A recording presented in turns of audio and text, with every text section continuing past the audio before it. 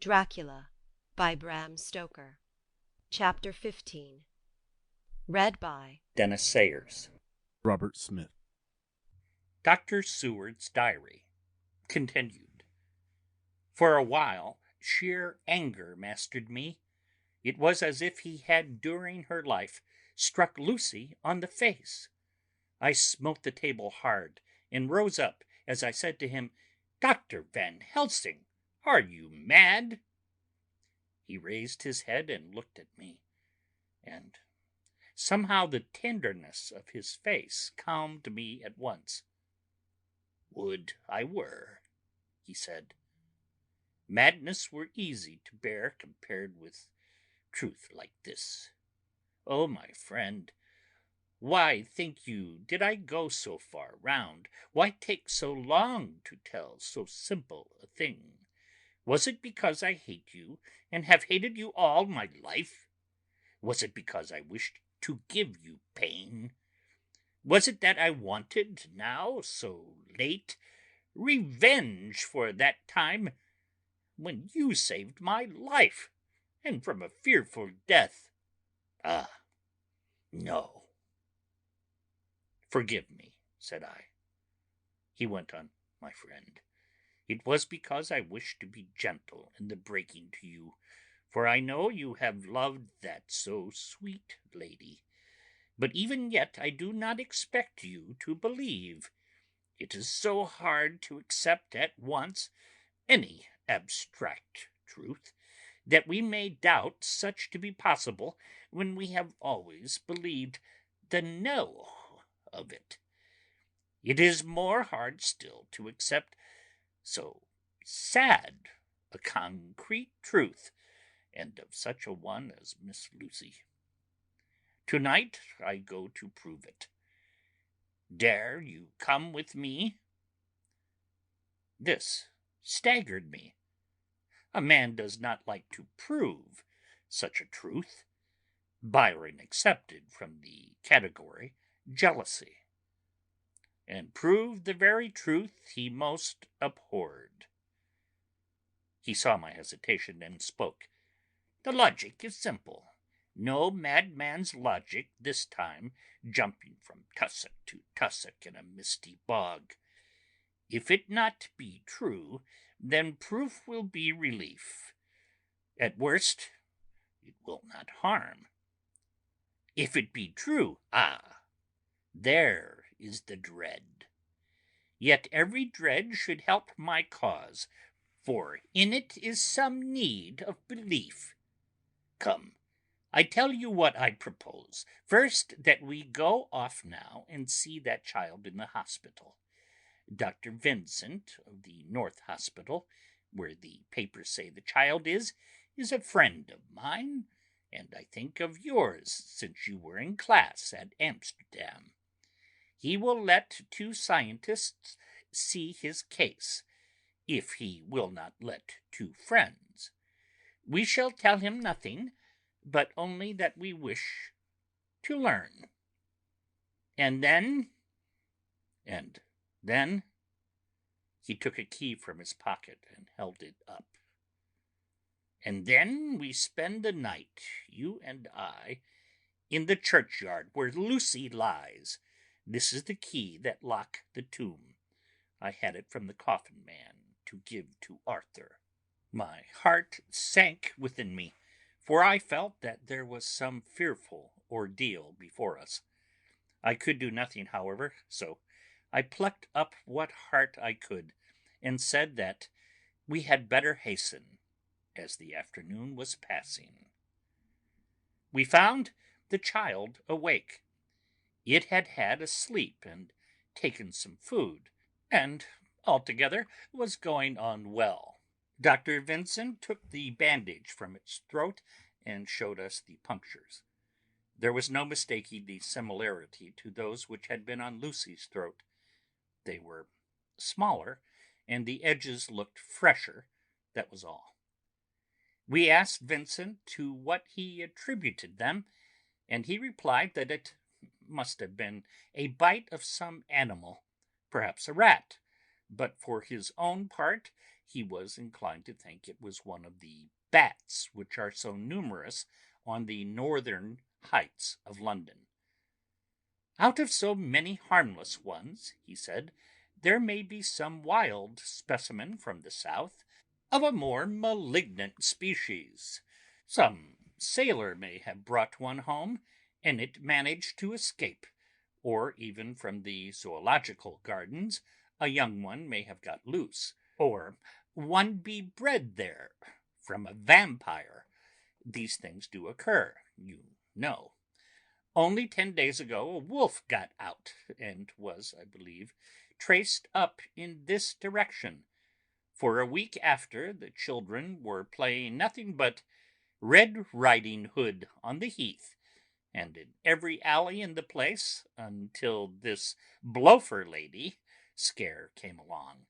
Since then it has been quite a gala time with them. Even this poor little mite, when he woke up today, asked the nurse if he might go away. When she asked him why he wanted to go, he said he wanted to play with the Blofer lady. "I hope," said Van Helsing, "that when you are sending the child home, you will caution its parents to keep strict watch over it. These fancies to stray are most dangerous, and if the child were to remain out another night, it would probably be fatal. But in any case, I suppose you will not let it away for some days." "Certainly not. Not for a week at least. Longer, if the wound is not healed." Our visit to the hospital took more time than we had reckoned on, and the sun had dipped before we came out. When Van Helsing saw how dark it was, he said, "There is not hurry. It is more late than I thought. Come, let us seek somewhere that we may eat, and then we shall go on our way." We dined at Jack Straw's castle, along with a little crowd of bicyclists and others who were genially noisy. About 10 o'clock we started from the inn. It was then very dark, and the scattered lamps made the darkness greater when we were once outside their individual radius. The professor had evidently noted the road we were to go, for he went on unhesitatingly, but as for me, I was in quite a mix-up as to locality. As we went further, we met fewer and fewer people, till at last we were somewhat surprised when we met even the patrol of horse police going their usual suburban round. At last we reached the wall of the churchyard, which we climbed over, with some little difficulty, for it was very dark, and the whole place seemed so strange to us. We found the Westenra tomb. The professor took the key, opened the creaky door, and standing back politely, but quite unconsciously, motioned me to precede him. There was a delicious irony in the offer, in the courtliness of giving preference on such a ghastly occasion. My companion followed me quickly and cautiously drew the door to, after carefully ascertaining that the lock was a falling and not a spring one. In the latter case, we should have been in a bad plight. Then he fumbled in his bag, and taking out a matchbox and a piece of candle, proceeded to make a light. The tomb in the daytime, and when wreathed with fresh flowers, had looked grim and gruesome enough, but now, some days afterwards, when the flowers hung lank and dead, their whites turning to rust and their greens to browns, when the spider and the beetle had resumed their accustomed dominance, when the time-discoloured stone and dust-encrusted mortar and rusty dank iron and tarnished brass and clouded silver plating gave back the feeble glimmer of a candle. The effect was more miserable and sordid than could have been imagined. It conveyed irresistibly the idea that life, animal life, was not the only thing which could pass away. Van Helsing went about his work systematically, holding his candle so that he could read the coffin plates, and so holding it that the sperm dropped in white patches which congealed as they touched the metal. He made assurance of Lucy's coffin. Another search in his bag, and he took out a turn-screw. "What are you going to do?" I asked. "To open the coffin. You shall yet be convinced." Straightway he began taking out the screws, and finally lifted off the lid, showing the casing of lead beneath. The sight was almost too much for me. It seemed to be as much an affront to the dead as it would have been to have stripped off her clothing in her sleep, whilst living. I actually took hold of his hand to stop him. He only said, "You shall see," and again, fumbling in his bag, took out a tiny fret saw. Striking the turn-screw through the lead with a swift downward stab, which made me wince, he made a small hole, which was, however, big enough to admit the point of the saw. I had expected a rush of gas from the weak old corpse. We doctors who have had to study our dangers have to become accustomed to such things, and I drew back towards the door. But the professor never stopped for a moment. He sawed down a couple of feet along one side of the lead coffin, and then across, and down the other side. Taking the edge of the loose flange, he bent it back towards the foot of the coffin, and holding up the candle into the aperture, motioned to me to look. I drew near and looked. The coffin was empty. It was certainly a surprise to me, and gave me a considerable shock, but Van Helsing was unmoved.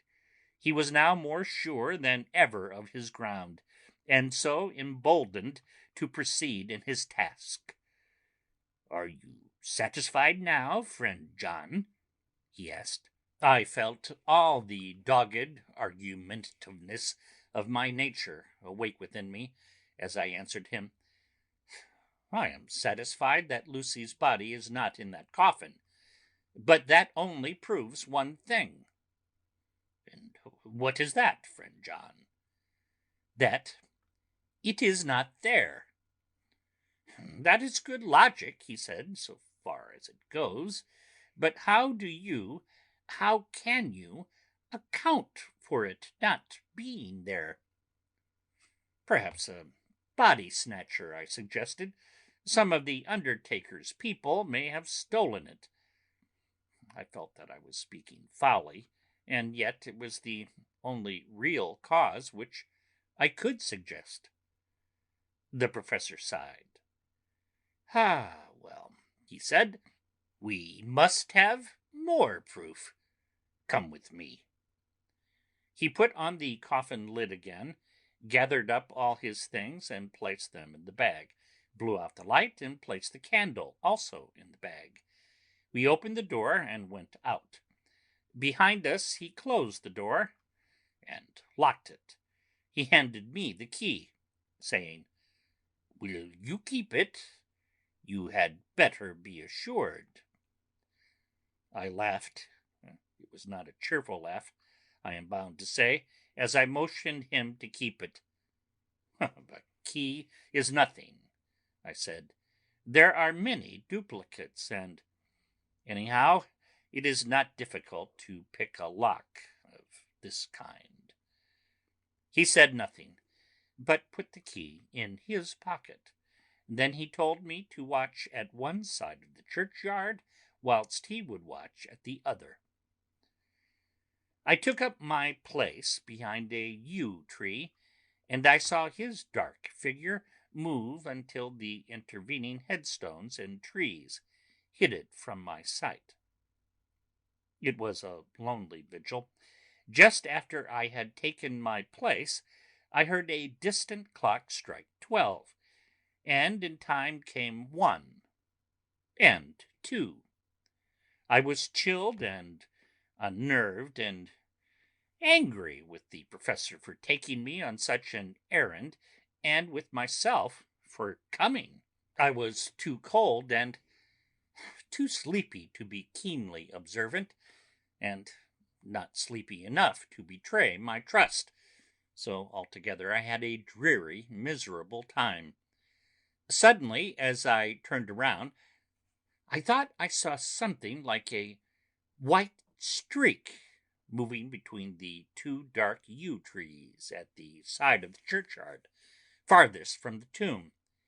At the same time, a dark mass moved from the professor's side of the ground, and hurriedly went towards it. Then I too moved, but I had to go round headstones and railed off tombs, and I stumbled over graves. The sky was overcast, and somewhere far off an early cock crew. A little ways off, beyond a line of scattered juniper trees, which marked the pathway to the church, a white, dim figure flitted in the direction of the tomb. The tomb itself was hidden by trees, and I could not see where the figure had disappeared. I heard the rustle of actual movement where I had first seen the white figure, and, coming over, found the professor holding in his arms a tiny child. When he saw me, he held it out to me and said, "Are you satisfied now?" "No," I said in a way that I felt was aggressive. "Do you not see the child?" "Yes, it is a child, but who brought it here? And is it wounded?" "We shall see," said the professor, and with one impulse we took our way out of the churchyard, he carrying the sleepy child. When we had got some little distance away, we went into a clump of trees, and struck a match, and looked at the child's throat. It was without a scratch or scar of any kind. "Was I right?" I asked triumphantly. "We were just in time," said the professor thankfully. We had now to decide what we were to do with the child, and so consulted about it. If we were to take it to a police station, we should have to give some account of our movements during the night. At least, we should have had to make some statement as to how we had come to find the child. So finally we decided that we would take it to the heath, and when we heard a policeman coming, would leave it where he could not fail to find it. We would then seek our way home as quickly as we could. All fell out well. At the edge of Hampstead Heath we heard a policeman's heavy tramp, and laying the child on the pathway, we waited and watched until he saw it as he flashed his lantern to and fro. We heard his exclamation of astonishment, and then we went away silently. By good chance we got a cab near the Spaniards and drove to town. I cannot sleep, so I make this entry. But I must try to get a few hours' sleep, as Van Helsing is to call for me at noon. He insists that I go with him on another expedition. 27 September. It was 2 o'clock before we found a suitable opportunity for our attempt. The funeral held at noon was all completed, and the last stragglers of the mourners had taken themselves lazily away, when, looking carefully from behind a clump of alder trees, we saw the sexton lock the gate after him. We knew that we were safe till morning, did we desire it, but the professor told me that we should not want more than an hour at most.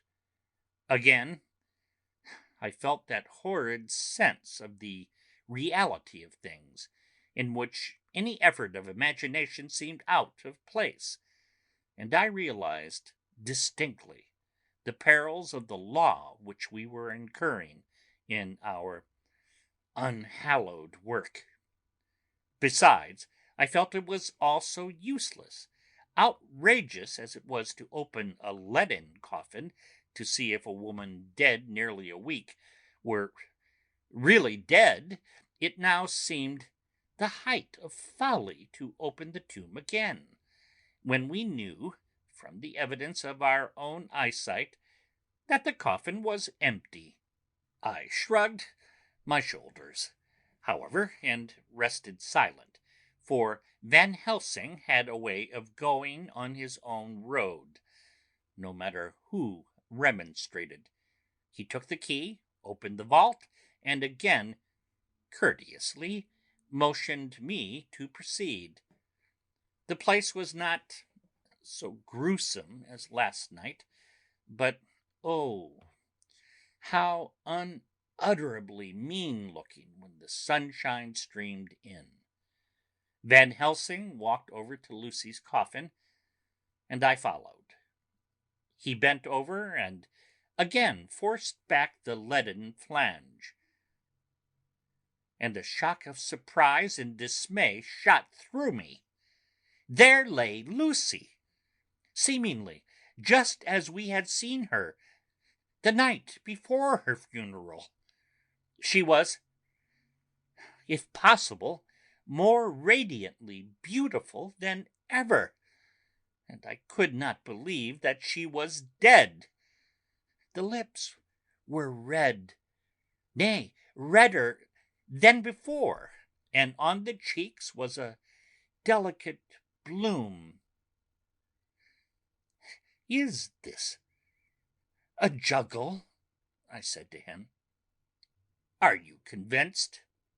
"Now," said the professor in response, and as he spoke he put over his hand, and in a way that made me shudder, pulled back the dead lips and showed the white teeth. "See," he went on, "they are even sharper than before. With this and this," and he touched one of the canine teeth and that below it, "the little children can be bitten. Are you of belief now, friend John?" Once more argumentative hostility woke within me. I could not accept such an overwhelming idea as he suggested.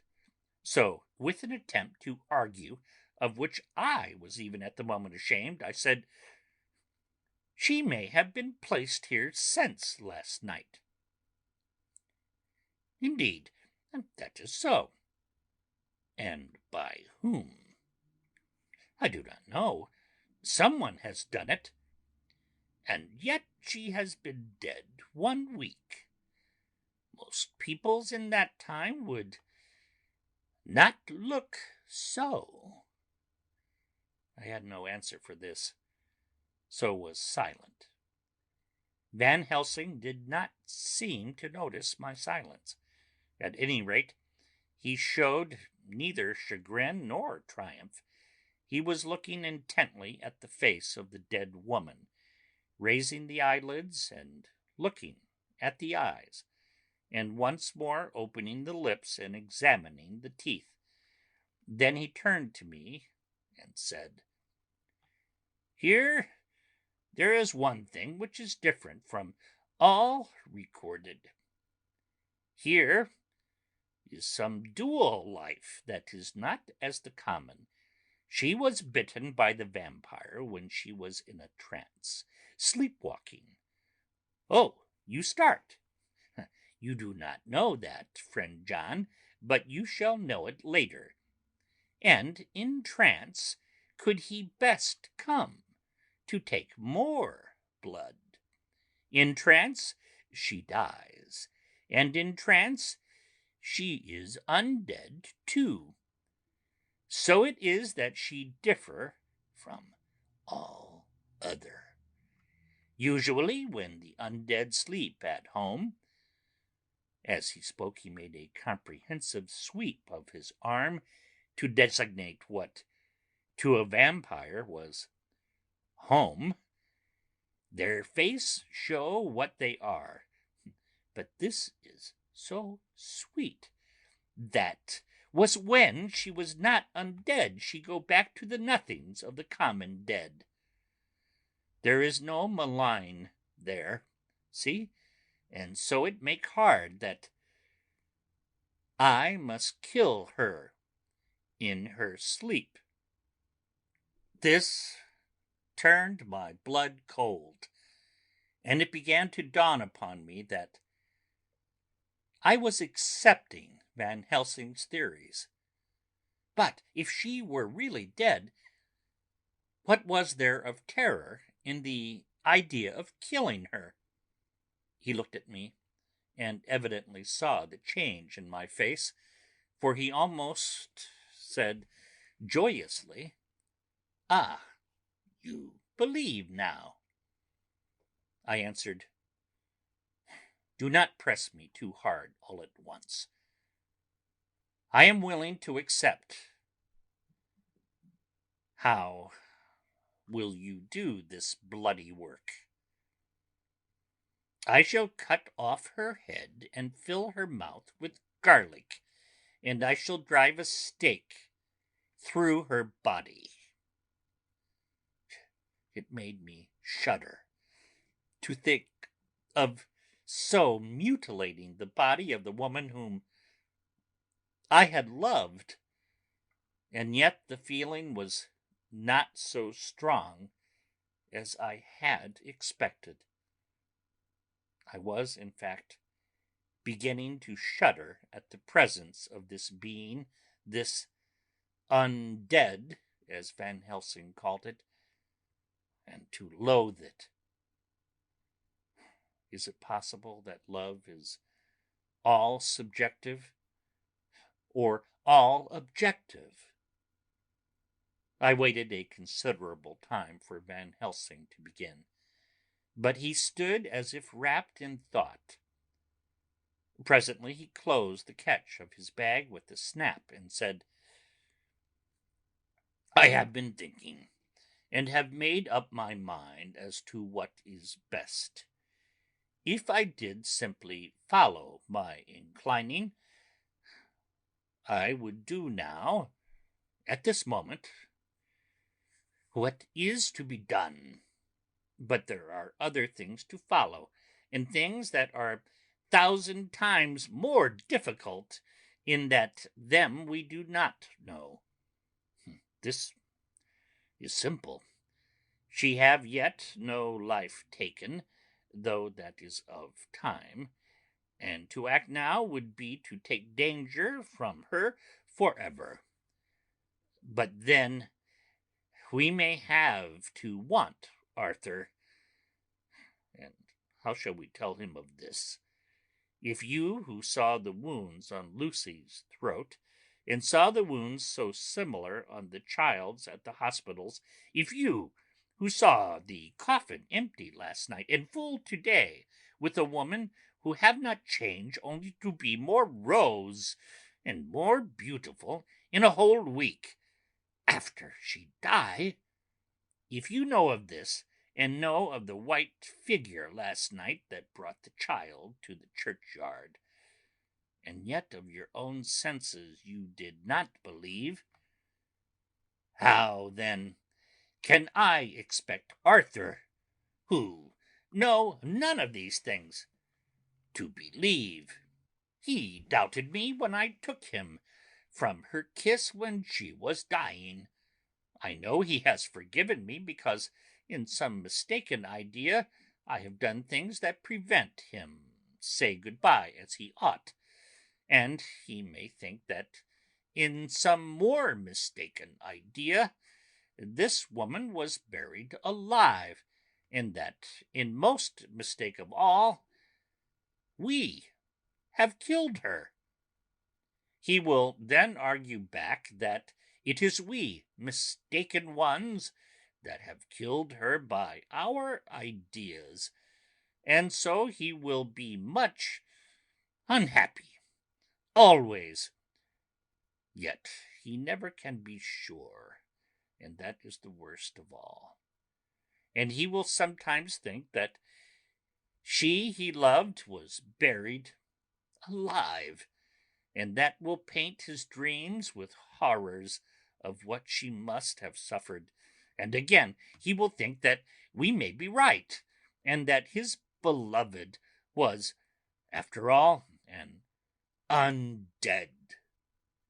No, I told him once, and since then I learned much. Now, since I know it is all true, 100,000 times more do I know that he must pass through the bitter waters to reach the sweet. He, poor fellow, must have 1 hour that will make the very face of heaven grow black to him. Then we can act for good all round and send him peace. My mind is made up. Let us go. You return home for tonight to your asylum, and see that all be well. As for me, I shall spend the night here in this churchyard in my own way. Tomorrow night you will come to me to the Berkeley Hotel at 10 of the clock. I shall send for Arthur to come too, and also that so fine young man of America that gave his blood. Later we shall all have work to do. I come with you so far as Piccadilly, and there dine, for I must be back here before the sun set. So we locked the tomb and came away, and got over the wall of the churchyard, which was not much of a task, and drove back to Piccadilly. Note left by Van Helsing in his portmanteau. Berkeley Hotel, directed to John Seward, M.D. Not delivered. 27 September. Friend John, I write this in case anything should happen. I go alone to watch in that churchyard. It pleases me that the undead Miss Lucy shall not leave tonight, that so on the morrow night she may be more eager. Therefore I shall fix some things she like not, garlic and a crucifix, and so seal up the door of the tomb. She is young as undead, and will heed. Moreover, these are only to prevent her coming out. They may not prevail on her wanting to get in, for then the undead is desperate, and must find the line of least resistance, whatsoever it may be. I shall be at hand all the night from sunset till after sunrise, and if there be aught that may be learned, I shall learn it. For Miss Lucy, or from her, I have no fear. But that other to whom is there that she is undead, he have not the power to seek her tomb and find shelter. He is cunning, as I know from Mr. Jonathan, and from the way that all along he have fooled us when he played with us for Miss Lucy's life, and we lost. And in many ways the undead are strong. He have always the strength in his hand of 20 men. Even we 4 who gave our strength to Miss Lucy, it also is all to him. Besides, he can summon his wolf, and I know not what. So, if it be that he came thither on this night, he shall find me. But none other shall, until it be too late. But it may be that he will not attempt the place. There is no reason why he should. His hunting ground is more full of game than the churchyard where the undead woman sleeps and the one old man watch. Therefore I write this in case. Take the papers that are with this, the diaries of Harker and the rest, and read them, and then find this great undead, and cut off his head, and burn his heart, or drive a stake through it, so that the world may rest from him. If it be so, farewell. Van Helsing. Dr. Seward's Diary, 28 September. It is wonderful what a good night's sleep will do for one. Yesterday I was almost willing to accept Van Helsing's monstrous ideas, but now they seem to start out lurid before me as outrages on common sense. I have no doubt that he believes it all. I wonder if his mind can have become in any way unhinged. Surely there must be some rational explanation of all these mysterious things. Is it possible that the professor can have done it himself? He is so abnormally clever that if he went off his head, he would carry out his intent with regard to some fixed idea in a wonderful way. I am loath to think it, and indeed it would be almost as great a marvel as the other to find that Van Helsing was mad. But anyhow, I shall watch him carefully. I may get some light on the mystery. 29 September. Last night, at a little before 10 o'clock, Arthur and Quincy came into Van Helsing's room. He told us all what he wanted us to do, but especially addressing himself to Arthur, as if all our wills were centered in his. He began by saying that he hoped we would all come with him too. "For," he said, "there is a grave duty to be done here. You were doubtless surprised at my letter." This query was directly addressed to Lord Godalming. I was. It rather upset me for a bit. There has been so much trouble around my house of late that I could do without any more. I have been curious, too, as to what you mean. Quincy and I talked it over, but the more we talked, the more puzzled we got. Till now I can say, for myself, that I'm about up a tree as to any meaning about anything. "Me too," said Quincy Morris laconically.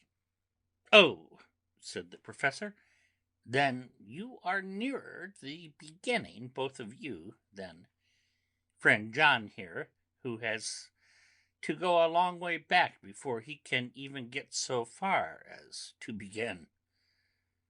It was evident that he recognized my return to my old doubting frame of mind without my saying a word.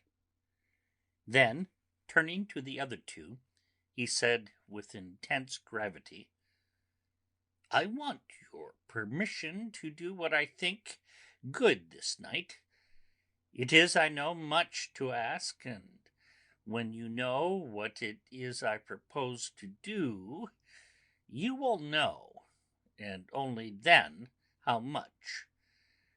Therefore, may I ask you promise me in the dark, so that afterwards, though you may be angry with me for a time, I must not disguise from myself the possibility that such may be. You shall not blame yourselves for anything." "That's frank, anyhow," broke in Quincy.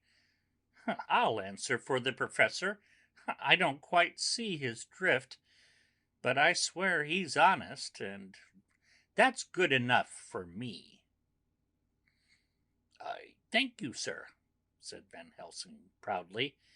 I have done myself the honor of counting you one trusting friend, and such endorsement is dear to me. He held out a hand, which Quincey took. Then Arthur spoke out. Dr. Van Helsing, I don't quite like to buy a pig in a poke, as they say in Scotland, and if it be anything in which my honour as a gentleman or my faith as a Christian is concerned, I cannot make such a promise.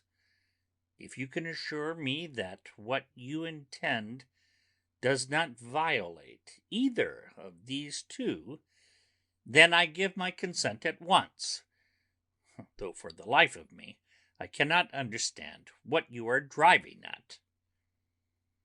I accept your limitation, said Van Helsing, and all I ask of you is that if you feel it necessary to condemn any act of mine, you will first consider it well and be satisfied that it does not violate your reservations. Agreed, said Arthur. That is only fair. And now that the pourparlers are over, may I ask what it is we are to do? I want you to come with me, and to come in secret to the churchyard at Kingstead. Arthur's face fell as he said, in an amazed sort of way, Where poor Lucy is buried? The professor bowed. Arthur went on, And when there? To enter the tomb. Arthur stood up. Professor, are you in earnest, or is it some monstrous joke? Pardon me. I see that you are in earnest. He sat down again, but I could see that he sat firmly and proudly, as one who is on his dignity. There was silence until he asked again, And when in the tomb? To open the coffin. This is too much, he said angrily, rising again. I am willing to be patient in all things that are reasonable, but in this desecration of the grave of one who... He fairly choked with indignation. The professor looked pityingly at him. If I could spare you one pang, my poor friend, he said, God knows I would, but this night our feet must tread in thorny paths, or later, and forever, the feet you love must walk in paths of flame. Arthur looked up with set white face and said, Take care, sir. Take care. Would it not be well to hear what I have to say? Said Van Helsing. And then you will at least know the limit of my purpose. Shall I go on? That's fair enough, broke in Morris. After a pause, Van Helsing went on, evidently with an effort. Miss Lucy is dead. Is it not so? Yes. Then there can be no wrong to her. But if she not be dead... Arthur jumped to his feet. Good God, he cried. What do you mean? Has there been any mistake? Has she been buried alive? He groaned in anguish that not even hope could soften. I did not say she was alive, my child. I did not think of it. I go no further than to say that she might be undead. Undead? Not alive? What do you mean? Is this all a nightmare, or what is it? There are mysteries which men can only guess at, which age by age they may solve only in part. Believe me, we are now on the verge of one. But I have not done. May I cut off the head of dead Miss Lucy? Heavens and earth, no! Cried Arthur, in a storm of passion. Not for the wide world will I consent to any mutilation of her dead body. Dr. Van Helsing, you try me too far. What have I done to you that you should torture me so? What did that poor sweet girl do that you should want to cast such dishonor on her grave? Are you mad that you speak of such things, or am I mad to listen to them? Don't dare think more of such a desecration. I shall not give my consent to anything you do. I have a duty to do in protecting her grave from outrage, and by God I shall do it. Van Helsing rose up from where he had all the time been seated, and said, gravely and sternly, My Lord Godalming, I too have a duty to do, a duty to others, a duty to you, a duty to the dead, and by God I shall do it. All I ask you now is that you come with me, that you look and listen, and if when later I make the same request, you do not be more eager for its fulfillment even than I am, then I shall do my duty, whatever it may seem to me. And then, to follow your lordship's wishes, I shall hold myself at your disposal to render an account to you, when and where you will. His voice broke a little, and he went on with a voice full of pity. But I beseech you, do not go forth in anger with me, in a long life of acts which were often not pleasant to do, and which sometimes did wring my heart. I have never had so heavy a task as now. Believe me that if the time comes for you to change your mind towards me, one look from you will wipe away all this so sad hour. For I would do what a man can to save you from sorrow. Just think. For why should I give myself so much labor and so much of sorrow? I have come here from my own land to do what I can of good, at the first to please my friend John, and then to help a sweet young lady whom, too, I come to love. For her, I'm ashamed to say so much, but I say it in kindness. I gave what you gave, the blood of my veins. I gave it, who was not, like you, her lover, but only her physician and her friend. I gave her my nights and days, before death, after death, and if my death can do her good even now, when she is the dead undead, she shall have it freely." He said this with a very grave, sweet pride, and Arthur was much affected by it.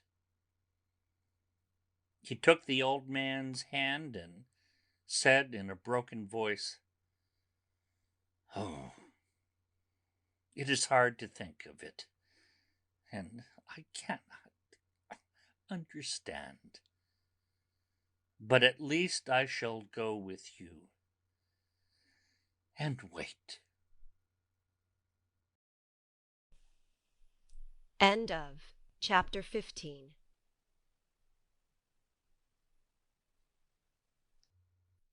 Dracula by Bram Stoker. Chapter 16. Read by Dennis Sayers. Dr. Seward's Diary continued. It was just a quarter before 12 o'clock when we got into the churchyard over the low wall. The night was dark, with occasional gleams of moonlight between the dents of the heavy clouds that scudded across the sky. We all kept somehow close together, with Van Helsing slightly in front as he led the way.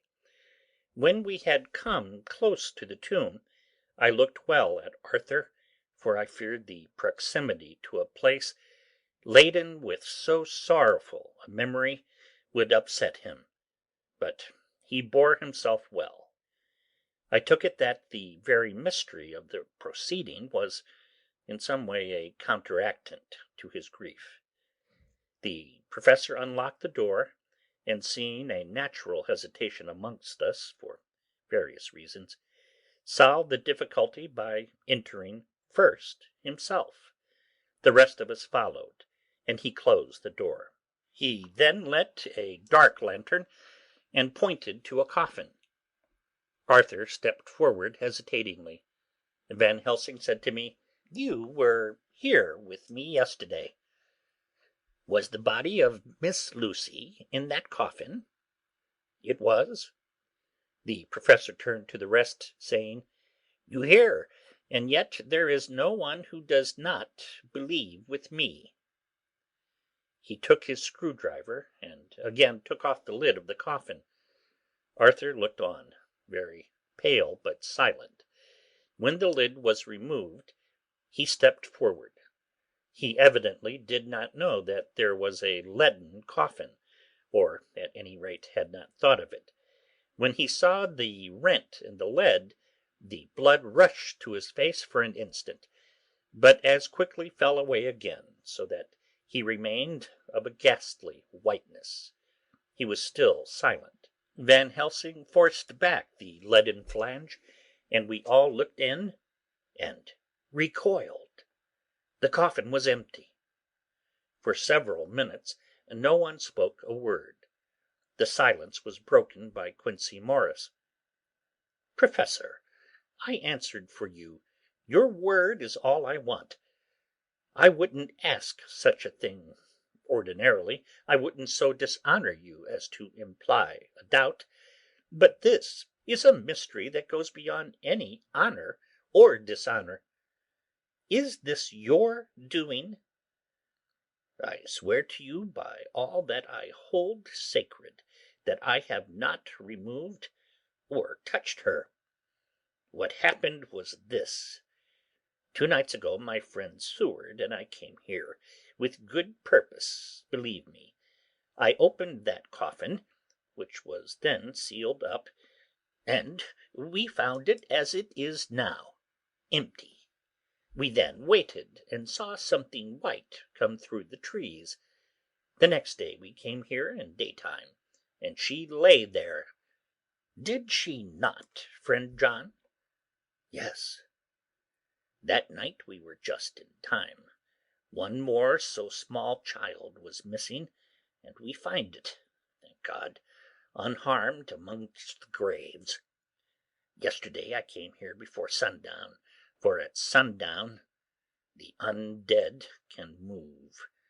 I waited here all night till the sun rose, but I saw nothing. It was most probable that it was because I had laid over the clamps of those doors garlic, which the undead cannot bear, and other things which they shun. Last night there was no exodus, so tonight, before the sundown, I took away my garlic and other things, and so it is we find this coffin empty. But bear with me. So far there is much that is strange. Wait you with me outside, unseen and unheard, and things much stranger are yet to be. So here he shut the dark slide of his lantern. Now to the outside. He opened the door, and we filed out, he coming last, and locking the door behind him.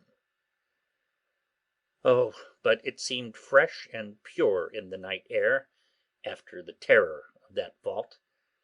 How sweet it was to see the clouds race by, and the passing gleams of the moonlight between the scudding clouds crossing and passing, like the gladness and sorrow of a man's life. How sweet it was to breathe the fresh air that had no taint of death and decay. How humanizing to see the red lighting of the sky beyond the hill, and to hear far away the muffled roar that marks the life of a great city. Each in his own way was solemn and overcome. Arthur was silent, and was, I could see, striving to grasp the purpose and the inner meaning of the mystery. I was myself tolerably patient, and half inclined again to throw aside doubt and to accept Van Helsing's conclusions. Quincey Morris was phlegmatic in the way of a man who accepts all things, and accepts them in the spirit of cool bravery, with hazard of all he has at stake. Not being able to smoke, he cut himself a good-sized plug of tobacco, and began to chew. As to Van Helsing, he was employed in a definite way. First he took from his bag a mass of what looked like thin, wafer-like biscuit, which was carefully rolled up in a white napkin. Next he took out a double handful of some whitish stuff like dough or putty.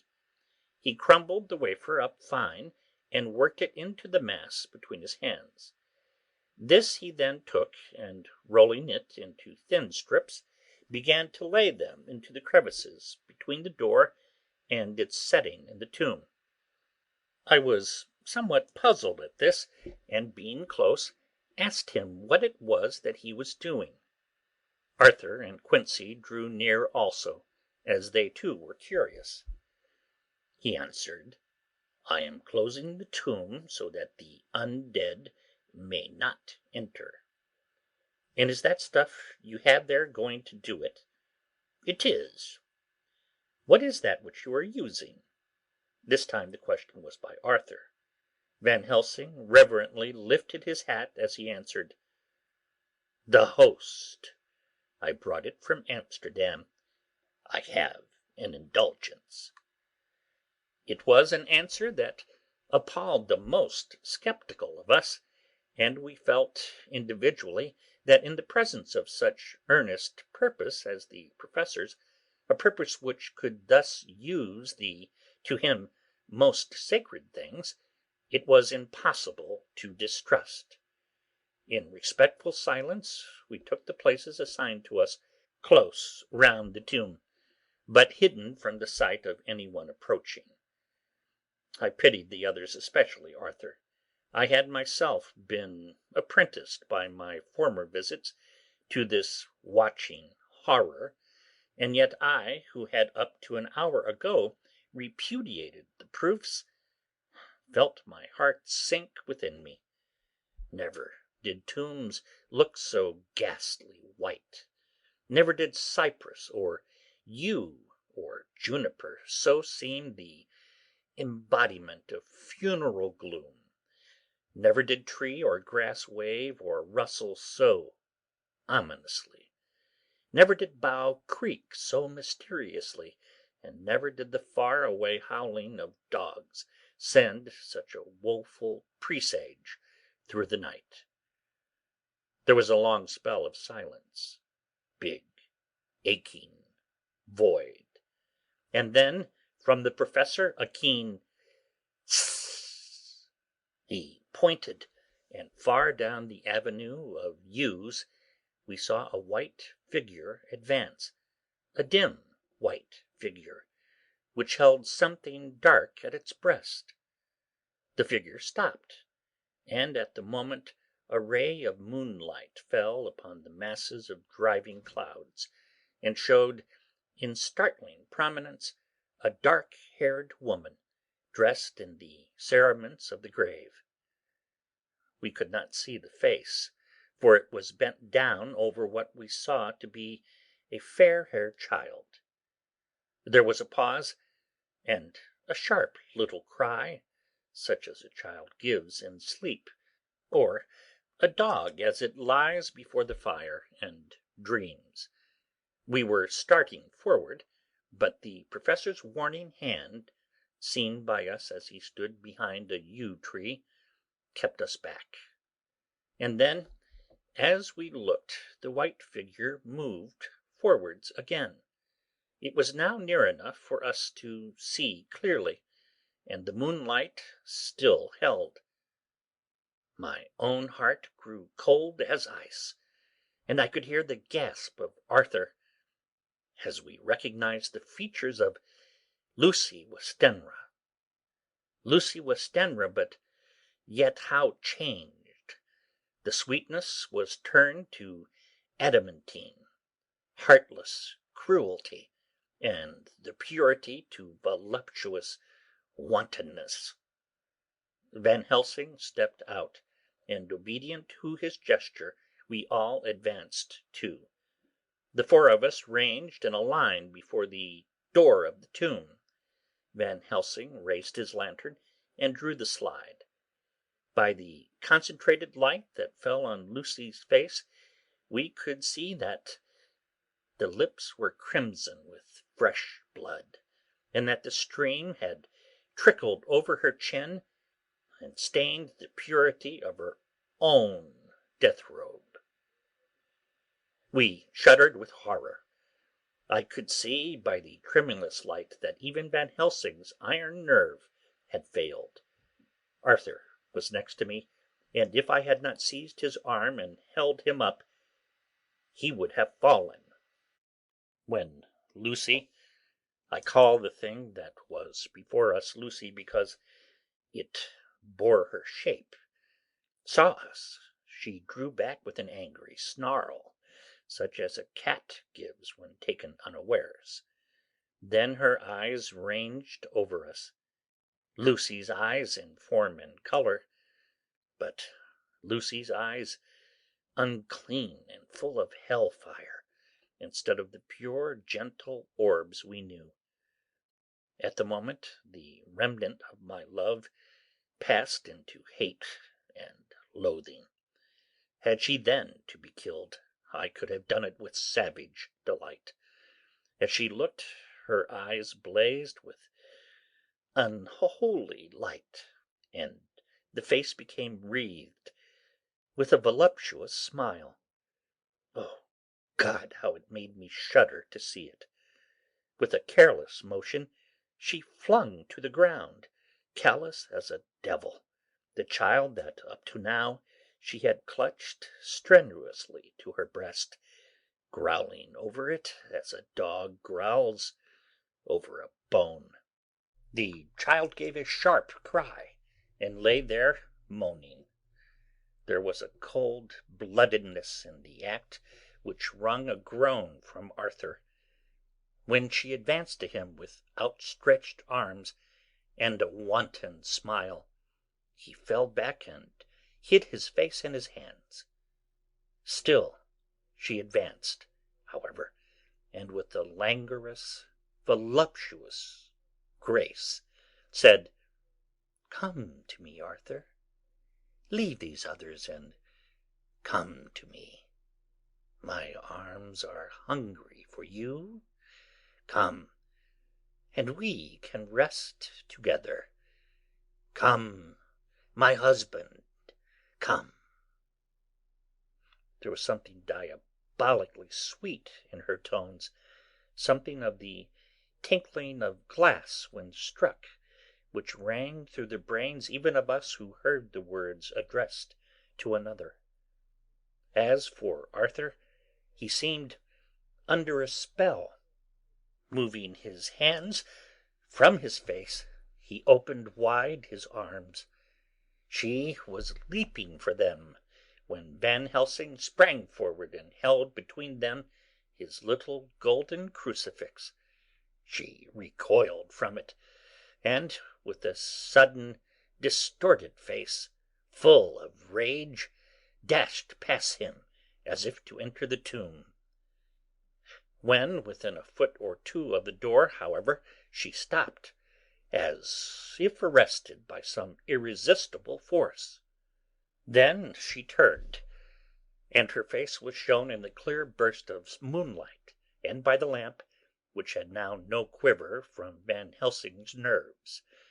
Never did I see such baffled malice on a face, and never, I trust, shall such ever be seen again by mortal eyes.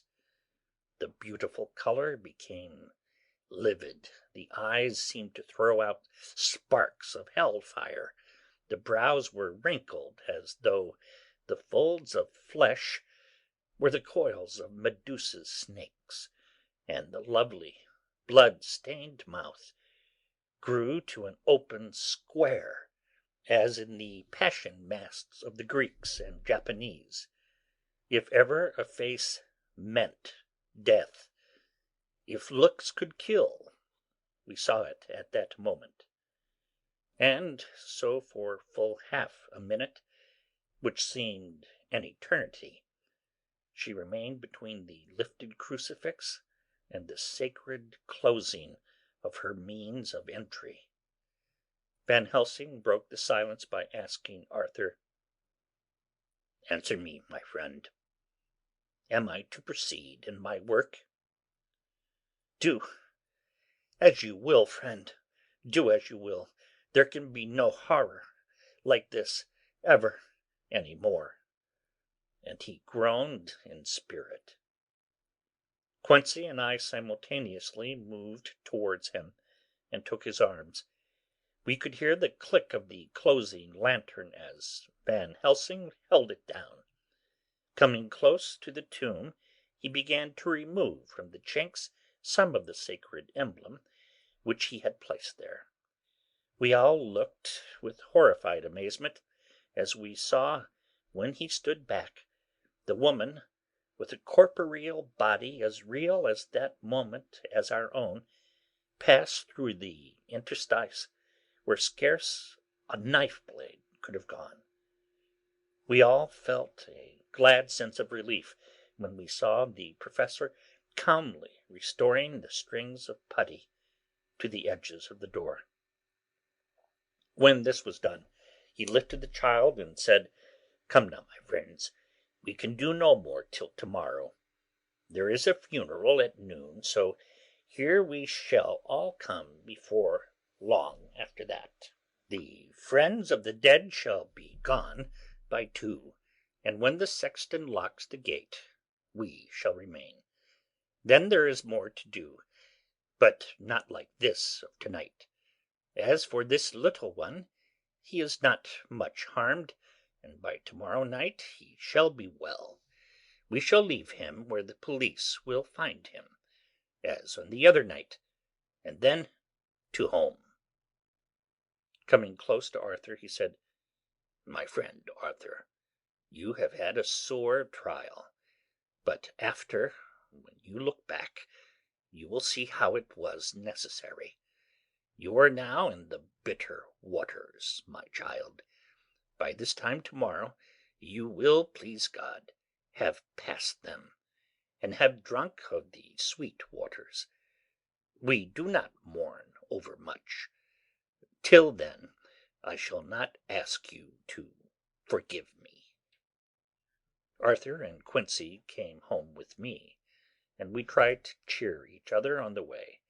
We had left behind the child in safety, and were tired, so we all slept with more or less reality of sleep.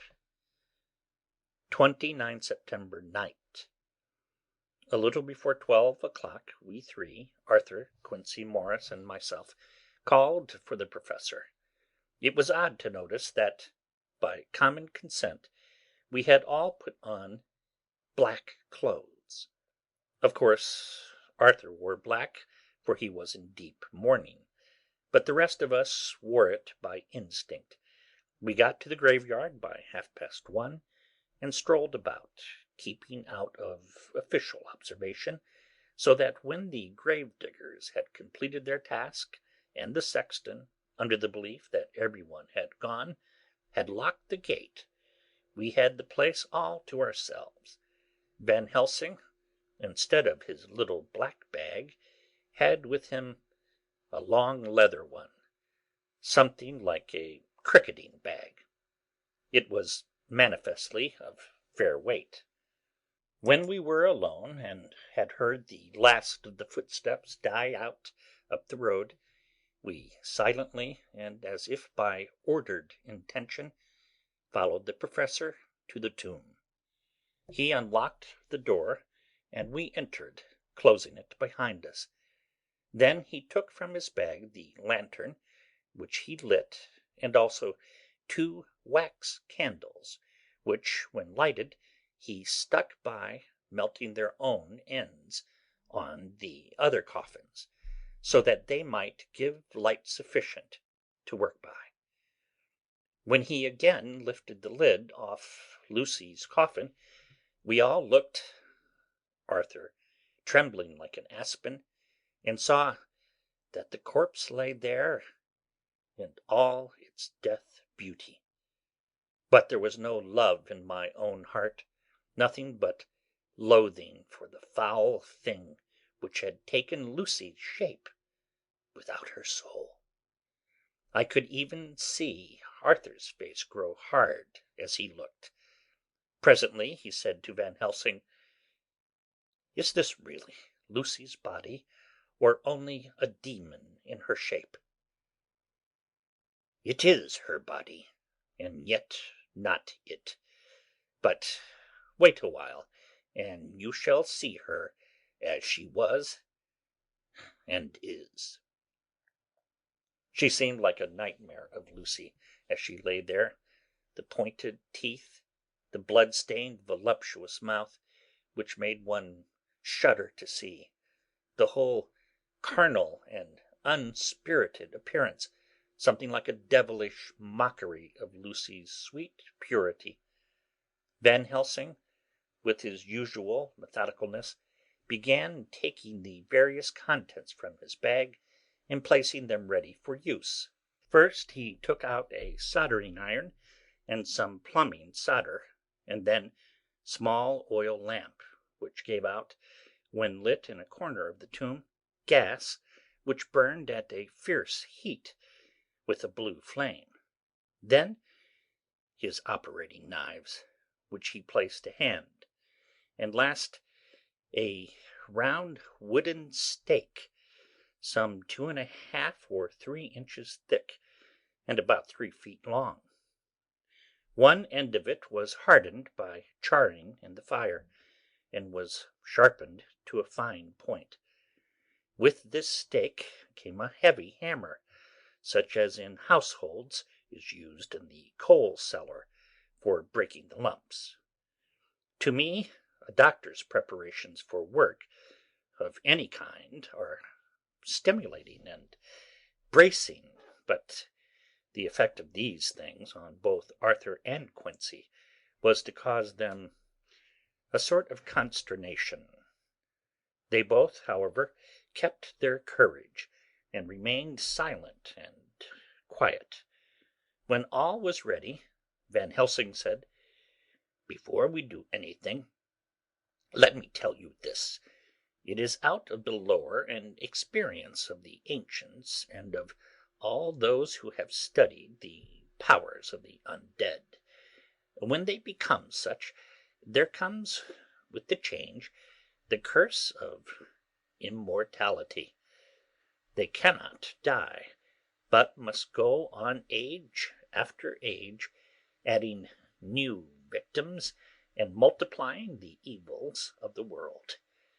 For all that die from the preying of the undead becomes themselves undead, and prey on their kind, and so the circle goes on ever widening, like as the ripples from a stone thrown in the water.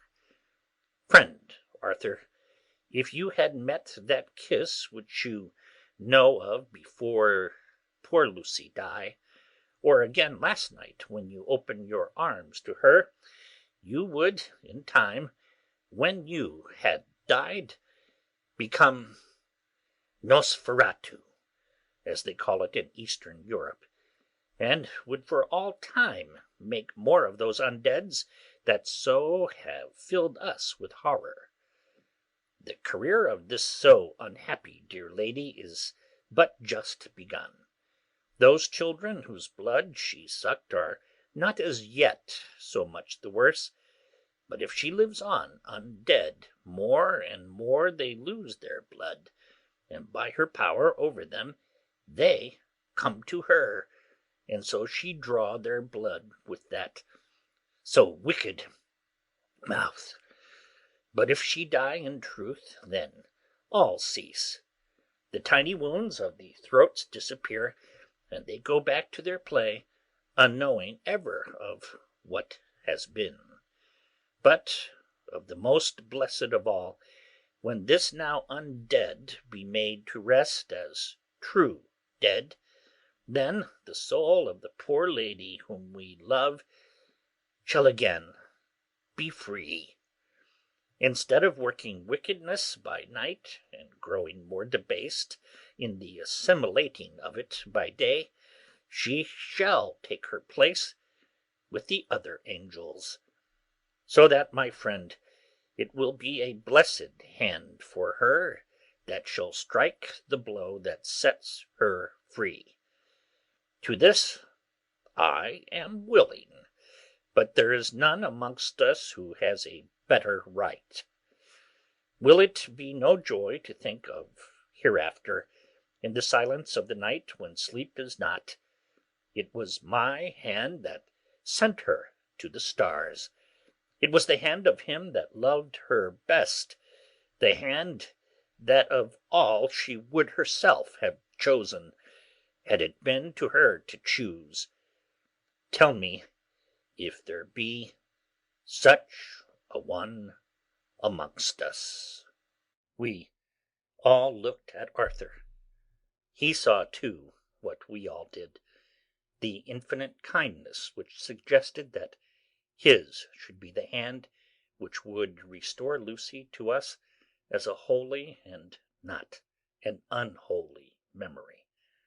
He stepped forward and said bravely, though his hand trembled, and his face was as pale as snow, "My true friend, from the bottom of my broken heart, I thank you. Tell me what I am to do, and I shall not falter." Van Helsing laid a hand on his shoulder and said, "Brave lad, a moment's courage, and it is done. This stake must be driven through her. It will be a fearful ordeal, be not deceived in that, but it will be only a short time, and you will then rejoice more than your pain was great. From this grim tomb you will emerge as though you tread on air. But you must not falter when once you have begun. Only think that we, your true friends, are round you, and that we pray for you all the time. "Go on," Arthur said hoarsely. "Tell me what I am to do." "Take the stake in your left hand, ready to place it to the point over the heart, and the hammer in your right. Then, when we begin our prayer for the dead, I shall read him. I have here the book, and the others shall follow. Strike, in God's name, that so all may be well with the dead that we love, and that the undead pass away." Arthur took the stake and the hammer, and when once his mind was set on action, his hands never trembled nor even quivered. Van Helsing opened his missal and began to read, and Quincey and I followed as well as we could. Arthur placed the point over the heart, and as I looked I could see its dent in the white flesh. Then he struck with all his might. The thing in the coffin writhed, and a hideous blood-curdling screech came from the opened red lips. The body shook and quivered and twisted in wild contortions. The sharp white teeth clamped together till the lips were cut, and the mouth was smeared with a crimson foam. But Arthur never faltered. He looked like a figure of Thor as his untrembling arm rose and fell, driving deeper and deeper the mercy-bearing stake, whilst the blood from the pierced heart welled and spurted up around it. His face was set, and high duty seemed to shine through it. The sight of it gave us courage, so that our voices seemed to ring through the little vault. And then the writhing and quivering of the body became less, and the teeth seemed to champ, and the face to quiver. Finally it lay still. The terrible task was over. The hammer fell from Arthur's hand. He reeled and would have fallen had we not caught him. The great drops of sweat sprang from his forehead, and his breath came in broken gasps. It had indeed been an awful strain on him, and had he not been forced to his task by more than human considerations, he could never have gone through with it. For a few minutes we were so taken up with him that we did not look towards the coffin. When we did, however, a murmur of startled surprise ran from one to the other of us. We gazed so eagerly that Arthur rose, for he had been seated on the ground, and came and looked too, and then a glad, strange light broke over his face, and dispelled altogether the gloom of horror that lay upon it. There, in the coffin, lay no longer the foul thing that we had so dreaded and grown to hate, that the work of her destruction was yielded as a privilege to the one best entitled to it, but Lucy as we had seen her in life, with her face of unequalled sweetness and purity. True that there were there, as we had seen them in life, the traces of care and pain and waste, but these were all dear to us, for they marked her truth to what we knew. One and all we felt that the holy calm that lay like sunshine over the wasted face and form was only an earthly token and symbol of the calm that was to reign forever. Van Helsing came and laid his hand on Arthur's shoulder and said to him, "And now, Arthur, my friend, dear lad, am I not forgiven?" The reaction of the terrible strain came as he took the old man's hand in his, and raising it to his lips pressed it, and said, "Forgiven? God bless you that you have given my dear one her soul again, and me peace." He put his hands on the professor's shoulder, and, laying his head on his breast, cried for a while, silently, whilst we stood unmoving. When he raised his head, Van Helsing said to him, "And now, my child, you may kiss her. Kiss her dead lips, if you will, as she would have you to, if for her to choose. For she is not a grinning devil now, not any more a foul thing for all eternity. No longer she is the devil's undead. She is God's true dead, whose soul is with him." Arthur bent and kissed her, and then we sent him and Quincey out of the tomb. The professor and I sawed the top off the stake, leaving the point of it in the body. Then we cut off the head and filled the mouth with garlic. We soldered up the leaden coffin, screwed on the coffin lid, and gathering up our belongings, came away. When the professor locked the door, he gave the key to Arthur. Outside the air was sweet, the sun shone, and the birds sang, and it seemed as if all nature were tuned to a different pitch. There was gladness and mirth and peace everywhere, for we were at rest ourselves on one account, and we were glad, though it was with a tempered joy. Before we moved away, Van Helsing said, "Now, my friends, one step of our work is done, one the most harrowing to ourselves. But there remains a greater task, to find out the author of all this our sorrow, and to stamp him out.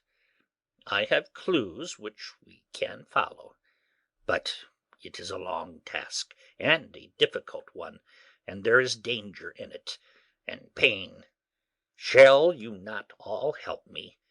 We have learned to believe, all of us, is it not so?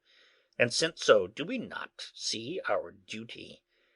Yes, and do we not promise to go on to the bitter end?" Each in turn we took his hand, and the promise was made. Then said the professor as we moved off, "2 nights hence you shall meet with me and dine together at 7 of the clock with friend John. I shall entreat 2 others, 2 that you know not as yet, and I shall be ready to all our work show and our plans unfold. Friend John, you come with me home, for I have much to consult you about, and you can help me. To-night I leave for Amsterdam, but shall return to-morrow night, and then begins our great quest.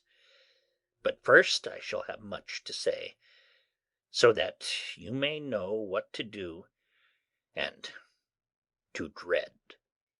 Then our promise shall be made to each other anew, for this is a terrible task before us, and once our feet are on the ploughshare, we must not draw back." End of Chapter 16.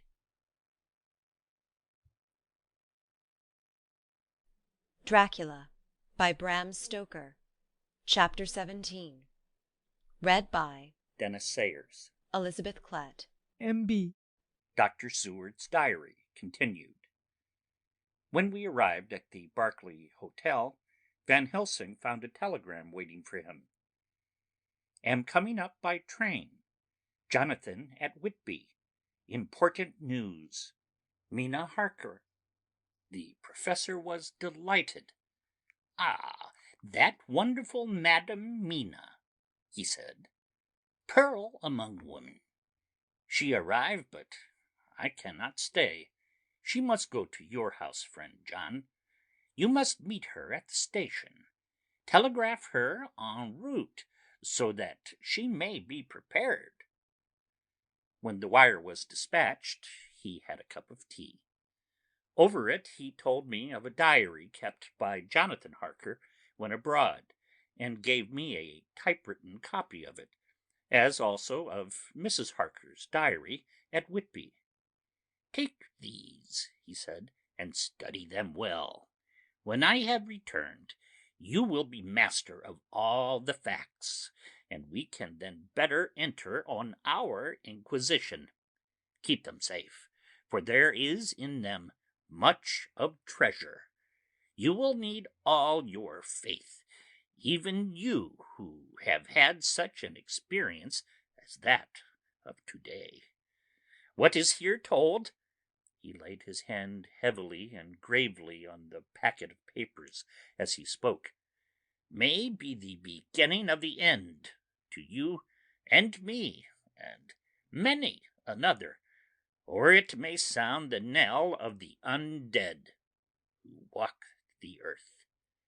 Read all, I pray you, with the open mind, and if you can add in any way to the story here told, do so, for it is all important. You have kept a diary of all these so strange things, is it not so? Yes, then we shall go through all these together when we meet."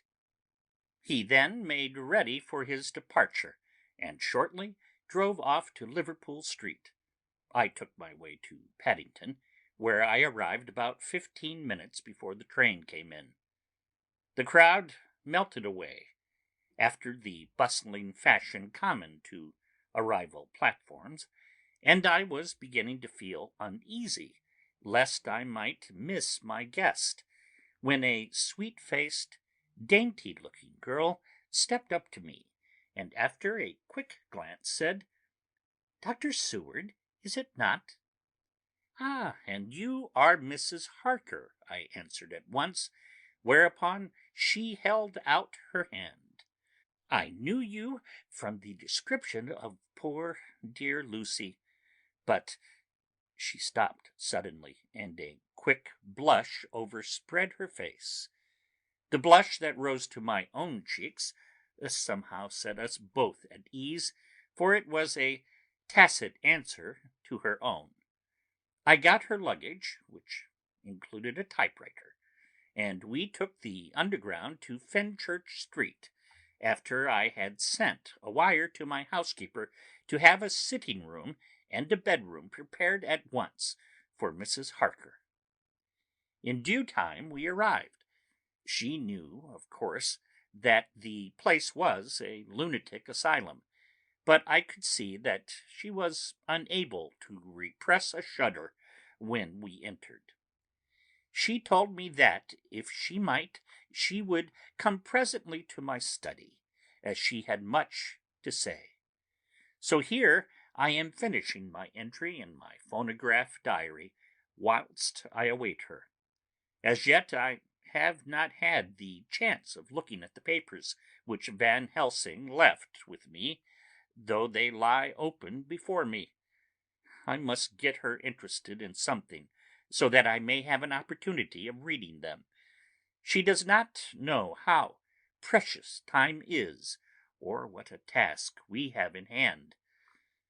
I must be careful not to frighten her. Here she is. Mina Harker's Journal. 29th September. After I had tidied myself, I went down to Dr. Seward's study. At the door I paused a moment, for I thought I heard him talking with someone. As, however, he had pressed me to be quick, I knocked at the door, and on his calling out, "Come in," I entered. To my intense surprise, there was no one with him. He was quite alone, and on the table opposite him was what I knew at once from the description to be a phonograph. I had never seen one, and was much interested. "I hope I did not keep you waiting," I said, "but I stayed at the door as I heard you talking, and thought there was someone with you." "Oh," he replied with a smile, "I was only entering my diary." "Your diary?" I asked him in surprise. "Yes," he answered, "I keep it in this." As he spoke, he laid his hand on the phonograph. I felt quite excited over it, and blurted out, "Why, this beats even shorthand. May I hear it say something?" "Certainly," he replied with alacrity, and stood up to put it in train for speaking. Then he paused, and a troubled look overspread his face. "The fact is," he began awkwardly, "I only keep my diary in it, and as it is entirely, almost entirely, about my cases, it may be awkward. That is, I mean—" He stopped, and I tried to help him out of his embarrassment. "You helped to attend dear Lucy at the end. Let me hear how she died. For all that I know of her, I shall be very grateful. She was very, very dear to me." To my surprise, he answered with a horror-struck look in his face, "Tell you of her death? Not for the wide world." "Why not?" I asked, for some grave, terrible feeling was coming over me. Again he paused, and I could see that he was trying to invent an excuse. At length he stammered out, "You see, I do not know how to pick out any particular part of the diary." Even while he was speaking, an idea dawned upon him, and he said with unconscious simplicity, in a different voice, and with the naivete of a child, "That's quite true, upon my honour. Honest Indian." I could not but smile, at which he grimaced. "I gave myself away that time," he said. "But do you know that, although I have kept the diary for months past, it never once struck me how I was going to find any particular part of it in case I wanted to look it up?" By this time my mind was made up that the diary of a doctor who attended Lucy might have something to add to the sum of our knowledge of that terrible being, and I said boldly, "Then, Dr. Seward, you had better let me copy it out for you on my typewriter." He grew to a positively deathly pallor as he said, "No, no, no, for all the world. I wouldn't let you know that terrible story." Then it was terrible. My intuition was right. For a moment I thought, and as my eyes ranged the room, unconsciously looking for something or some opportunity to aid me, they lit on a great batch of typewriting on the table. His eyes caught the look in mine, and without his thinking followed their direction. As they saw the parcel, he realized my meaning. "You do not know me," I said. "When you have read those papers, my own diary, and my husband's also, which I have typed, you will know me better. I have not faltered in giving every thought of my own heart in this cause. But of course you do not know me yet, and I must not expect you to trust me so far." He is certainly a man of noble nature. Poor dear Lucy was right about him. He stood up and opened a large drawer, in which were arranged in order a number of hollow cylinders of metal covered with dark wax, and said, "You are quite right. I did not trust you because I did not know you. But I know you now, and let me say that I should have known you long ago. I know that Lucy told you of me. She told me of you too. May I make the only atonement in my power? Take the cylinders and hear them. The first half-dozen of them are personal to me, and they will not horrify you. Then you will know me better. Dinner will by then be ready. In the meantime I shall read over some of these documents, and shall be better able to understand certain things." He carried the phonograph himself up to my sitting-room and adjusted it for me. Now I shall learn something pleasant, I am sure, for it will tell me the other side of a true love episode of which I know one side already. Dr. Seward's Diary, 29 September.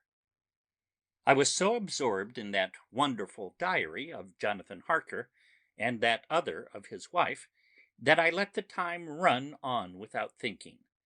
Mrs. Harker was not down when the maid came to announce dinner, so I said, "She is possibly tired. Let dinner wait an hour," and I went on with my work. I had just finished Mrs. Harker's diary when she came in. She looked sweetly pretty, but very sad, and her eyes were flushed with crying. This somehow moved me much. Of late I have had cause for tears, God knows.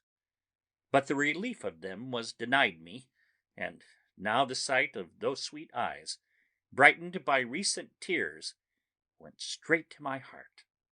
So I said as gently as I could, "I greatly fear I have distressed you." "Oh no, not distressed me," she replied, "but I have been more touched than I can say by your grief. This is a wonderful machine, but it is cruelly true. It told me in its very tones the anguish of your heart. It was like a soul crying out to Almighty God. No one, must hear them spoken ever again. See, I have tried to be useful. I have copied out the words on my typewriter, and none other need now hear your heart beat as I did. No one need ever know, shall ever know, I said in a low voice. She laid her hand on mine and said very gravely, but they must. Must? But why? I asked. Because it is a part of the terrible story, a part of poor Lucy's death and all that led to it.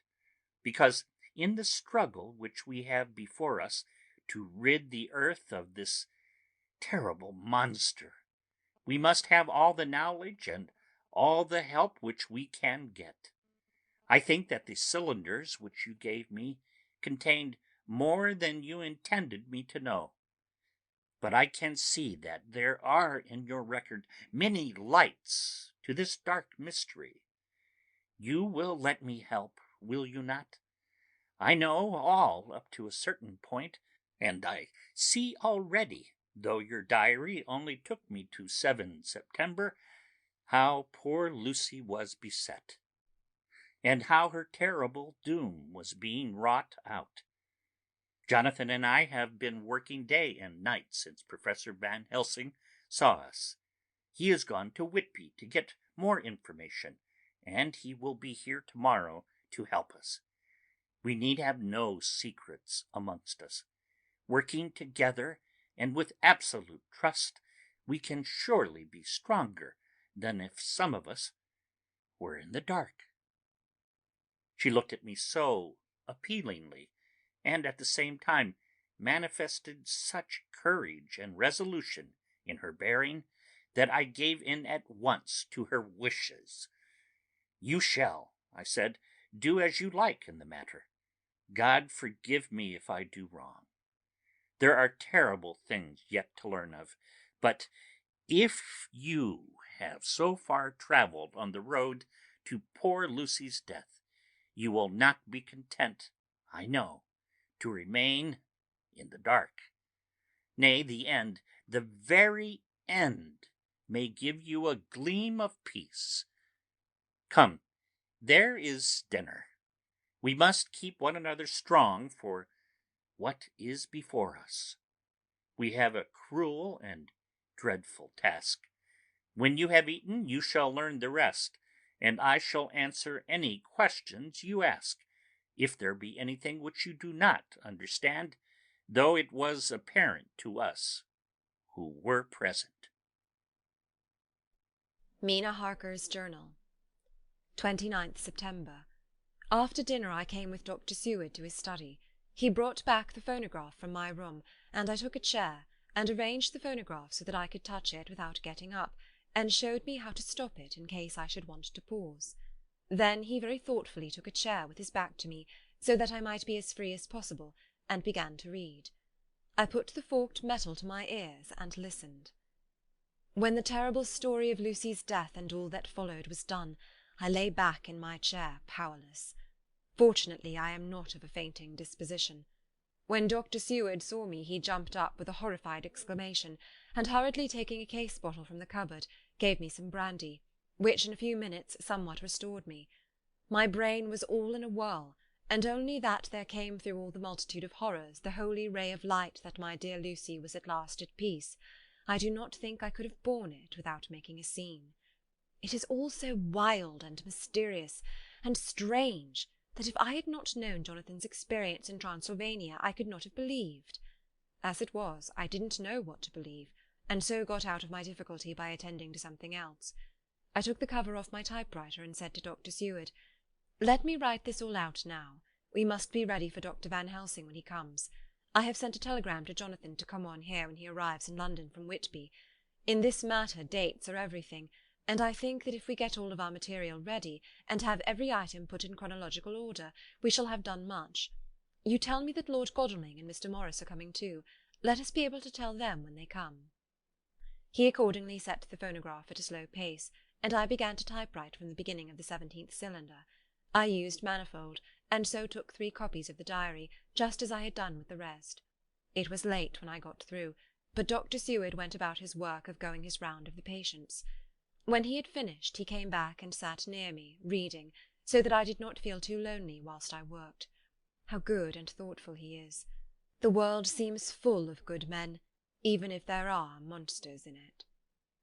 Before I left him, I remembered what Jonathan put in his diary of the professor's perturbation at reading something in an evening paper at the station at Exeter.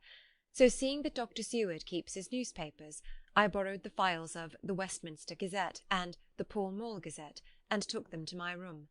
I remember how much the Daily Graph and the Whitby Gazette, of which I had made cuttings, had helped us to understand the terrible events at Whitby when Count Dracula landed. So I shall look through the evening papers since then, and perhaps I shall get some new light. I am not sleepy, and the work will help to keep me quiet. Dr. Seward's Diary, 30 September. Mr. Harker arrived at 9 o'clock. He got his wife's wire just before starting. He is uncommonly clever, if one can judge from his face, and full of energy. If this journal be true, and judging by one's own wonderful experiences it must be, he is also a man of great nerve. That going down to the vault a second time was a remarkable piece of daring. After reading his account, I was prepared to meet a good specimen of manhood, but hardly the quiet, business-like gentleman who came here today. Later. After lunch, Harker and his wife went back to their own room, and as I passed a while ago, I heard the click of the typewriter. They are hard at it. Mrs. Harker says that they are knitting together in chronological order every scrap of evidence they have. Harker has got the letters between the consignee of the boxes at Whitby and the carriers in London who took charge of them. He is now reading his wife's transcript of my diary. I wonder what they make out of it. Here it is. Strange that it never struck me that the very next house might be the Count's hiding place. Goodness knows we had enough clues from the conduct of the patient Renfield. The bundle of letters relating to the purchase of the house were with the transcript. Oh, if we had only had them earlier, we might have saved poor Lucy. Oh, stop. That way madness lies. Harker has gone back and is again collecting material. He says that by dinner time they will be able to show a whole connected narrative. He thinks that in the meantime I should see Renfield, as hitherto he has been a sort of index to the coming and going of the Count. I hardly see this yet, but when I get at the dates I suppose I shall. What a good thing that Mrs. Harker put my cylinders into type. We never could have found the dates otherwise. I found Renfield sitting placidly in his room with his hands folded, smiling benignly. At the moment he seemed as sane as anyone I ever saw. I sat down and talked with him on a lot of subjects, all of which he treated naturally.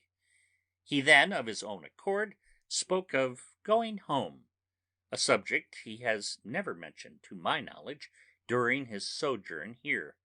In fact, he spoke quite confidently of getting his discharge at once.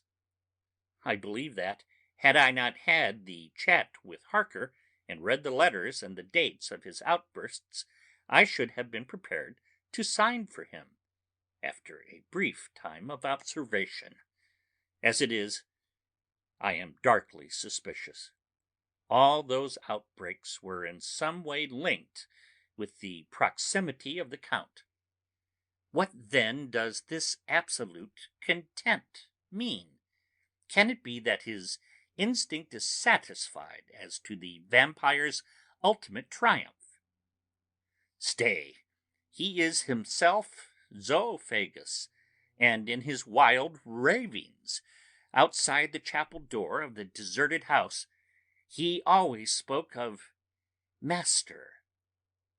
This all seems confirmation of our idea. However, after a while I came away. My friend is just a little too sane at present to make it safe to probe him too deep with questions. He might begin to think, and then... So I came away. I mistrust these quiet moods of his, so I have given the attendant a hint to look after him, and to have a strait waistcoat ready in case of need. Jonathan Harker's Journal. 29 September. In train to London. When I received Mr. Billington's courteous message that he would give me any information in his power, I thought it best to go down to Whitby and make, on the spot, such inquiries as I wanted. It was now my object to trace that horrid cargo of the Count's to its place in London. Later we may be able to deal with it. Billington junior, a nice lad, met me at the station and brought me to his father's house, where they had decided that I must spend the night. They are hospitable, with true Yorkshire hospitality. Give a guest everything and leave him to do as he likes. They all knew that I was busy and that my stay was short, and Mr. Billington had ready in his office all the papers concerning the consignment of boxes. It gave me almost a turn to see again one of the letters which I had seen on the Count's table before I knew of his diabolical plans. Everything had been carefully thought out, and done systematically and with precision. He seemed to have been prepared for every obstacle which might be placed by accident in the way of his intentions being carried out. To use an Americanism, he had taken no chances, and the absolute accuracy with which his instructions were fulfilled was simply the logical result of his care. I saw the invoice and took note of it. 50 cases of common earth to be used for experimental purposes. Also the copy of the letter to Carter Paterson and their reply. Of both these I got copies. This was all the information Mr. Billington could give me, so I went down to the port and saw the coastguards, the customs officers, and the harbour master, who kindly put me in communication with the men who had actually received the boxes. Their tally was exact with the list, and they had nothing to add to the simple description 50 cases of common earth, except that the boxes were main and mortal heavy, and that shifting them was dry work.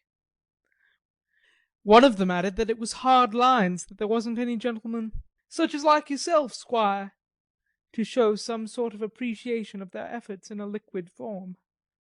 Another put me in a rider that the thirst then generated was such that even the time which had elapsed had not completely allayed it. Needless to add, I took care before leaving to lift, for ever and adequately, this source of reproach. 30 September. The station master was good enough to give me a line to his old companion, the station master at King's Cross, so that when I arrived there in the morning I was able to ask him about the arrival of the boxes. He, too, put me at once in communication with the proper officials, and I saw that their tally was correct with the original invoice. The opportunities of acquiring an abnormal thirst had been here limited. A noble use of them, however, had been made, and again I was compelled to deal with the result in ex post facto manner. From thence I went to Carter Paterson's central office, where I met with the utmost courtesy. They looked up the transaction in their day book and letter book, and at once telephoned to their King's Cross office for more details.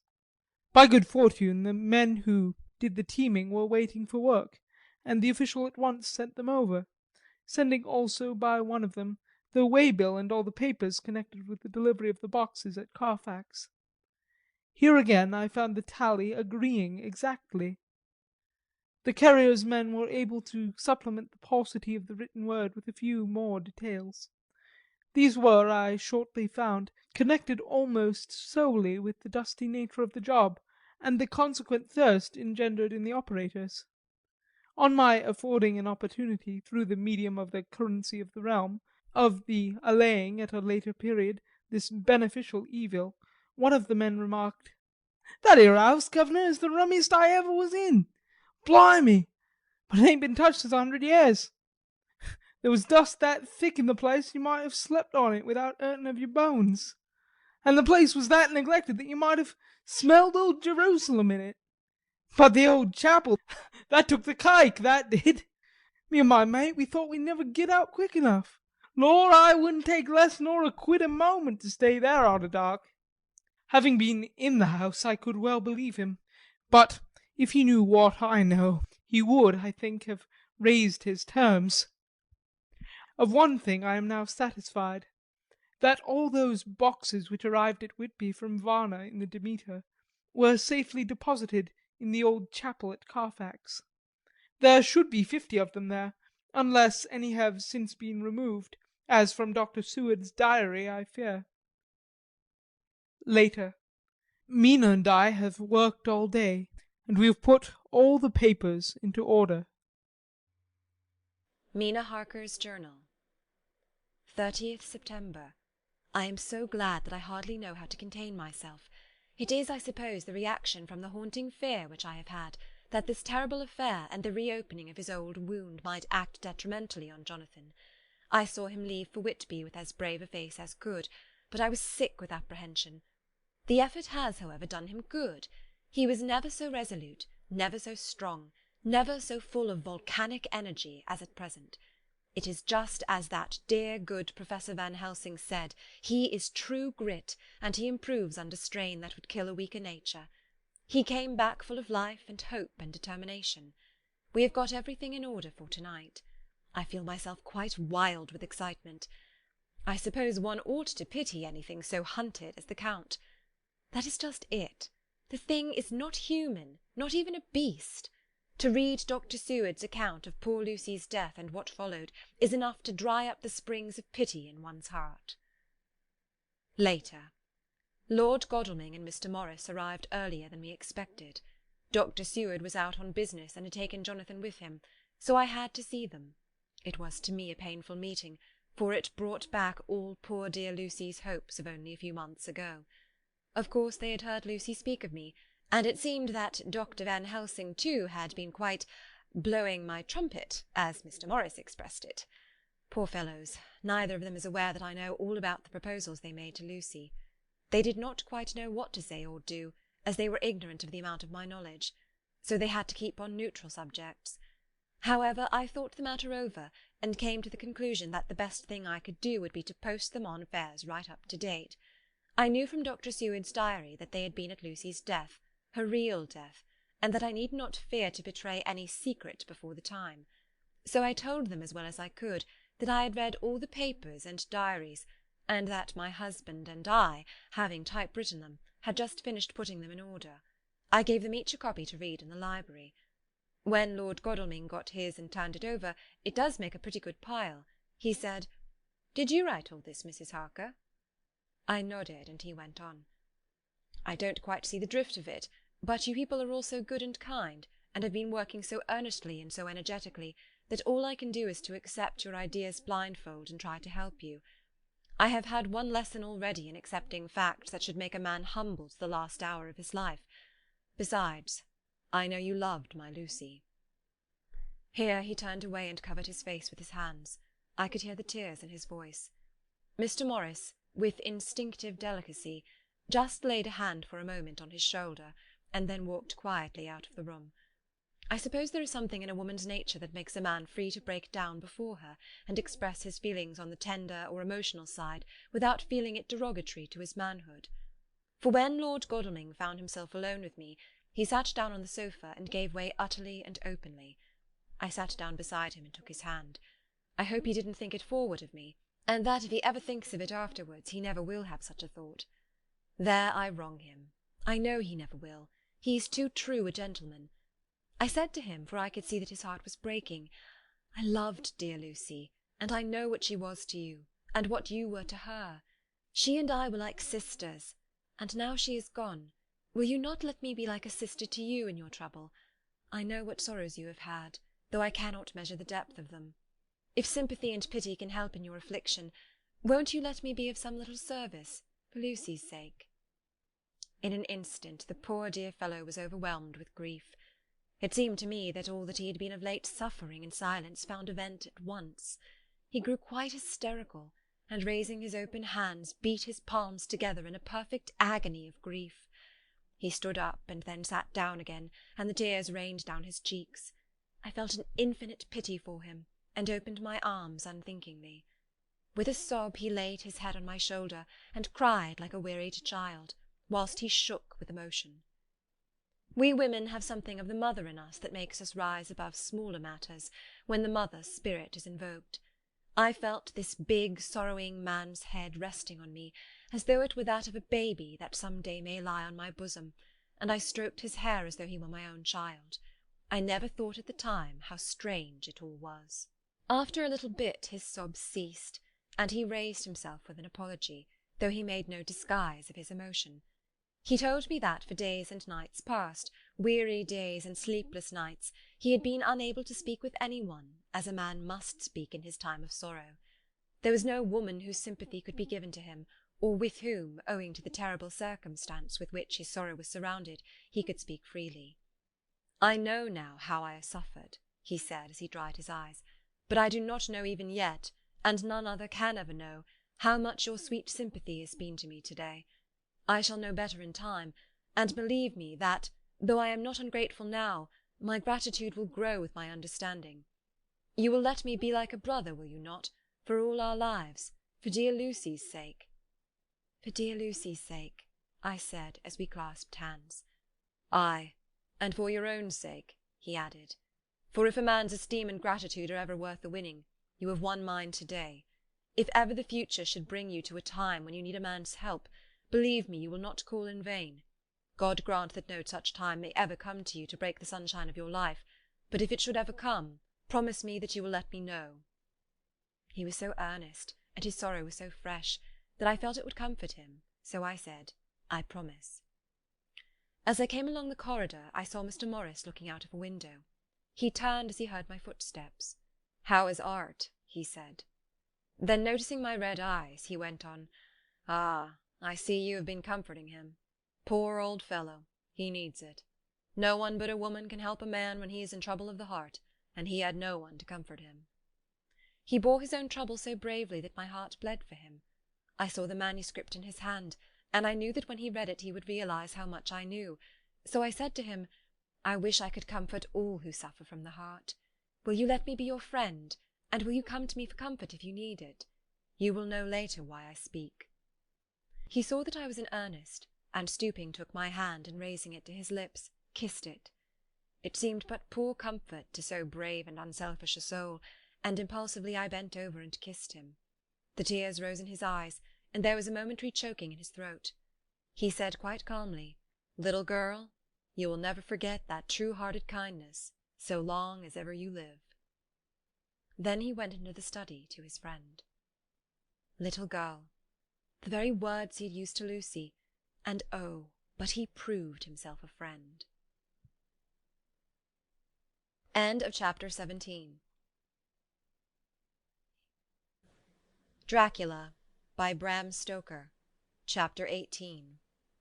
Read by Dennis Sayers. Elizabeth Klett. Dr. Seward's Diary.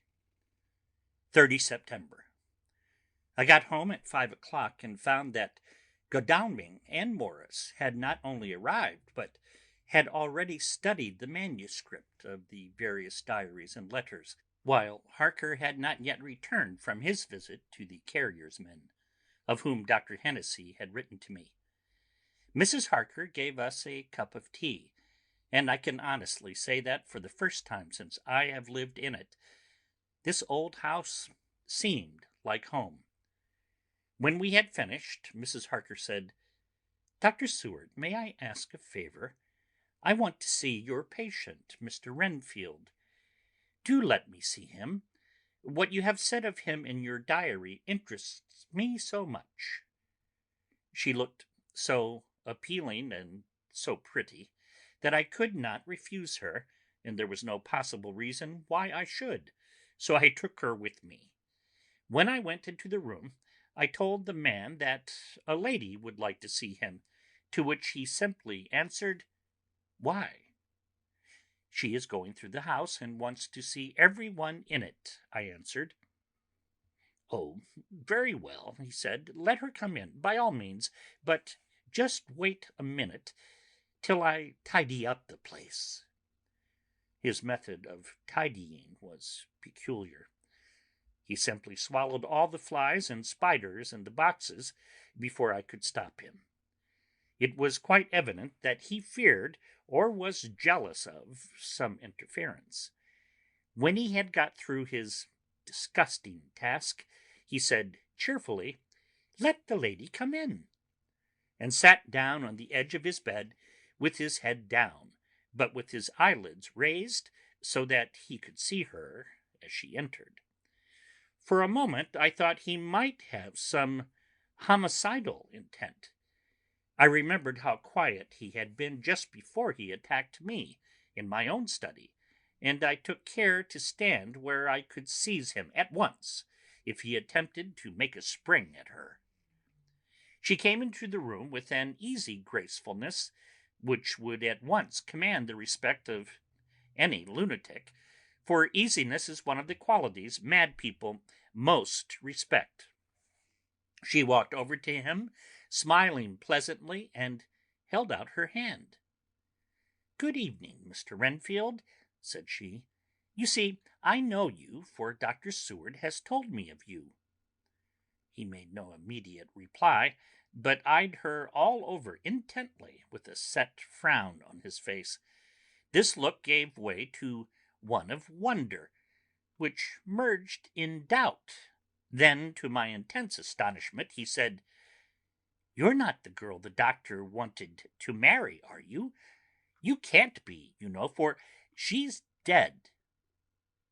Mrs. Harker smiled sweetly as she replied, "Oh, no, I have a husband of my own, to whom I was married before I ever saw Dr. Seward, or he me.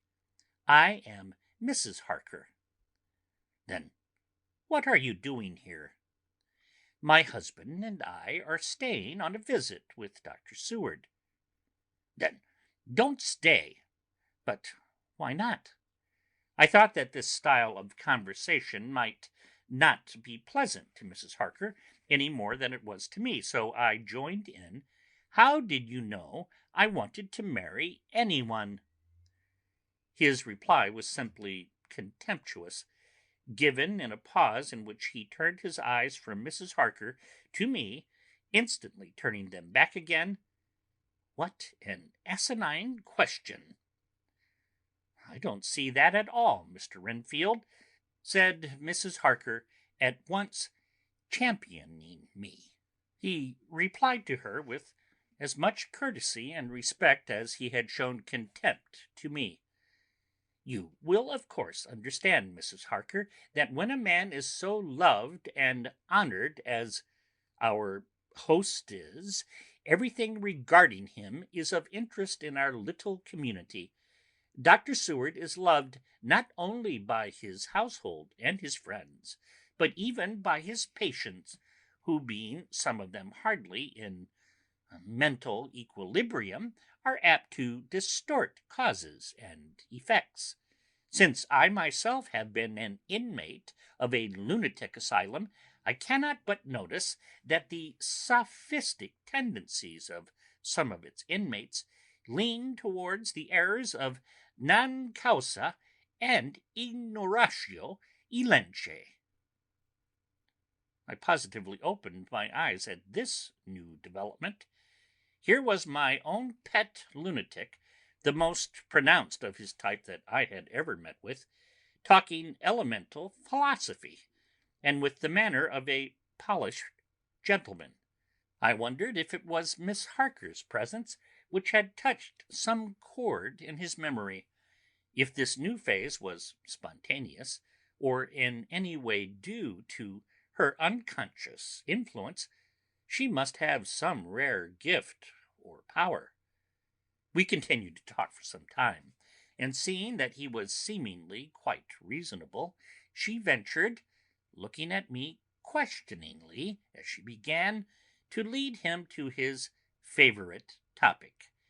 I was again astonished, for he addressed himself to the question with the impartiality of the completest sanity. He even took himself as an example when he mentioned certain things. Why, I myself am an instance of a man who had a strange belief. Indeed, it was no wonder that my friends were alarmed, and insisted on my being put under control. I used to fancy that life was a positive and perpetual entity, and that by consuming a multitude of live things, no matter how low in the scale of creation, one might indefinitely prolong life. At times I held the belief so strongly that I actually tried to take human life. The doctor here will bear me out that on one occasion I tried to kill him, for the purpose of strengthening my vital powers by the assimilation with my own body of his life through the medium of his blood, relying, of course, upon the scriptural phrase, "For the blood is the life," though indeed the vendor of a certain nostrum has vulgarized the truism to the very point of contempt. Isn't that true, doctor? I nodded assent, for I was so amazed that I hardly knew what to either think or say. It was hard to imagine that I had seen him eat up his spiders and flies not 5 minutes before. Looking at my watch, I saw that I should go to the station to meet Van Helsing, so I told Mrs. Harker that it was time to leave. She came at once, after saying pleasantly to Mr. Renfield, "Good-bye, and I hope I may see you often, under auspices pleasanter to yourself." To which, to my astonishment, he replied, "Good-bye, my dear. I pray God I may never see your sweet face again. May he bless and keep you." When I went to the station to meet Van Helsing, I left the boys behind me. Poor Art seemed more cheerful than he has been since Lucy first took ill, and Quincey is more like his own bright self than he has been for many a long day.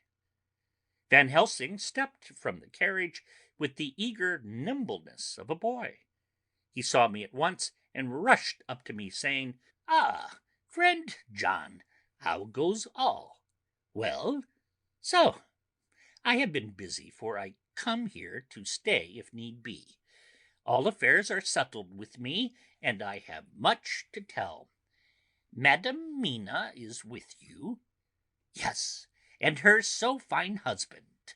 And Arthur and my friend Quincey, they are with you too? Good."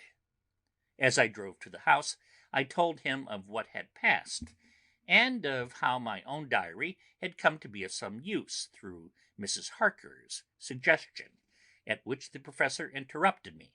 "Ah, that wonderful Madam Mina! She has man's brain, a brain that a man should have were he much gifted, and a woman's heart.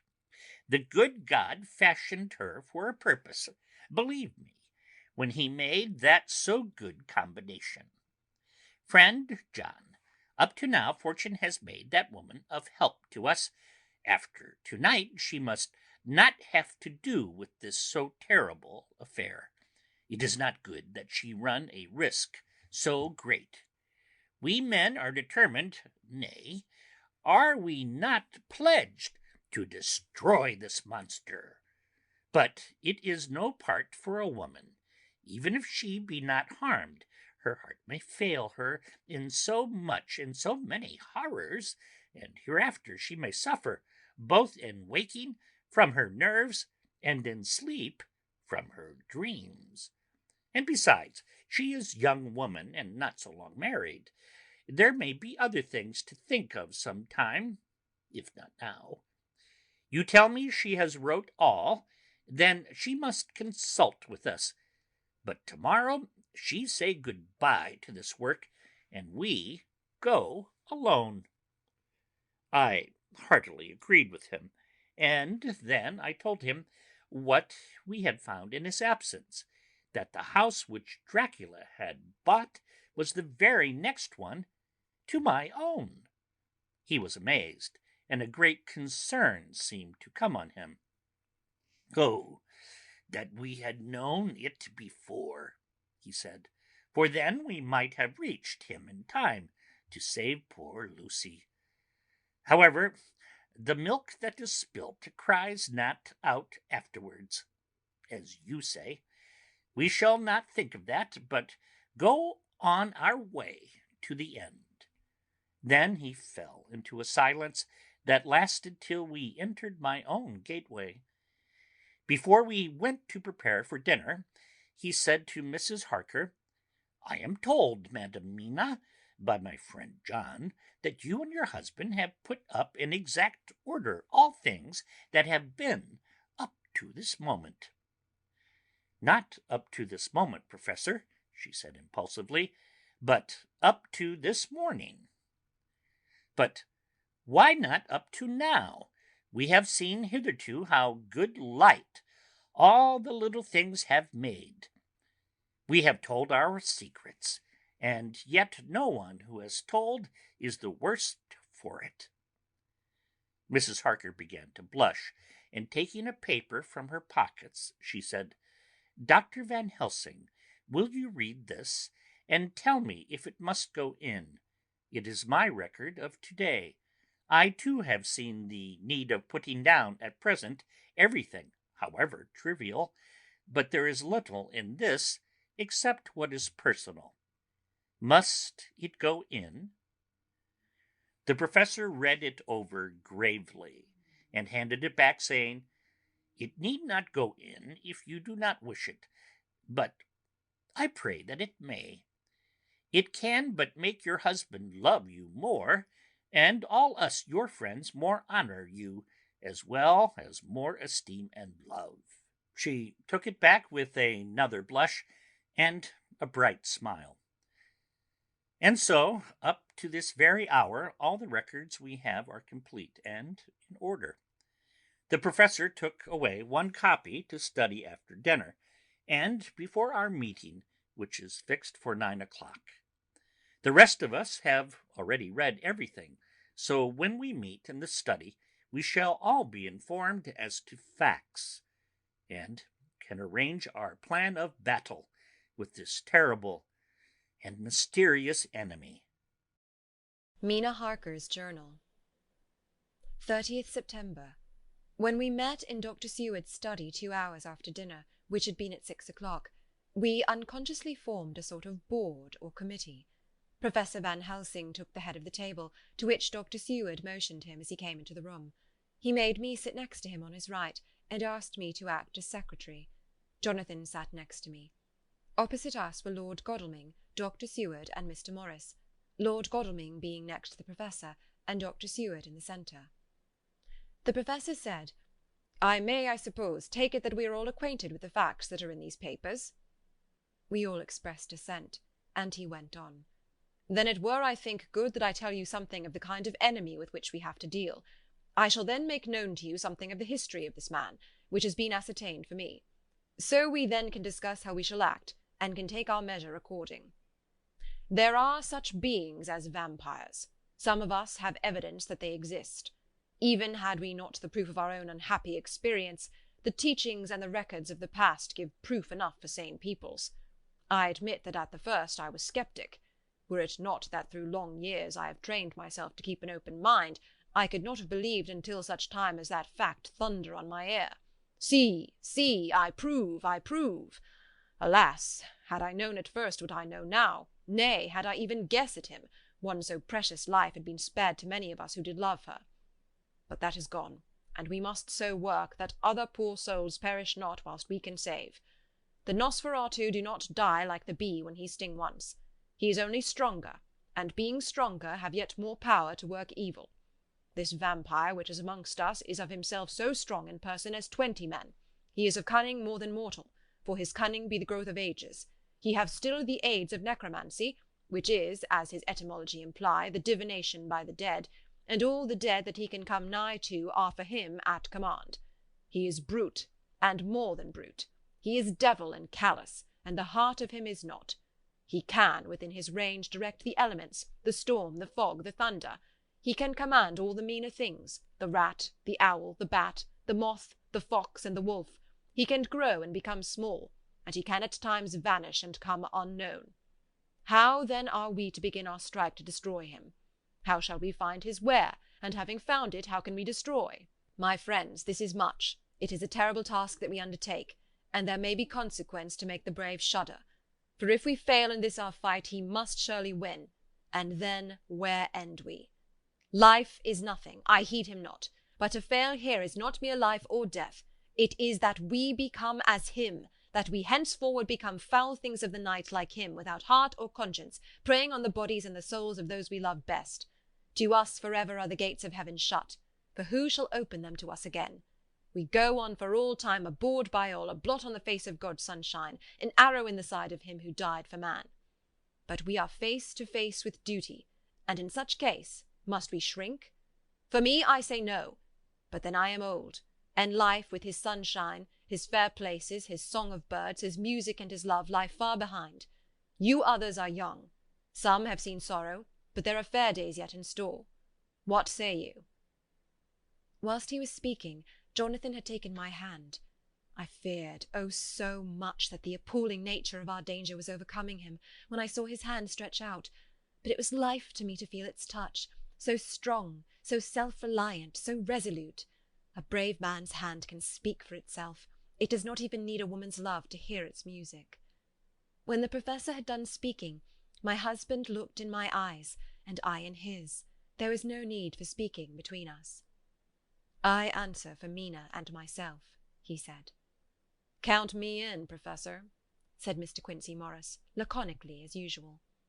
I am with you, said Lord Godalming, for Lucy's sake, if for no other reason. Dr. Seward simply nodded. The professor stood up, and after laying his golden crucifix on the table, held out his hand on either side. I took his right hand, and Lord Godalming his left. Jonathan held my right with his left, and stretched across to Mr. Morris. So, as we all took hands, our solemn compact was made.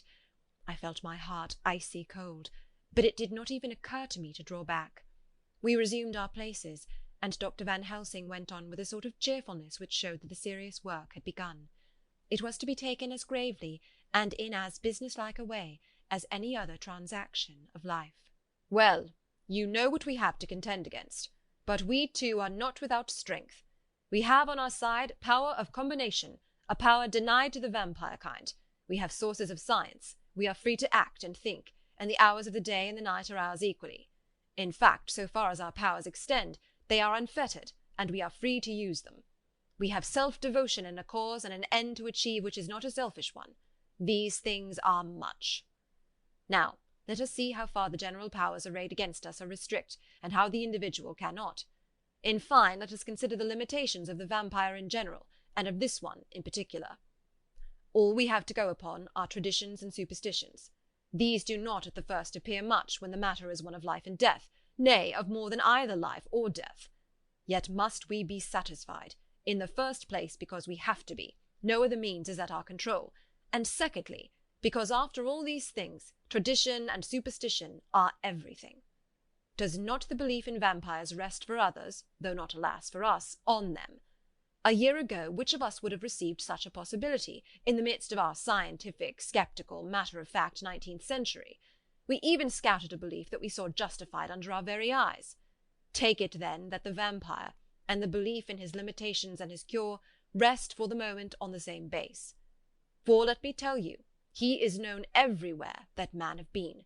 In old Greece, in old Rome, he flourish in Germany all over, in France, in India, even in the Sherma seas, and in China, so far from us in all ways. There even is he, and the peoples for him at this day.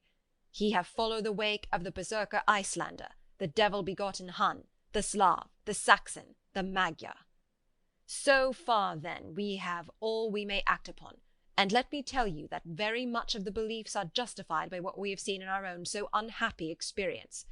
The vampire live on and cannot die by mere passing of the time. He can flourish when that he can fatten on the blood of the living. Even more, we have seen amongst us that he can grow even younger, that his vital faculties grow strenuous, and seem as though they refresh themselves when his special pabulum is plenty. But he cannot flourish without this diet. He eat not as others. Even friend Jonathan, who lived with him for weeks, did not ever see him eat, never. He throws no shadow. He make in the mirror no reflect, as again Jonathan observe. He has the strength of many of his hand. Witness again Jonathan when he shut the door against the wolves, and when he help him from the diligence too. He can transform himself to wolf, as we gather from the ship arrival in Whitby, when he tear open the dog. He can be as bat, as Madam Menace saw him on the window at Whitby, and as friend John saw him fly from this so near house, and as my friend Quincy saw him at the window of Miss Lucy. He can come in mist which he create. That noble ship's captain proved him of this. But, from what we know, the distance he can make this mist is limited, and it can only be round himself. He come on moonlight rays as elemental dust, as again Jonathan saw those sisters in the castle of Dracula. He become so small we ourselves saw Miss Lucy, ere she was at peace, slip through a hair's breadth spate at the tomb's door. He can, when once he find his way, come out from anything or into anything, no matter how close it be bound or even fused up with fire, solder, you call it. He can see in the dark. No small power this, in a world which is one half shut from the light. Ah, but hear me through. He can do all these things, yet he is not free. Nay, he is even more prisoner than the slave of the galley, than the madman in his cell. He cannot go where he lists. He who is not of nature has yet to obey some of nature's laws. Why, we know not. He may not enter anywhere at the first, unless there be some one of the household who bid him to come, though afterwards he can come as he please. His power ceases, as does that of all evil things, at the coming of the day. Only at certain times can he have limited freedom. If he be not at the place whither he is bound, he can only change himself at noon or at exact sunrise or sunset. These things we are told, and in this record of ours we have proof by inference. Thus, whereas he can do as he will within his limit, when he have his earth home, his coffin home, his hell home, the place unhallowed, as we saw when he went to the grave of the suicide at Whitby, still at other time he can only change when the time come. It is said, too, that he can only pass running water at the slack or the flood of the tide. Then there are things which so afflict him that he has no power, as the garlic that we know of. And as for things sacred, as this symbol, my crucifix, that was amongst us even now when we resolve. To them he is nothing, but in their presence he take his place far off and silent with respect. There are others too which I shall tell you of, lest in our seeking we may need them. The branch of wild rose on his coffin keep him that he move not from it. A sacred bullet fired into the coffin kill him, so that he may be true dead. And as for the stake through him, we know already of its peace, or the cut-off head that giveth rest. We have seen it with our eyes. Thus, when we find the habitation of this man that was, we can confine him to his coffin and destroy him, if we obey what we know. But he is clever. I have asked my friend Arminius of Budapest University to make his record, and from all the means that are, he tell me of what he has been. He must, indeed, have been that voivoda Dracula who won his name against the Turk, over the great river on the very frontier of Turkeyland. If it be so, then he was no common man, for in that time, and for centuries after, he was spoken of as the cleverest and the most cunning, as well as the bravest of the sons of the land beyond the forest. That mighty brain and that iron resolution went with him to his grave, and are even now arrayed against us.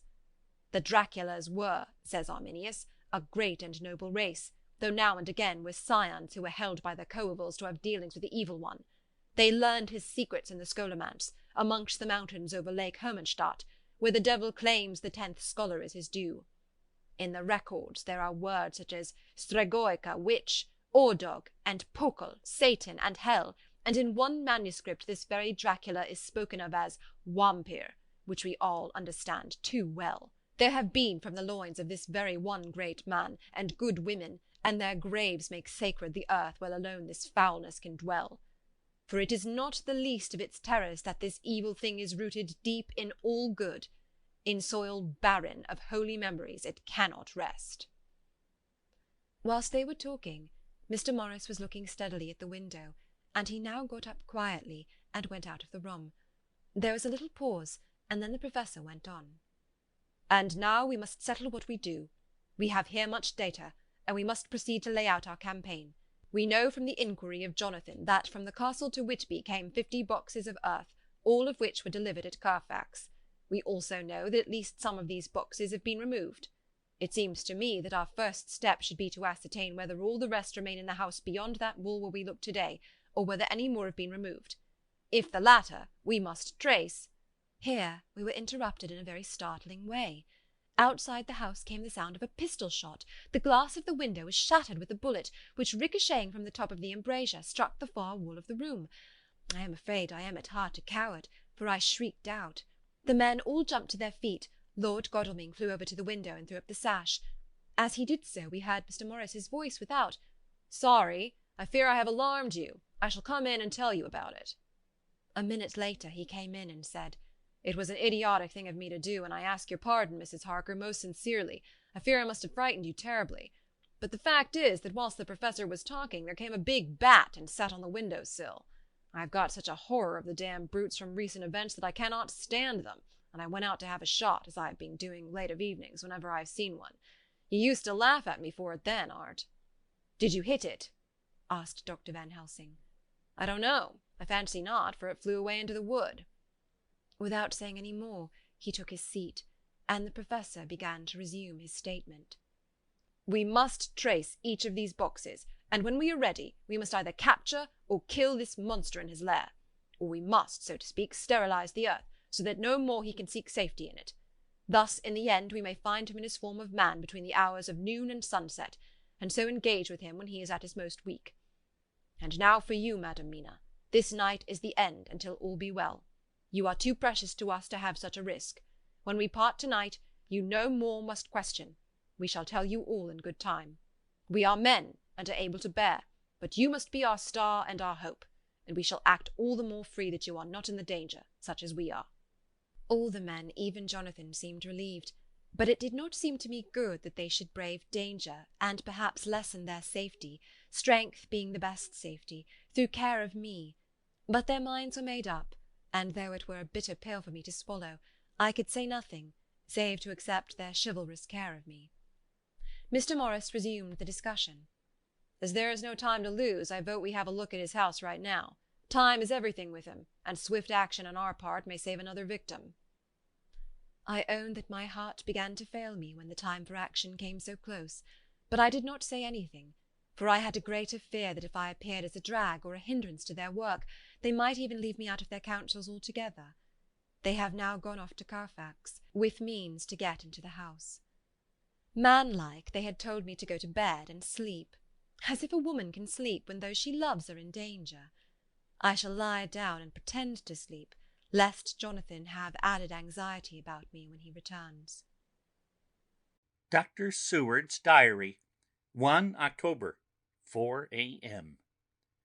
Just as we were about to leave the house, an urgent message was brought to me from Renfield to know if I would see him at once, as he had something of the utmost importance to say to me. I told the messenger to say that I would attend to his wishes in the morning. I was busy just at the moment. The attendant added, "He seems very importunate, sir. I have never seen him so eager. I don't know but what, if you don't see him soon, he will have one of his violent fits."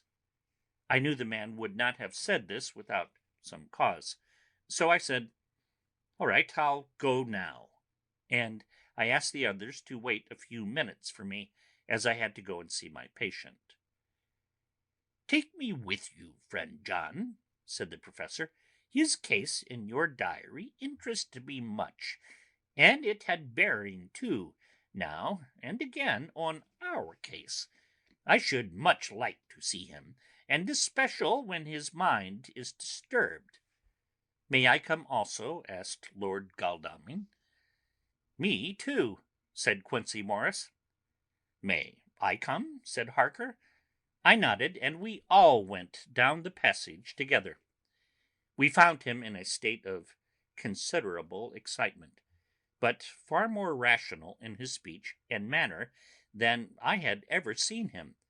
There was an unusual understanding of himself, which was unlike anything I had ever met with in a lunatic, and he took it for granted that his reasons would prevail with others entirely sane. We all five went into the room, but none of the others at first said anything.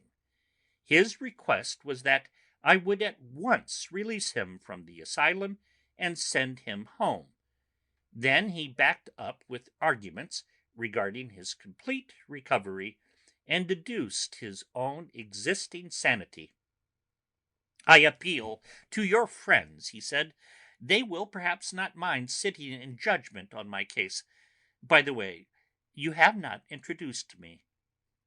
I was so much astonished that the oddness of introducing a madman in an asylum did not strike me at the moment, and besides, there was a certain dignity in the man's manner, so much of the habit of equality, that I at once made the introduction.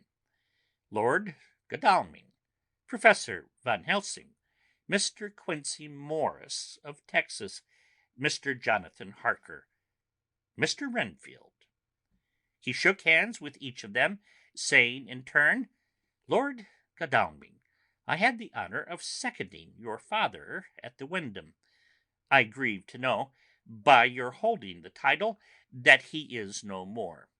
He was a man loved and honoured by all who knew him, and in his youth was, I have heard, the inventor of a burnt rum punch, much patronized on Derby night. Mr. Morris, you should be proud of your great state. Its reception into the Union was a precedent which may have far-reaching effects hereafter, when the pole and the tropics may hold allegiance to the stars and stripes. The power of treaty may yet prove a vast engine of enlargement, when the Monroe Doctrine takes its true place as a political fable. What shall any man say of his pleasure at meeting Van Helsing? Sir, I make no apology for dropping all forms of conventional prefix. When an individual has revolutionized therapeutics by his discovery of the continuous evolution of brain matter, conventional forms are unfitting, since they would seem to limit him to one of a class.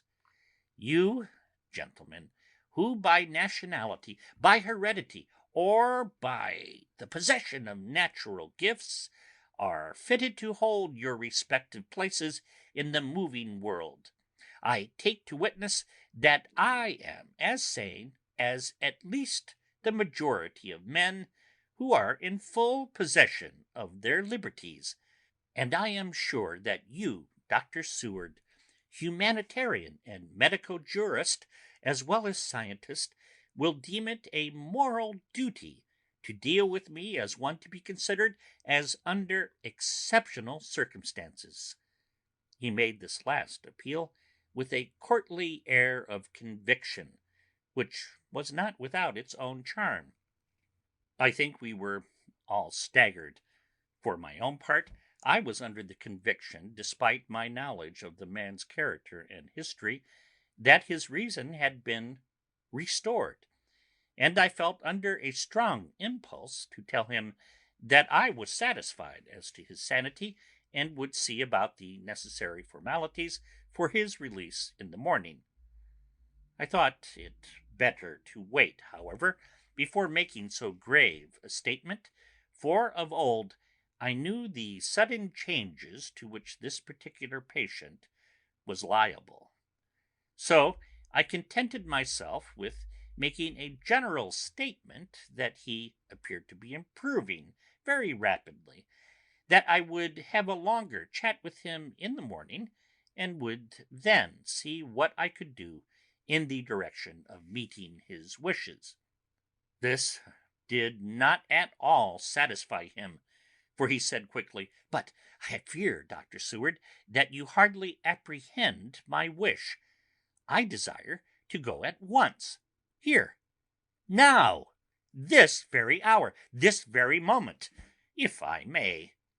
Time presses, and in our implied agreement with the old scytheman, it is of the essence of the contract.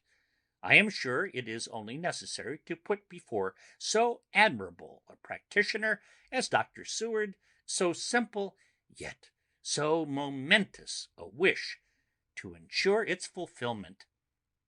He looked at me keenly, and seeing the negative in my face, turned to the others and scrutinized them closely. Not meeting any sufficient response, he went on, "Is it possible that I have erred in my supposition?" "You have," I said frankly, but at the same time, as I felt, brutally. There was a considerable pause, and then he said slowly, "Then I suppose I must only shift my ground of request. Let me ask for this concession, boon, privilege, what you will. I am content to implore in such a case, not on personal grounds, but for the sake of others.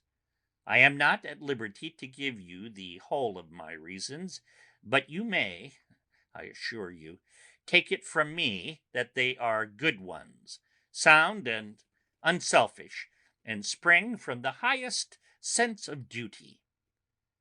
Could you look, sir, into my heart, you would approve to the full the sentiments which animate me. Nay, more, you would count me amongst the best and truest of your friends." Again he looked at us all keenly. I had a growing conviction that this sudden change of his entire intellectual method was but yet another phase of his madness, and so determined to let him go on a little longer, knowing from experience that he would, like all lunatics, give himself away in the end. Van Helsing was gazing at him with a look of utmost intensity, his bushy eyebrows almost meeting with the fixed concentration of his look. He said to Renfield, in a tone which did not surprise me at the time, but only when I thought of it afterwards, for it was as of one addressing an equal, "Can you not tell frankly your real reason for wishing to be free tonight? I will undertake that if you will satisfy even me, a stranger, without prejudice, and with the habit of keeping an opened mind, Dr. Seward will give you, at his own risk and on his own responsibility, the privilege you seek." He shook his head sadly, and with a look of poignant regret on his face. The professor went on, "Come, sir, bethink yourself. You claim the privilege of reason in the highest degree, since you seek to impress us with your complete reasonableness. You do this, whose sanity we have reason to doubt, since you are not yet released from medical treatment for this very defect. If you will not help us in our effort to choose the wisest course, how can we perform the duty which you yourself put upon us? Be wise and help us, and if we can, we shall aid you to achieve your wish." He still shook his head as he said, "Dr. Van Helsing, I have nothing to say. Your argument is complete, and if I were free to speak, I should not hesitate a moment. But I am not my own master in the matter. I can only ask you to trust me. If I am refused, The responsibility does not rest with me. I thought it was now time to end the scene, which was becoming too comically grave, so I went towards the door, simply saying, "Come, my friends, we have work to do. Good night." As, however, I got near the door, a new change came over the patient. He moved towards me so quickly that for the moment I feared that he was about to make another homicidal attack. My fears, however, were groundless, for he held up his two hands imploringly and made his petition in a moving manner. As he saw that the very excess of his emotion was militating against him by restoring us more to our old relations, he became still more demonstrative. I glanced at Van Helsing and saw my conviction reflected in his eyes, so I became a little more fixed in my manner, if not more stern, and motioned to him that his efforts were unavailing. I had previously seen something of the same constantly growing excitement in him when he had to make some request of which, at the time, he had thought much, such as, for instance, as when he wanted a cat, and I was prepared to see the collapse into the same sullen acquiescence on this occasion. My expectation was not realized, for when he found that his appeal would not be successful, he got into quite a frantic condition. He threw himself on his knees and held up his hands, wringing them in plaintive supplication, and poured forth a torrent of entreaty, with the tears rolling down his cheeks and his whole face and form, expressive of the deepest emotion. "Let me entreat you, Dr. Seward, oh, let me implore you to let me out of this house at once. Send me away how you will and where you will. Send keepers with me with whips and chains. Let them take me in a strait waistcoat, manacled and leg-ironed, even to jail, but let me go out of this. You don't know what you do by keeping me here. I am speaking from the depths of my heart, of my very soul. You don't know whom you wrong or how, and I may not tell. Woe is me! I may not tell. By all you hold sacred, by all you hold dear, by your love that is lost, by your hope that lives, for the sake of the Almighty, take me out of this and save my soul from guilt. Can't you hear me, man? Can't you understand? Will you never learn? Don't you know that I am sane and earnest now? That I am no lunatic in a mad fit, but a sane man fighting for his soul? Oh, hear me! Hear me! Let me go! Let me go! Let me go!" I thought that the longer this went on, the wilder he would get, and so would bring on a fit. So I took him by the hand and raised him up. "Come," I said sternly, "no more of this. We have had quite enough already. Get to your bed and try to behave more discreetly."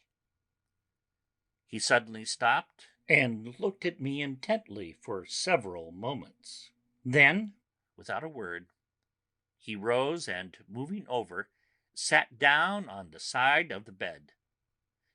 The collapse had come, as on former occasions, just as I had expected. When I was leaving the room, last of our party, he said to me in a quiet, well-bred voice, "You will, I trust, Dr. Seward, do me the justice to bear in mind, later on, that I did what I could to convince you tonight." End of chapter 18.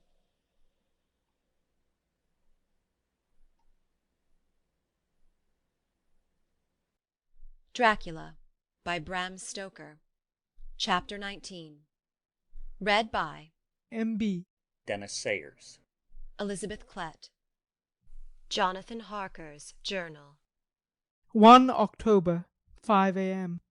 I went with the party to the search with an easy mind, for I think I never saw Mina so absolutely strong and well. I am so glad that she consented to hold back and let us men do the work. Somehow it was a dread to me that she was in this fearful business at all. But now that her work is done, and it is due to her energy and brains and foresight that the whole story is put together in such a way that every point tells, she may well feel that her part is finished, and that she can henceforth leave the rest to us. We were, I think, all a little upset by the scene with Mr. Renfield. When we came away from his room, we were silent till we got back to the study. Then Mr. Morris said to Dr. Seward, "Say, Jack, if that man wasn't attempting a bluff, he's about the sanest lunatic I ever saw.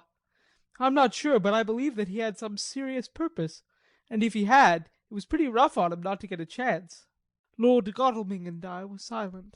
But Dr. Van Helsing added, "Friend John, you know more lunatics than I do, and I'm glad of it, for I fear that if it had been me to decide, I would, before that last hysterical outburst, have given him free. But we live and learn, and in our present task we must take no chance, as my friend Quincy would say. All is best as they are." Dr. Seward seemed to answer them both in a dreamy kind of way. "I don't know but that I agree with you. If that man had been an ordinary lunatic, I would have taken my chance of trusting him, but he seems so mixed up with the Count in an indexy sort of way that I'm afraid of doing anything wrong by helping his fads. I can't forget how he prayed with almost equal fervour for a cat, and then tried to tear my throat out with his teeth.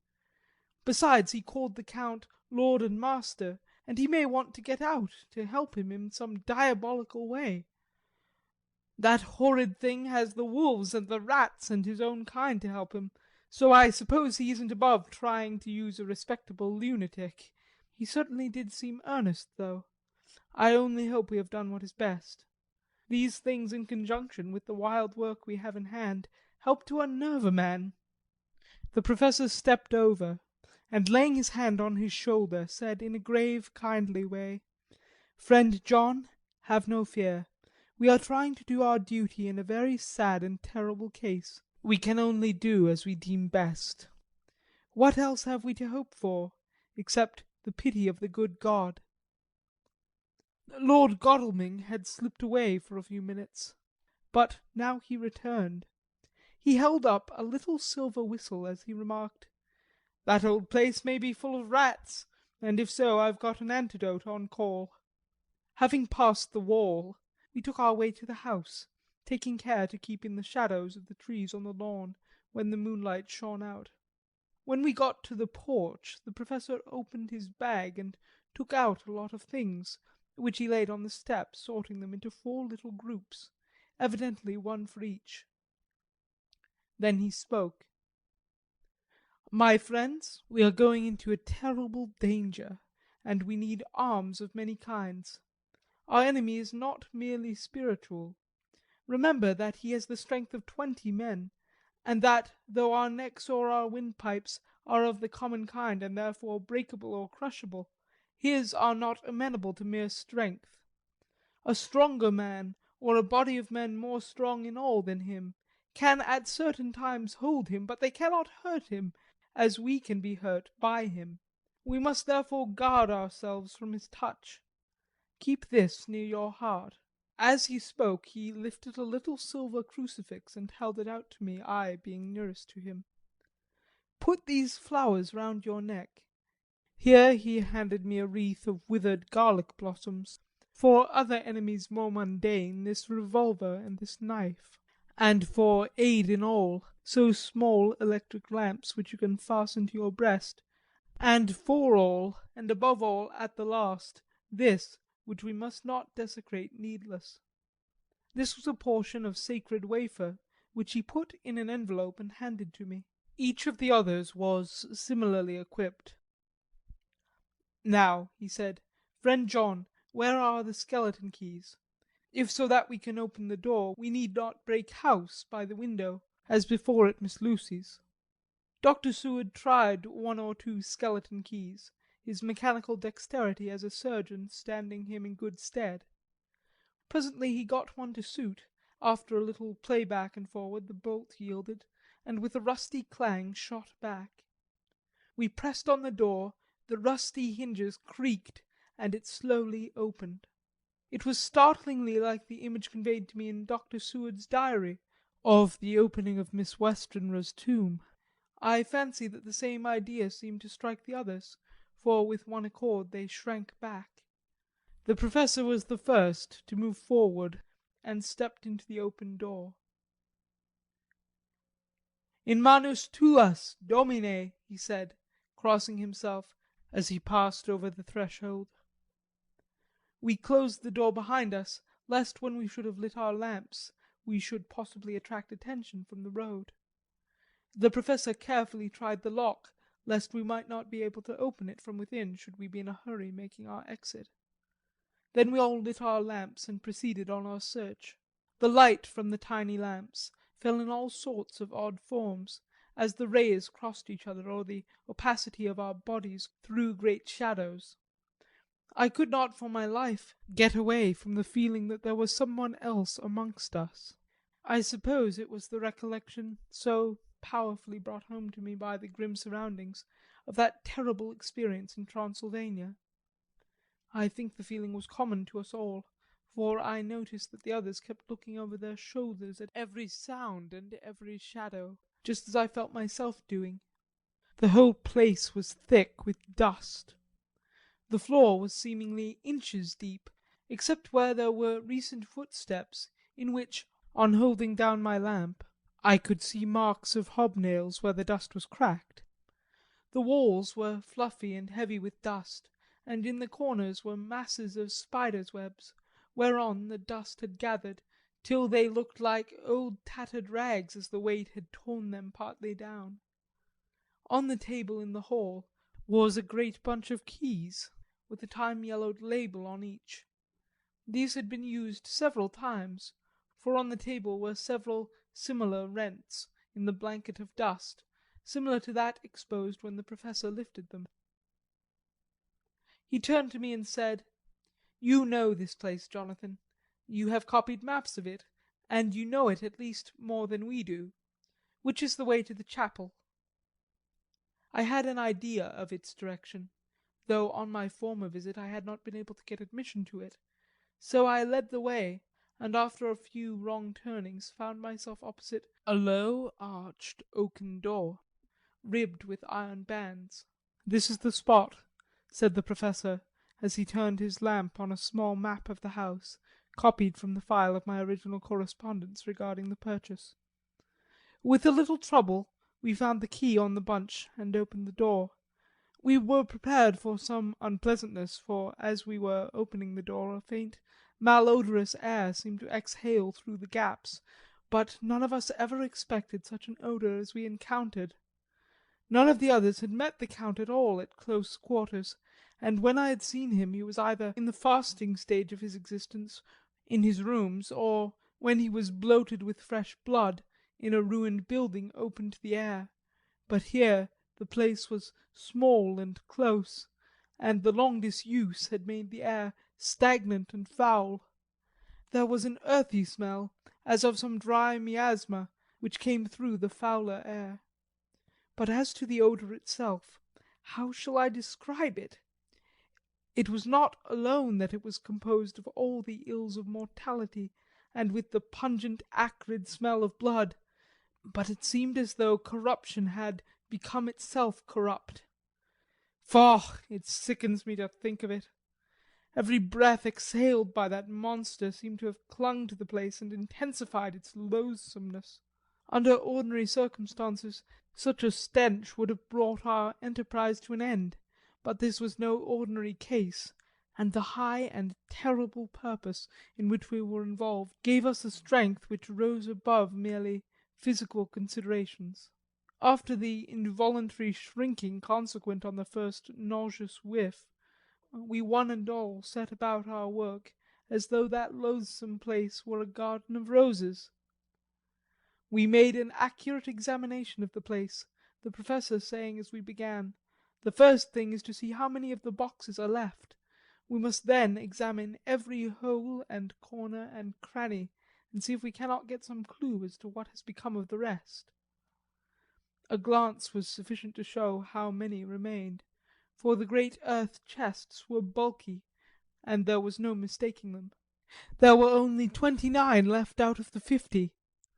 Once I got a fright, for seeing Lord Godalming suddenly turn and look out of the vaulted door into the dark passage beyond, I looked too, and for an instant my heart stood still. Somewhere, looking out from the shadow, I seemed to see the high lights of the Count's evil face, the ridge of the nose, the red eyes, the red lips, the awful pallor.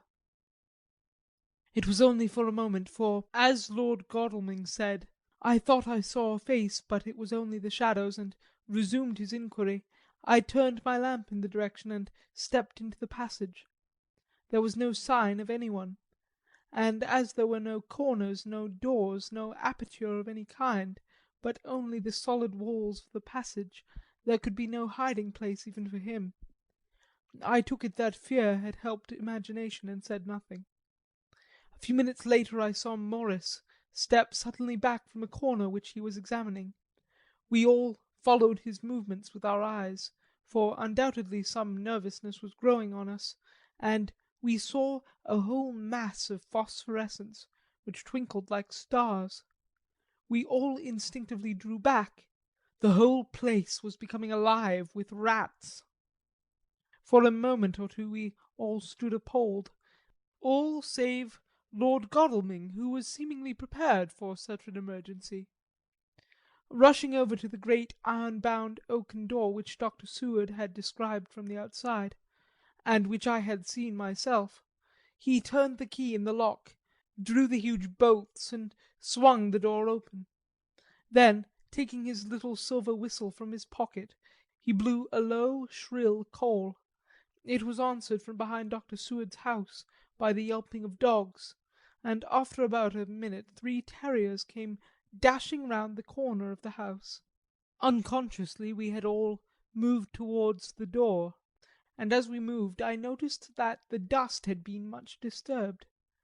The boxes which had been taken out had been brought this way, but even in the minute that had elapsed the number of the rats had vastly increased. They seemed to swarm over the place all at once, till the lamplight shining on their moving dark bodies and glittering baleful eyes made the place look like a bank of earth set with fireflies. The dogs dashed on, but at the threshold suddenly stopped and snarled, and then, simultaneously lifting their noses, began to howl in a most lugubrious fashion. The rats were multiplying in thousands, and we moved out. Lord Godalming lifted one of the dogs, and carrying him in, placed him on the floor. The instant his feet touched the ground he seemed to recover his courage, and rushed at his natural enemies.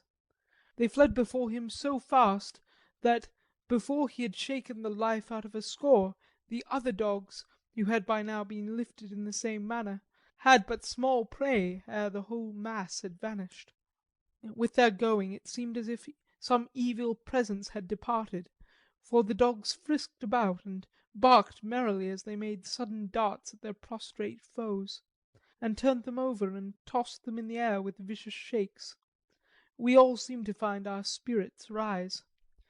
Whether it was the purifying of the deadly atmosphere by the opening of the chapel door, or the relief which we experienced by finding ourselves in the open, I know not, but most certainly the shadow of dread seemed to slip from us like a robe, and the occasion of our coming lost something of its grim significance, though we did not slacken a whit in our resolution. We closed the outer door and barred and locked it, and, bringing the dogs with us, began our search of the house. We found nothing throughout except dust in extraordinary proportions, and all untouched save for my own footsteps, when I had made my first visit. Never once did the dogs exhibit any symptom of uneasiness, and even when we returned to the chapel they frisked about as though they had been rabbit hunting in a summer wood. The morning was quickening in the east when we emerged from the front.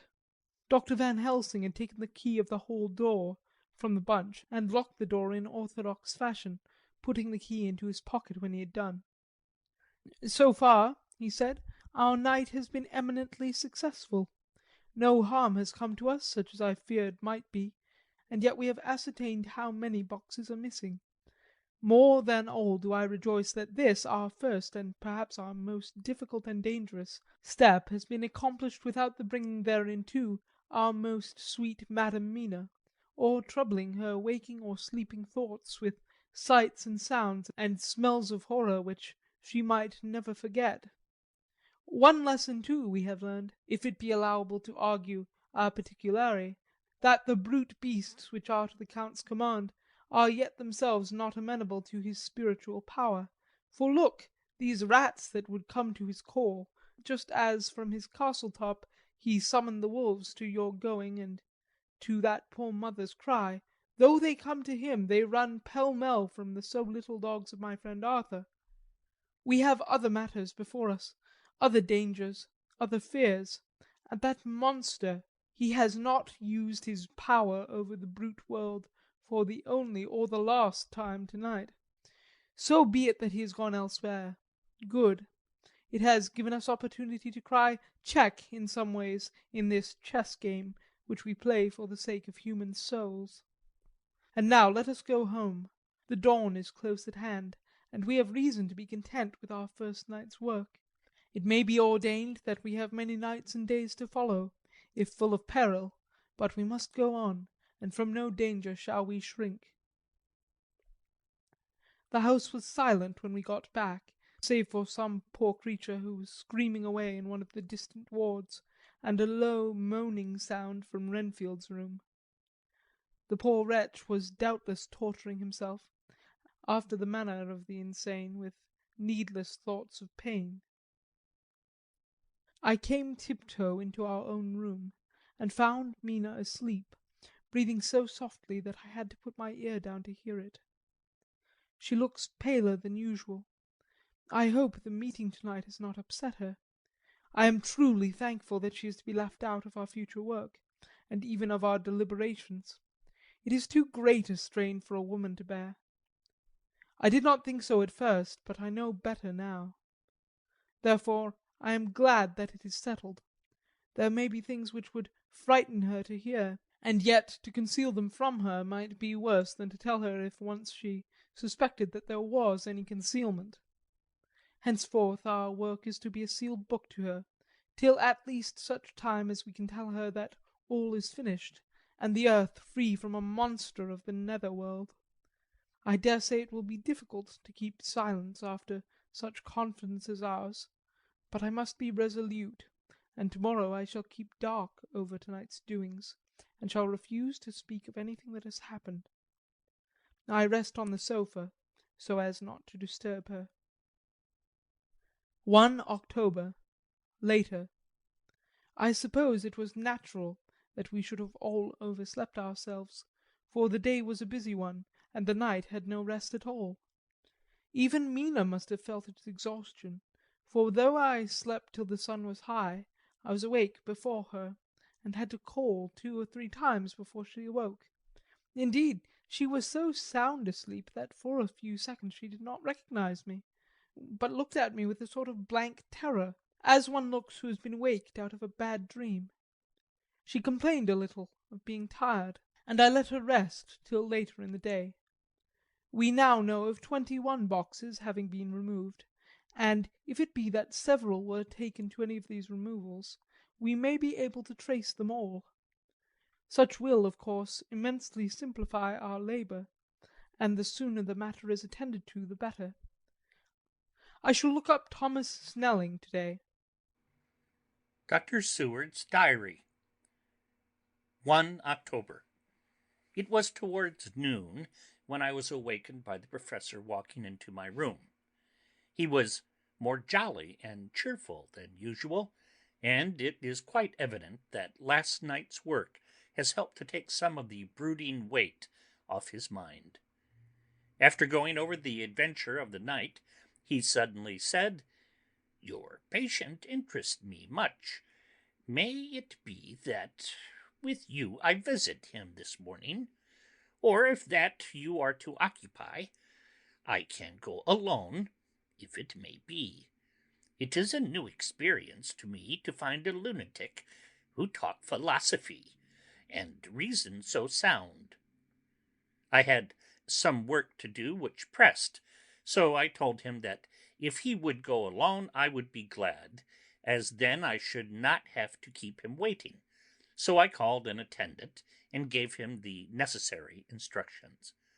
Before the professor left the room, I cautioned him against getting any false impression from my patient. "But," he answered, "I want him to talk of himself, and of his delusion as to consuming live things. He said to Madam Mina, as I see in your diary of yesterday, that he had once had such a belief. Why do you smile, friend John?" "Excuse me," I said, "but the answer is here." I laid my hand on the typewritten matter. When our sane and learned lunatic made that very statement of how he used to consume life, his mouth was actually nauseous with the flies and spiders which he had eaten just before Mrs. Harker entered the room. Van Helsing smiled in turn. "Good," he said. "Your memory is true, friend John. I should have remembered. And yet it is this very obliquity of thought and memory which makes mental disease such a fascinating study. Perhaps I may gain more knowledge out of the folly of this madman than I shall from the teaching of the most wise. Who knows?" I went on with my work, and before long was through that in hand. It seemed that the time had been very short indeed, but there was Van Helsing back in the study. "Do I interrupt?" he asked politely as he stood at the door. "Not at all," I answered. "Come in. My work is finished, and I am free. I can go with you now, if you like." "It is needless. I have seen him." "Well?" "I fear that he does not appraise me at much. Our interview was short. When I entered his room he was sitting on a stool in the centre, with his elbows on his knees, and his face was the picture of sullen discontent. I spoke to him as cheerfully as I could, and with such a measure of respect as I could assume. He made no reply whatever. "Don't you know me?" I asked. His answer was not reassuring. "I know you well enough. You are the old fool Van Helsing. I wish you would take yourself and your idiotic brain theories somewhere else. Damn all thick-headed Dutchmen!" Not a word more would he say, but sat in his implacable sullenness, as indifferent to me as though I had not been in the room at all. Thus departed for this time my chance of much learning from this so clever lunatic, so I shall go, if I may, and cheer myself with a few happy words with that sweet soul, Madam Mina.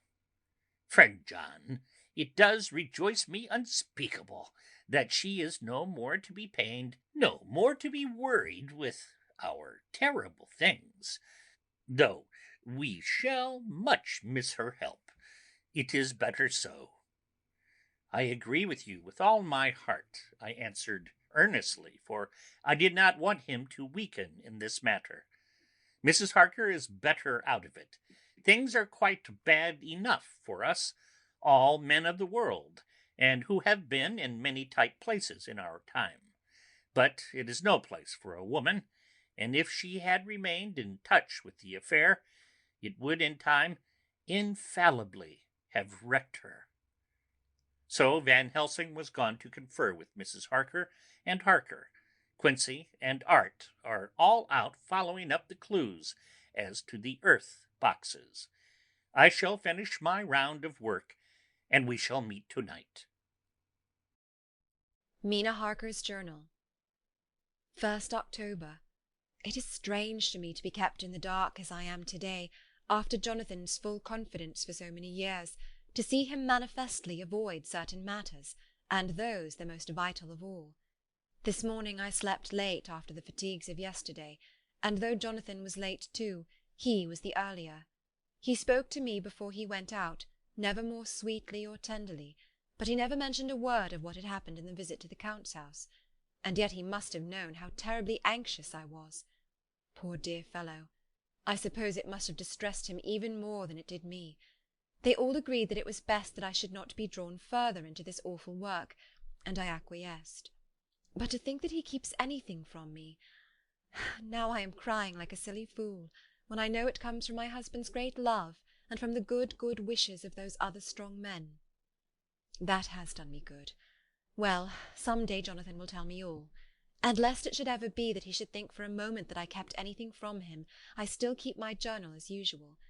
Then, if he has feared of my trust, I shall show it to him, with every thought of my heart put down for his dear eyes to read. I feel strangely sad and low-spirited today. I suppose it is the reaction from the terrible excitement. Last night I went to bed when the men had gone, simply because they told me to. I didn't feel sleepy, and I did feel full of devouring anxiety. I kept thinking over everything that has been ever since Jonathan came to see me in London, and it all seems like a horrible tragedy, with fate pressing on relentlessly to some destined end. Everything that one does seems, no matter how right it may be, to bring on the very thing which is most to be deplored. If I hadn't gone to Whitby, perhaps poor dear Lucy would be with us now. She hadn't taken to visiting the churchyard till I came, and if she hadn't come there in the daytime with me she wouldn't have walked in her sleep, and if she hadn't gone there at night in a sleep the monster couldn't have destroyed her as he did. Oh, why did I ever go to Whitby? There now, crying again. I wonder what has come over me to-day. I must hide it from Jonathan, for if he knew that I had been crying twice in one morning, I who never cried on my own account, and whom he has never caused to shed a tear, the poor dear fellow would fret his heart out. I shall put a bold face on, and if I do feel weepy he shall never see it. I suppose it is just one of the lessons that we poor women have to learn. I can't quite remember how I fell asleep last night.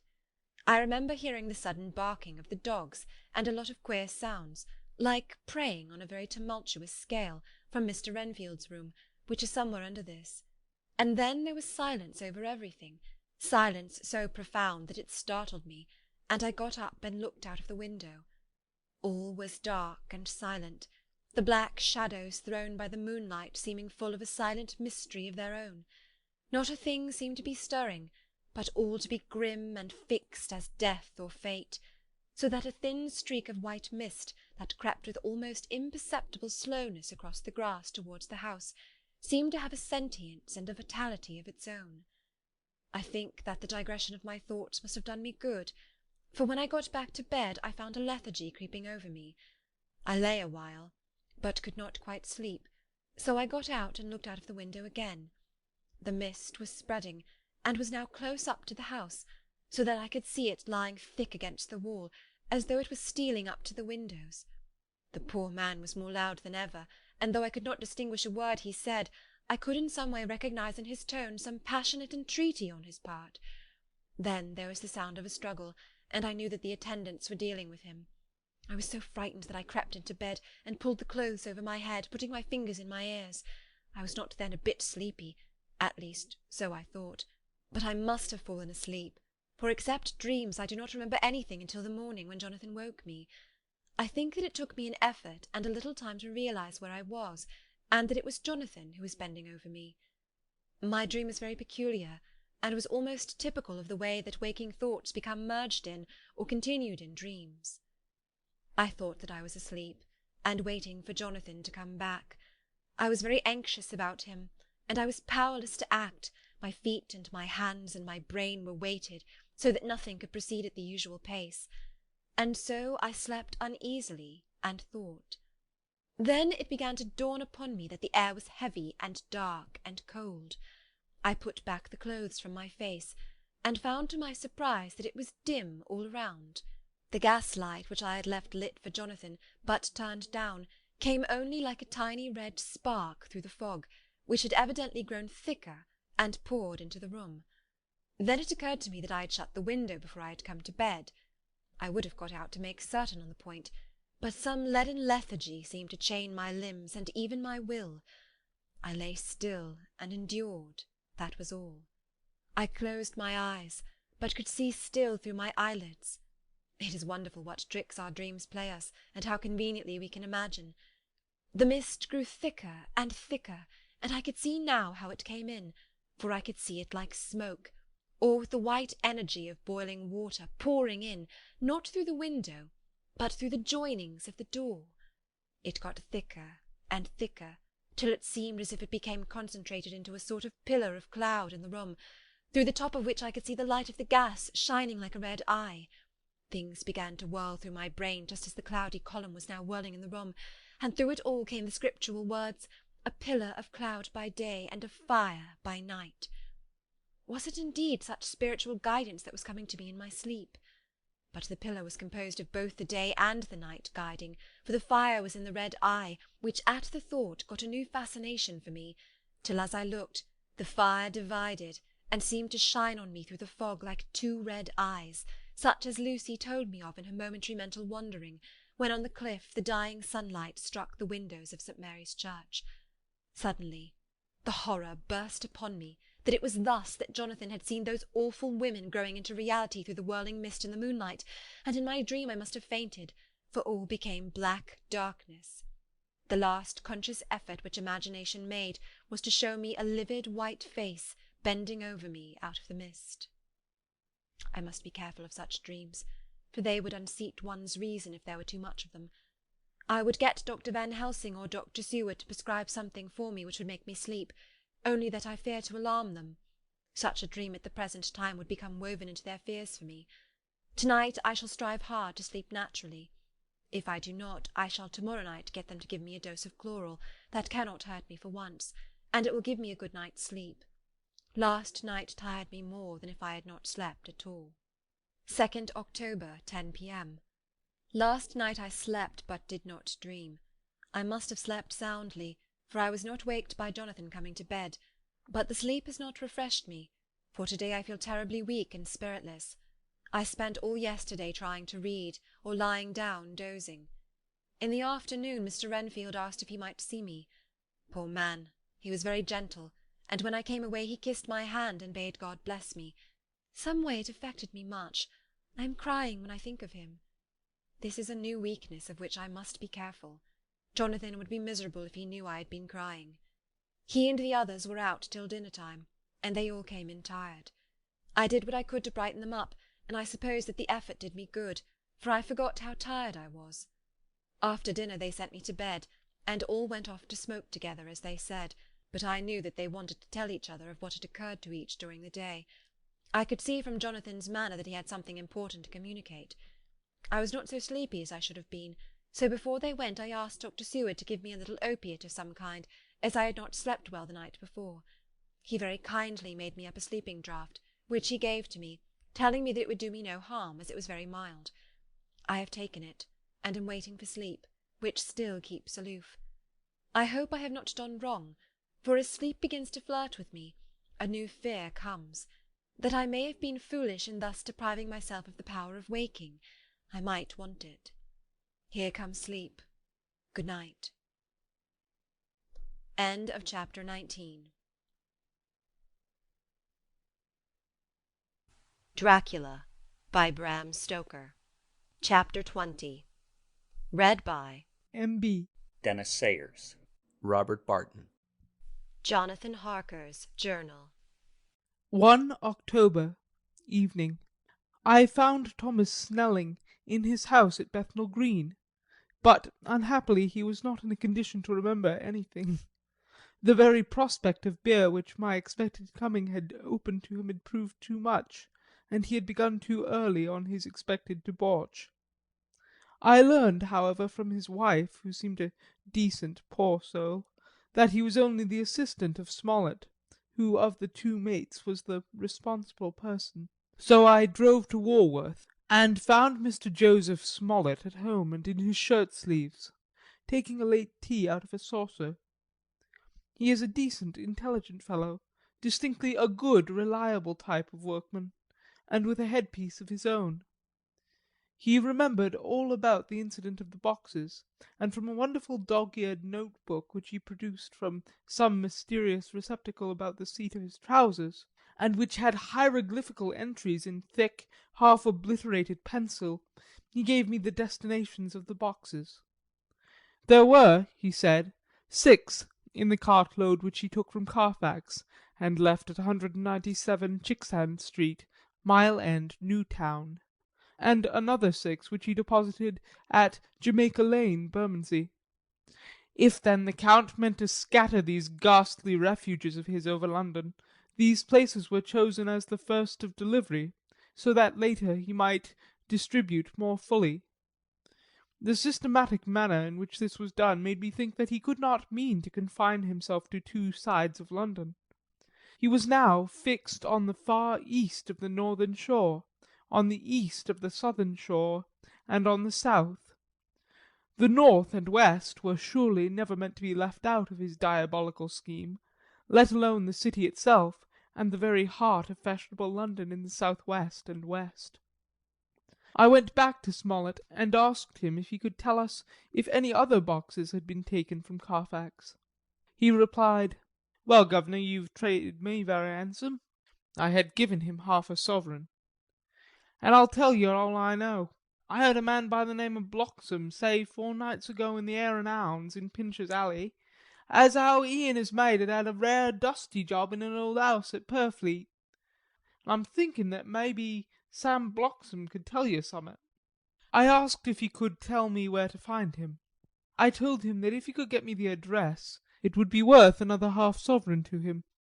So he gulped down the rest of his tea and stood up, saying that he was going to begin the search then and there. At the door he stopped and said, "Look here, guv'nor, there ain't no use in me a keeping you here. I may find Sam soon or I mayn't, but anyhow he ain't like to be in a way to tell you much tonight. Sam is a rare one when he starts on the booze. If you can give me an envelope with a stamp on it and put your address on it, I'll find out where Sam is to be found and post it you tonight. But you'd better be up soon after him in the morning, never mind the booze the night afore." This was all practical, so one of the children went off with a penny to buy an envelope and a sheet of paper, and to keep the change. When she came back, I addressed the envelope and stamped it, and when Smollett had again faithfully promised to post the address when found, I took my way to home. We're on the track anyhow. I am tired tonight and I want to sleep. Mina is fast asleep, and looks a little too pale. Her eyes look as though she had been crying. Poor dear, I've no doubt it frets her to be kept in the dark, and it may make her doubly anxious about me and the others. But it is best as it is. It is better to be disappointed and worried in such a way now than to have her nerve broken. The doctors were quite right to insist on her being kept out of this dreadful business. I must be firm, for on me this particular burden of silence must rest. I shall not ever enter on the subject with her under any circumstances. Indeed, it may not be a hard task, after all, for she herself has become reticent on the subject, and has not spoken of the Count or his doings ever since we told her of our decision. 2 October, evening. A long and trying and exciting day. By the first post I got my directed envelope, with a dirty scrap of paper enclosed, on which was written with a carpenter's pencil in a sprawling hand, "Sam Bloxham, Corcoran's, 4 Poter's Court, Bartle Street, Walworth. Ask for the Depite." I got the letter in bed, and rose without waking Mina. She looked heavy and sleepy and pale, and far from well. I determined not to wake her, but that when I should return from this new search I would arrange for her going back to Exeter. I think she would be happier in her own home, with her daily tasks to interest her, than in being here, amongst us and in ignorance. I only saw Dr. Seward for a moment, and told him where I was off to, promising to come back and tell the rest so soon as I should have found out anything. I drove to Walworth and found, with some difficulty, Potter's Court. Mr. Smollett's spelling misled me, as I asked for Poter's Court instead of Potter's Court. However, when I had found the court, I had no difficulty in discovering Corcoran's lodging-house. When I asked the man who came to the door for the depite, he shook his head and said, "I don't know him. There ain't no such a person here. I never heard of him in all my bloomin' days. Don't believe there ain't nobody of that kind living here or anywheres." I took out Smollett's letter, and as I read it, it seemed to me that the lesson of the spelling of the name of the court might guide me. "What are you?" I asked. "I'm the deputy," he answered. I saw at once that I was on the right track.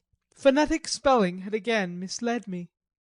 A half-crown tip put the deputy's knowledge at my disposal, and I learned that Mr. Bloxam, who had slept off the remains of his beer on the previous night at Corcoran's, had left for his work at Poplar at 5 o'clock that morning. He would not tell me where the place of work was situated, but I had a vague idea that it was some kind of new-fangled warehouse, and with this slender clue I had to start for Poplar. It was 12 o'clock before I got any satisfactory hint of such a building, and this I got at a coffee shop where some workmen were having their dinner. One of them suggested that there was being erected at Cross Angel Street a new cold storage building, and as this suited the condition of a new-fangled warehouse, I at once drove to it. An interview with a surly gatekeeper and a surlier foreman, both of whom were appeased with the coin of the realm, put me on the track of Bloxam. He was sent for on my suggestion that I was willing to pay his day's wages to his foreman for the privilege of asking him a few questions on a private matter. He was a smart enough fellow, though rough of speech and bearing. When I had promised to pay for his information and given him in earnest, he told me that he had made 2 journeys between Carfax and a house in Piccadilly, and had taken from this house to the latter 9 great boxes, main heavy ones, with a horse and cart hired by him for this purpose. I asked him if he could tell me the number of the house in Piccadilly, to which he replied, "Well, guv'nor, I forgets the number, but it was only a few door from a big white church, or something of the kind, not long built. It was a dusty old house, too, though nothing to the dustiness of the house we took the bloomin' boxes from." "How did you get in, if both houses were empty?" "There was the old party what engaged me and waiting in the house at Purfleet. He helped me to lift the boxes and put them in the dray. Curse me, he was the strongest chap I ever struck, and him a old feller, with a white moustache, one that thin you would think he couldn't throw a shadder." How this phrase thrilled through me. "Why, he took up his end of the boxes like there was pounds of tea, and me a puffin' and a blowin' afore I could up end mine anyhow, and I'm no chicken neither." "How did you get into the house at Piccadilly?" I asked. "He was there too. He must have started off and got there afore me, for when I rung of the bell he came and opened the door hisself and helped me carry the boxes into the hall." "The whole 9?" I asked. "Yus, there was 5 in the first load and 4 in the second. It was main dry work, and I don't so well remember how I got home." I interrupted him. "Were the boxes left in the hall?" "Yus, it was a big hall, and there was nothing else in it." I made one more attempt to further matters. "You didn't have any key?" "Never used no key nor nothink. The old gent he opened the door hisself and shut it again when I drove off. I don't remember the last time, but that was the beer." "And you can't remember the number of the house?" "No, sir. But he didn't have no difficulty about that. It's a high un with a stone front with a bow on it, and 'igh steps up to the door. I know them steps, having had to carry the boxes up with 3 loafers what come around to earn a copper. The old gent gave 'em shillin's, and they, seeing they got so much, they wanted more, but he took one of them by the shoulder and was like to throw him down the steps, till the lot of them went away cussing. I thought with this description I could find the house, so having paid my friend for his information, started off for Piccadilly. I had gained a new painful experience. The Count could, it was evident, handle the earth boxes himself. If so, time was precious, for now that he had achieved a certain amount of distribution, he could, by choosing his own time, complete the task unobserved. At Piccadilly Circus I discharged my cab and walked westward. Beyond the Junior Constitutional I came across the house described, and was satisfied that this was the next of the layers arranged by Dracula. The house looked as though it had been long untenanted. The windows were encrusted with dust, and the shutters were up. All the framework was black with time, and from the iron the paint had mostly scaled away. It was evident that up to lately there had been a large notice board in front of the balcony. It had, however, been roughly torn away, the uprights which had supported it still remaining. Behind the rails of the balcony I saw that there were some loose boards whose raw edges looked white. I would have given a good deal to have been able to see the notice board intact, as it would, perhaps, have given some clue to the ownership of the house. I remembered my experience of the investigation and purchase of Carfax, and I could not but feel that if I could find the former owner there might be some means discovered of gaining access to the house. There was at present nothing to be learned from the Piccadilly side, and nothing could be done, so I went around to the back to see if anything could be gathered from this quarter. The mews were active, the Piccadilly houses being mostly in occupation. I asked one or two of the grooms and helpers whom I saw around if they could tell me anything about the empty house. One of them said that he had heard it had lately been taken, but he couldn't say from whom. He told me, however, that up to very lately there had been a notice board of "For Sale" up, and that perhaps Mitchell, Sons and Candy, the house agents, could tell me something, as he thought he remembered seeing the name of that firm on the board. I did not wish to seem too eager, or to let my informant know or guess too much, so thanking him in the usual manner I strolled away. It was now growing dusk, and the autumn night was closing in, so I did not lose any time. Having learned the address of Mitchell, Sons and Candy from a directory at the Berkeley, I was soon at their office in Sackville Street. The gentleman who saw me was particularly suave in manner, but uncommunicative in equal proportion. Having once told me that the Piccadilly house, which throughout our interview he called a mansion, was sold, he considered my business as concluded. When I asked who had purchased it, he opened his eyes a thought wider, and paused a few seconds before replying, "It is sold, sir." "Pardon me," I said with equal politeness, "but I have a special reason for wishing to know who purchased it." Again he paused longer, and raised his eyebrows still more. "It is sold, sir," was again his laconic reply. "Surely," I said, "you do not mind letting me know so much?" "But I do mind," he answered. "The affairs of their clients are absolutely safe in the hands of Mitchell, Sons and Candy." This was manifestly a prig of the first water, and there was no use arguing with him. I thought I had best meet him on his own ground, so I said, "Your clients, sir, are happy in having so resolute a guardian of their confidence. I am myself a professional man." Here I handed him my card. "In this instance I am not prompted by curiosity. I act on the part of Lord Godalming, who wishes to know something of the property which was, he understood, lately for sale." These words put a different complexion on affairs. He said, "I would like to oblige you if I could, Mr. Harker, and especially would I like to oblige his lordship. We once carried out a small matter of renting some chambers for him when he was the Honourable Arthur Holmwood. If you will let me have his lordship's address, I will consult the house on the subject, and will, in any case, communicate with his lordship by to-night's post. It will be a pleasure if we can so far deviate from our rules as to give the required information to his lordship. I wanted to secure a friend, and not to make an enemy, so I thanked him, gave the address at Dr. Seward's, and came away. It was now dark, and I was tired and hungry. I got a cup of tea at the Aerated Bread Company, and came down to Purfleet by the next train. I found all the others at home. Mina was looking tired and pale, but she made a gallant effort to be bright and cheerful. It wrung my heart to think that I had had to keep anything from her, and so caused her inquietude. Thank God, this will be the last night of her looking on at our conferences and feeling the sting of our not showing our confidence.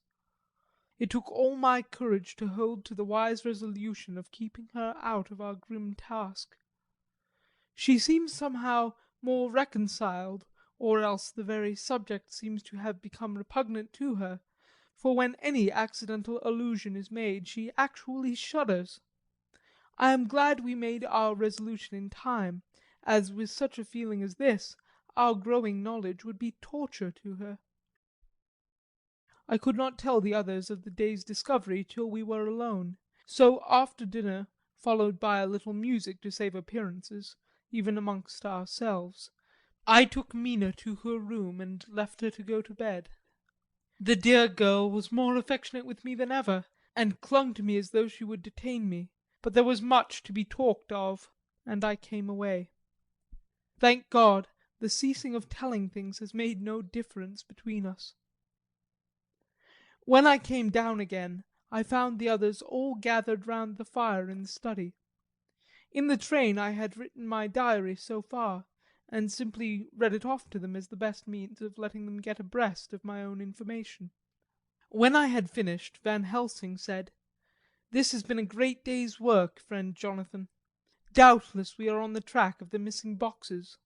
If we find them all in that house, then our work is near the end.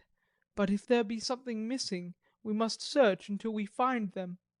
Then shall we make our final coup, and hunt the wretch to his real death." We all sat a while, and all at once Mr. Morris spoke. "Say, how are we going to get into that house?" "We got into the other," answered Lord Godalming quickly. "But, Art, this is different. We broke house at Carfax, but we had night in a walled park to protect us. It will be a mighty different thing to commit burglary in Piccadilly, either by day or night. I confess I don't see how we are going to get in unless that agency duck can find us a key of some sort." Lord Godalming's brows contracted, and he stood up and walked about the room.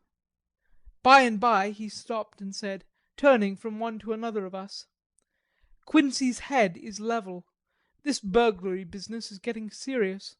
We got off once all right, but we now have a rare job on hand, unless we can find the Count's key basket." As nothing could well be done before morning, and as it would be at least advisable to wait till Lord Godalming should hear from Mitchell's, we decided not to take any active step before breakfast time. For a good while we sat and smoked, discussing the matter in its various lights and bearings. I took the opportunity of bringing this diary right up to the moment. I am very sleepy and shall go to bed. Just a line. Mina sleeps soundly, and her breathing is regular.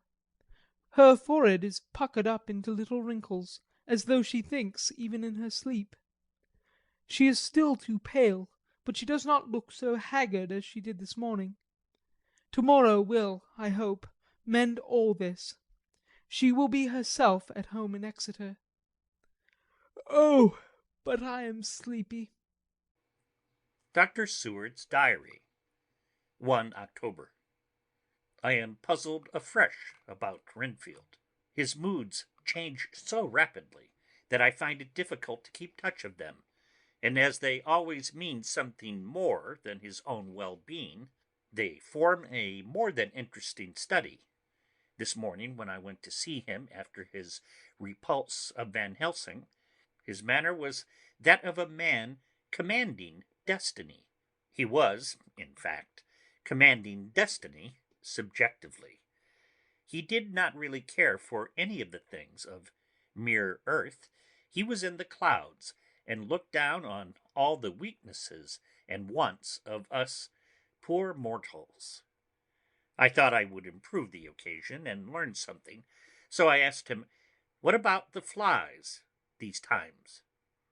He smiled on me in quite a superior sort of way, such a smile as would have become the face of Malvolio, as he answered me, "The fly, my dear sir, has one striking feature. Its wings are typical of the aerial powers of the psychic faculties. The ancients did well when they typified the soul as a butterfly." I thought I would push his analogy to its utmost logically, so I said quickly, "Oh, so it is a soul you are after now, is it?" His madness foiled his reason, and a puzzled look spread over his face as, shaking his head with a decision which I had but seldom seen in him, he said, "Oh, no, oh no, I want no souls. Life is all I want." Here he brightened up. "I am pretty indifferent about it at present. Life is all right.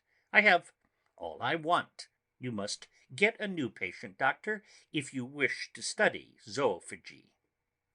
This puzzled me a little, so I drew him on. "Then you command life.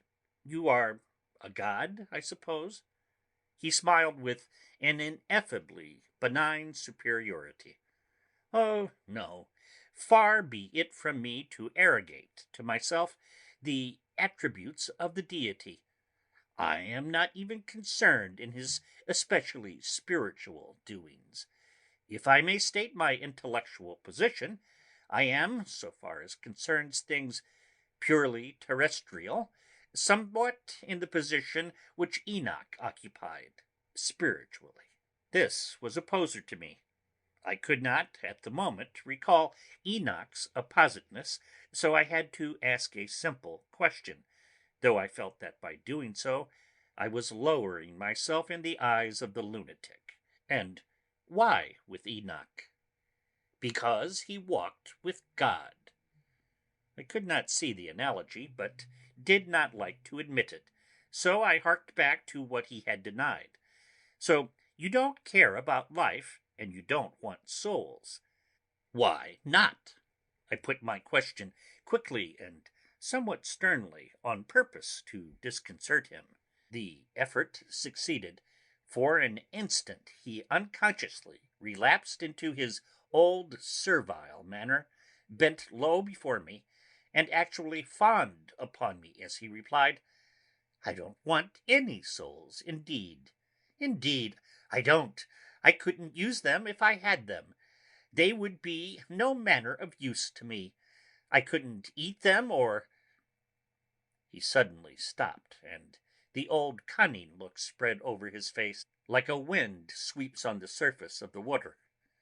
"And, doctor, as to life, what is it after all? When you've got all you require, and you know that you will never want, that is all. I have friends, good friends, like you, Dr. Seward." This was said with a leer of inexpressible cunning. "I know that I shall never lack the means of life." I think that through the cloudiness of his insanity he saw some antagonism in me, for he at once fell back on the last refuge of such as he, a dogged silence. After a short time I saw that for the present it was useless to speak to him. He was sulky, and so I came away. Later in the day he sent for me. Ordinarily I would not have gone without special reason, but just at present I am so interested in him that I would gladly make an effort. Besides, I am glad to have anything to help pass the time. Harker is out following up clues, and so are Lord Godalming and Quinsy. Van Helsing sits in my study poring over the record prepared by the Harkers. He seems to think that by accurate knowledge of all details he will light up on some clue. He does not wish to be disturbed in the work without cause. I would have taken him with me to see the patient, only I thought that after his last repulse he might not care to go again. There was also another reason. Renfield might not speak so freely before a third person as when he and I were alone. I found him sitting in the middle of the floor on his stool, a pose which is generally indicative of some mental energy on his part. When I came in, he said at once, as though the question had been waiting on his lips, "What about souls?" It was evident, then, that my surmise had been correct.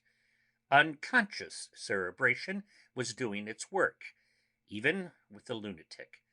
I determined to have the matter out. "What about them yourself?" I asked. He did not reply for a moment, but looked all around him and up and down, as though he expected to find some inspiration for an answer. "I don't want any souls," he said in a feeble, apologetic way. The matter seemed preying on his mind, and so I determined to use it, to be cruel only to be kind. So I said, "You like life, and you want life?" "Oh, yes, but that is all right. You needn't worry about that." "But," I asked, "how are we to get the life without getting the soul also?" This seemed to puzzle him, so I followed it up. "A nice time you'll have sometime when you're flying out here, with the souls of thousands of flies and spiders and birds and cats buzzing and twittering and moaning all around you. You've got their lives, you know, and you must put up with their souls."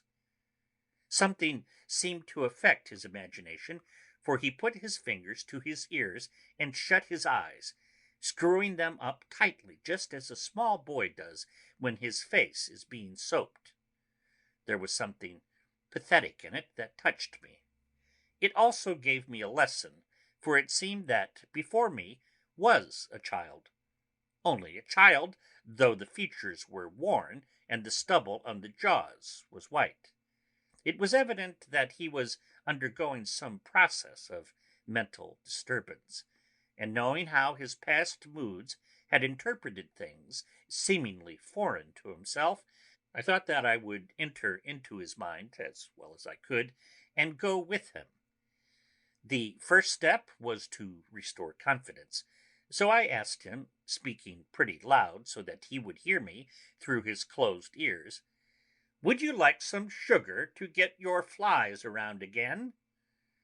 He seemed to wake up all at once, and shook his head.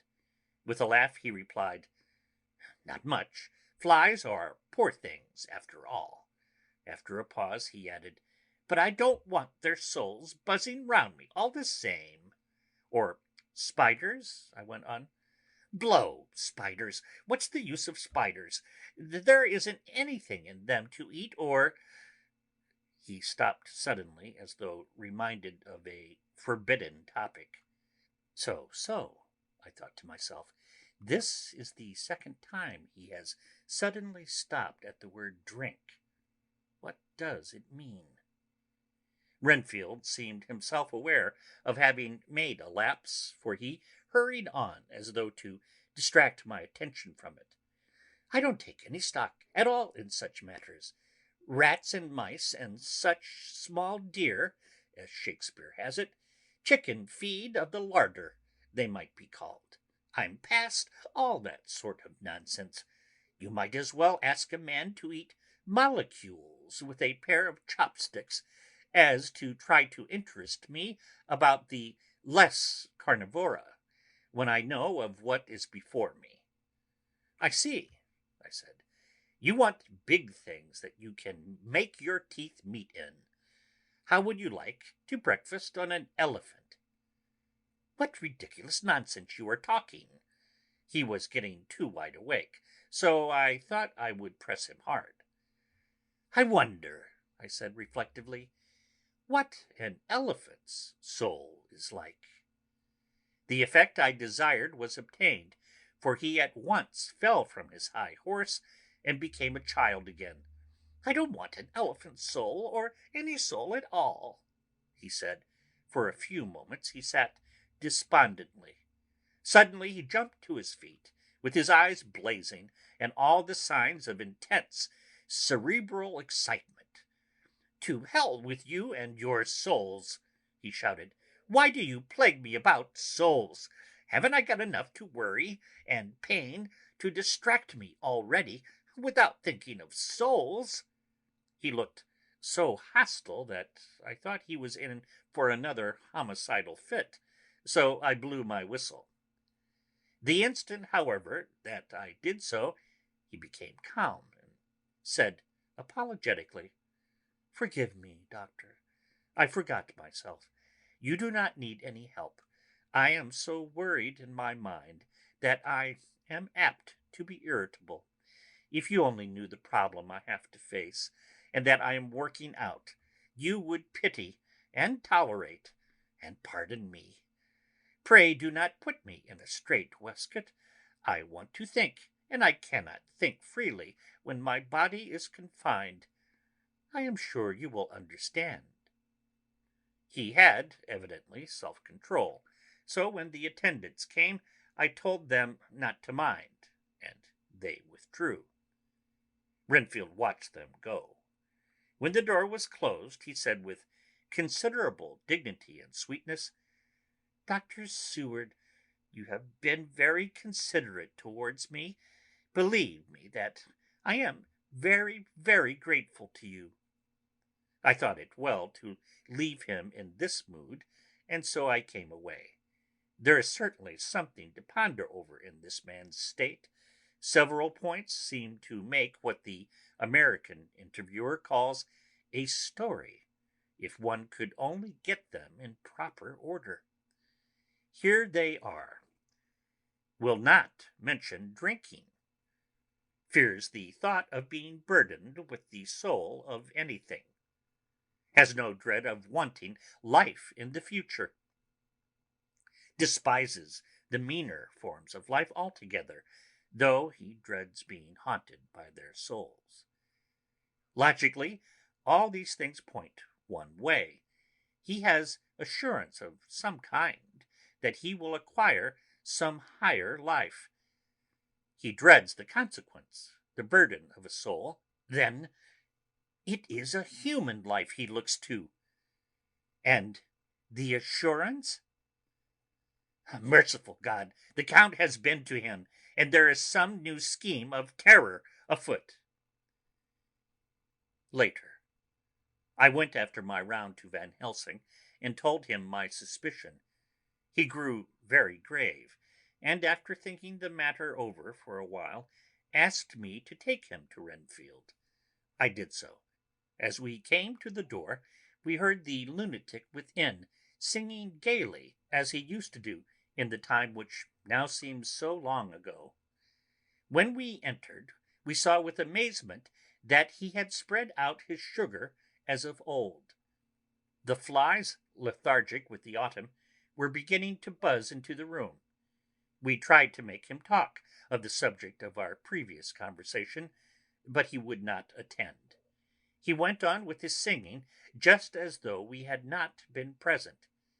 He had got a scrap of paper and was folding it into a notebook. We had to come away as ignorant as we went in. His is a curious case indeed. We must watch him tonight. Letter, Mitchell, Sons, and Candy, to Lord Godalming. 1 October. My lord, we are at all times only too happy to meet your wishes. We beg with regard to the desire of your lordship expressed by Mr. Harker on your behalf to supply the following information concerning the sale and purchase of number 347 Piccadilly. The original vendors are the executors of the late Mr. Archibald Winter Suffield. The purchaser is a foreign nobleman, Count de Ville, who effected the purchase himself, paying the purchase money in notes over the counter, if your lordship will pardon us using so vulgar an expression. Beyond this, we know nothing whatever of him. We are, my lord, your lordship's humble servants, Mitchell, Sons, and Candy. Dr. Seward's Diary, 2 October. I placed a man in the corridor last night and told him to make an accurate note of any sound he might hear from Renfield's room, and gave him instructions that if there should be anything strange, he was to call me. After dinner, when we had all gathered round the fire in the study, Mrs. Harker having gone to bed, we discussed the attempts and discoveries of the day. Harker was the only one who had any result, and we are in great hopes that his clue may be an important one. Before going to bed, I went round to the patient's room and looked in through the observation trap. He was sleeping soundly. His heart rose and fell with regular respiration. This morning, the man on duty reported to me that a little after midnight he was restless and kept saying his prayers somewhat loudly. I asked him if that was all. He replied that it was all he heard. There was something about his manner so suspicious that I asked him point blank if he had been asleep. He denied sleep, but admitted to having dozed for a while. It is too bad that men cannot be trusted unless they are watched. Today Harker is out following up his clue, and Art and Quincy are looking after horses. Godalming thinks it will be well to have horses always in readiness, for when we get the information which we seek, there will be no time to lose. We must sterilize all the imported earth between sunrise and sunset. We shall thus catch the Count at his weakest, and without a refuge to fly to. Van Helsing is off to the British Museum, looking up some authorities on ancient medicine. The old physicians took account of things which their followers do not accept, and the professor is searching for witch and demon cures which may be useful to us later. I sometimes think we must all be mad, and that we shall wake to sanity in strait waistcoats. Later. We have met again. We seem at last to be on the track, and our work of tomorrow may be the beginning of the end. I wonder if Renfield's quiet has anything to do with this. His moods have so followed the doings of the Count, that the coming destruction of the monster may be carried to him some subtle way. If we could only get some hint as to what passed in his mind between the time of my argument with him today and his resumption of fly-catching, it might afford us a valuable clue. He is now seemingly quiet for a spell.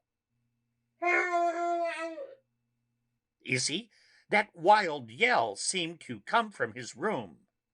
The attendant came bursting into my room and told me that Renfield had somehow met with an accident.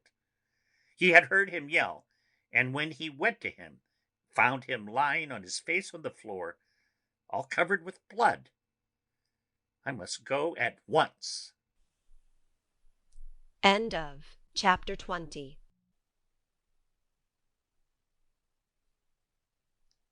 Dracula by Bram Stoker.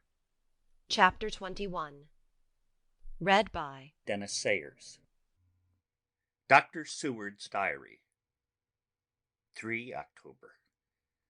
Let me put down with exactness all that happened, as well as I can remember, since last I made an entry. Not a detail that I can recall must be forgotten. In all calmness, I must proceed. When I came to Renfield's room, I found him lying on the floor on his left side, in a glittering pool of blood. When I went to move him, it became at once apparent that he had received some terrible injuries. There seemed none of the unity of purpose between the parts of the body which marks even lethargic sanity. As the face was exposed, I could see that it was horribly bruised, as though it had been beaten against the floor. Indeed, it was from the face wounds that the pool of blood originated. The attendant who was kneeling beside the body said to me as we turned him over, "I think, sir, his back is broken. See, both his right arm and leg and the whole side of his face are paralyzed." How such a thing could have happened puzzled the attendant beyond measure. He seemed quite bewildered, and his brows were gathered in as he said, "I can't understand the two things. He could mark his face like that by beating his own head on the floor. I saw a young woman do it once at the Eversfield Asylum, before anyone could lay hands on her, and I suppose he might have broken his neck by falling out of bed, if he got in an awkward link. But for the life of me, I can't imagine how the two things occurred. If his back was broke, he couldn't beat his head, and if his head was like that before the fall out of bed, there would be marks of it." I said to him, "Go to Dr. Van Helsing and ask him to kindly come here at once. I want him without an instant's delay." The man ran off, and within a few minutes the professor, in his dressing gown and slippers, appeared. When he saw Renfield on the ground, he looked keenly at him a moment, and then turned to me.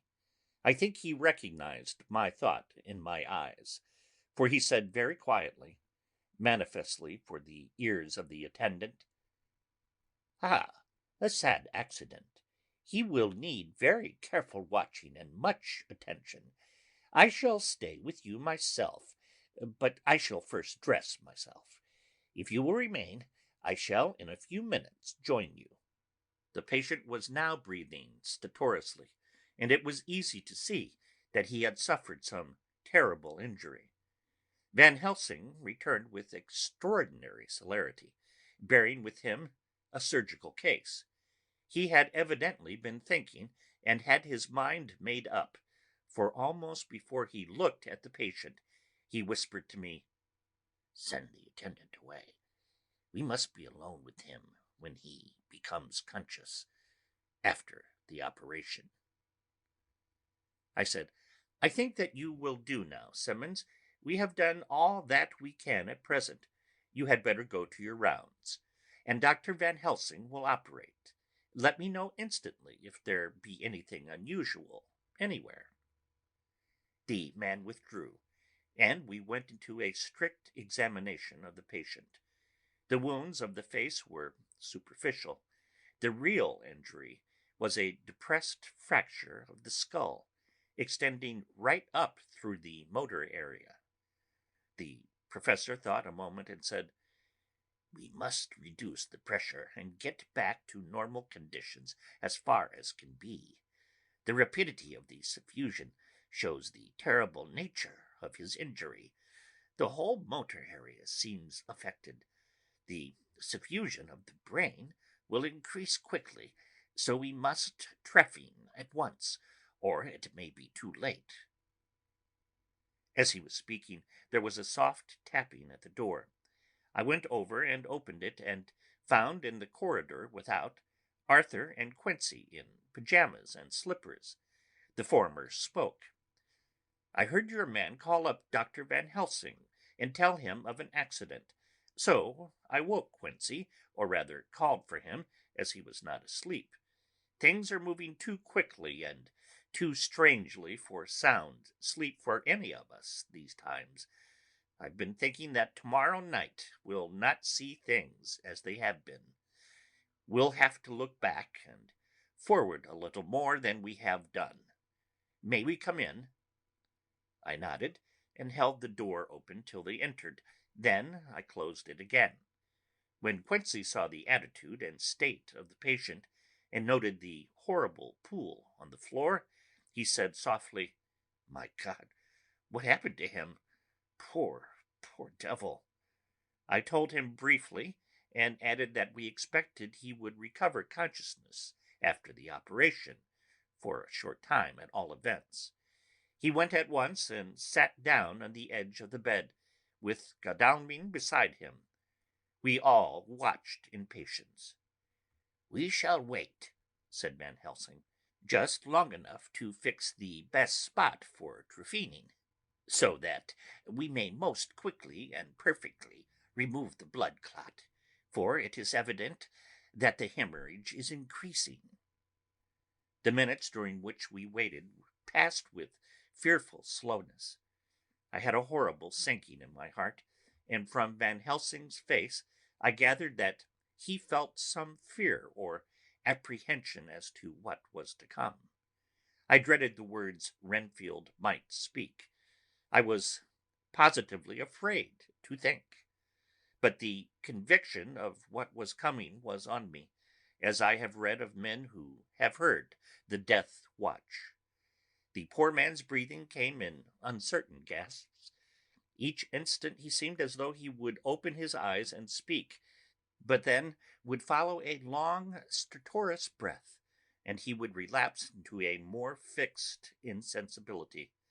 Inured as I was to sick beds and death, this suspense grew and grew upon me. I could almost hear the beating of my own heart, and the blood surging through my temples sounded like blows from a hammer. The silence finally became agonizing. I looked at my companions, one after another, and saw from their flushed faces and damp brows that they were enduring equal torture. There was a nervous suspense over us all, as though overhead some dread bell would peal out powerfully when we should least expect it. At last there came a time when it was evident that the patient was sinking fast. He might die at any moment. I looked up at the professor and caught his eyes fixed on mine. His face was sternly set as he spoke. "There is no time to lose. His words may be worth many lives. I have been thinking so as I stood here. It may be there is a soul at stake. We shall operate just above the ear." Without another word, he made the operation. For a few moments the breathing continued to be stertorous. Then there came a breath so prolonged that it seemed as though it would tear open his chest. Suddenly his eyes opened and became fixed in a wild, helpless stare. This was continued for a few moments. Then it was softened into a glad surprise, and from his lips came a sigh of relief. He moved convulsively, and as he did so said, "I'll be quiet, doctor. Tell them to take off the strait waistcoat. I have had a terrible dream, and it has left me so weak that I cannot move. What's wrong with my face? It feels all swollen, and it smarts dreadfully." He tried to turn his head, but even with the effort his eyes seemed to grow glassy again, so I gently put it back. Then Van Helsing said in a quiet, grave voice, "Tell us your dream, Mr. Renfield." As he heard the voice, his face brightened through its mutilation, and he said, "That is Dr. Van Helsing. How good it is of you to be here. Give me some water. My lips are dry, and I shall try to tell you. I dreamed—" He stopped and seemed fainting. I called quietly to Quincey, "The brandy, it is in my study, quick." He flew and returned with the glass, the decanter of brandy, and a carafe of water. We moistened the parched lips, and the patient quickly revived. It seemed, however, that his poor injured brain had been working in the interval, for when he was quite conscious he looked at me piercingly with an agonized confusion which I shall never forget, and said, "I must not deceive myself. It was no dream, but all a grim reality. Then his eyes roved round the room. As they caught sight of two figures sitting patiently on the edge of the bed, he went on, "If I were not sure already, I would know from them." For an instant his eyes closed, not with pain or sleep, but voluntarily, as though he were bringing all his faculties to bear. When he opened them, he said hurriedly and with more energy than he had yet displayed, "Quick, doctor, quick, I'm dying. I feel that I have but a few minutes, and then I must go back to death. Or worse, wet my lips with brandy again. I have something that I must say before I die, or before my poor crushed brain dies anyhow. Ugh, thank you. It was that night, after you left me, when I implored you to let me go away. I couldn't speak then, for I felt my tongue was tied, but I was as sane then, except in that way, as I am now. I was in an agony of despair for a long time after you left me. It seemed hours. Then there came a sudden peace to me. My brain seemed to become cool again, and I realized where I was. I heard the dogs bark behind our house, but not where he was." As he spoke, Van Helsing's eyes never blinked, but his hand came out and met mine and gripped it hard. He did not, however, betray himself. He nodded slightly and said, "Go on," in a low voice. Renfield proceeded.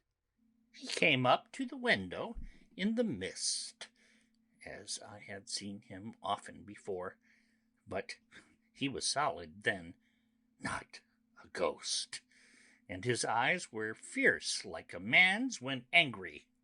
He was laughing with his red mouth. The sharp white teeth glinted in the moonlight when he turned to look back over the belt of trees to where the dogs were barking. I wouldn't ask him to come in at first, though I knew he wanted to, just as he had wanted all along. Then he began promising me things, not in words, but by doing them." He was interrupted by a word from the professor. "How?" "By making them happen, just as he used to send in the flies when the sun was shining, great big fat ones with steel and sapphire on their wings, and big moths in the night with skull and crossbones on their backs." Van Helsing nodded to him as he whispered to me unconsciously, "The Acherontia atropos of the Sphinges, what you call the death's head moth." The patient went on without stopping. Then he began to whisper, "Rats, rats, rats, hundreds, thousands, millions of them, and every one a life, and dogs to eat them, and cats too, all lives, all red blood, with years of life in it, and not merely buzzing flies." I laughed at him, for I wanted to see what he could do. Then the dogs howled away beyond the dark trees in his house. He beckoned me to the window. I got up and looked out, and he raised his hands and seemed to call out without using any words. A dark mass spread over the grass, coming on like the shape of a flame of fire, and then he moved the mist to the right and left, and I could see that there were thousands of rats, with their eyes blazing red, like his, only smaller. He held up his hand, and they all stopped, and I thought he seemed to be saying, "All these lives will I give you, aye, and many more and greater, through countless ages, if you will fall down and worship me." And then a red cloud, like the color of blood, seemed to close over my eyes, and before I knew what I was doing, I found myself opening the sash and saying to him, "Come in, Lord and Master." The Her rats were all gone, but he slid into the room through the sash, though it was only open an inch wide, just as the moon herself has often come in through the tiniest crack, and has stood before me in all her size and splendor. His voice was weaker, so I moistened his lips with the brandy again, and he continued, but it seemed as though his memory had gone on working in the interval, for his story was further advanced. I was about to call him back to the point, but Van Helsing whispered to me, "Let him go on. Do not interrupt him. He cannot go back, and maybe could not proceed at all if once he lost the thread of his thought." He proceeded. "All day I waited to hear from him, but he did not send me anything, not even a blowfly, and when the moon got up, I was pretty angry with him. When he did slide in through the window, though it was shut and did not even knock, I got mad with him. He sneered at me, and his white face looked out of the mist with his red eyes gleaming, and he went on as though he owned the whole place, and I was no one. He didn't even smell the same as he went by me. I couldn't hold him. I thought that somehow Mrs. Harker had come into the room." The two men sitting on the bed stood up and came over, standing behind him so that he could not see them, but where they could hear better. They were both silent, but the professor started and quivered. His face, however, grew grimmer and sterner still. Renfield went on without noticing. "When Mrs. Harker came in to see me this afternoon, she wasn't the same. It was like the tea after the teapot has been watered." Here we all moved, but no one said a word. He went on. "I didn't know that she was here till she spoke. She didn't look the same. I don't care for the pale people. I like them with lots of blood in them, and hers all seemed to have run out. I didn't think of it at the time, but when she went away I began to think, and it made me mad to know that he had been taking the life out of her." I could feel that the rest quivered as I did, but we remained otherwise still. "So when he came tonight, I was ready for him. I saw the mist stealing in, and I grabbed it tight. I had heard that madmen have unnatural strength, and as I knew I was a madman, at times anyhow, I resolved to use my power. And he felt it too, for he had to come out of the mist to struggle with me. I held tight, and I thought I was going to win, for I didn't mean him to take any more of her life, till I saw his eyes. They burned into me, and my strength became like water. He slipped through it, and when I tried to cling to him, he raised me up and flung me down. There was a red cloud before me, and a noise like thunder, and the mist seemed to steal away under the door." His voice was becoming fainter, and his breath more stertorous. Van Helsing stood up instinctively. "We know the worst now," he said. "He is here, and we know his purpose. It may not be too late. Let us be armed, the same as we were the other night, but lose no time. There is not an instant to spare." There was no need to put our fear, nay, our conviction, into words. We shared them in common. We all hurried and took from our rooms the same things that we had when we entered the Count's house. The professor had his ready, and as we met in the corridor, He pointed to them significantly as he said, "They may never leave me, and they shall not till this unhappy business is over. Be wise also, my friends. It is no common enemy that we deal with, alas. Alas, that dear Madam Mina should suffer." He stopped. His voice was breaking, and I do not know if rage or terror predominated in my own heart. Outside the Harkers' door we paused. Art and Quincy held back, and the latter said, "Should we disturb her?" "We must," said Van Helsing grimly. "If the door be locked, I shall break it in." "May it not frighten her terribly? It is unusual to break into a lady's room." Van Helsing said solemnly, "You are always right, but this is life and death. All chambers are alike to the doctor, and even were they not, they are all as one to me tonight.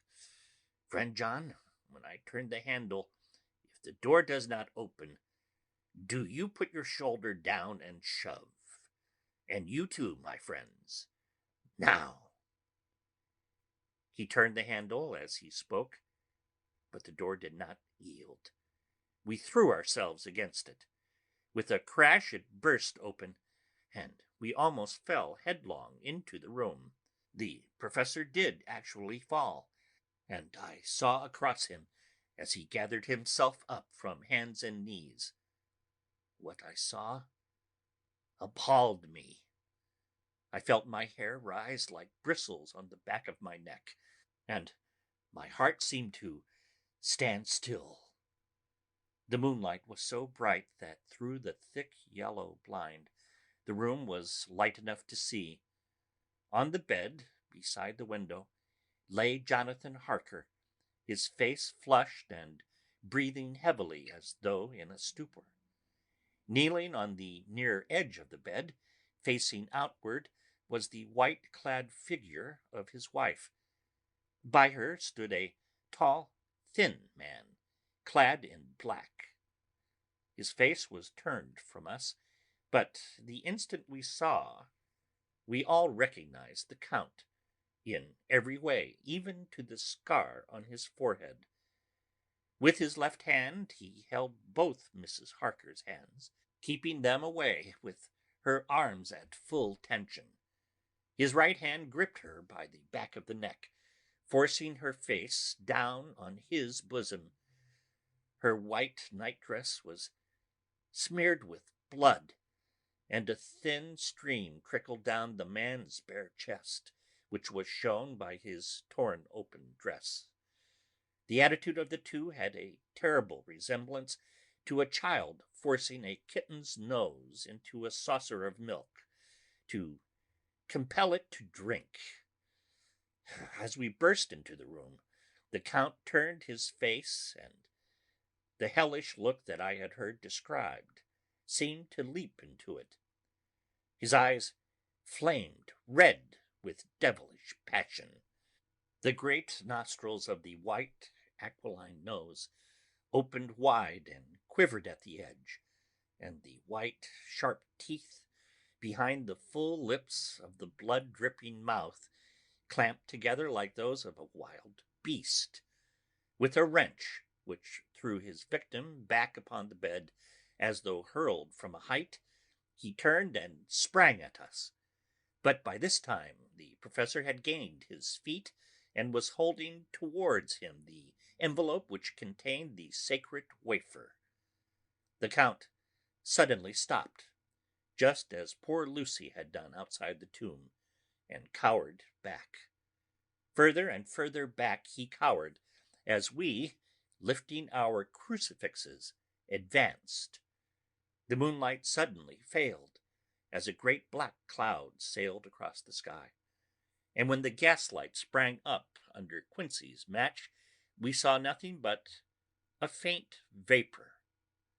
This, as we looked, trailed under the door, which, with the recoil from its bursting open, had swung back to its old position. Van Helsing, Art, and I moved forward to Mrs. Harker, who by this time had drawn her breath, and with it had given a scream so wild, so ear-piercing, so despairing, that it seems to me now that it will ring in my ears till my dying day. For a few seconds she lay in her helpless attitude and disarray. Her face was ghastly, with a pallor which was accentuated by the blood which smeared her lips and cheeks and chin. From her throat trickled a thin stream of blood. Her eyes were mad with terror. Then she put before her face her poor crushed hands, which bore on their whiteness the red mark of the Count's terrible grip, and from behind them came a low, desolate wail which made the terrible scream seem only the quick expression of an endless grief.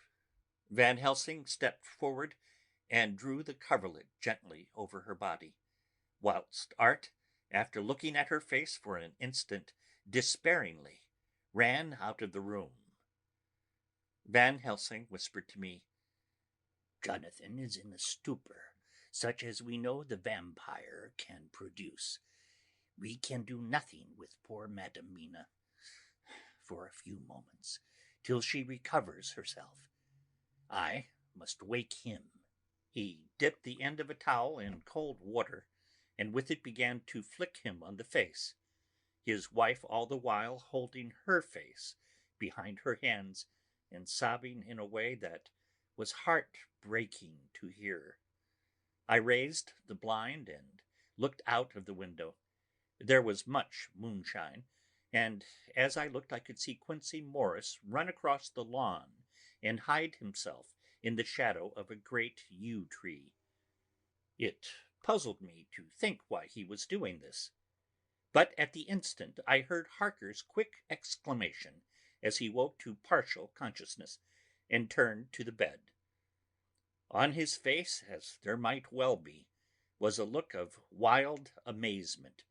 He seemed dazed for a few seconds, and then full consciousness seemed to burst upon him all at once, and he started up. His wife was aroused by the quick movement, and turned to him with her arms stretched out, as though to embrace him. Instantly, however, she drew them in again, and putting her elbows together, held her hands before her face, and shuddered till the bed beneath her shook. "In God's name, what does this mean?" Harker cried out. "Dr. Seward, Dr. Van Helsing, what is it? What has happened? What is wrong? Mina, dear, what is it? What does that blood mean? My God, has it come to this?" And raising himself to his knees, he beat his hands wildly together. "Good God, help us! Help her! Oh, help her!" With a quick movement, he jumped from bed and began to pull on his clothes, all the man in him awake at the need for instant exertion. "What has happened? Tell me all about it," he cried without pausing. "Dr. Van Helsing, you love Mina, I know. Oh, do something to save her. It cannot have gone too far yet. Guard her while I look for him." His wife, through her terror and horror and distress, saw some sure danger to him. Instantly forgetting her own grief, she seized hold of him and cried out, "No, no, Jonathan, you must not leave me. I have suffered enough tonight, God knows, without the dread of his harming you. You must stay with me. Stay with these friends who will watch over you." Her expression became frantic as she spoke, and he yielding to her, she pulled him down sitting on the bedside, and clung to him fiercely. Van Helsing and I tried to calm them both. The professor held up his golden crucifix, and said with wonderful calmness, "Do not fear, my dear. We are here and whilst this is close to you, no foul thing can approach. You are safe for tonight, and we must be calm and take counsel together." She shuddered and was silent, holding down her head on her husband's breast. When she raised it, his white night-robe was stained with blood where her lips had touched, and where the thin open wound in the neck had sent forth drops.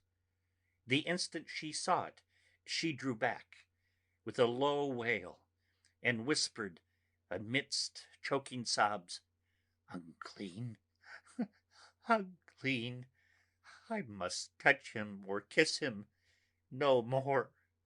Oh, that it should be that it is I who am now his worst enemy, and whom he may have most cause to fear." To this he spoke out resolutely, "Nonsense, Mina. It is a shame to me to hear such a word. I would not hear it of you, and I shall not hear it from you. May God judge me by my deserts, and punish me with more bitter suffering than even this hour, if by any act or will of mine anything ever come between us." He put out his arms and folded her to his breast, and for a while she lay there sobbing. He looked at us over her bowed head, with eyes that blinked damply above his quivering nostrils. His mouth was set as steel. After a while her sobs became less frequent and more faint, and then he said to me, speaking with a studied calmness which I felt tried his nervous power to the utmost, "And now, Dr. Seward, tell me all about it. Too well I know the broad fact. Tell me all that has been." I told him exactly what had happened, and he listened with seeming impassiveness, but his nostrils twitched and his eyes blazed as I told how the ruthless hands of the Count had held his wife in that terrible and horrid position, with her mouth to the open wound in his breast. It interested me, even at that moment, to see that whilst the face of white set passion worked convulsively over the bowed head, the hands tenderly and lovingly stroked the ruffled hair. Just as I had finished, Quincey and Godalming knocked at the door. They entered in obedience to our summons. Van Helsing looked at me questioningly. I understood him to mean if we were to take advantage of their coming to divert, if possible, the thoughts of the unhappy husband and wife from each other and from themselves.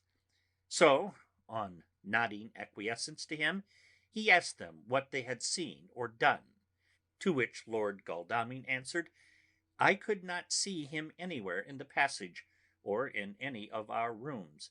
I looked in the study, but though he had been there, he had gone. He had, however—" He stopped suddenly, looking at the poor drooping figure on the bed. Van Helsing said gravely, "Go on, friend Arthur. We want here no more concealments. Our hope now is in knowing all. Tell freely." So Art went on.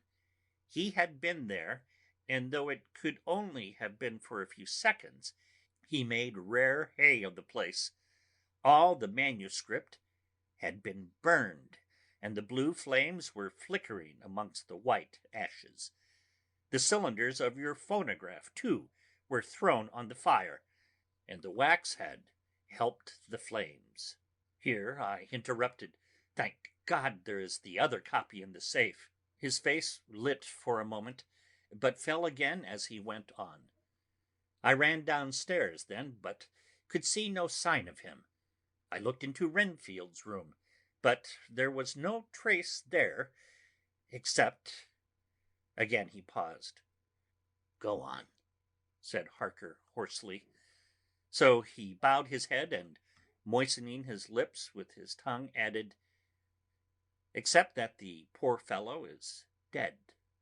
Mrs. Harker raised her head, looking from one to the other of us. She said solemnly, "God's will be done." I could not but feel that art was keeping back something, but as I took it that it was with a purpose, I said nothing. Van Helsing turned to Morris and asked, "And you, friend Quincey, have you any to tell?" "A little," he answered. "It may be much eventually, but at present I can't say. I thought it well to know, if possible, where the Count would go when he left the house. I did not see him, but I saw a bat rise from Renfield's window and flap westward. I expected to see him in some shape go back to Carfax, but he evidently sought some other lair. He will not be back tonight, for the sky is reddening in the east, and the dawn is close. We must work tomorrow." He said the latter through his shut teeth. For a space of perhaps a couple of minutes there was silence, and I could fancy that I could hear the sounds of our hearts beating.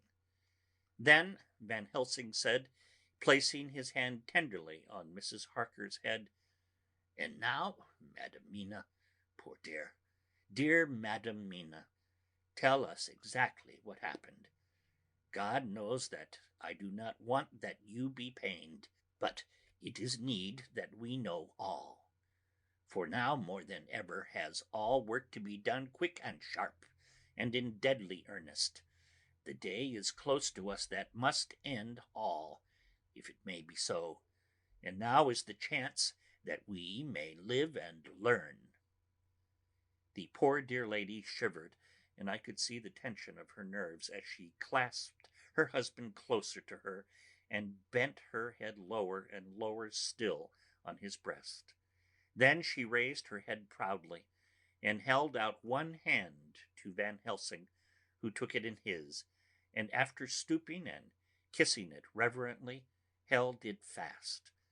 The other hand was locked in that of her husband, who held his other arm thrown round her protectingly. After a pause in which she was evidently ordering her thoughts, she began. "I took the sleeping draught which you had so kindly given me, but for a long time it did not act. I seemed to have become more wakeful, and myriads of horrible fancies began to crowd in upon my mind, all of them connected with death and vampires, with blood and pain and trouble." Her husband involuntarily groaned as she turned to him and said lovingly, "Do not fret, dear. You must be brave and strong, and help me through this horrible task. If you only knew what an effort it is to me to tell of this fearful thing at all, you would understand how much I need your help. Well, I saw I must try to help the medicine to its work with my will, if it was to do me any good, so I resolutely set myself to sleep. Sure enough, sleep must soon have come to me, for I remember no more. Jonathan coming in had not waked me, for he lay by my side when next I remember. There was in the room the same thin white mist that I had noticed before, but I forgot now. If you know of this, you will find it in my diary, which I shall show you later. I felt the same vague terror which had come to me before, and the same sense of some presence. I turned to wake Jonathan, but found that he slept so soundly that it seemed as if it was he who had taken the sleeping draught, and not I. I tried, but I could not wake him. This caused me a great fear, and I looked around terrified. Then, indeed, my heart sank within me.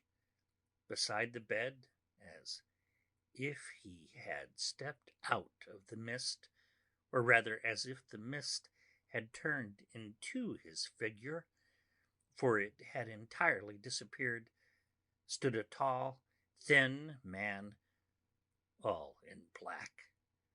I knew him at once from the description of the others.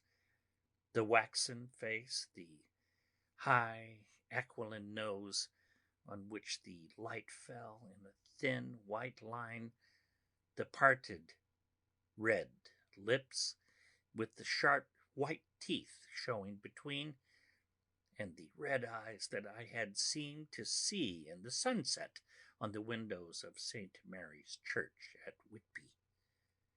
I knew, too, the red scar on his forehead, where Jonathan had struck him.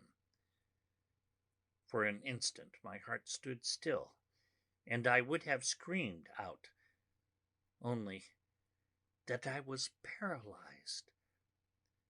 In the pause he spoke in a sort of keen, cutting whisper, pointing as he spoke to Jonathan.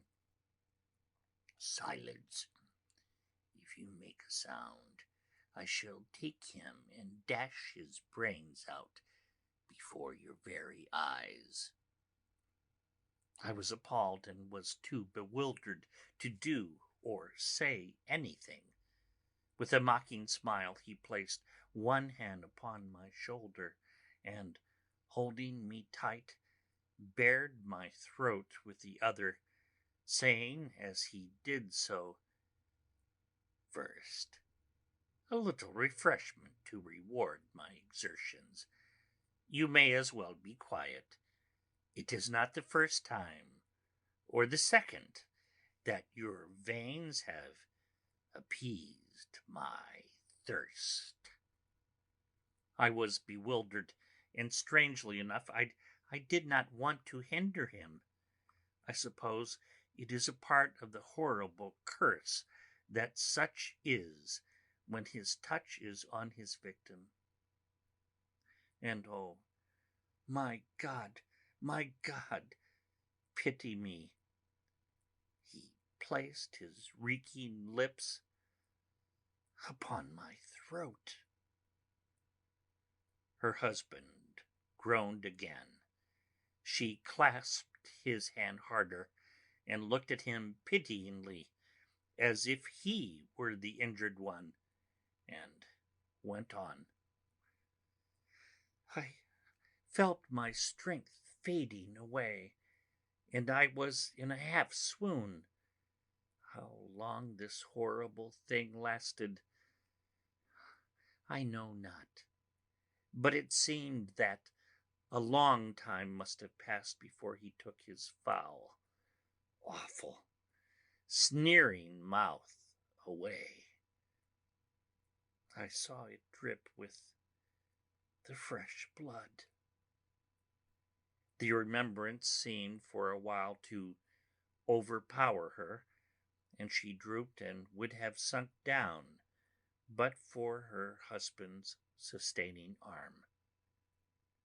With a great effort she recovered herself and went on. Then he spoke to me mockingly. "And so you, like the others, would play your brains against mine? You would help these men to hunt me and frustrate me in my design? You know now, and they know in part already, and will know in full before long what it is to cross my path. They should have kept their energies for use closer to home.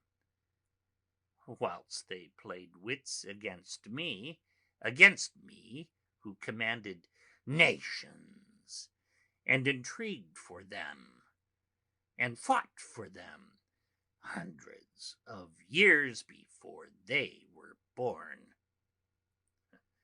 I was countermining them. And you, their best beloved one, are now to me flesh of my flesh, blood of my blood, kin of my kin, my bountiful wine-press for a while, and shall be later on my companion and my helper. You shall be avenged in turn, for not one of them shall minister to your needs. But as yet you are not to be punished for what you have done. You have aided in thwarting me. Now you shall come to my call. When my brain says come to you, you shall cross land or sea to do my bidding. And to that end, this. With that, he pulled open his shirt, and with his long, sharp nails opened a vein in his breast. When the blood began to spurt out, he took my hands in one of his, holding them tight, and with the other seized my neck and pressed my mouth to the wound, so that I must either suffocate or swallow some to the... Oh my God! Oh my God! What have I done? What have I done to deserve such a fate? I who have tried to walk in meekness and righteousness all my days. God, pity me. Look down on a poor soul in worse than mortal peril, and in mercy pity those to whom she is dear. Then she began to rub her lips as though to cleanse them from pollution. As she was telling her terrible story, the eastern sky began to quicken, and everything became more and more clear. Harker was still and quiet, but over his face, as the awful narrative went on, came a grey look which deepened and deepened in the morning light, till when the first red streak of the coming dawn shot up, the flesh stood darkly out against the whitening hair. We have arranged that one of us is to stay within call of the unhappy pair till we can meet together and arrange about taking action. Of this I am sure. The sun rises today on no more miserable house in all the great round of its daily course. End of Chapter 21.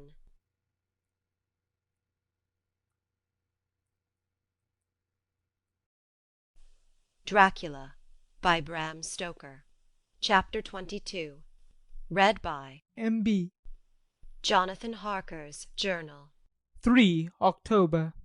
As I must do something or go mad, I write this diary. It is now 6 o'clock, and we are to meet in the study in half an hour and take something to eat, for Dr. Van Helsing and Dr. Seward are agreed that if we do not eat we cannot work our best. Our best will be, God knows, required today. I must keep writing at every chance, for I dare not stop to think. All, big and little, must go down. Perhaps at the end the little things may teach us most. The teaching, big or little, could not have landed Mina or me anywhere worse than we are today. However, we must trust and hope.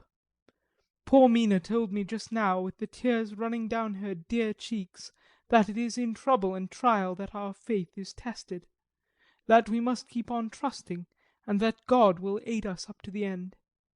The end. Oh, my God! What end? To work! To work! When Dr. Van Helsing and Dr. Seward had come back from seeing Paul Renfield, we went gravely into what was to be done. First, Dr. Seward told us that when he and Dr. Van Helsing had gone down to the room below, they had found Renfield lying on the floor, all in a heap. His face was all bruised and crushed in, and the bones of the neck were broken.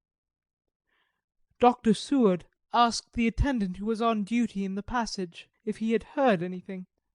He said that he had been sitting down, he confessed to half dozing, when he heard loud voices in the room, and that Renfield had called out loudly several times, "God! God! God!"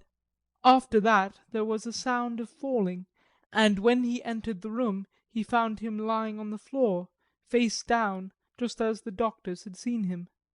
Van Helsing asked if he had heard voices or a voice, and he said he could not say. That at first it had seemed to him as if there were two, but as there was no one in the room, it could have only been one. He could swear to it, if required, that the word God was spoken by the patient. Dr. Seward said to us, when we were alone, that he did not wish to go into the matter. The question of an inquest had to be considered, and it would never do to put forward the truth, as no one would believe it. As it was, he thought that on the attendant's evidence he could give a certificate of death by misadventure in falling from the bed. In case the coroner should demand it, there would be a formal inquest, necessarily to the same result. When the question began to be discussed as to what should be our next step, the very first thing we decided was that Mina should be in full confidence, that nothing of any sort, no matter how painful, should be kept from her. She herself agreed as to its wisdom, and it was painful to see her so brave and yet so sorrowful, and in such a depth of despair. There must be no concealment, she said. Alas, we have too much already, and besides there is nothing in all the world that can give me more pain than I have already endured, than I suffer now. Whatever may happen, it must be of new hope or new courage to me.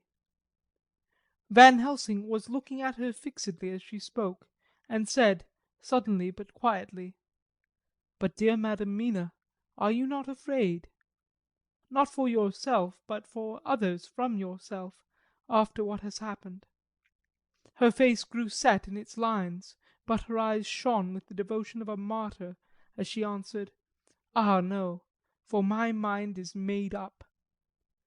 "To what?" he asked gently, whilst we were all very still, for each in our own way we had a sort of vague idea of what she meant. Her answer came with direct simplicity, as though she was simply stating a fact.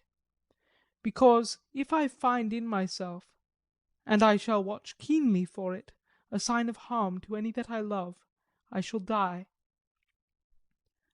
"You would not kill yourself?" he asked, hoarsely. "I would, if there were no friend who loved me, who would save me such a pain, and so desperate an effort." She looked at him meaningly as she spoke. He was sitting down, but now he rose and came close to her and put his hand on her head as he said solemnly, "My child, there is such an one, if it were for your good. For myself, I could hold it in my account with God to find such an euthanasia for you, even at this moment if it were best. Nay, were it safe. But my child—" For a moment he seemed choked, and a great sob rose in his throat. He gulped it down, and went on, "There are some here who would stand between you and death. You must not die. You must not die by any hand, but least of all your own. Unlike the other who has fouled your sweet life, is true dead, you must not die, for if he is still with the quick undead, your death would make you even as he is. No, you must live, you must struggle and strive to live, though death would seem a boon unspeakable. You must fight death himself, though he come to you in pain or in joy. By the day or the night, in safety or in peril, on your living soul I charge you that you not die. Nay, nor think of death, till this great evil be past." The poor dear grew white as death, and shook and shivered, as I have seen a quicksand shake and shiver at the incoming of the tide. We were all silent. We could do nothing. At length she grew more calm, and turning to him said sweetly, but oh so sorrowfully, as she held out her hand, "I promise you, my dear friend, that if God will let me live, I shall strive to do so, till, if it may be in His good time, this horror may have passed away from me." She was so good and brave that we all felt that our hearts were strengthened to work and endure for her, and we began to discuss what we were to do.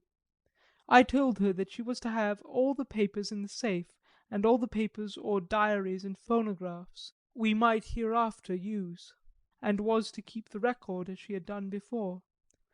She was pleased with the prospect of anything to do, if pleased could be used in connection with so grim an interest. As usual, Van Helsing had thought ahead of everyone else, and was prepared with an exact ordering of our work.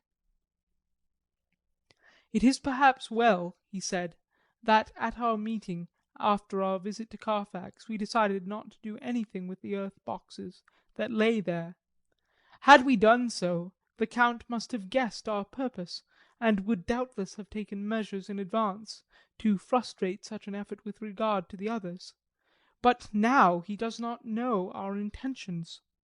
Nay, more, in all probability he does not know that such a power exists to us as can sterilize his lairs, so that he cannot use them as of old. We are now so much further advanced in our knowledge as to their disposition that, when we have examined the house in Piccadilly, we may track the very last of them. To-day, then, is ours, and in it rests our hope. The sun that rose on our sorrow this morning guards us in its course. Until it sets to-night, that monster must retain whatever form he now has. He is confined within the limitations of his earthly envelope. He cannot melt into thin air, nor disappear through cracks or chinks or crannies. If he go through a doorway, he must open the door like a mortal. And so we have this day to hunt out all his lairs and sterilize them. So we shall, if we have not yet, catch him and destroy him, drive him to bay in some place where the catching and destroying shall be, in time, sure. Here I started up, for I could not contain myself at the thought that the minutes and seconds so preciously laden with Mina's life and happiness were flying from us, since whilst we talked action was impossible. But Van Helsing held up his hand warningly. "Nay, friend Jonathan," he said, "in this the quickest way home is the longest way, so your proverbs say. We shall act, and act with desperate quick, when the time has come. But think, in all probable the key of the situation is that house in Piccadilly. The Count may have many houses which he has bought. Of them he will have deeds of purchase, keys, and other things. He will have paper that he write on. He will have his book of cheques. There are many belongings that he must have somewhere.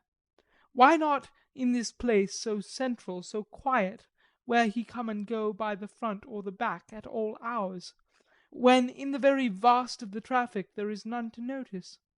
We shall go there, and search that house, and when we learn what it holds, then we do what our friend Arthur call, in his phrases of hunt, stop the earths, and so we run down our old fox.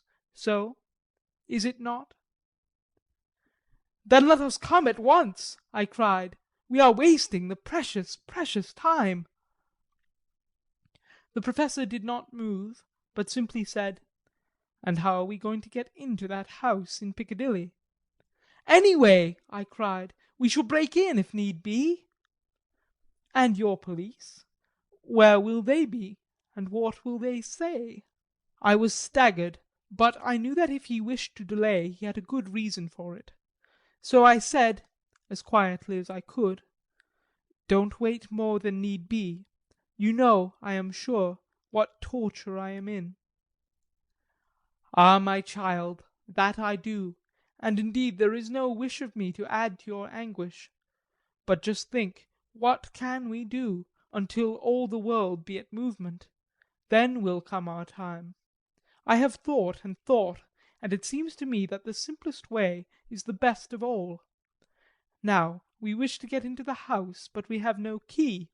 Is it not so?" I nodded. "Now, suppose that you were, in truth, the owner of that house, and could not still get in, and think there was to you no conscience of the housebreaker, what would you do?" "I should get a respectable locksmith, and set him to work to pick the lock for me." "And your police, they would interfere, would they not?" "Oh, no, not if they knew the man was properly employed." "Then," he looked at me keenly as he spoke, "all that is in doubt is the conscience of the employer, and the belief of your policeman as to whether or not that employer has a good conscience or a bad one. Your police must indeed be zealous men, and clever, oh so clever, in reading the heart, that they trouble themselves in such matter.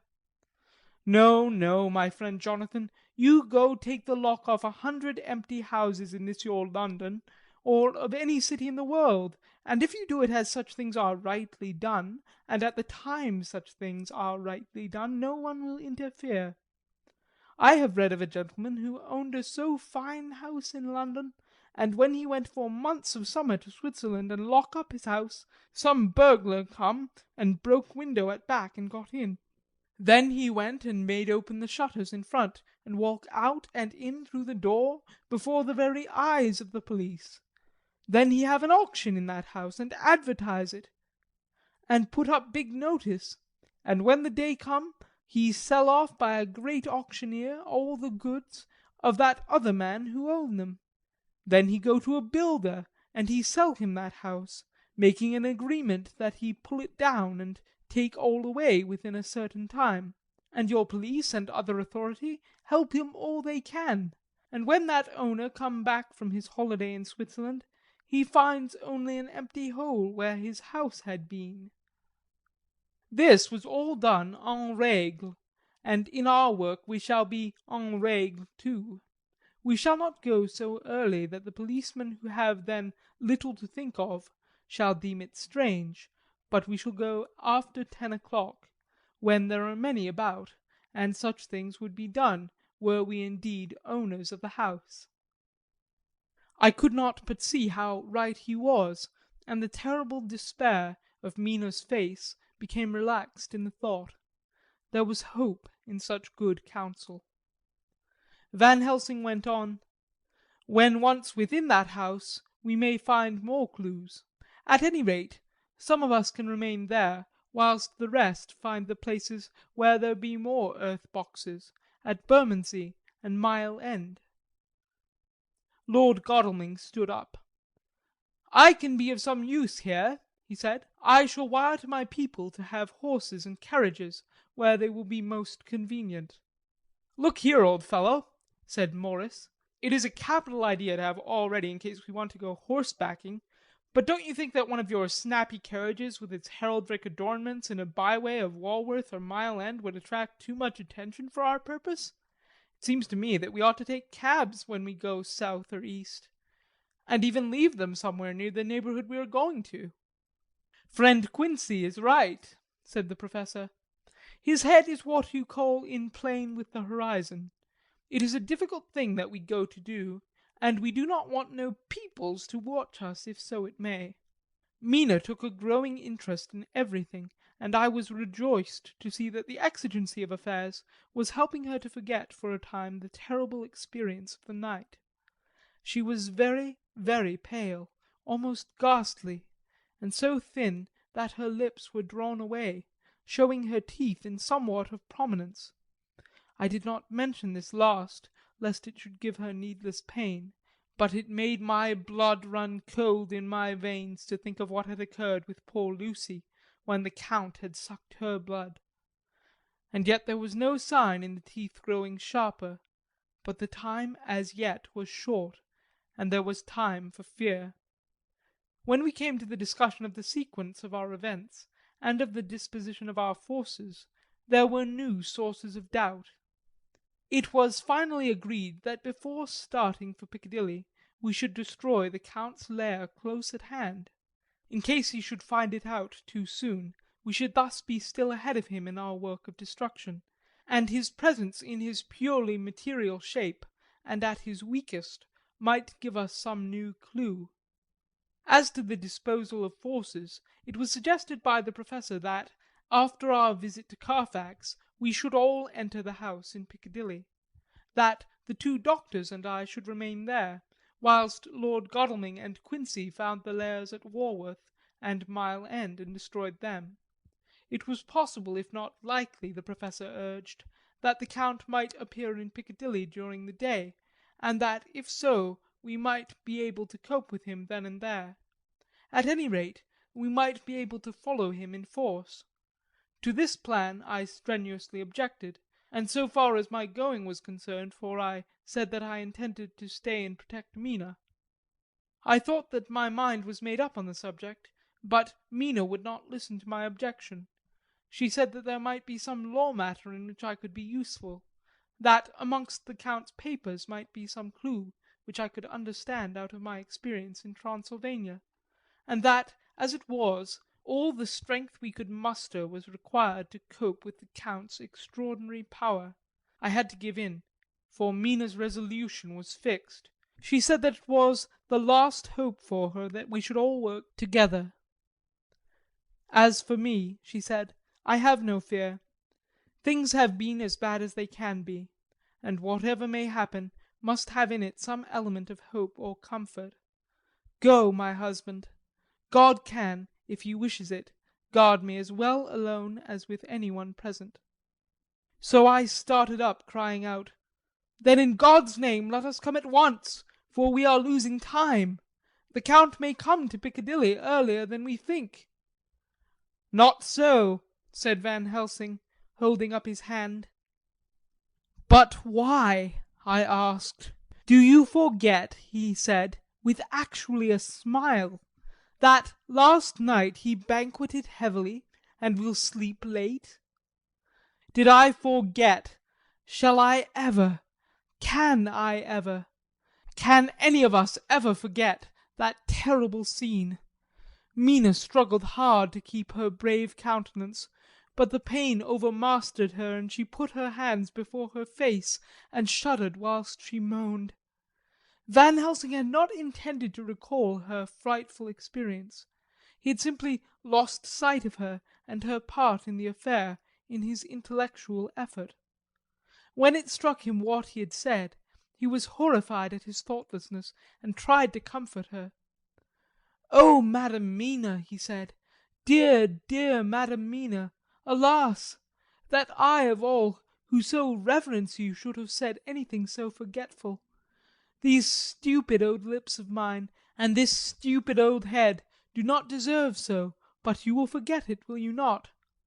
He bent low beside her as he spoke. She took his hand, and looking at him through her tears, said hoarsely, "No, I shall not forget, for it is well that I remember. And with it I have so much in memory of you that is sweet, that I take it all together. Now you must all be going. Breakfast is ready, and we must all eat that we may be strong." Breakfast was a strange meal to us all. We tried to be cheerful and encourage each other, and Mina was the brightest and most cheerful of us. When it was over, Van Helsing stood up and said, "Now, my dear friends, we must go forth to our terrible enterprise. Are we all armed as we were on that night when first we visited our enemy's lair? Armed against ghostly as well as carnal attack?" We all assured him. "Then it is well. Now, Madam Mina, you are in any case quite safe here until the sunset, and before then we shall return, we shall return. But before we go, let me see you armed against personal attack. I have myself, since you came down, prepared your chamber by the placing of things of which we know, so that he may not enter. Now let me guard yourself. On your forehead I touch this piece of sacred wafer, in the name of the Father, the Son, and—" There was a fearful scream which almost froze our hearts to hear. As he had placed the wafer on Mina's forehead, it had seared it. It had burned into the flesh as though it had been a piece of white-hot metal. My poor darling's brain had told her the significance of the fact as quickly as her nerves received the pain of it, and the two so overwhelmed her that her overwrought nature had its voice in that dreadful scream. But the words to her thought came quickly. The echo of the scream had not ceased to ring on the air when there came the reaction, and she sank on her knees on the floor in an agony of abasement, pulling her beautiful hair over her face as the leper of old his mantle, she wailed out, "Unclean, unclean! Even the Almighty shuns my polluted flesh. I must bear this mark of shame upon my forehead until the judgment day." They all paused. I had thrown myself beside her in the agony of helpless grief, and putting my arms around her held her tight. For a few minutes our sorrowful hearts beat together, whilst the friends around us turned away their eyes that ran tears silently. Then Van Helsing turned and said gravely, so gravely that I could not help feeling that he was in some way inspired and was stating things outside himself, "It may be that you may have to bear that mark till God himself sees fit, as he most surely shall, on the judgment day, to redress all the wrongs of his earth and of his children that he placed thereon. And oh, Madam Mina, my dear, may we who love you be there to see when that red scar, the sign of God's knowledge of what has been, shall pass away and leave your forehead so pure as the heart we know. For, so surely as we live, that scar shall pass away when God sees right to lift his burden that is hard upon us. Till then we bear our cross as his Son did in obedience to his will. It may be that we are chosen instruments of his good pleasure, and that we ascend to his bidding as that other through stripes and shame, through tears and blood, through doubts and fear, and all that makes the difference between God and man." There was hope in his words, and comfort, and they made for resignation. Mina and I both felt so, and simultaneously we took each of the old man's hands, and bent over and kissed it. Then without a word we all knelt down together, and all holding hands swore to be true to each other. We men pledged ourselves to raise the veil of sorrow from the head of her whom, each in his own way, we loved, and we prayed for help and guidance in the terrible task which lay before us. It was then time to start, so I said farewell to Mina, a parting which neither of us shall forget to our dying day, and we set out. To one thing I have made up my mind. If we find out that Mina must be a vampire in the end, then she shall not go into that unknown and terrible land alone. I suppose it is thus that in old times one vampire meant many. Just as their hideous bodies could only rest in sacred earth, so the holiest love was the recruiting sergeant for their ghastly ranks. We entered Carfax without trouble, and found all things the same as on the first occasion. It was hard to believe that amongst so prosaic surroundings of neglect and dust and decay there was any ground for such fear as already we knew.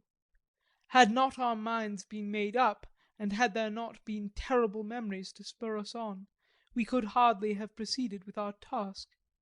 We found no papers, or any sign of use in the house, and in the old chapel the great boxes looked just as we had seen them last. Dr. Van Helsing said to us solemnly as we stood before him, "And now, my friends, we have a duty here to do. We must sterilize this earth, so sacred of holy memories, that he has brought from a far distant land for such fell use. He has chosen this earth because it has been holy. Thus we defeat him with his own weapon, for we make it more holy still. It was sanctified to such use of man. Now we sanctify it to God." As he spoke he took from his bag a screwdriver and a wrench, and very soon the top of one of the cases was thrown open. The earth smelled musty and close, but we did not somehow seem to mind, for our attention was concentrated on the Professor. Taking from his box a piece of the sacred wafer, he laid it reverently on the earth, and then, shutting down the lid, began to screw it home, we aiding him as he worked. One by one we treated in the same way each of the great boxes, and left them as we had found them to all appearance. But in each was a portion of the host. When we closed the door behind us, the Professor said solemnly, "So much is already done. It may be that with all the others we can be so successful. Then the sunset of this evening may shine of Madam Mina's forehead all white as ivory and with no stain." As we passed along the lawn on our way to the station to catch our train, we could see the front of the asylum. I looked eagerly, and in the window of my own room saw Mina. I waved my hand to her and nodded to tell that our work there was successfully accomplished. She nodded in reply, to show that she understood. The last I saw, she was waving her hand in farewell. It was with a heavy heart that we sought the station and just caught the train, which was steaming in as we reached the platform. I have written this in the train. Piccadilly, 12:30 o'clock. Just before we reached Fenchurch Street, Lord Godalming said to me, "Quincey and I will find a locksmith. You had better not come with us in case there should be any difficulty. For, under the circumstances, it wouldn't seem so bad for us to break into an empty house. But you are a solicitor, and the Incorporated Law Society might tell you that you should have known better." I demurred as to my not sharing any danger even of odium, but he went on, "Besides, it will attract less attention if there are too many of us. My title will make it all right with the locksmith, and with any policeman that may come along.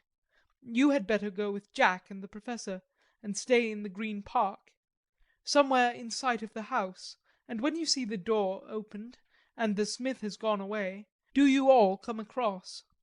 We shall be on the lookout for you, and shall let you in." "The advice is good," said Van Helsing, so we said no more. Godalming and Morris hurried off in a cab, we following in another. At the corner of Arlington Street our contingent got out and strolled into the Green Park. My heart beat as I saw the house on which so much of our hope was centred, looming up grim and silent in its deserted condition amongst its more lively and spruce-looking neighbours. We sat down on a bench within good view, and began to smoke cigars so as to attract as little attention as possible. The minutes seemed to pass with leaden feet as we waited for the coming of the others. At length we saw a four-wheeler drive up. Out of it, in leisurely fashion, got Lord Godalming and Morris, and down from the box descended a thick-set working man with his rush-woven basket of tools. Morris paid the cabman, who touched his hat and drove away. Together the two ascended the steps, and Lord Godalming pointed out what he wanted done. The workman took off his coat leisurely and hung it on one of the spikes of the rail, saying something to a policeman, who just then sauntered along.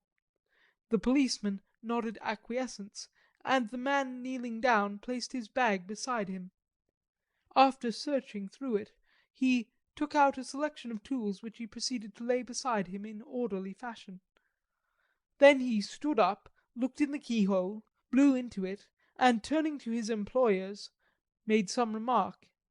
Lord Godalming smiled, and the man lifted a good-sized bunch of keys. Selecting one of them, he began to probe the lock, as if feeling his way with it. After fumbling for a bit, he tried a second and then a third. All at once the door opened under a slight push from him, and he and the two others entered the hall. We sat still.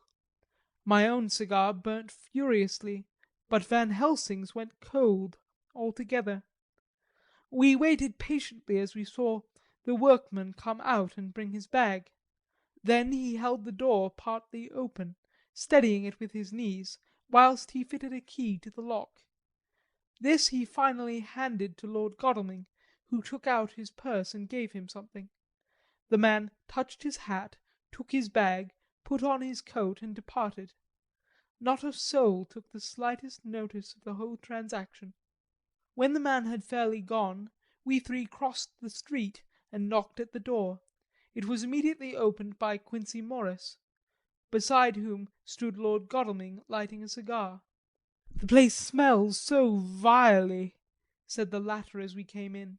It did, indeed, smell vilely, like the old chapel at Carfax, and with our previous experience it was plain to us that the Count had been using the place pretty freely. We moved to explore the house, all keeping together in case of attack, for we knew we had a strong and wily enemy to deal with, and as yet we did not know whether the Count might not be in the house. In the dining room, which lay at the back of the hall, we found 8 boxes of earth. 8 boxes only out of the 9 which we sought. Our work was not over, and would never be, until we should have found the missing box. First we opened the shutters of the window, which looked out across a narrow stone-flagged yard at the blank face of a stable, pointed to look like the front of a miniature horse. There were no windows in it, so we were not afraid of being overlooked. We did not lose any time in examining the chests. With the tools which we had brought with us we opened them, one by one, and treated them as we had treated those others in the old chapel. It was evident to us that the Count was not at present in the house, and we proceeded to search for any of his effects. After a cursory glance at the rest of the rooms, from basement to attic, we came to the conclusion that the dining room contained any effects which might belong to the Count. And so we proceeded to minutely examine them. They lay in a sort of orderly disorder on the great dining room table. There were the deeds of the Piccadilly house in a great bundle, deeds of the purchase of the houses at Mile End and Bermondsey, newspaper, envelopes and pens and ink. All were covered up in thin wrapping paper to keep them from the dust. There were also a clothes brush, a brush and comb, and a jug and basin, the latter containing dirty water which was reddened as if with blood. Lost of all was a heap of keys of all sorts and sizes, probably those belonging to the other houses. When we had examined this last find, Lord Godalming and Quincey Morris, taking accurate notes of the various addresses of the houses in the east and the south, took with them the keys in a great bunch and set out to destroy the boxes in these places. The rest of us are, with what patience we can, waiting their return, or the coming of the Count. End of Chapter 22. Dracula by Bram Stoker. Chapter 23.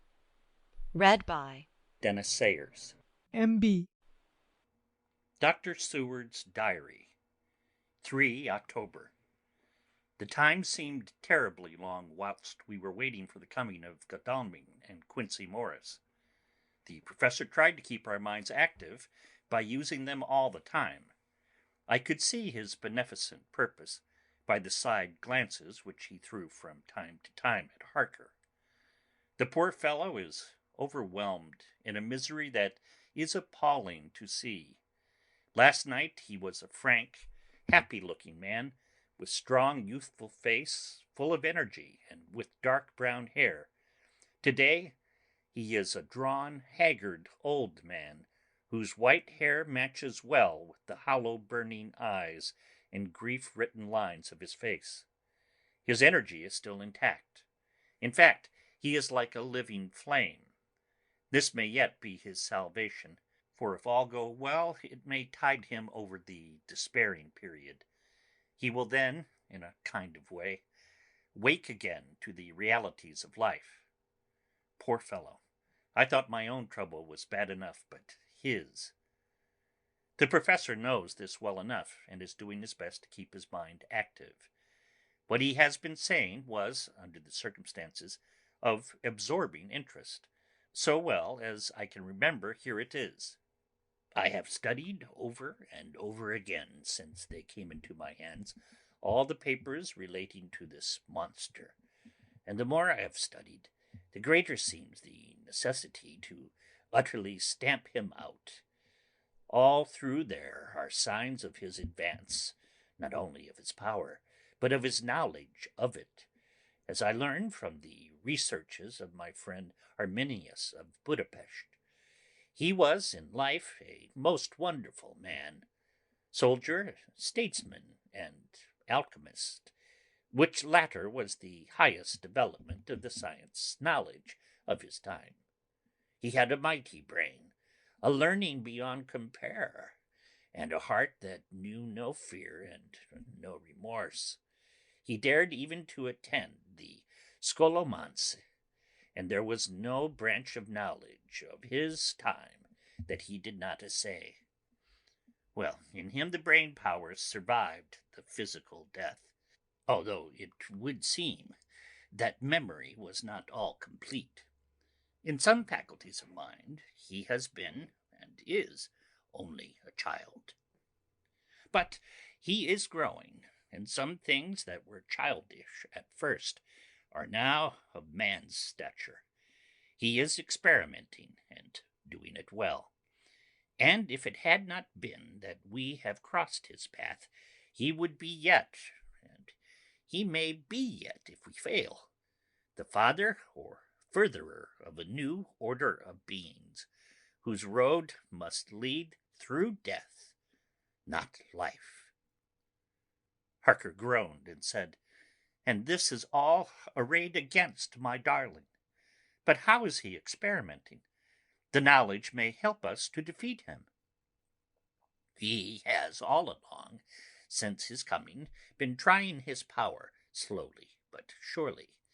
That big child brain of his is working. Well, for us it is as yet a child brain, for had he dared at the first to attempt certain things, he would long ago have been beyond our power. However, he means to succeed, and a man who has centuries before him can afford to wait and to go slow. Festina lente may well be his motto." "I fail to understand," said Harker wearily. "Oh, do be more plain to me. Perhaps grief and trouble are dulling my brain." The professor laid his hand tenderly on his shoulder as he spoke. "Ah, my child, I will be plain. Do you not see how, of late, this monster has been creeping into knowledge experimentally? How he has been making use of the zoophagous patient to effect his entry into friend John's home? For your vampire, though in all afterwards he can come when and how he will, must at the first make entry only when asked thereto by an inmate. But these are not his important experiments. Do we not see how, at the first, all those great boxes were moved by others? He knew not then but that must be so. But all the time that so great child-brain of his was growing, and he began to consider whether he might not himself move the box. So he began to help, and then, when he found that this be all right, he tried to move them all alone. And so he progress, and he scatter those graves of him, and none but he know where they are hidden. He may have intent to bury them deep in the ground, so that only he use them in the night, or at such time as he can change his form. They do him equal well, and none may know these are his hiding place. But, my child, do not despair. This knowledge came to him just too late. Already all of his lairs but one be sterilized as for him, and before the sunset this shall be so. Then he have no place where he can move and hide. I delayed this morning so that we might be sure. Is there not more at stake for us than for him? Then why not be more careful than him? By my clock it is 1 hour, and already, if all be well, friend Arthur and Quincey are on their way to us. Today is our day, and we must go sure, if slow, and lose no chance. See, there are 5 of us when those absent ones return. Whilst we were speaking, we were startled by a knock at the hall door, the double postman's knock of the telegraph boy. We all moved out to the hall with one impulse, and Van Helsing, holding up his hand to us to keep silence, stepped to the door and opened it. The boy handed in a dispatch. The professor closed the door again, and after looking at the direction, opened it and read aloud. Look out for D. He has just now, 12:45, come from Carfax hurriedly and hastened towards the south. He seems to be going the round and may want to see you. Mina. There was a pause, broken by Jonathan Harker's voice. Now, God be thanked, we shall soon meet. Van Helsing turned to him quickly and said, God will act in his own way in time.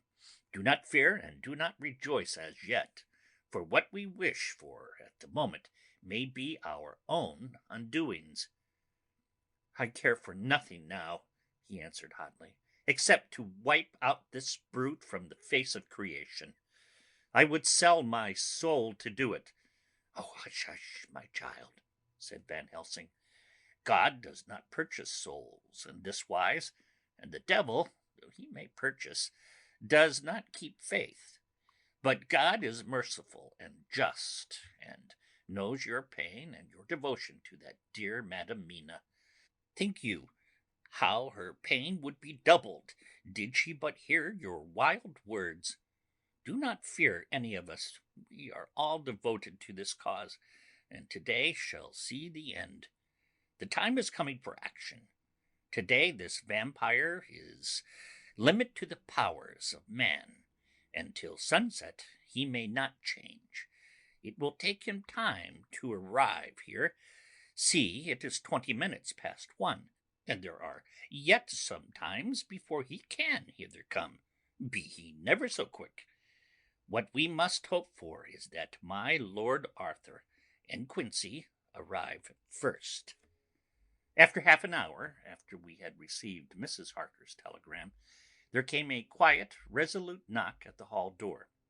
It was just an ordinary knock, such as is given hourly by thousands of gentlemen, but it made the professor's heart and mine beat loudly.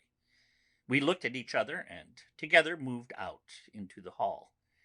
We each held ready to use our various armaments, the spiritual in the left hand, the mortal in the right. Van Helsing pulled back the latch, and holding the door half open, stood back, having both hands ready for action.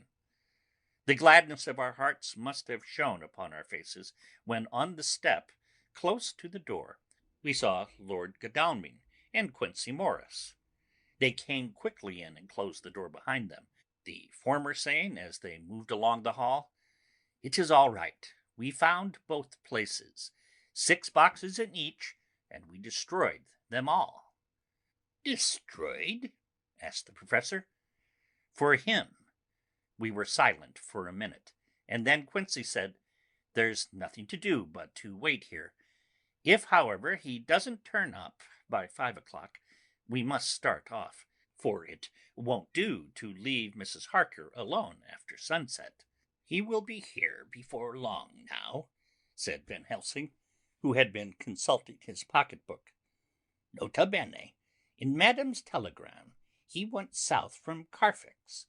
That means he went to cross the river, and he could only do so at slack of tide, which should be something before 1 o'clock. That he went south has a meaning for us. He is as yet only suspicious, and he went from Carfax first to the place where he would suspect interference least. You must have been at Bermondsey only a short time before him. That he is not here already shows that he went to Mile End next. This took him some time, for he would then have to be carried over the river in some way. Believe me, my friends, we shall not have long to wait now. We should have ready some plan of attack, so that we may throw away no chance. Hush! There is no time now. Have all your arms. Be ready. He held up a warning hand as he spoke, for we all could hear a key softly inserted in the lock of the hall door. I could not but admire, even at such a moment, the way in which a dominant spirit asserted itself. In all our hunting parties and adventures in different parts of the world, Quincey Morris had always been the one to arrange the plan of action, and Arthur and I had been accustomed to obey him implicitly. Now the old habit seemed to be renewed instinctively. With a swift glance around the room, he at once laid out our plan of attack, and without speaking a word, with a gesture, placed us each in position. Van Helsing, Harker, and I were just behind the door, so that when it was opened, the professor could guard it, whilst we two stepped between the incomer and the door. Godalming and Quincey, in front, stood just out of sight, ready to move in front of the window. We waited in a suspense that made the seconds pass with nightmare slowness. The slow, careful steps came along the hall. The Count was evidently prepared for some surprise. At least, he feared it. Suddenly, with a single bound, he leaped into the room, winning away past us before any of us could raise a hand to stay him. There was something so panther-like in the movement, something so unhuman, that it seemed to sober us all from the shock of his coming. The first to act was Harker, who with a quick movement threw himself before the door leading into the room in the front of the house.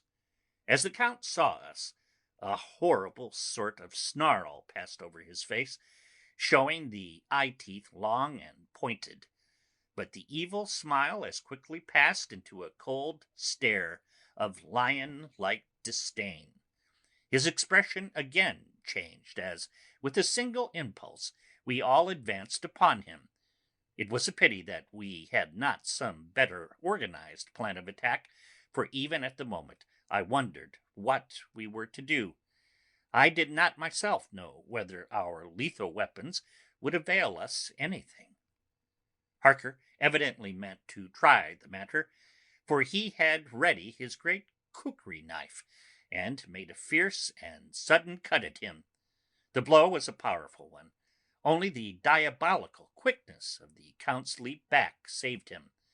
A second less, and the trenchant blade had shorn through his heart.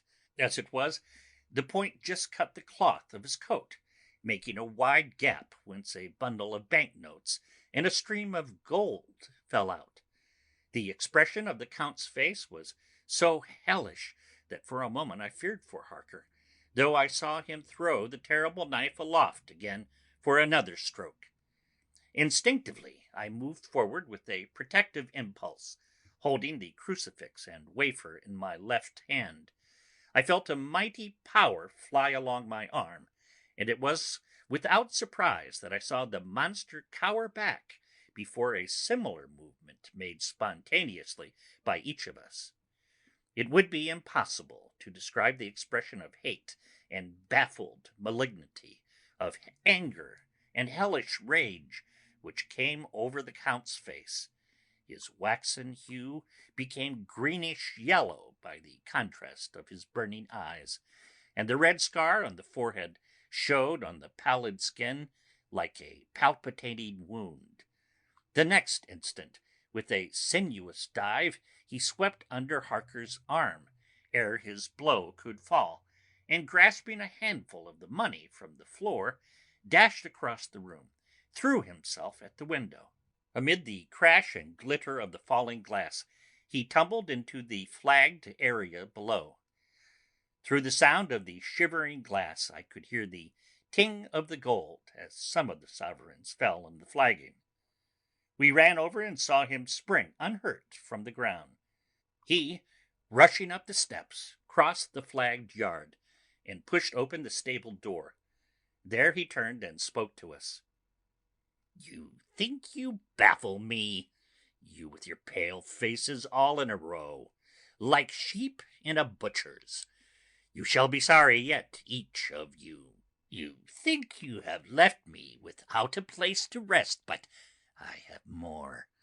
My revenge is just begun. I spread it over centuries, and time is on my side.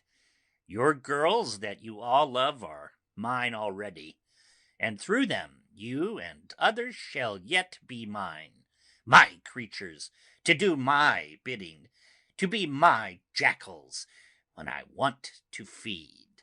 Bah!" With a contemptuous sneer, he passed quickly through the door, and we heard the rusty bolt creak as he fastened it behind him. A door beyond opened and shut. The first of us to speak was the professor. Realizing the difficulty of following him through the stable, we moved toward the hall. "We have learnt something, much. Notwithstanding his brave words, he fears us. He fears time. He fears want. For if not, why he hurry so? His very tone betray him, or my ears deceive. Why, take that money. You follow quick. You are hunters of the wild beast, and understand it so. For me, I make sure that nothing here may be of use to him, if so that he returns." As he spoke, he put the money remaining in his pocket, took the title deeds in the bundle as Harker had left them, and swept the remaining things into the open fireplace, where he set fire to them with a match. Godalming and Morris had rushed out into the yard, and Harker had lowered himself from the window to follow the Count. He had, however, bolted the stable door, and by the time they had forced it open, there was no sign of him. Van Helsing and I tried to make inquiry at the back of the house, but the mews was deserted, and no one had seen him depart. It was now late in the afternoon, and sunset was not far off. We had to recognize that our game was up. With heavy hearts, we agreed with the professor when he said, "Let us go back to Madam Mina. Poor dear Madam Mina. All we can do just now is done, and we can there, at least, protect her. But we need not despair. There is but one more earth box, and we must try to find it. When that is done, all may yet be well." I could see that he spoke as bravely as he could to comfort Harker. The poor fellow was quite broken down. Now and again he gave a low groan, which he could not suppress. He was thinking of his wife. With sad hearts we came back to the house, where we found Mrs. Harker waiting us, with an appearance of cheerfulness which did honour to her bravery and unselfishness. When she saw our faces, her own became as pale as death. For a second or two her eyes were closed as if she were in secret prayer. And then she said cheerfully, "I can never thank you all enough. Oh, my poor darling." As she spoke, she took her husband's grey head in her hands and kissed it. "Lay your poor head here and rest it. All will yet be well, dear. God will protect us, if he so will it, in his good intent." The poor fellow groaned. There was no place for words in his sublime misery. We had a sort of perfunctory supper together, and I think it cheered us all up somewhat.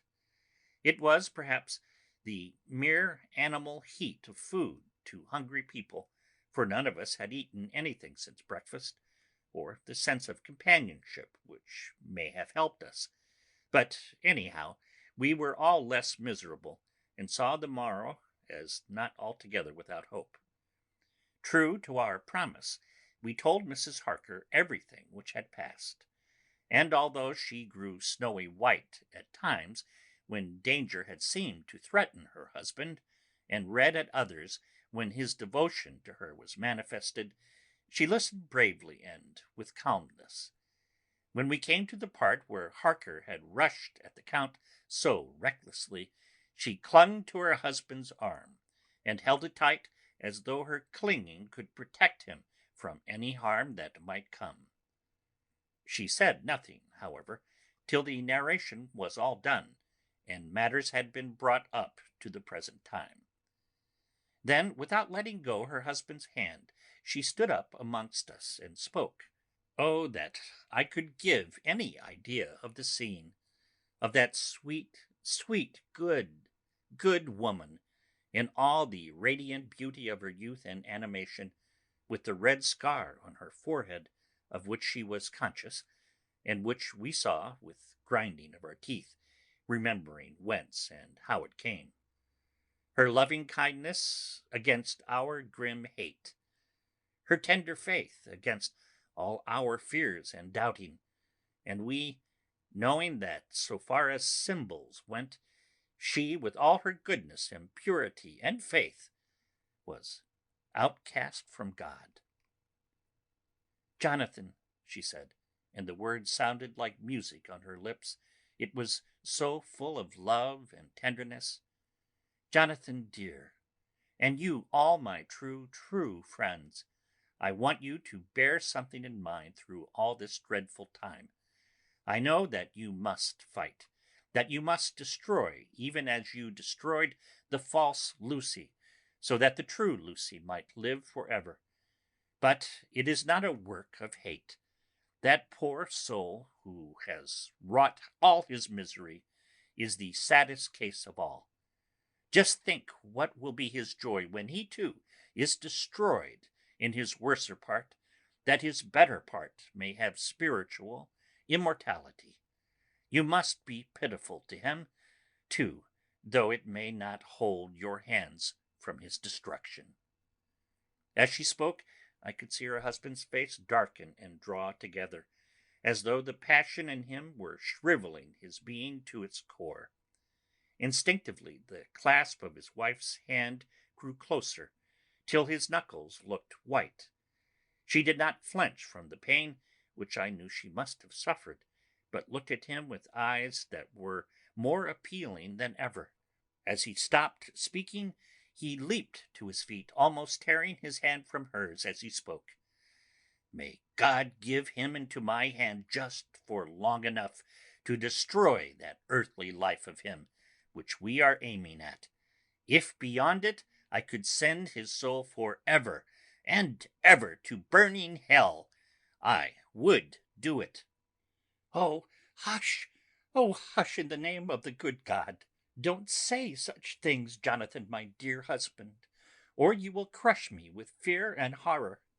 Just think, my dear, I have been thinking all this long, long day of it, that perhaps some day I too may need such pity, and that some other like you, and with equal cause for anger, may deny it to me.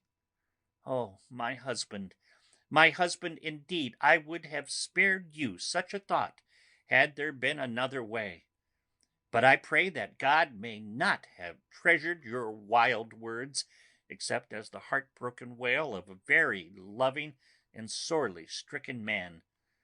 Oh, God, let these poor white hairs go in evidence of what he has suffered, who all his life has done no wrong, and on whom so many sorrows have come." We men were all in tears now. There was no resisting them, and we wept openly. She wept too, to see that her sweet counsels had prevailed. Her husband flung himself on his knees beside her, and putting his arms round her, hid his face in the folds of her dress. Van Helsing beckoned to us, and we stole out of the room, leaving the two loving hearts alone with their God. Before they retired, the professor fixed up the room against any coming of the vampire, and assured Mrs. Harker that she might rest in peace. She tried to school herself to the belief, and manifestly for her husband's sake tried to seem content. It was a brave struggle, and was, I think and believe, not without its reward. Van Helsing had placed at hand a bell which either of them was to sound in case of any emergency. When they had retired, Quincey, Godalming, and I arranged that we should sit up, dividing the night between us, and watch over the safety of the poor stricken lady. The first watch falls to Quincey, so the rest of us shall be off to bed as soon as we can. Godalming has already turned in, for his is the second watch. Now that my work is done, I, too, shall go to bed. Jonathan Harker's Journal. 3 to 4 October, close to midnight. I thought yesterday would never end. There was over me a yearning for sleep, in some sort of blind belief that to wake would be to find things changed, and that any change must now be for the better. Before we parted we discussed what our next step was to be, but we could arrive at no result. All we knew was that one earth box remained, and that the Count alone knew where it was. If he chooses to lie hidden, he may baffle us for years, and in the meantime the thought is too horrible. I dare not think of it even now. This I know, that if ever there was a woman who was all perfection, that one is my poor wronged darling. I loved her 1,000 times more for her sweet pity of last night, a pity that made my own hate of the monster seem despicable. Surely God will not permit the world to be poorer by the loss of such a creature. This is hope to me. We are all drifting reefwards now, and faith is our only anchor. Thank God. Mina is sleeping, and sleeping without dreams. I fear what her dreams might be like, with such terrible memories to ground them in. She has not been so calm, within my seeing, since the sunset. Then, for a while, there came over her such a repose, which was like spring after the blasts of March. I thought at the time that it was the softness of the red sunset on her face, but somehow now I think it has a deeper meaning. I am not sleepy myself, though I am weary to death.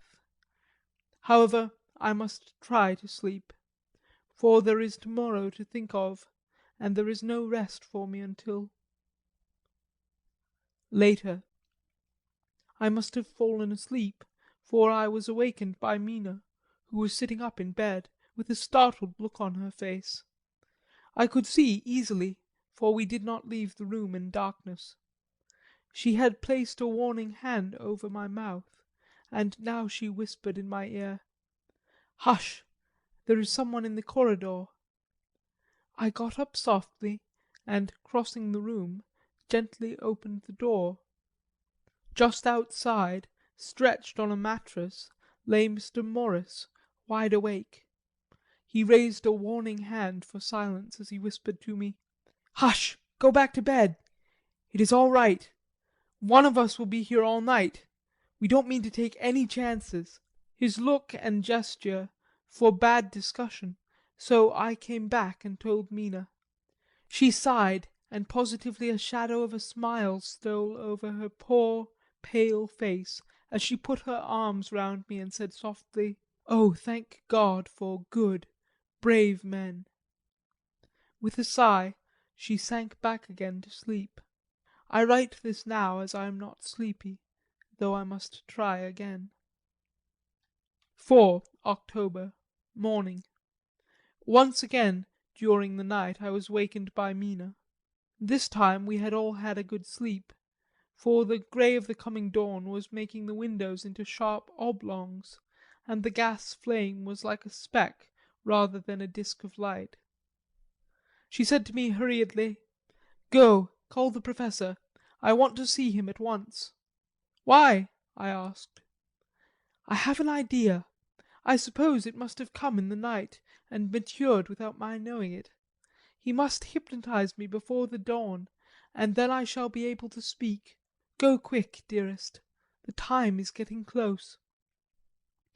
I went to the door.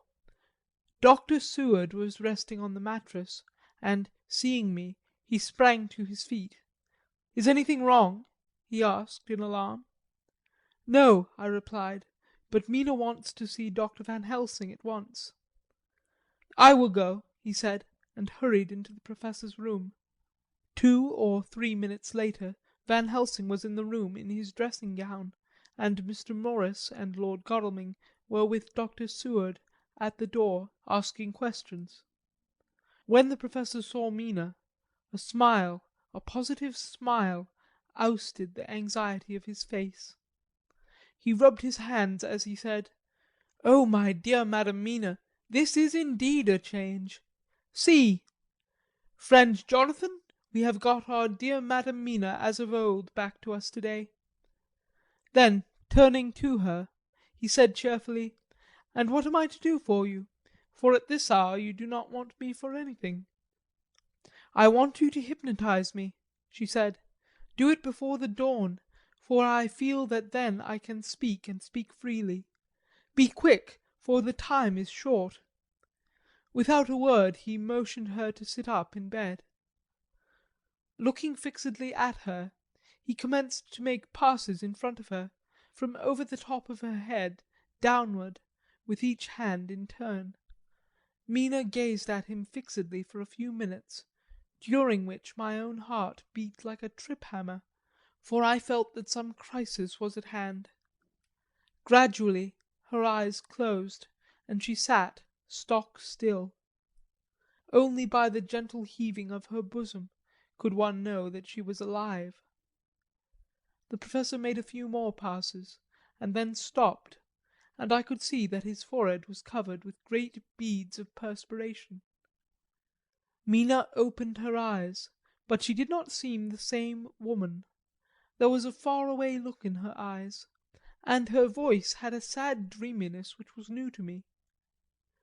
Raising his hand to impose silence, the Professor motioned to me to bring the others in. They came on tiptoe, closing the door behind them, and stood at the foot of the bed, looking on. Mina appeared not to see them. The stillness was broken by Van Helsing's voice speaking in a low, level tone, which would not break the current of her thoughts. "Where are you?" The answer came in a neutral way. "I do not know. Sleep has no place it can call its own." For several minutes there was silence. Mina sat rigid, and the Professor stood staring at her fixedly. The rest of us hardly dared to breathe. The room was growing lighter.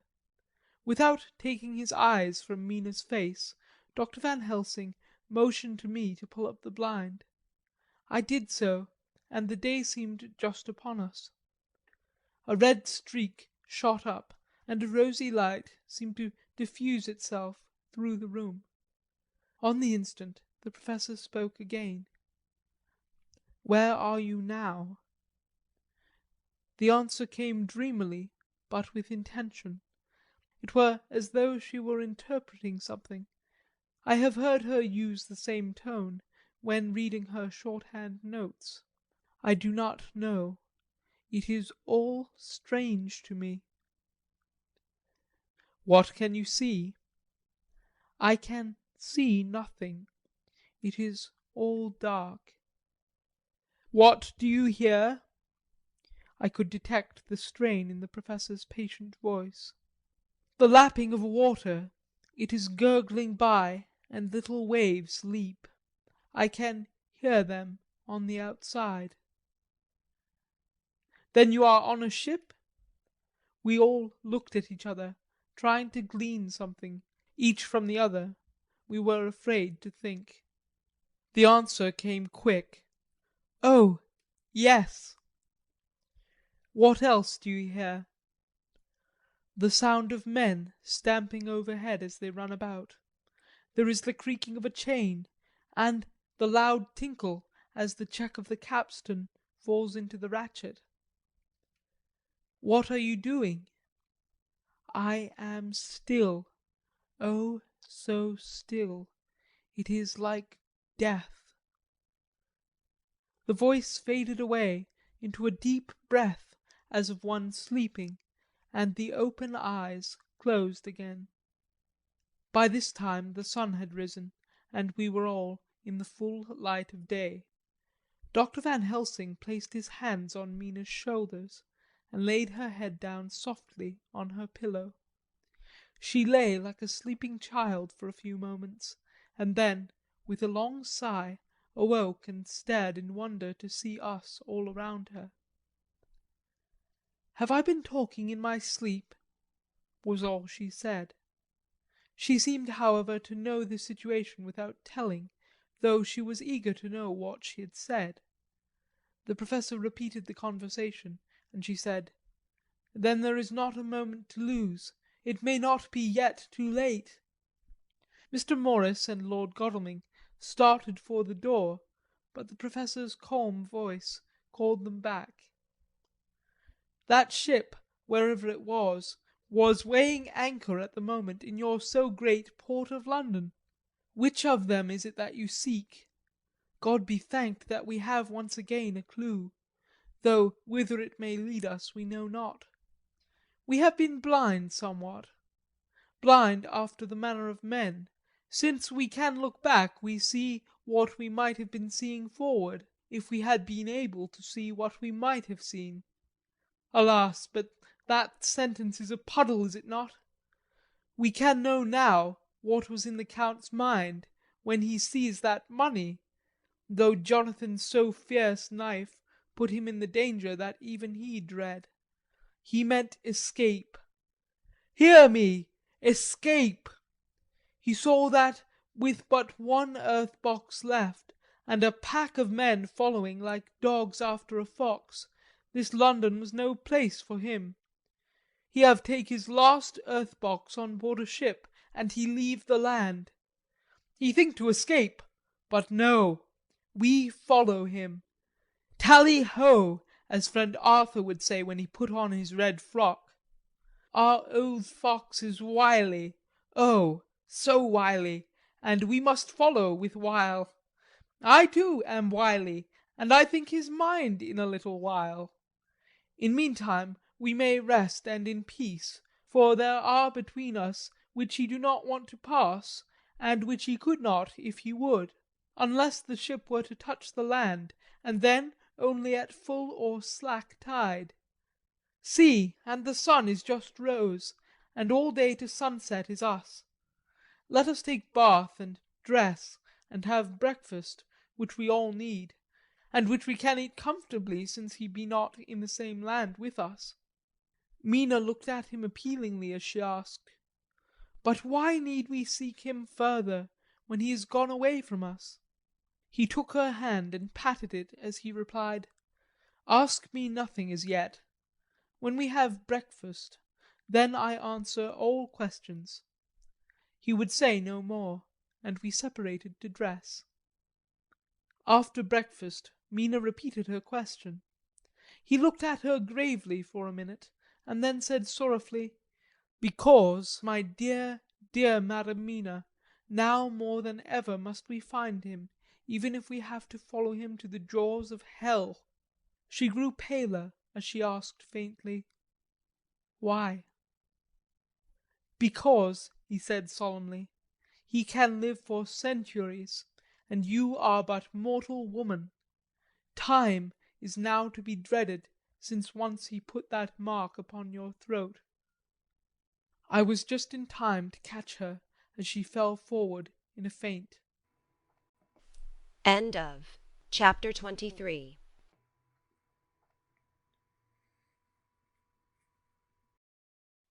Dracula by Bram Stoker. Chapter 24. Read by Robert Smith. M.B. Elizabeth Klett. Dennis Sayers. Dr. Seward's phonograph diary. Spoken by Van Helsing. This to Jonathan Harker. You are to stay with your dear Madam Mina. We shall go to make our search, if I can call it so, for it is not search, but knowing, and we seek confirmation only. But do you stay and take care of her today. This is your best and most holiest office. This day nothing can find him here. Let me tell you that so you will know what we four know already, for I have told them. He, our enemy, have gone away. He have gone back to his castle in Transylvania. I know it so well, as if a great hand of fire wrote it on the wall. He have prepared for this in some way, and that last earth-box was ready to ship somewhere.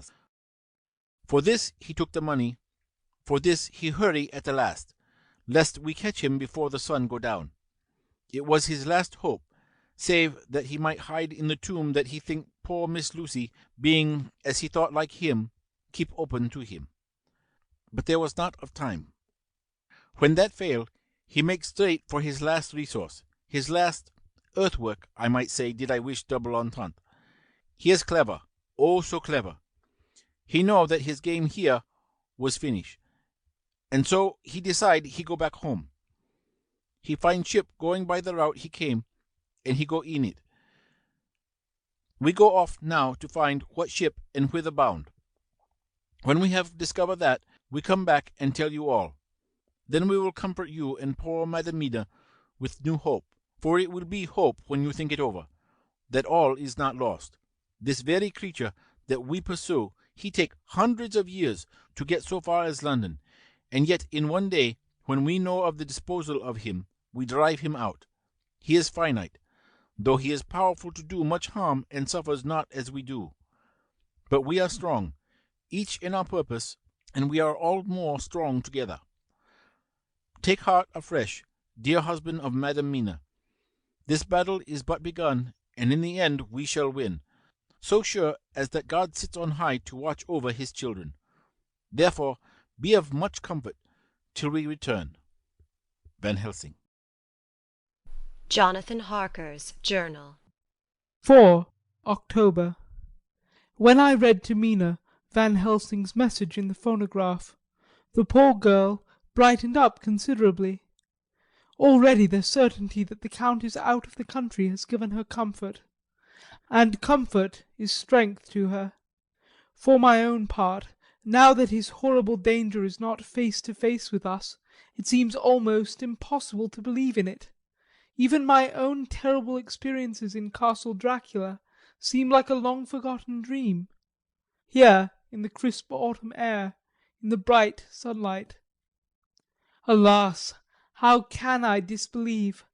In the midst of my thought, my eye fell on the red scar on my poor darling's white forehead. Whilst that lasts, there can be no disbelief. Mina and I fear to be idle, so we have been over all the diaries again and again. Somehow, although the realities seem greater each time, the pain and the fear seem less. There is something of a guiding purpose manifest throughout, which is comforting. Mina says that perhaps we are the instruments of ultimate good. It may be. I shall try to think as she does. We have never spoken to each other yet of the future. It is better to wait till we see the Professor and the others after their investigations. The day is running by more quickly than I ever thought a day could run for me again. It is now 3:00. Mina Harker's Journal. 5th October, 5 p.m. Our meeting for report. Present, Professor Van Helsing, Lord Godalming, Dr. Seward, Mr. Quincey Morris, Jonathan Harker, Mina Harker. Dr. Van Helsing described what steps were taken during the day to discover on what boat and whither bound Count Dracula made his escape. As I knew that he wanted to get back to Transylvania, I felt sure that he must go by the Danube mouth, or by somewhere in the Black Sea, since by that way he come. It was a dreary blank that was before us. Omne ignotum pro magnifico, and so, with heavy hearts we start to find what ships leave for the Black Sea last night. He was in sailing ship, since Madam Mina tell of sails being set. These not so important as to go in your list of the shipping in the Times, and so we go, by suggestion of Lord Godalming, to your Lloyd's, where are note of all ships that sail, however so small. There we find that only one Black Sea-bound ship go out with the tide. She is the Tsarina Catherine, and she sail from Doolittle's wharf for Varna, and thence to other ports, and up the Danube. So, said I, this is the ship whereon is the Count. So off we go to Doolittle's wharf, and there we find a man in an office. From him we inquire of the goings of the Tsarina Catherine. He swear much, and he red face and loud of voice, but he good fellow all the same. And when Quincey give him something from his pocket, which crackle as he roll it up, and put it in so small a bag which he have hid deep in his clothing, he still better fellow, and humble servant to us. He come with us, and ask many men who are rough and hot. These be better fellows too, when they have been no more thirsty. They say much of blood and bloom, and of others which I comprehend not, though I guess what they mean. But nevertheless they tell us all things which we want to know. They make known to us among them how last afternoon at about 5 o'clock comes a man so hurry, a tall man, thin and pale, with high nose and teeth so white, and eyes that seem to be burning, that he be all in black, except that he have a hat of straw which suit not him or the time, that he scatter his money in making quick inquiry as to what ship sails for the Black Sea, and for where. Some took him to the office, and then to the ship, where he will not go aboard, but halt at shore end of gangplank, and ask that the captain come to him. The captain come, when told that he will pay well, and though he swear much at the first, he agree to term. Then the thin man go, and some one tell him where horse and cart can be hired. He go there, and soon he come again, himself driving cart, on which a great box. This he himself lift down, though it take several to put it on truck for the ship. He give much talk to captain as to how and where this box is to be placed. But the captain like it not, and swear at him in many tongues, and tell him that if he like he can come and see where it shall be. But he say no, that he come not yet, for that he have much to do.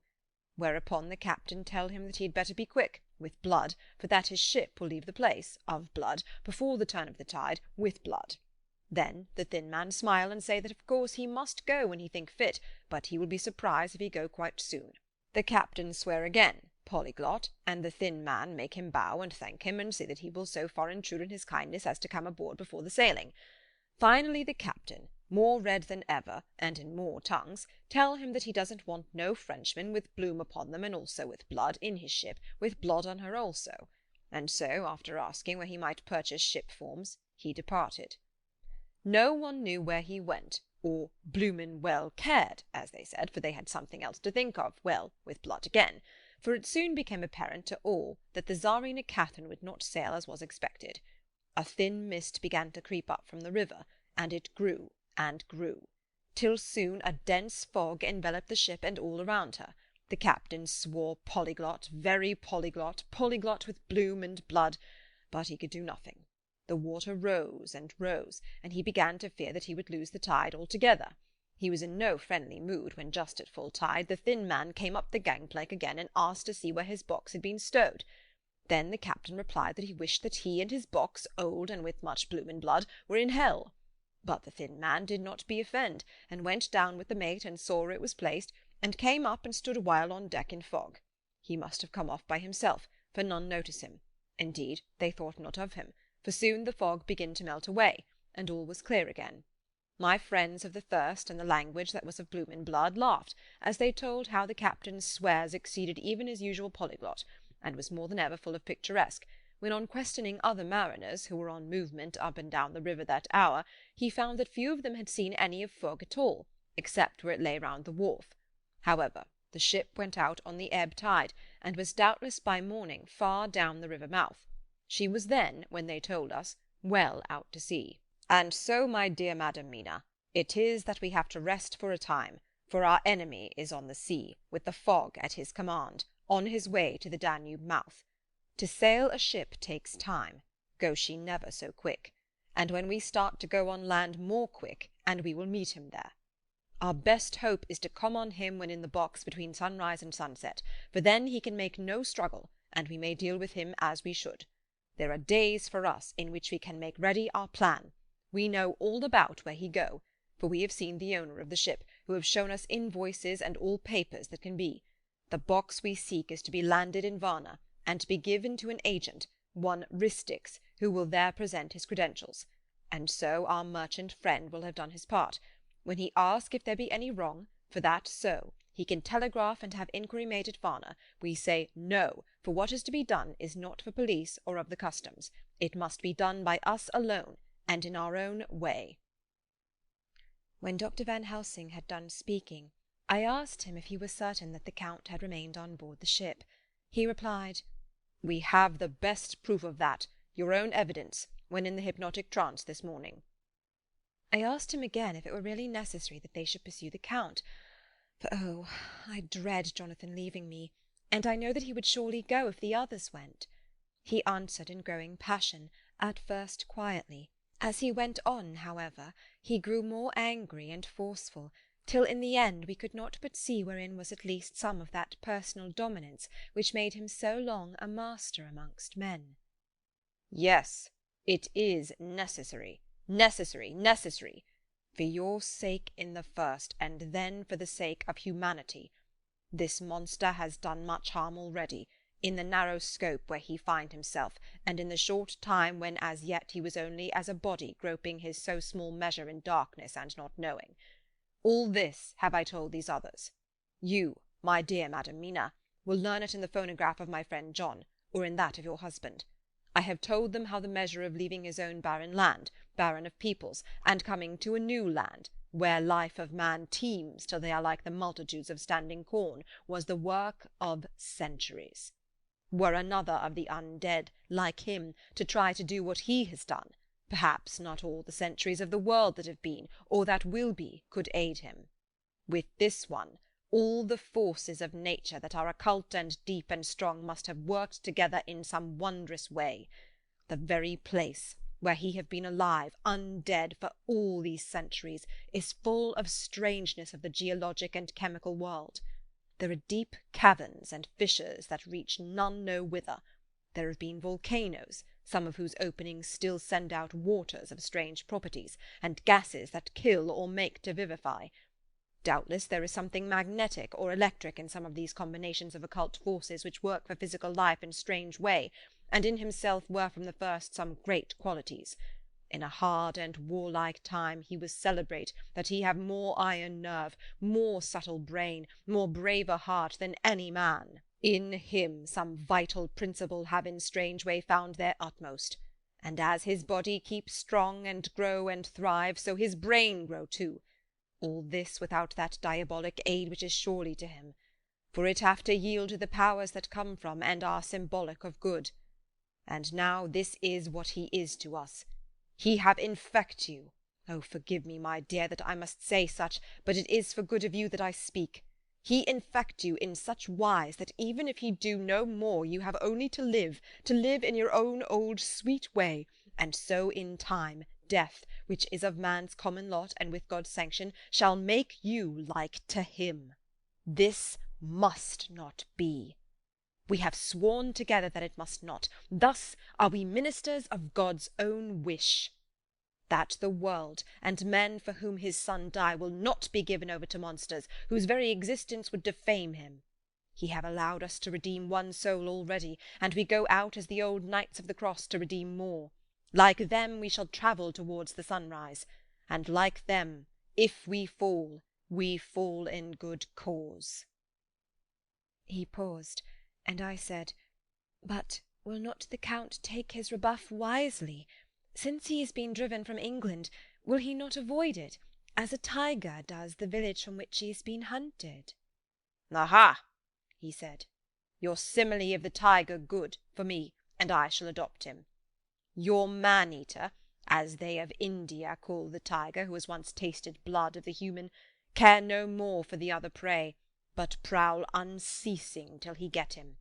This that we hunt from our village is a tiger too, a man-eater, and he shall never cease to prowl.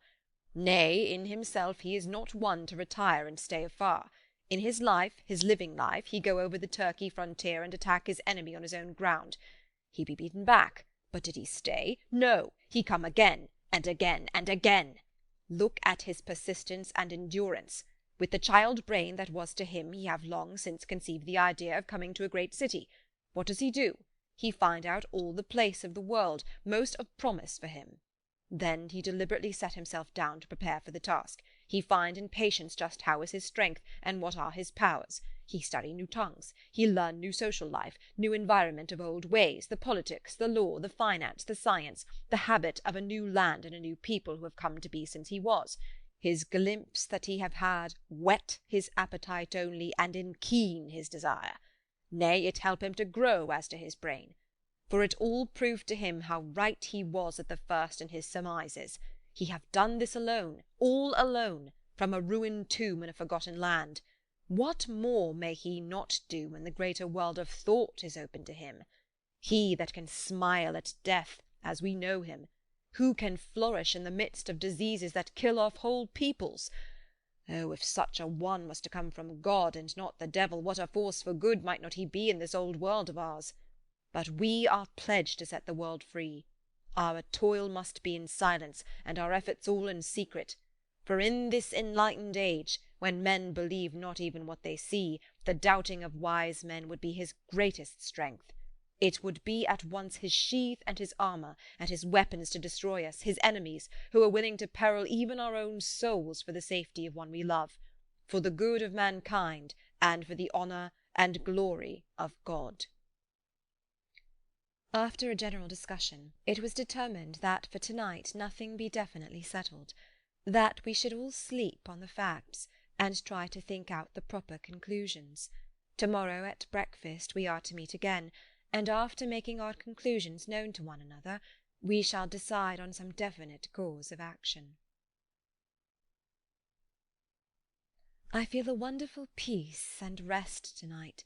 It is as if some haunting presence were removed from me. Perhaps.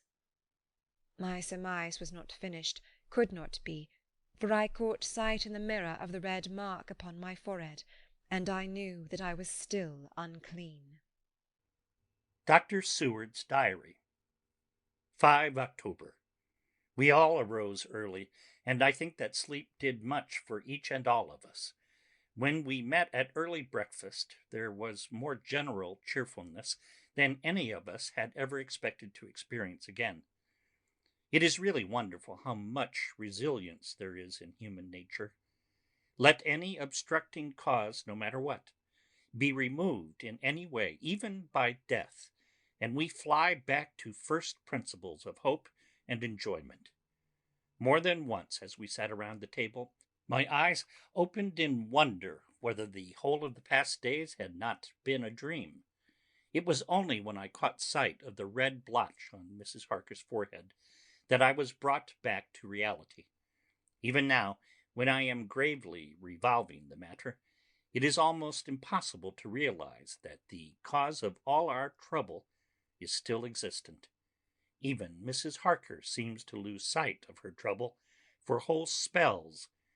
It is only now and again, when something recalls it to her mind, that she thinks of her terrible scar. We are to meet here in my study in half an hour and decide on our course of action. I see only one immediate difficulty. I know it by instinct rather than reason. We shall all have to speak frankly, and yet I fear that, in some mysterious way, poor Mrs. Harker's tongue is tied. I know that she forms conclusions of her own, and from all that has been, I can guess how brilliant and how true they must be. But she will not, or cannot, give them utterance. I have mentioned this to Van Helsing, and he and I are to talk it over when we are alone. I suppose it is some of that horrid poison which has got into her veins beginning to work. The Count had his own purposes when he gave her what Van Helsing called the vampire's baptism of blood. Well, there may be a poison that distills itself out of good things. In an age when the existence of ptomaines is a mystery, we should not wonder at anything. One thing I know, that if my instinct be true regarding poor Mrs. Harker's silences, then there is a terrible difficulty, an unknown danger, in the work before us.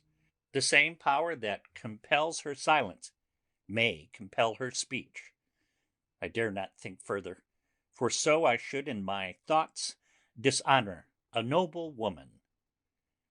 Later, when the professor came in, we talked over the state of things. I could see that he had something on his mind which he wanted to say, but felt some hesitancy about broaching the subject. After beating about the bush a little, he said, "Friend John, there is something that you and I must talk of alone, just at the first, at any rate. Later we may have to take the others into our confidence." Then he stopped, so I waited. He went on. "Madam Mina, our poor dear Madam Mina, is changing." A cold shiver ran through me to find my worst fears thus endorsed. Van Helsing continued, "With the sad experience of Miss Lucy, we must this time be warned before things go too far. Our task is now, in reality, more difficult than ever, and this new trouble makes every hour of the direst importance. I can see the characteristics of the vampire coming in her face. It is now but very, very slight, but it is to be seen if we have eyes to notice without prejudge. Her teeth are sharper, and at times her eyes are more hard. But these are not all. There is heard the silence now often, as so it was with Miss Lucy. She did not speak even when she wrote that which she wished to be known later. Now, my fear is this: if it be that she can, by our hypnotic trance, tell what the Count see and hear, is it not more true that he who have hypnotized her first, and who have drink of her very blood, and make her drink of his, should, if he will, compel her mind to disclose to him that which she know?" I nodded acquiescence. He went on. "Then what we must do is to prevent this. We must keep her ignorant of our intent, and so she cannot tell what she know not. This is a painful task. Oh, so painful that it heartbreak me to think of it, but it must be. When today we meet, I must tell her that for reason which we will not to speak, she must not more be of our counsel, but be simply guarded by us." He wiped his forehead, which had broken out in profuse perspiration, at the thought of the pain which he might have to inflict upon the poor soul already so tortured. I knew that it would be some sort of comfort to him if I told him that I also had come to the same conclusion, for, at any rate, it would take away the pain of doubt. I told him, and the effect was as I expected.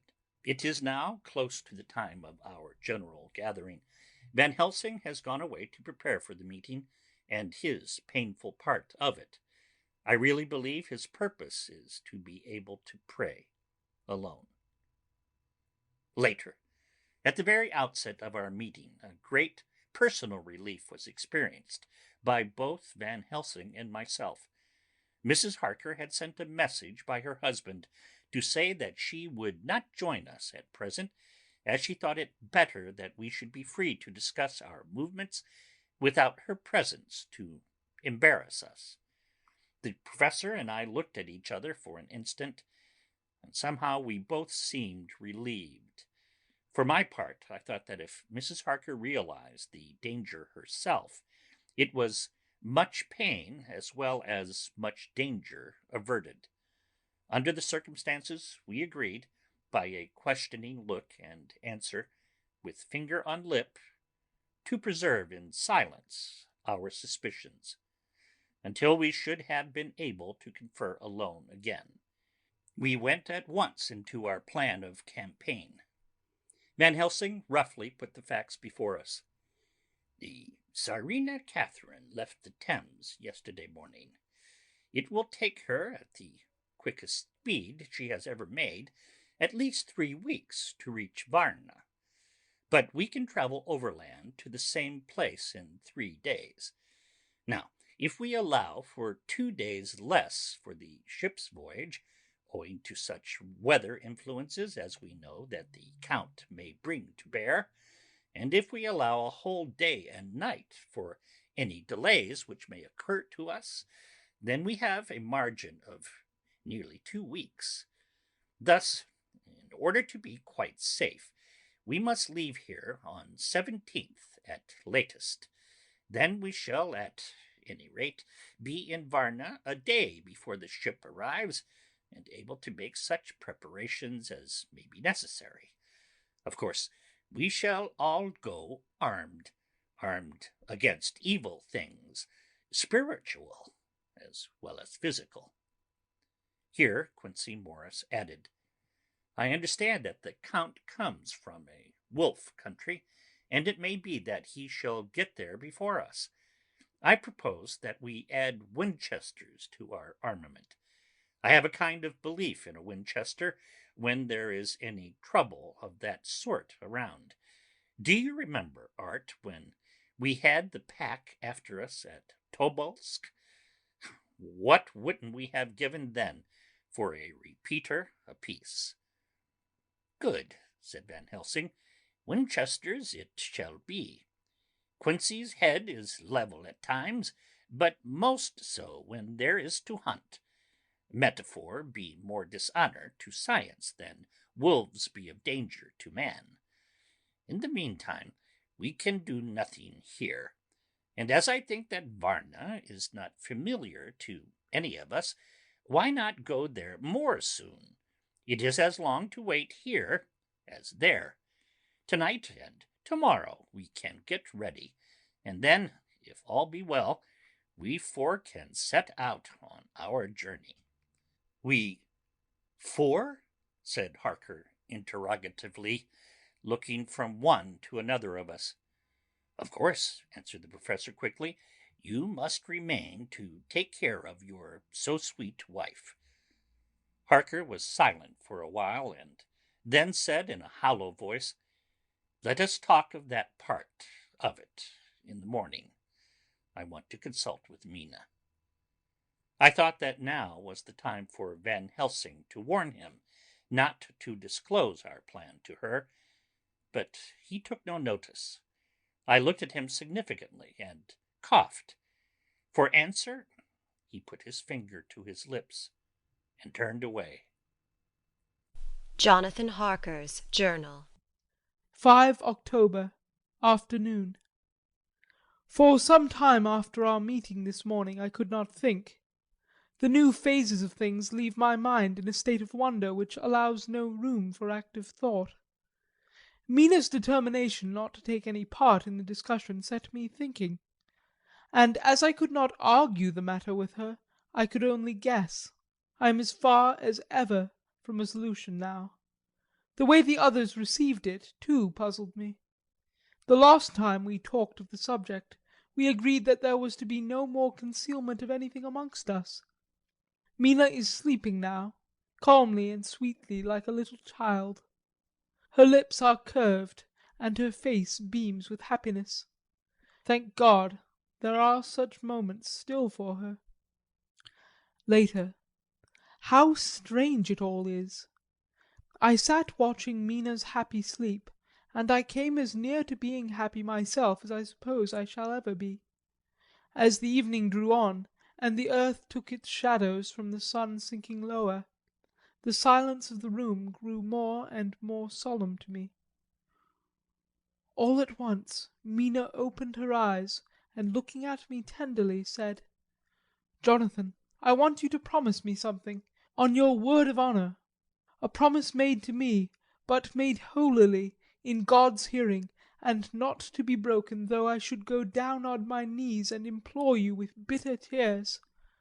Quick, you must make it to me at once." "Mina," I said, A promise like that, I cannot make at once. I may have no right to make it. But, dear one, she said, with such spiritual intensity that her eyes were like pole stars, it is I who wish it, and it is not for myself. You can ask Dr. Van Helsing if I am not right. If he disagrees, you may do as you will. Nay, more, if you all agree. Later you are absolved from the promise.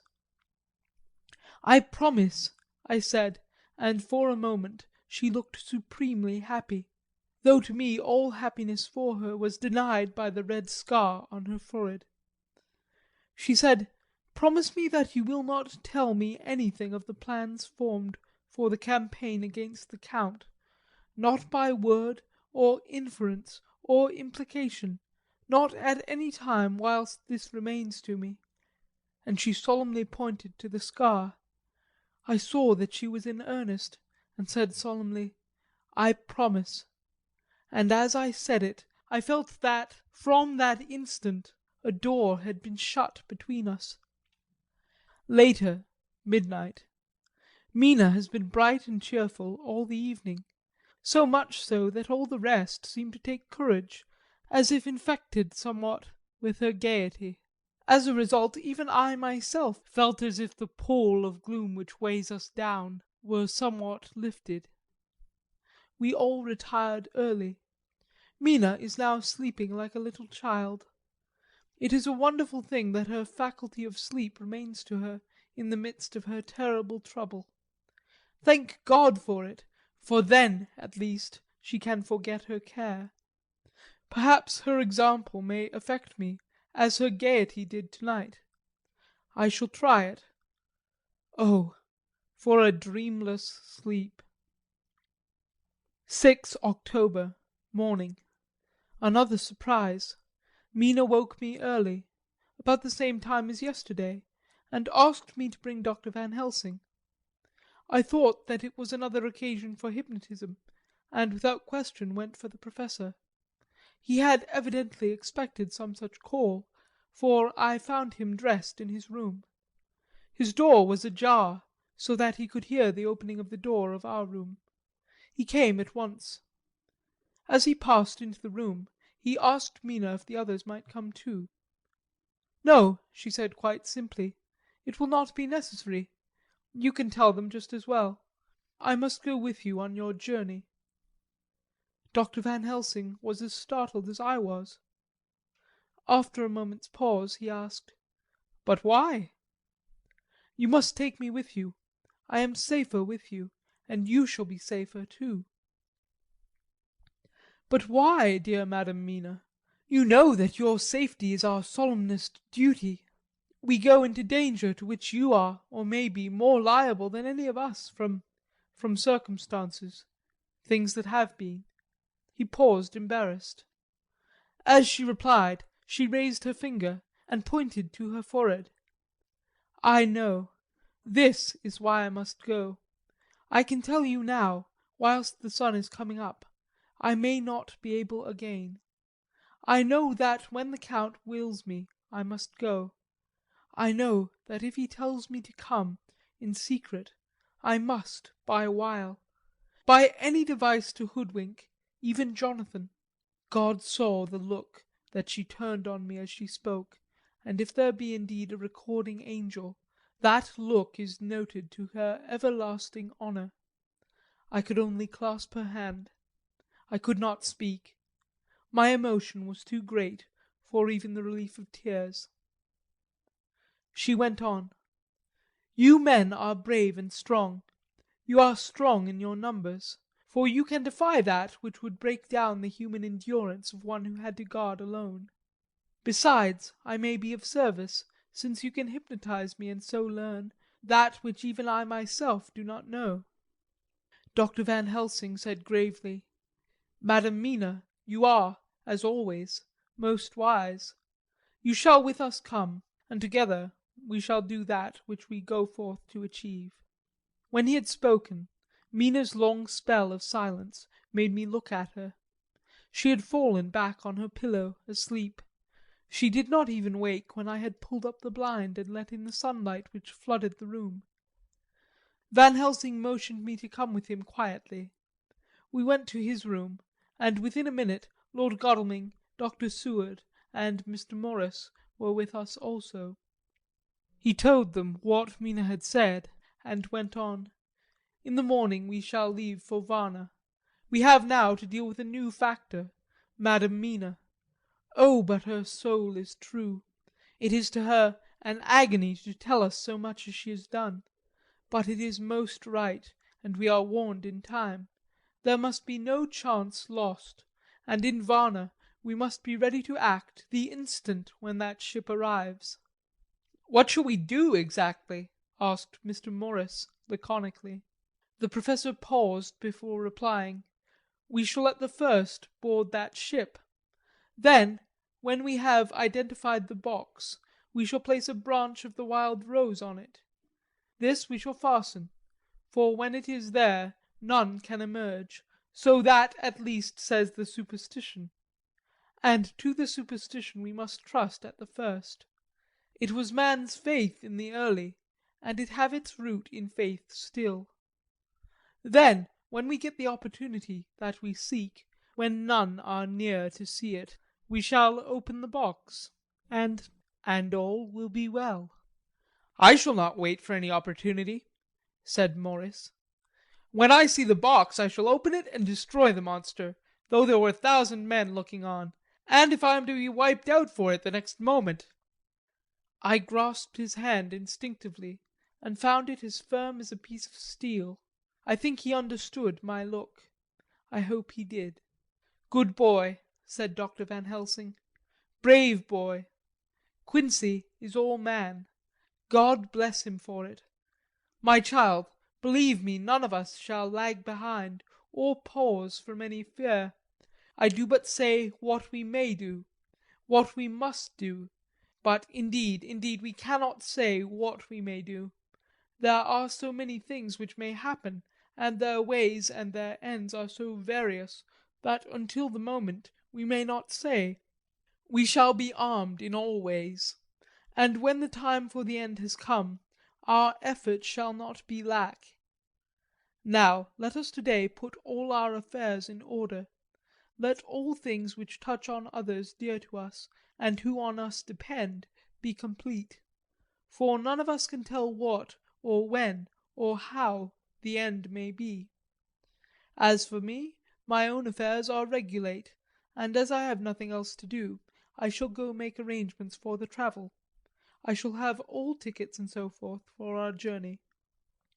There was nothing further to be said, and we parted.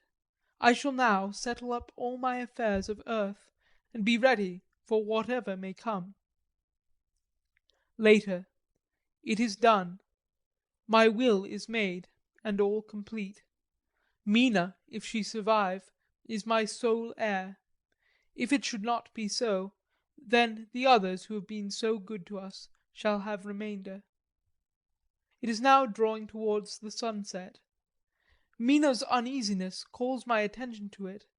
I am sure that there is something on her mind which the time of exact sunset will reveal. These occasions are becoming harrowing times for us all. For each sunrise and sunset opens up some new danger, some new pain, which, however, may in God's will be means to a good end. I will write all these things in the diary, since my darling must not hear them now. But if it may be that she can see them again, they shall be ready. She is calling to me. End of chapter 24. Dracula by Bram Stoker. Chapter 25. Read by Dennis Sayers. M.B. Dr. Seward's Diary. 11 October, evening.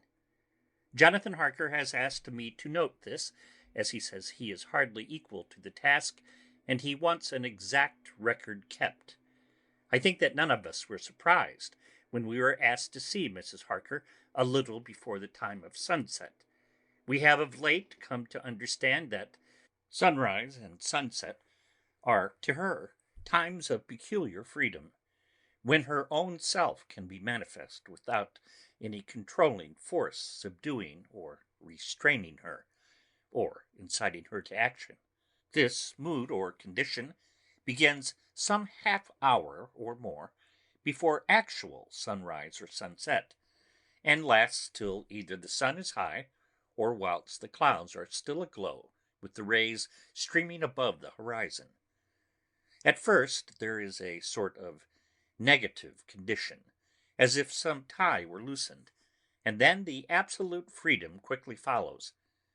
When, however, the freedom ceases, the change back or relapse comes quickly, preceded only by a spell of warning silence. Tonight, when we met, she was somewhat constrained, and bore all the signs of an internal struggle. I put it down myself to her making a violent effort at the earliest instant she could do so. A very few minutes, however, gave her complete control of herself. Then, motioning her husband to sit beside her on the sofa, where she was half reclining, she made the rest of us bring chairs up close. Taking her husband's hand in hers, she began. "We are all here together in freedom, for perhaps the last time. I know that you will always be with me to the end." This was to her husband, whose hand had, as we could see, tightened upon her. "In the morning we go out upon our task, and God only knows what may be in store for any of us. You are going to be so good to me to take me with you. I know that all that brave, earnest men can do for a poor, weak woman, whose soul perhaps is lost, no, not yet, but is at any rate at stake, you will do. But you must remember that I am not as you are.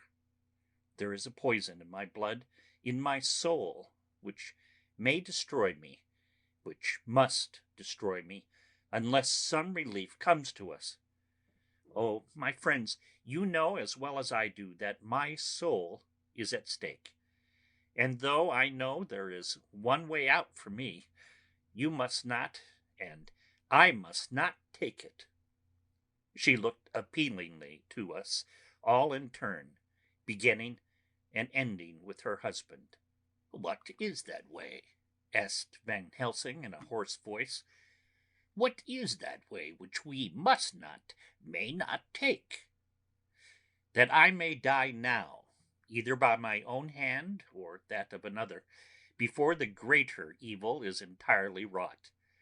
I know, and you know, that were I once dead, you could and would set free my immortal spirit, even as you did my poor Lucy's.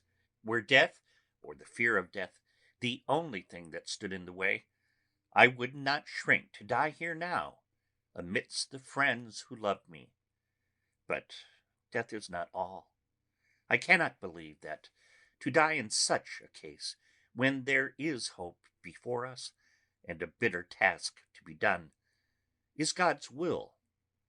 Therefore, I, on my part, give up here the certainty of eternal rest, and go out into the dark where may be the blackest things that the world or the nether world holds." We were all silent, for we knew instinctively that this was only a prelude. The faces of the others were set, and Harker's grew ashen grey. Perhaps he guessed better than any of us what was coming. She continued, "This is what I can give into the hotch-pot." I could not but note the quaint legal phrase which she used in such a place with all seriousness. "What will each of you give?" she went on quickly. "That is easy for brave men. Your lives are God's, and you can give them back to him. But what will you give to me?"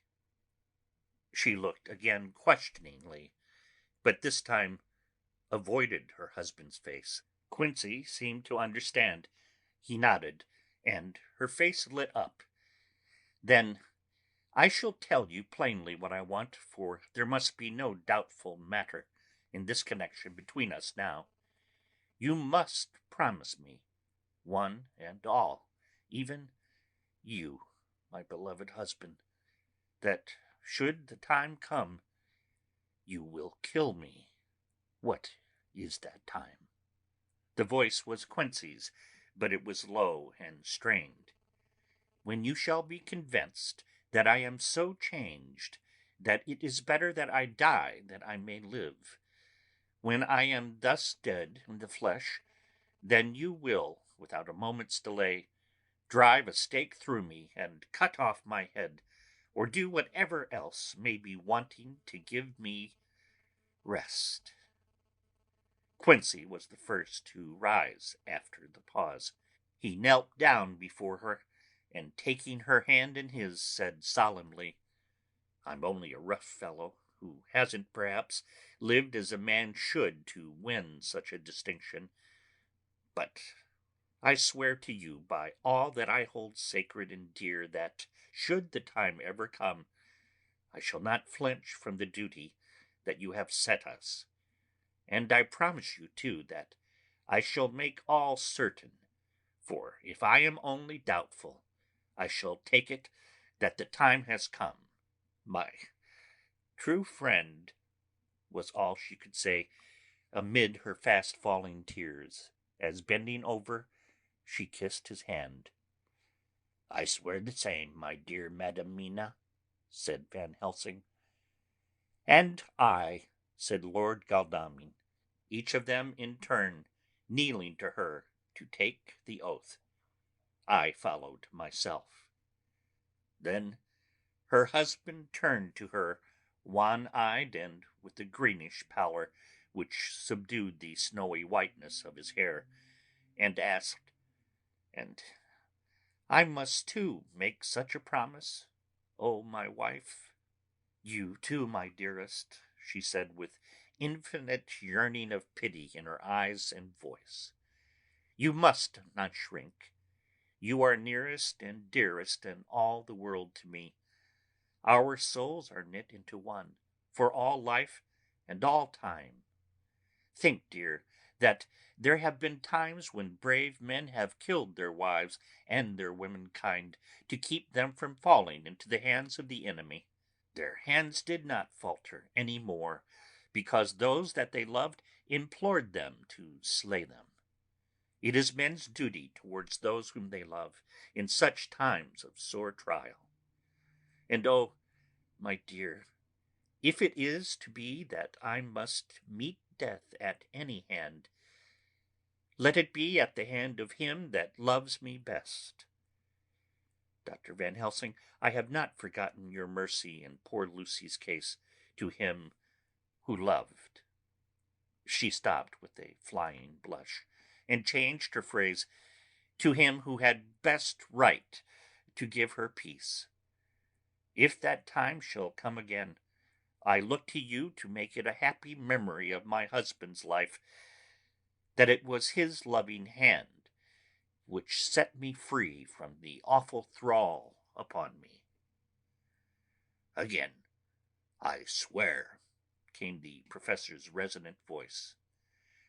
Mrs. Harker smiled, positively smiled, as with a sigh of relief she leaned back and said, "And now, one word of warning, a warning which you must never forget. This time, if it ever come, may come quickly and unexpectedly, and in such case you must lose no time in using your opportunity. At such a time I myself might be, nay, if the time ever come, shall be leagued with your enemy against you. One more request." She became very solemn as she said this. "It is not vital and necessary like the other, but I want you to do one thing for me, if you will." We all acquiesced, but no one spoke. There was no need to speak. "I want you to read the burial service." She was interrupted by a deep groan from her husband. Taking his hand in hers, she held it over her heart and continued, "You must read it over me some day. Whatever may be the issue of all this fearful state of things, it will be a sweet thought to all or some of us.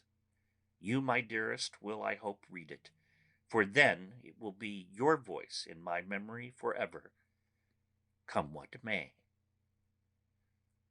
"But, oh, my dear one," he pleaded, "death is afar from you." "Nay," she said, holding up a warning hand, "I am deeper in death at this moment than if the weight of an earthly grave lay heavy upon me." "Oh, my wife, must I read it?" he said, before he began. "It would comfort me, my husband," was all she said, and he began to read when she had got the book ready. How could anyone tell of that strange scene, its solemnity, its gloom, its sadness, its horror, and, withal, its sweetness? Even a skeptic, who can see nothing but a travesty of bitter truth in anything holy or emotional, would have been melted to the heart had he seen that little group of loving and devoted friends kneeling round that stricken and sorrowing lady, or heard the tender passion of her husband's voice, as in tones so broken and emotional that often he had to pause, he read the simple and beautiful service from the burial of the dead. I cannot go on. Words and voices fail me. She was right in her instinct. Strange as it was, bizarre as it may hereafterward seem, even to us who had felt its potent influence at the time, it comforted us much, and the silence which showed Mrs. Harker's coming relapse from her freedom of soul did not seem so full of despair to any of us as we had dreaded. Jonathan Harker's Journal. 15 October. Varna.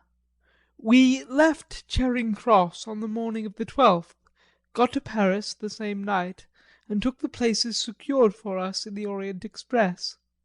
We travelled night and day, arriving here at about 5 o'clock.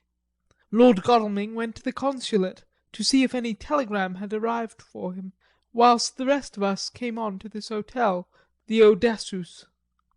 The journey may have had incidents. I was, however, too eager to get on to care for them.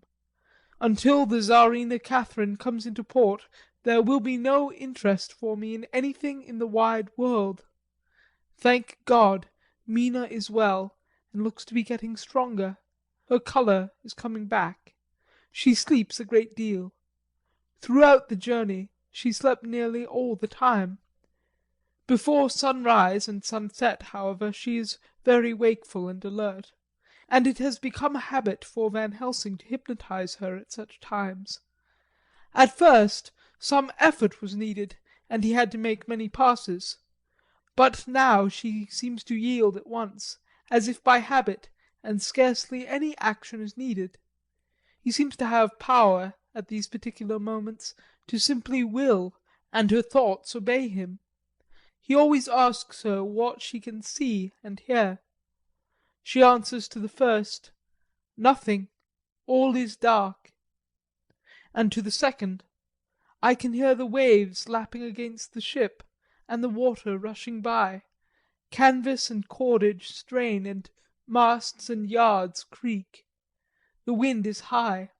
I can hear it in the shrouds, and the bow throws back the foam." It is evident that the Tsarina Catherine is still at sea, hastening on her way to Varna. Lord Godalming has just returned. He had 4 telegrams, one each day since we started, and all to the same effect, that the Tsarina Catherine had not been reported to Lloyd's from anywhere. He had arranged before leaving London that his agent should send him every day a telegram saying if the ship had been reported.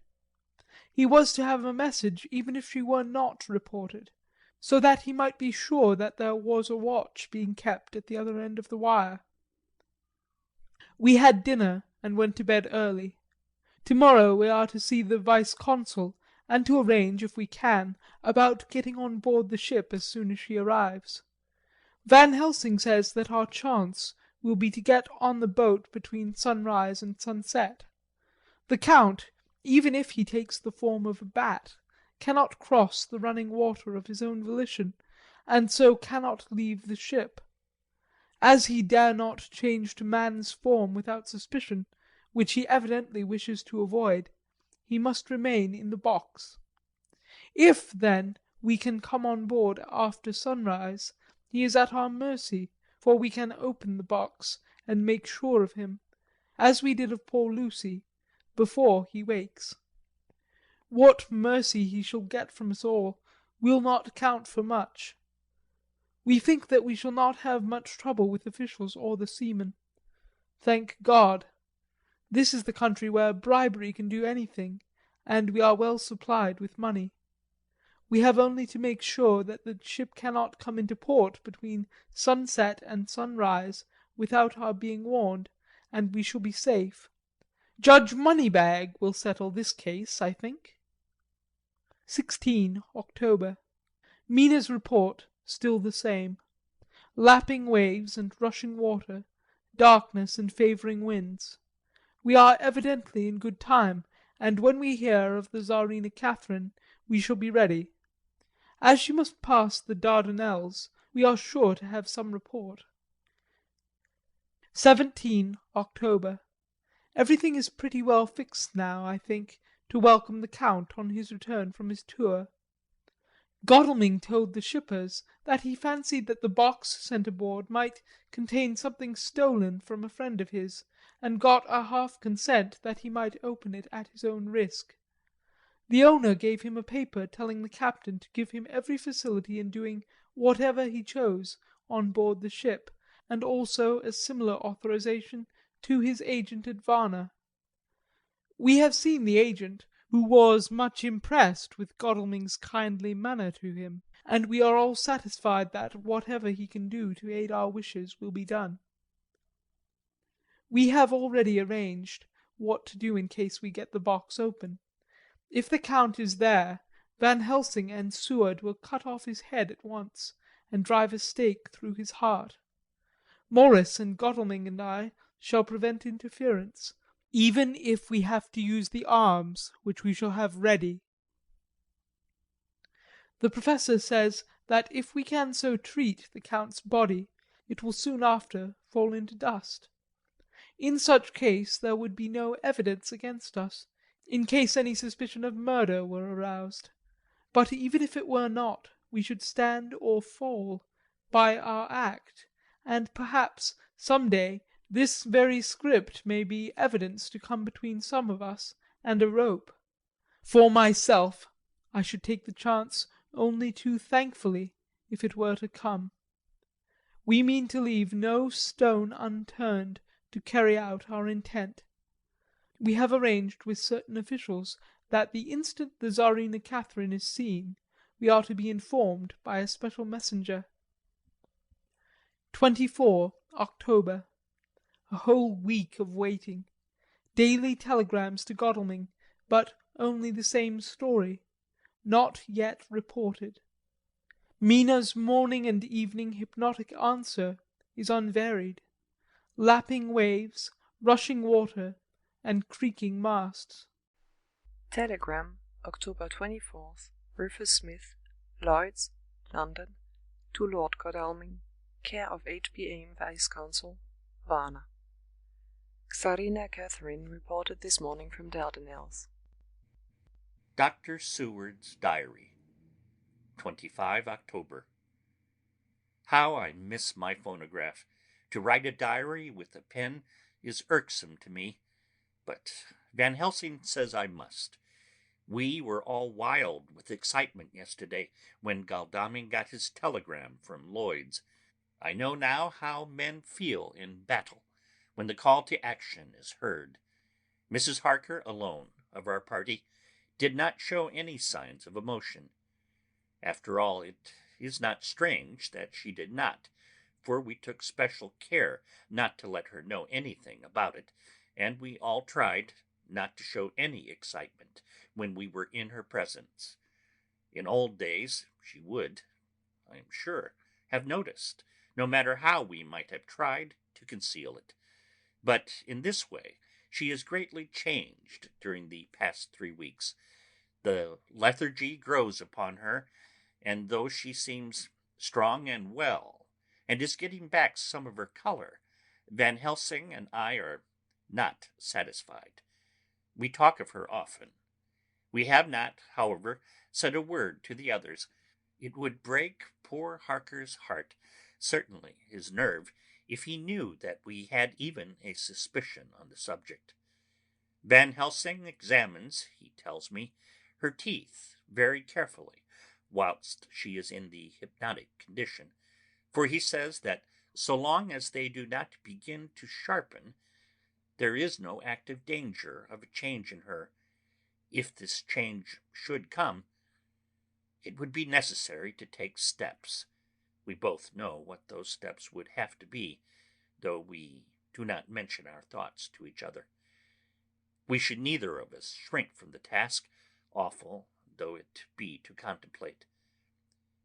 Euthanasia is an excellent and a comforting word. I am grateful to whoever invented it. It is only about 24 hours' sail from the Dardanelles to here, at the rate the Czarina Catherine has come from London. She should, therefore, arrive sometime in the morning, but as she cannot possibly get in before noon, we are all about to retire early. We shall get up at 1 o'clock, so as to be ready. 25 October, noon. No news yet of the ship's arrival. Mrs. Harker's hypnotic report this morning was the same as usual, so it is possible that we may get news at any moment. We men are all in a fever of excitement, except Harker, who is calm. His hands are cold as ice, and an hour ago I found him whetting the edge of the great Gurkha knife, which he now always carries with him. It will be a bad lookout for the Count if the edge of that kukri ever touches his throat, driven by that stern, ice-cold hand. Van Helsing and I were a little alarmed about Mrs. Harker today. About noon she got into a sort of lethargy, which he did not like. Although he kept silence to the others, we were neither of us happy about it. She had been restless all the morning, so that we were at first glad to know that she was sleeping. When, however, her husband mentioned casually that she was sleeping so soundly that he could not wake her, we went to her room to see for ourselves. She was breathing naturally and looked so well and peaceful that we agreed that the sleep was better for her than anything else. Poor girl, she has so much to forget that it is no wonder that sleep, if it brings oblivion to her, does her good. Later.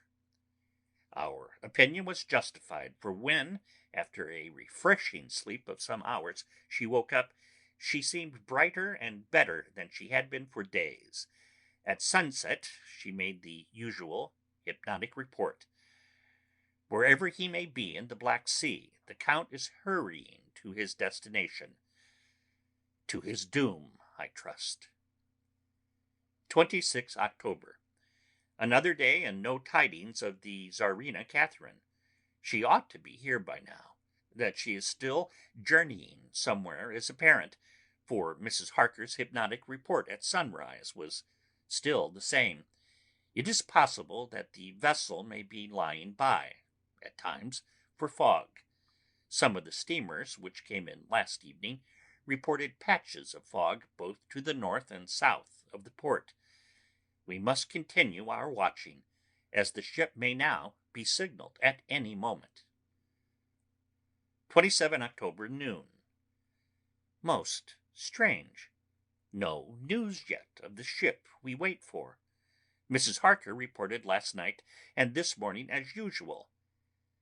Lapping waves and rushing water, though she had added that the waves were very faint. The telegrams from London have been the same. No further report. Van Helsing is terribly anxious, and told me just now that he fears the Count is escaping us. He added significantly, I did not like that lethargy of Madam Mina's. Souls and memories can do strange things during trance. I was about to ask him more, but Harker just then came in, and he held up a warning hand. We must try tonight at sunset to make her speak more fully when in her hypnotic state. 28 October. Telegram. Rufus Smith, London, to Lord Godalming, care H.B.M. Vice-Consul, Varna. Czarina Catherine reported entering Galatz at 1 o'clock today. Dr. Seward's diary. 28 October. When the telegram came announcing the arrival in Galatz, I do not think it was such a shock to any of us as might have been expected. True, we did not know whence or how or when the bolt would come, but I think we all expected that something strange would happen. The day of arrival at Varna made us individually satisfied that things would not be just as we had expected. We only waited to learn where the change would occur. None the less, however, it was a surprise. I suppose that nature works on such a hopeful basis that we believe against ourselves that things will be set as they ought to be, not as we should know that they will be. Transcendentalism is a beacon to the angels, even if it be a will-o'-the-wisp to man. Van Helsing raised his hand over his head for a moment, as though in remonstrance with the Almighty. But he said not a word, and in a few seconds stood up with his face sternly set. Lord Godalming grew very pale, and sat breathing heavily. I was myself half stunned, and looked in wonder at one after another. Quincey Morris tightened his belt with that quick movement which I knew so well. In our old wandering days, it meant action. Mrs. Harker grew ghastly white, so that the scar on her forehead seemed to burn, but she folded her hands meekly and looked up in prayer. Harker smiled, actually smiled, the dark, bitter smile of one who is without hope. But at the same time, his action belied his words, for his hands instinctively sought the hilt of the great kukri knife, and rested there. When does the next train start for Galatz? Said Van Helsing to us generally. At 6:30 tomorrow morning. We all started, for the answer came from Mrs. Harker. How on earth do you know? Said Art. You forget, or perhaps you do not know, though Jonathan does, and so does Dr. Van Helsing, that I am a train fiend. At home in Exeter, I always used to make up the timetables so as to be helpful to my husband.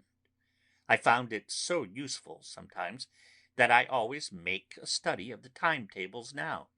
I knew that if anything were to take us to Castle Dracula, we should go by Galatz, or at any rate through Bucharest, so I learned the times very carefully.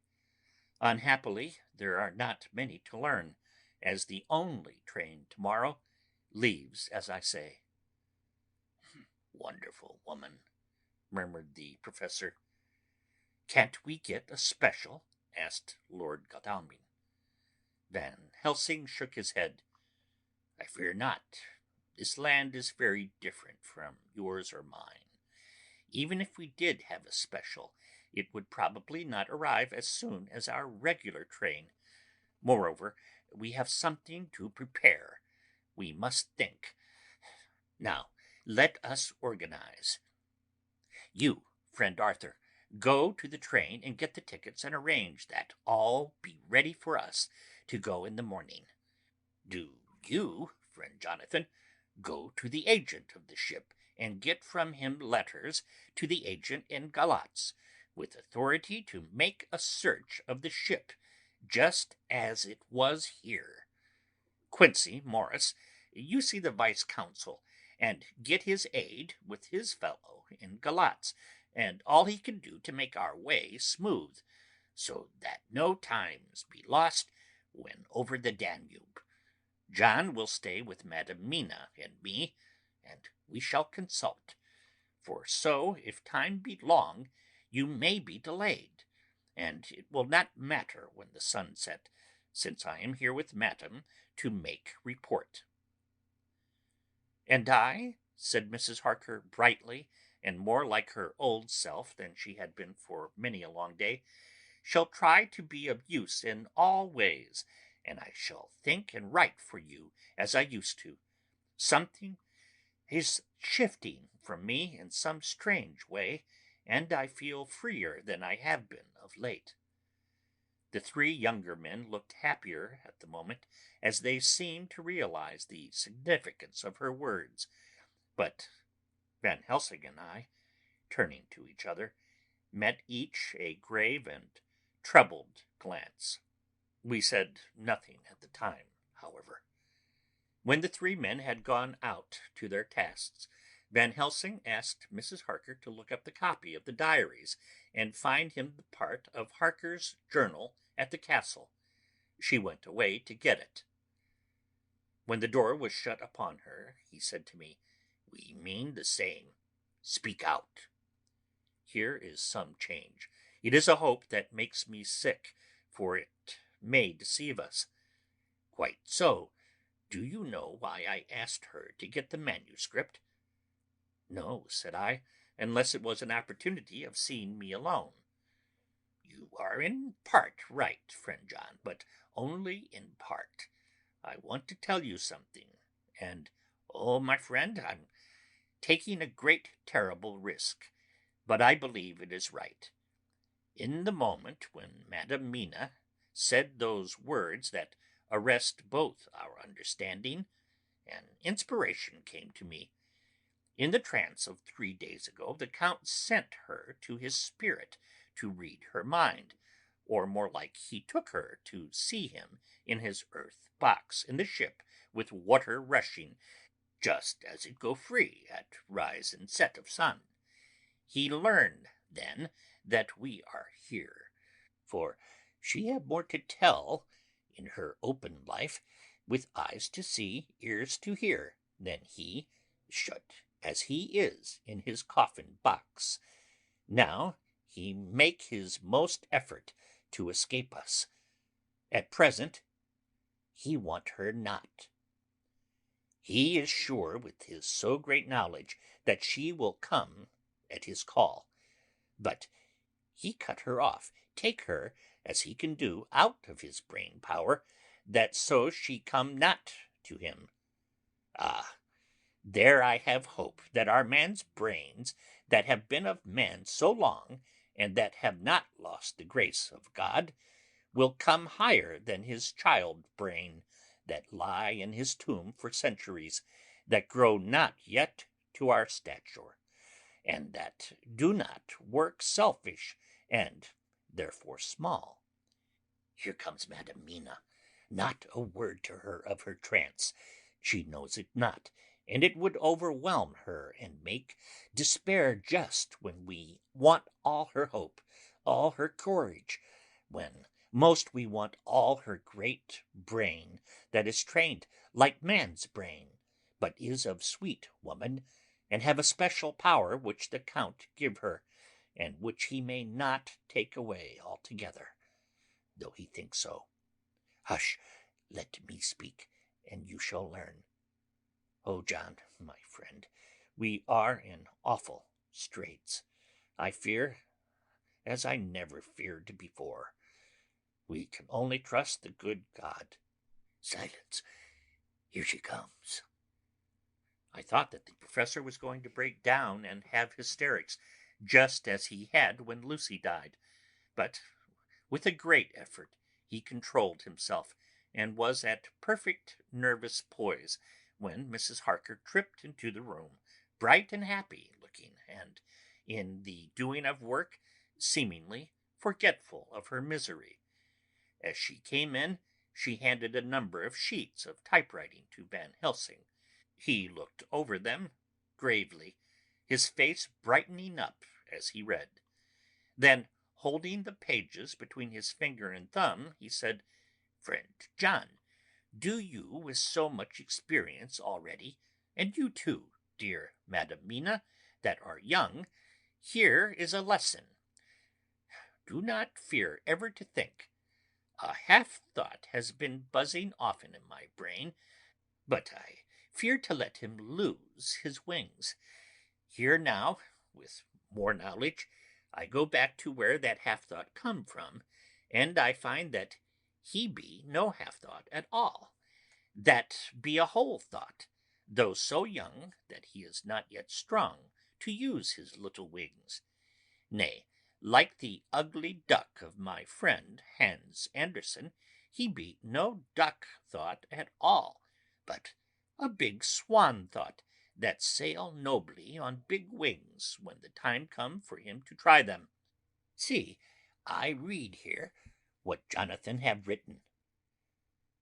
That other of his race who, in a later age, again and again, brought his forces over the great river into Turkey land, who, when he was beaten back, came again and again and again, though he had to come alone from the bloody field where his troops were being slaughtered, since he knew that he alone could ultimately triumph.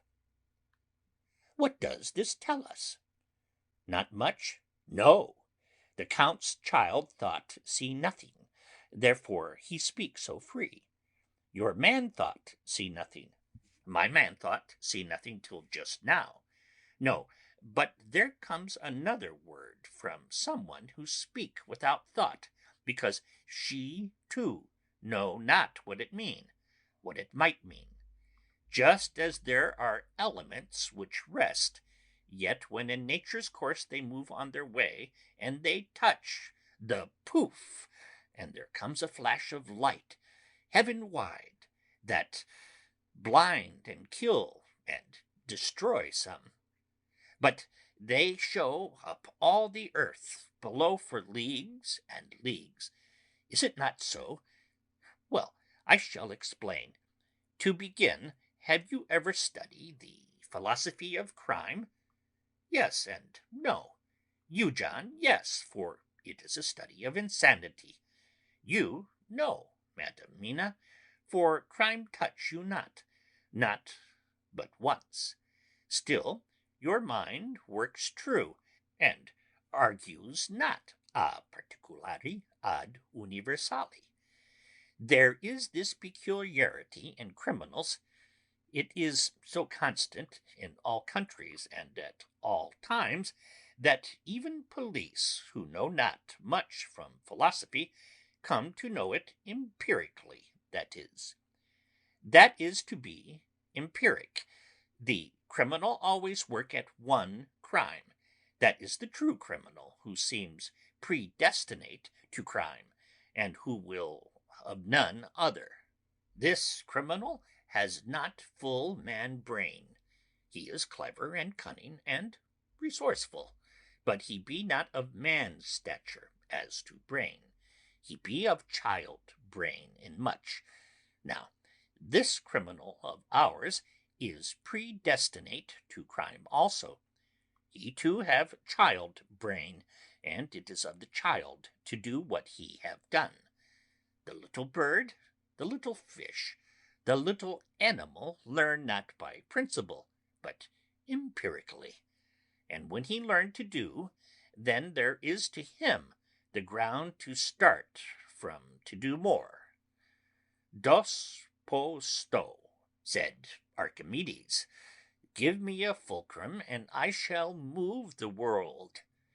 To do once is the fulcrum whereby child brain become man brain, and until he have the purpose to do more, he continue to do the same thing, again every time, just as he have done before. Oh, my dear, I see that your eyes are opened, and that to you the lightning flash show all the leagues. For Mrs. Harker began to clap her hands, and her eyes sparkled. He went on, "Now you shall speak. Tell us two dry men of science what you see with those so bright eyes."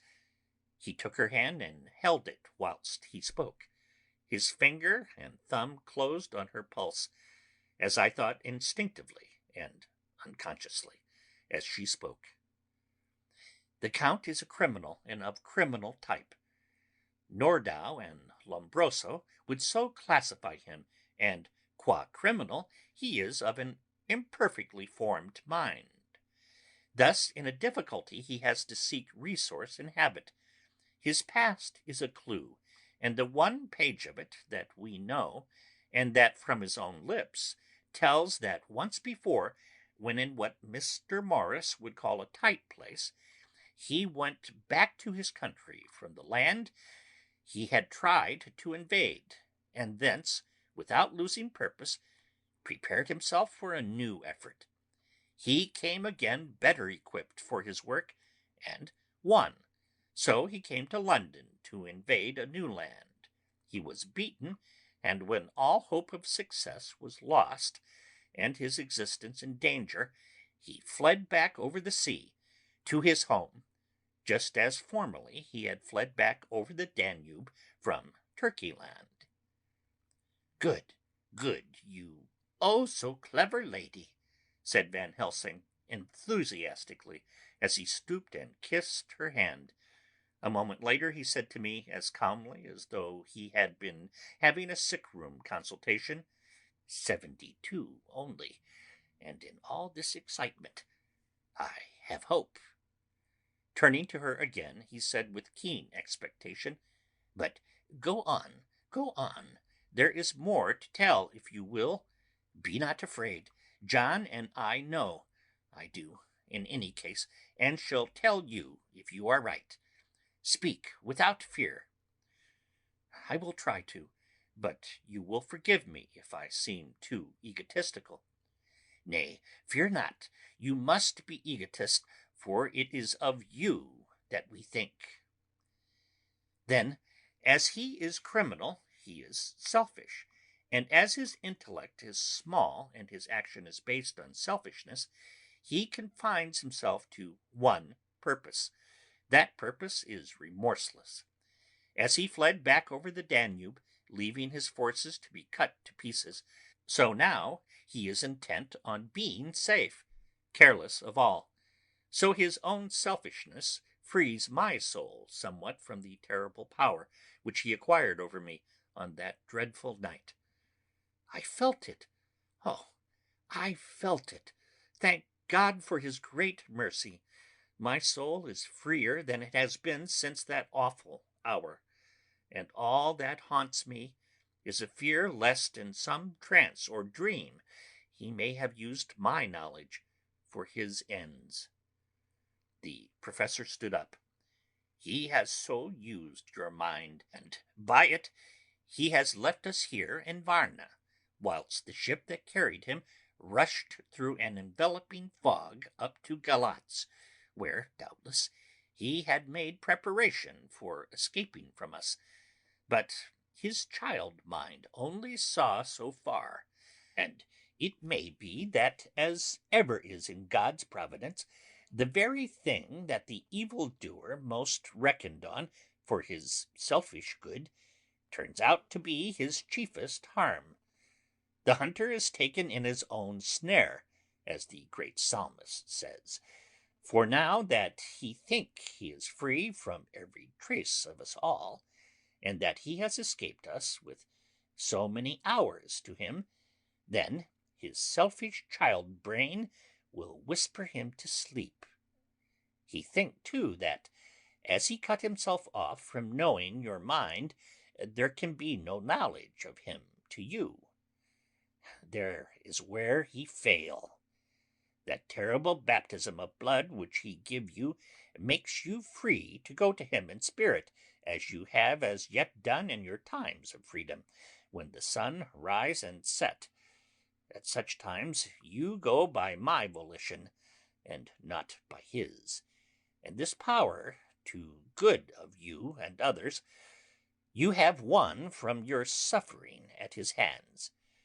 This is now all the more precious that he know it not, and to guard himself have even cut himself off from his knowledge of our where.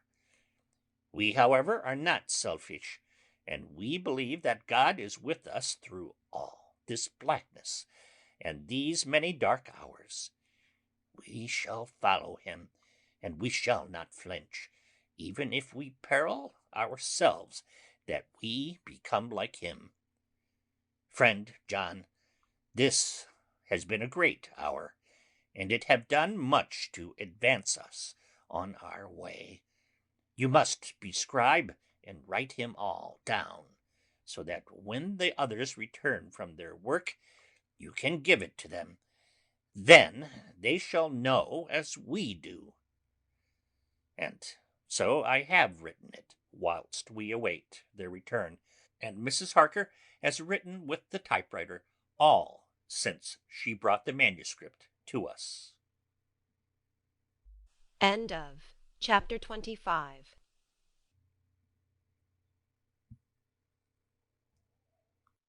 Dracula by Bram Stoker. Chapter 26. Read by Dennis Sayers. Elizabeth Klett. M.B. Dr. Seward's Diary. 29 October. This is written in the train from Varna to Galatz. Last night we all assembled a little before the time of sunset. Each of us had done his work as well as he could, so far as thought and endeavor and opportunity go. We are prepared for the whole of our journey, and for our work when we get to Galatz. When the usual time came round, Mrs. Harker prepared herself for her hypnotic effort, and after a longer and more serious effort on the part of Van Helsing than has been usually necessary, she sank into the trance. Usually she speaks on a hint, but this time the professor had to ask her questions, and to ask them pretty resolutely before he could learn anything. At last her answer came. I can see nothing. We are still. There are no waves lapping, but only a steady swirl of water softly running against the hawser. I can hear men's voices calling near and far, and the roll and creak of oars in the rowlocks. A gun is fired somewhere. The echo of it seems far away. There is tramping of feet overhead, and ropes and chains are dragged along. What is this? There is a gleam of light. I can feel the air blowing upon me. Here she stopped. She had risen, as if impulsively, from where she lay on the sofa, and raised both her hands, palms upwards, as if lifting a weight. Van Helsing and I looked at each other with understanding. Quincey raised his eyebrows slightly, and looked at her intently, whilst Harker's hand instinctively closed round the hilt of his kukri. There was a long pause. We all knew that the time when she could speak was passing, but we felt that it was useless to say anything. Suddenly she sat up, and as she opened her eyes, said sweetly, "Would none of you like a cup of tea? You must all be so tired." We could only make her happy, and so acquiesced. She bustled off to get tea. When she had gone, Van Helsing said, "You see, my friends, he is close to land. He has left his earth chest, but he has yet to get on shore. In the night he may lie hidden somewhere, but if he be not carried on shore, or if the ship do not touch it, he cannot achieve the land. In such case he can, if it be in the night, change his form and jump or fly on shore. Then, unless he be carried, he cannot escape. And if he be carried, then the customs men may discover what the box contain. Thus, in fine, if he escape not on shore tonight or before dawn, there will be the whole day lost to him. We may then arrive in time, for if he escape not at night, we shall come on him in daytime, boxed up and at our mercy. For he dare not to be his true self, awake and visible, lest he be discovered. There was no more to be said, so we waited in patience until the dawn, at which time we might learn more from Mrs. Harker. Early this morning we listened with breathless anxiety for her response in her trance. The hypnotic state was even longer in coming than before, and when it came, the time remaining until full sunrise was so short that we began to despair. Van Helsing seemed to throw his whole soul into the effort. At last, in obedience to his will, she made reply. All is dark. I hear lapping water level with me, and some creaking as of wood on wood. She paused, and the red sun shot up. We must wait till tonight. And so it is that we are traveling towards Galatz in an agony of expectation. We are due to arrive between 2 and 3 in the morning, but already at Bucharest we are 3 hours late, so we cannot possibly get in till well after sunup. Thus we shall have 2 more hypnotic messages from Mrs. Harker. Either or both may possibly throw more light on what is happening. Later, sunset has come and gone. Fortunately, it came at a time when there was no distraction, for had it occurred whilst we were at a station, we might not have secured the necessary calm and isolation. Mrs. Harker yielded to the hypnotic influence even less readily than this morning. I am in fear that her power of reading the Count's sensations may die away just when we want it most. It seems to me that her imagination is beginning to work. Whilst she has been in the trance hitherto, she has confined herself to the simplest of facts. If this goes on, it may ultimately mislead us. If I thought that the Count's power over her would die away equally with her power of knowledge, it would be a happy thought. But I am afraid that it may not be so. When she did speak, her words were enigmatical. Something is going out. I can feel it pass me like a cold wind. I can hear, far off, confused sounds, as of men talking in strange tongues, fierce falling water, and the howling of wolves. She stopped, and a shudder ran through her, increasing in intensity for a few seconds, till, at the end, she shook as though in a palsy. She said no more, even in answer to the professor's imperative questioning. When she woke from the trance, she was cold and exhausted and languid, but her mind was all alert. She could not remember anything, but asked what she had said. When she was told, she pondered over it deeply for a long time, and in silence. 30 October, 7 a.m. We are near Galatz now, and I may not have time to write later. Sunrise this morning was anxiously looked for by us all. Knowing of the increasing difficulty of procuring the hypnotic trance, Van Helsing began his passes earlier than usual. They produced no effect, however, until the regular time, when she yielded with still a greater difficulty, only a minute before the sun rose. The professor lost no time in his questioning. Her answer came with equal quickness. All is dark. I hear water swirling by, level with my ears, and the creaking of wood on wood. Cattle low, far off. There is another sound, a queer one, like...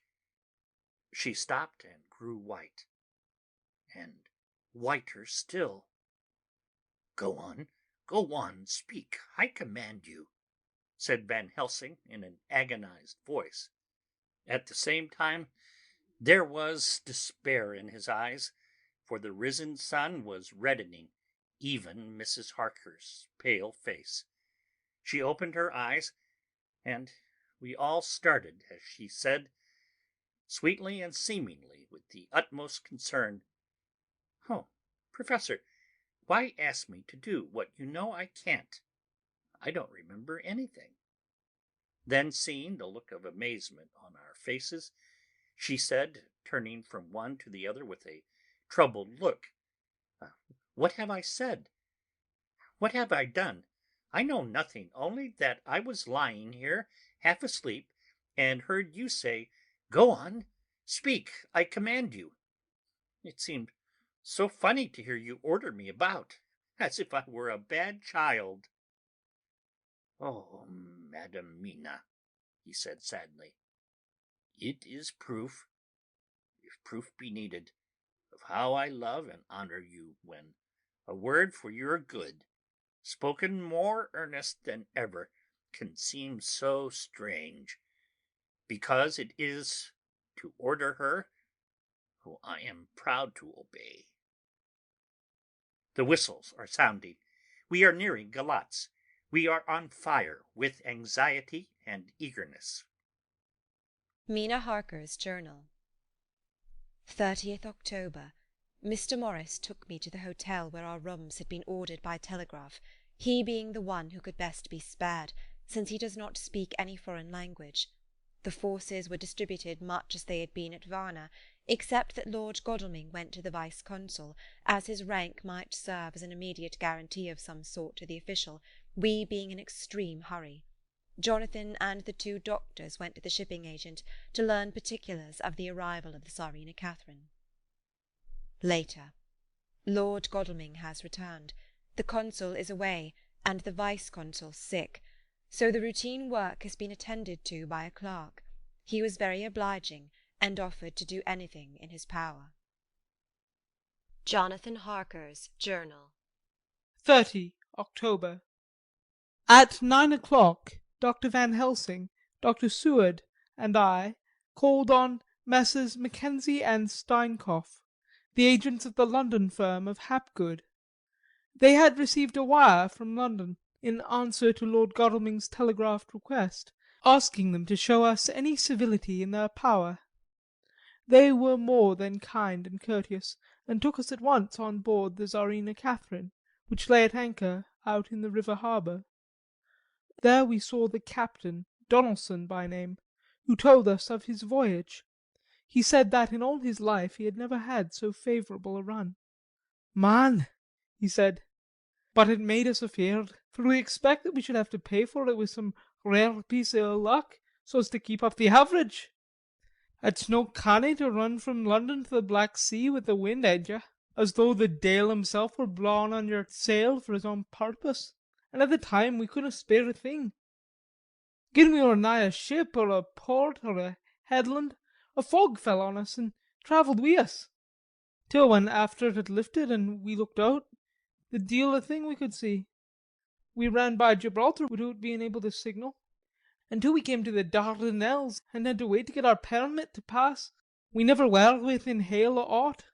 At first I was inclined to slack off sail and beat about till the fog was lifted, but whiles I thought that if the Deil was minded to get us into the Black Sea quick, he was like to do it whether we would or no. If we had a quick voyage it would have been no to our miscredit with the owners, or no hurt to our traffic, and the old man who had served us on purpose would be decently grateful to us for not hindering him." This mixture of simplicity and cunning, of superstition and commercial reasoning, aroused Van Helsing, who said, "Mine friend, that devil is more clever than he is thought by some, and he know when he meet his match."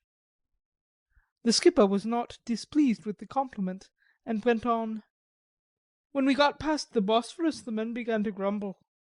Some of them, the Romanians, came and asked me to heave overboard a big box which had been put on board by a queer-looking old man just before we had started for London.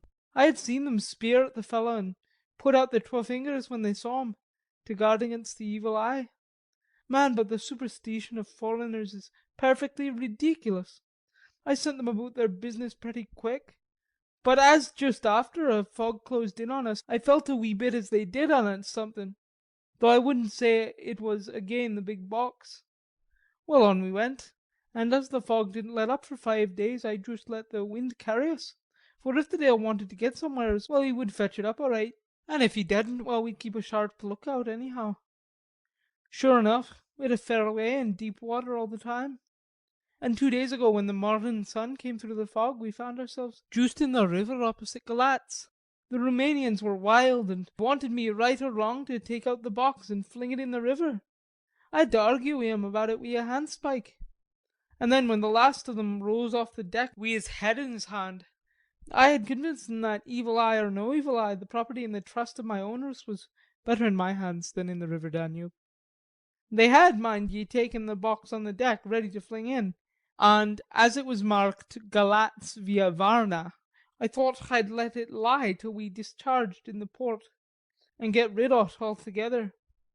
We didn't do much clearing up that day, and I had to return the nicht at anchor. But in the morning, brayin' early, an hour before sun up, a man came aboard wi' an order, written to him from England, to receive a box marked for one Count Dracula.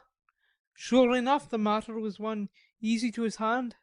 He had his papers all reet, and glad I was to get rid of the damn thing, for I was beginning myself to feel uneasy at it. If the Dale did have any luggage aboard the ship, I'm thinking it was nane other than that same." "What was the name of the man who took it?" asked Dr. Van Helsing with restrained eagerness.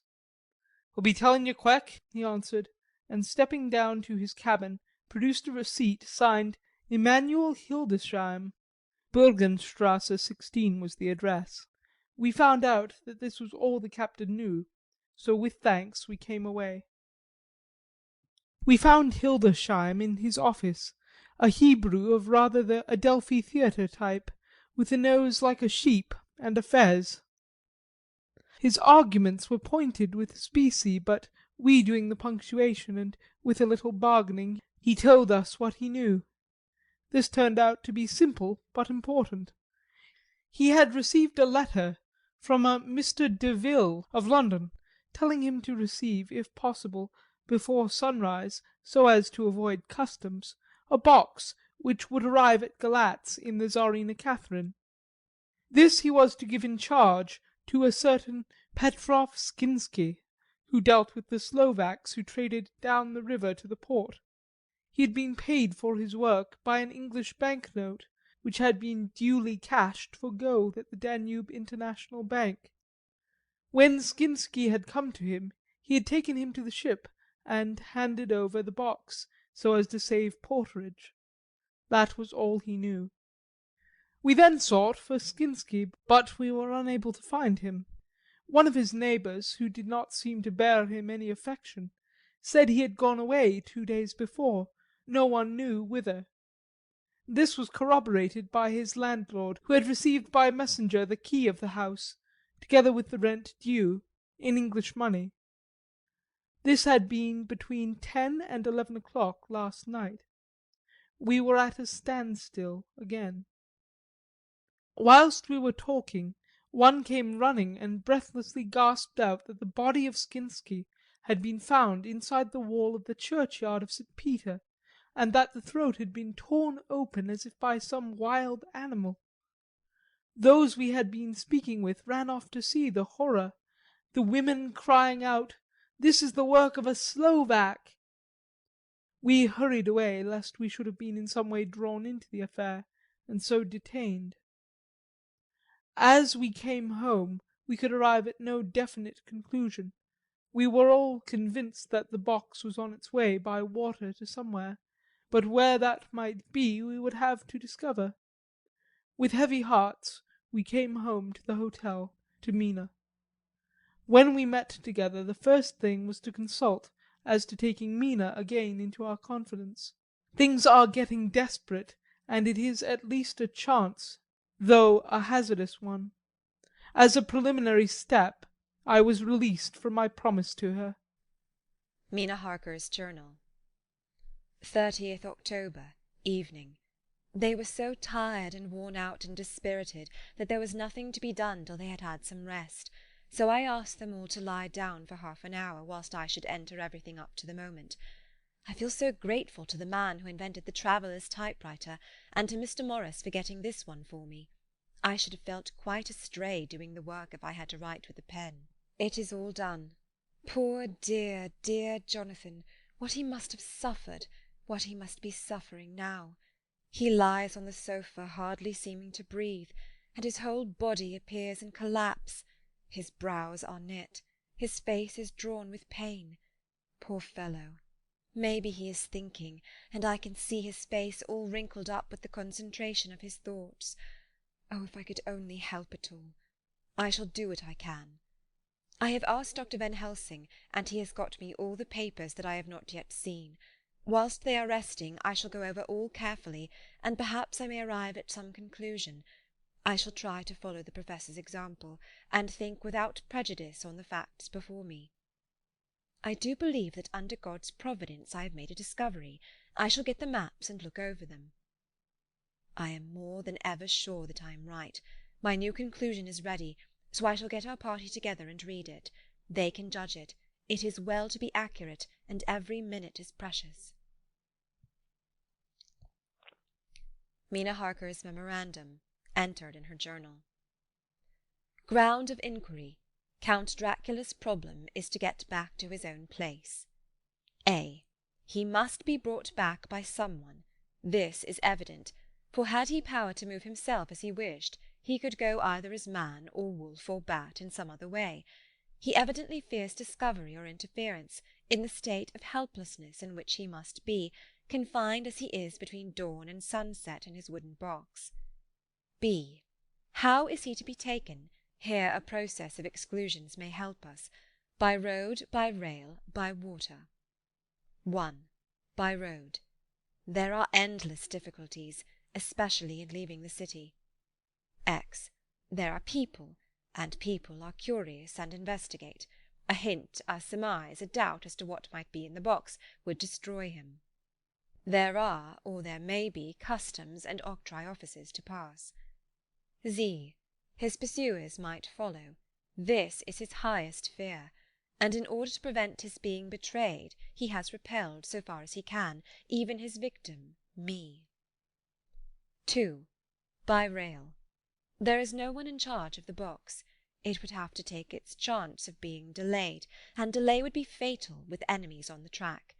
True, he might escape at night, but what would he be if left in a strange place with no refuge that he could fly to? This is not what he intends, and he does not mean to risk it. 3. By water.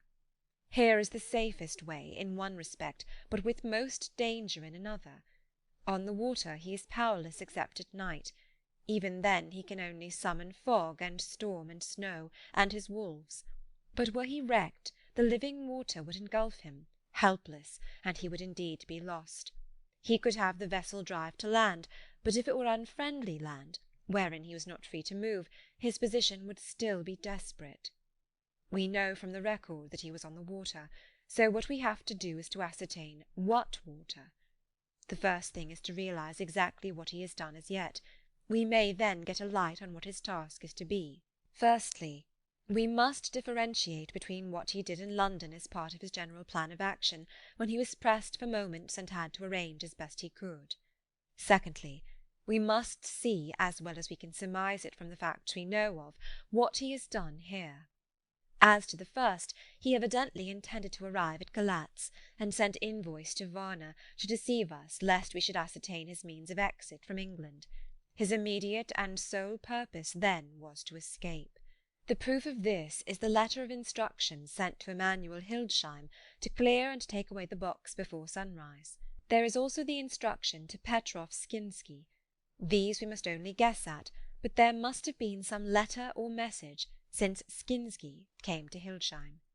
That so far his plans were successful, we know. The Tsarina Catherine made a phenomenally quick journey, so much so that Captain Donelson's suspicions were aroused.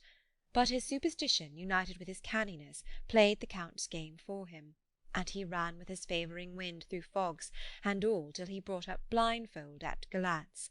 That the Count's arrangements were well made has been proved. Hildesheim cleared the box, took it off, and gave it to Skinsky. Skinsky took it, and here we lose the trail.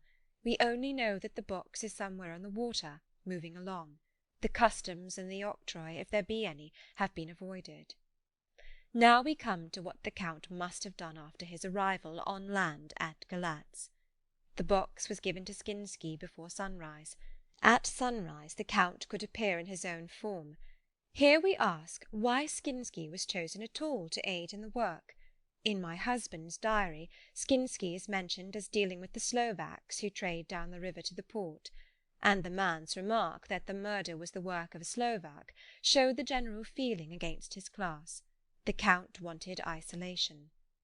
My surmise is this, that in London the Count decided to get back to his castle by water as the most safe and secret way. He was brought from the castle by Zgani, and probably they delivered their cargo to Slovaks who took the boxes to Varna, for there they were shipped to London. Thus the Count had knowledge of the persons who could arrange this service. When the box was on land, before sunrise or after sunset, he came out from his box, met Skinsky, and instructed him what to do as to arranging the carriage of the box up some river. When this was done, and he knew that all was in train, he blotted out his traces, as he thought, by murdering his agent. I have examined the map and find that the river most suitable for the Slovaks to have ascended is either the Pruth or the Sereth. I read in the typescript that in my trance I heard cows low and water swirling level with my ears and the creaking of wood. The Count in his box, then, was on a river in an open boat, propelled probably either by oars or poles, for the banks are near and it is working against stream. There would be no such if floating downstream. Of course, it may not be either the Sereth or the Pruth, but we may possibly investigate further. Now, of these two, the Pruth is the more easily navigated, but the Sereth is, at Fundu, joined by the Bistritza, which runs up round the Borgo Pass. The loop it makes is manifestly as close to Dracula's castle as can be got by water. Mina Harker's journal continued. When I had done reading, Jonathan took me in his arms and kissed me. The others kept shaking me by both hands, and Dr. Van Helsing said, "Our dear Madam Mina is once more our teacher. Her eyes have been where we were blinded. Now we are on the track once again, and this time we may succeed. Our enemy is at his most helpless, and if we can come on him by day on the water, our task will be over. He has a start, but he is powerless to hasten, as he may not leave this box, lest those who carry him may suspect. For them to suspect would be to prompt them to throw him in the stream where he perish. This he knows, and will not. Now, men, to our council of war, for here and now we must plan what each and all shall do." "I shall get a steam launch and follow him," said Lord Godalming. "And I, horses to follow on the bank, lest by chance he land," said Mr. Morris. "Good," said the Professor. "Both good. But neither must go alone. There must be force to overcome force if need be. The Slovak is strong and rough, and he carries rude arms." All the men smiled, for amongst them they carried a small arsenal. Said Mr. Morris, "I have brought some Winchesters. They are pretty handy in a crowd, and there may be wolves. The Count, if you remember, took some other precautions. He made some requisitions on others that Mrs. Harker could not quite hear or understand. We must be ready at all points." Dr. Seward said, "I think I had better go with Quincy. We have been accustomed to hunt together, and we two, well armed, will be a match for whatever may come along. You must not be alone, Art. It may be necessary to fight the Slovaks, and a chance thrust, for I don't suppose those fellows carry guns, would undo all our plans. There must be no chances this time. We shall not rest until the Count's head and body have been separated, and we are sure that he cannot reincarnate." He looked at Jonathan as he spoke, and Jonathan looked at me. I could see that the poor dear was torn about in his mind. Of course he wanted to be with me, but then the boat service would most likely be the one which would destroy the vampire. Why did I hesitate to write the word? He was silent a while, and during his silence Dr. Van Helsing spoke. "Friend Jonathan, this is to you for twice reasons. First, because you are young and brave and can fight, and all energies may be needed at the last. And again, that it is your right to destroy him, that which has wrought such woe to you and yours. Be not afraid for Madam Mina. She will be my care, if I may. I am old, my legs are not so quick to run as once, and I am not used to ride so long or to pursue as need be, or to fight with lethal weapons. But I can be of other service. I can fight another way, and I can die if need be as well as younger men. Now let me say that what I would is this. While you, my Lord Godalming, and friend Jonathan go in your so swift little steamboat up the river, and whilst John and Quincy guard the bank where perchance he might be landed, I will take Madam Mina right into the heart of the enemy's country. Whilst the old fox is tied in his box, floating on the running stream whence he cannot escape to land, where he dares not raise the lid of his coffin-box, lest his Slovak carriers should in fear leave him to perish, we shall go in the track where Jonathan went, from Bistritz over the Borgo, and find our way to the castle of Dracula. Here Madam Mina's hypnotic power will surely help, and we shall find our way, all dark and unknown otherwise, after the first sunrise when we are near that fateful place. There is much to be done, and other places to be made sanctify, so that the nest of vipers be obliterated." Here Jonathan interrupted him hotly. "Do you mean to say, Professor Van Helsing, that you would bring Mina, in her sad case and tainted as she is with that devil's illness, right into the jaws of his death-trap? Not for the world, not for heaven or hell." He became almost speechless for a minute, and then went on. "Do you know what the place is? Have you seen that awful den of hellish infamy, with the very moonlight alive with grisly shapes, and every speck of dust that whirls in the wind a devouring monster and embryo? Have you felt the vampire's lips upon your throat?" Here he turned to me, and as his eyes lit on my forehead, he threw up his arms with a cry, "Oh, my God! What have we done to have this terror upon us?" And he sank down on the sofa in a collapse of misery. The Professor's voice, as he spoke in clear, sweet tones, which seemed to vibrate in the air, calmed us all. "Oh, my friend, it is because I would save Madam Mina from that awful place that I would go. God forbid that I should take her into that place. There is work, wild work, to be done before that place can be purified. Remember that we are in terrible straits. If the Count escape us this time, and he is strong and subtle and cunning, he may choose to sleep him for a century, and then in time our dear one," he took my hand, "would come to him to keep him company, and would be as those others that you, Jonathan, saw. You have told us of their gloating lips. You heard their ribald laugh as they clutched the moving bag that the Count threw to them. You shudder, and well may it be. Forgive me that I make you so much pain, but it is necessary. My friend, is it not a dire need for that which I am giving, possibly my life? If it were that any one went into that place to stay, it is I who would have to go to keep them company." "Do as you will," said Jonathan, with a sob that shook him all over. "We are in the hands of God." Later. Oh, it did me good to see the way that these brave men worked. How can women help loving men when they are so earnest and so true and so brave? And, too, it made me think of the wonderful power of money. What can it not do when basely used? I felt so thankful that Lord Godalming is rich, and both he and Mr. Morris, who also has plenty of money, are willing to spend it so freely. For if they did not, our expedition could not start, either so promptly or so well equipped, as it will within another hour. It is not 3 hours since it was arranged what part each of us was to do. And now Lord Godalming and Jonathan have a lovely steam launch, with steam up ready to start at a moment's notice. Dr. Seward and Mr. Morris have 6 good horses well appointed. We have all the maps and appliances of various kinds that can be had. Professor Van Helsing and I are to leave by the 11:40 train tonight for Veresti, where we are to get a carriage to drive to the Borgo Pass. We are bringing a good deal of ready money, as we are to buy a carriage and horses. We shall drive ourselves, for we have no one whom we can trust in the matter. The Professor knows something of a great many languages, so we shall get on all right. We have all got arms, even for me a large bore revolver. Jonathan would not be happy unless I was armed like the rest.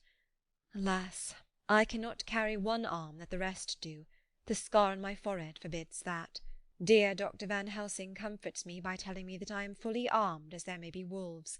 The weather is getting colder every hour, and there are snow flurries which come and go as warnings. Later. It took all my courage to say good-bye to my darling. We may never meet again. Courage, Mina. The Professor is looking at you keenly. His look is a warning. There must be no tears now, unless it may be that God will let them fall in gladness. Jonathan Harker's Journal. 30 October, night. I am writing this in the light from the furnace door of the steam launch. Lord Godalming is firing up. He is an experienced hand at the work, as he has had for years a launch of his own on the Thames and another on the Norfolk Broads. Regarding our plans, we finally decided that Mina's guess was correct, and that if any waterway was chosen for the Count's escape back to his castle, the Sereth and then the Bistritza at its junction would be the one. We took it that somewhere about the 47th degree, north latitude, would be the place chosen for crossing the country between the river and the Carpathians. We have no fear in running at good speed up the river at night. There is plenty of water, and the banks are wide enough apart to make steaming, even in the dark, easy enough. Lord Godalming tells me to sleep for a while, as it is enough for the present for one to be on watch. But I cannot sleep. How can I, with the terrible danger hanging over my darling, and her going out into that awful place? My only comfort is that we are in the hands of God. Only for that faith it would be easier to die than to live, and so be quit of all the trouble. Dr. Morris and Dr. Seward were off on their long ride before we started. They are to keep up the right bank, far enough to get on higher lands where they can see a good stretch of river and avoid the following of its curves. They have, for the first stages, 2 men to ride and lead their spare horses, 4 in all, so as not to excite curiosity. When they dismiss the men, which shall be shortly, they shall themselves look after the horses. It may be necessary for us to join forces. If so, they can mount our whole party. One of the saddles has a removable horn, and can be easily adapted for Mina, if required. It is a wild adventure we are on. Here, as we are rushing along through the darkness with the cold from the river seeming to rise up and strike us, with all the mysterious voices of the night around us, it all comes home. We seem to be drifting into unknown places and unknown ways, into a whole world of dark and dreadful things. Godalming is shutting the furnace door. 31 October. Still hurrying along. The day has come and Godalming is sleeping. I am on watch. The morning is bitterly cold, the furnace heat is grateful, though we have heavy fur coats. As yet we have passed only a few open boats, but none of them had on board any box or package of anything like the size of the one we seek. The men were scared every time we turned our electric lamp on them, and fell on their knees and prayed. 1 November, evening.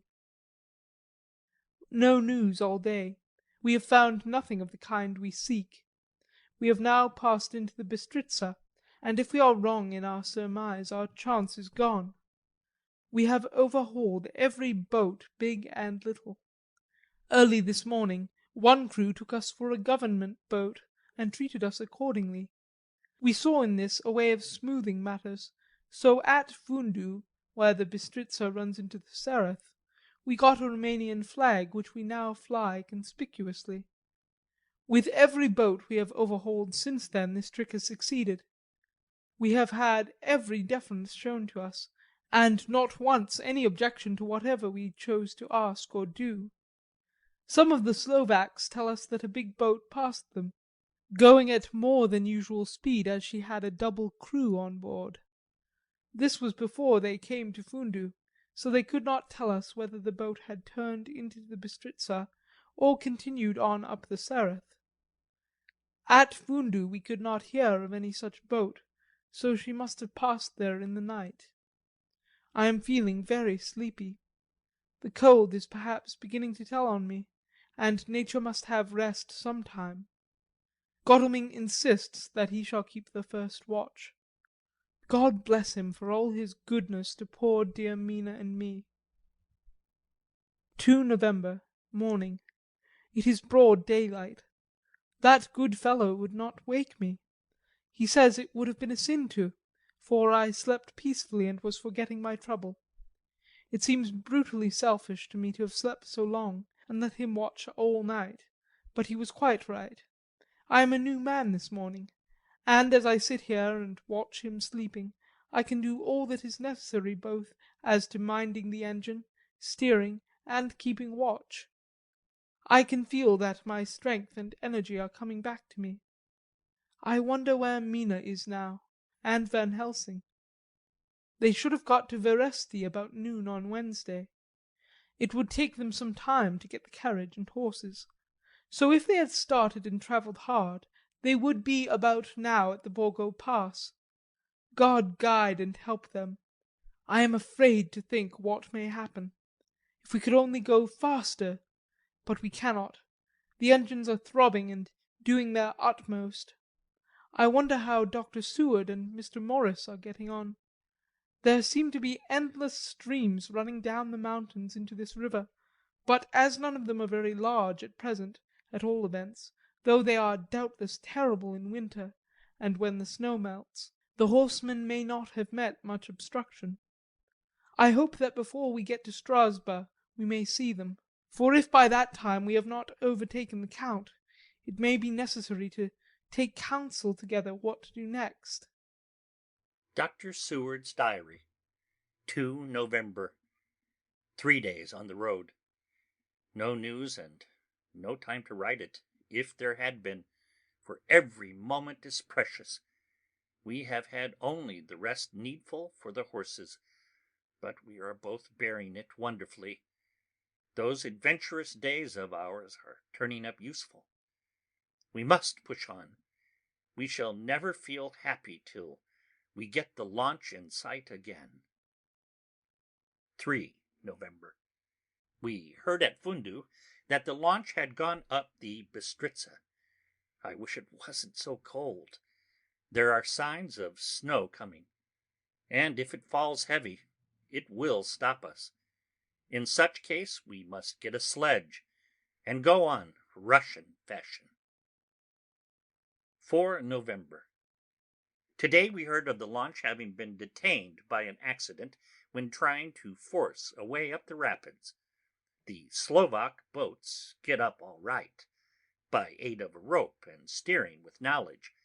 Some went up only a few hours before. Godalming is an amateur fitter himself, and evidently it was he who put the launch in trim again. Finally, they got up the rapids all right, with local help, and are off on the chase afresh. I fear that the boat is not any better for the accident. The peasantry tells us that after she got upon smooth water again, she kept stopping every now and again, so long as she was in sight. We must push on harder than ever. Our help may be wanted soon. Mina Harker's Journal. 31st October. Arrived at Veresti at noon. The professor tells me that this morning at dawn he could hardly hypnotize me at all, and that all I could say was dark and quiet. He is off now buying a carriage and horses. He says that he will later on try to buy additional horses, so that we may be able to change them on the way. We have something more than 70 miles before us. The country is lovely and most interesting. If only we were under different conditions, how delightful it would be to see it all. If Jonathan and I were driving through it alone, what a pleasure it would be! To stop and see people, and learn something of their life, and to fill our minds and memories with all the colour and picturesqueness of the whole wild, beautiful country and the quaint people. But alas! Later. Dr. Van Helsing has returned. He has got the carriage and horses. We are to have some dinner and to start in an hour. The landlady is putting us up a huge basket of provisions. It seems enough for a company of soldiers. The Professor encourages her, and whispers to me that it may be a week before we can get any food again. He has been shopping too, and has sent home such a wonderful lot of fur coats and wraps and all sorts of warm things. There will not be any chance of our being cold. We shall soon be off. I am afraid to think what may happen to us. We are truly in the hands of God. He alone knows what may be, and I pray him, with all the strength of my sad and humble soul, that he will watch over my beloved husband, that whatever may happen, Jonathan may know that I loved him and honoured him more than I can say, and that my latest and truest thought will be always for him. End of chapter 26. Dracula by Bram Stoker. Chapter 27. Read by Elizabeth Klett. Robert Smith. M.B. Dennis Sayers. Mina Harker's Journal. 1st November. All day long we have travelled, and at a good speed. The horses seem to know that they are being kindly treated, for they go willingly their full stage at best speed. We have now had so many changes and find the same thing so constantly that we are encouraged to think that the journey will be an easy one. Dr. Van Helsing is laconic. He tells the farmers that he is hurrying to Bistritz, and pays them well to make the exchange of horses.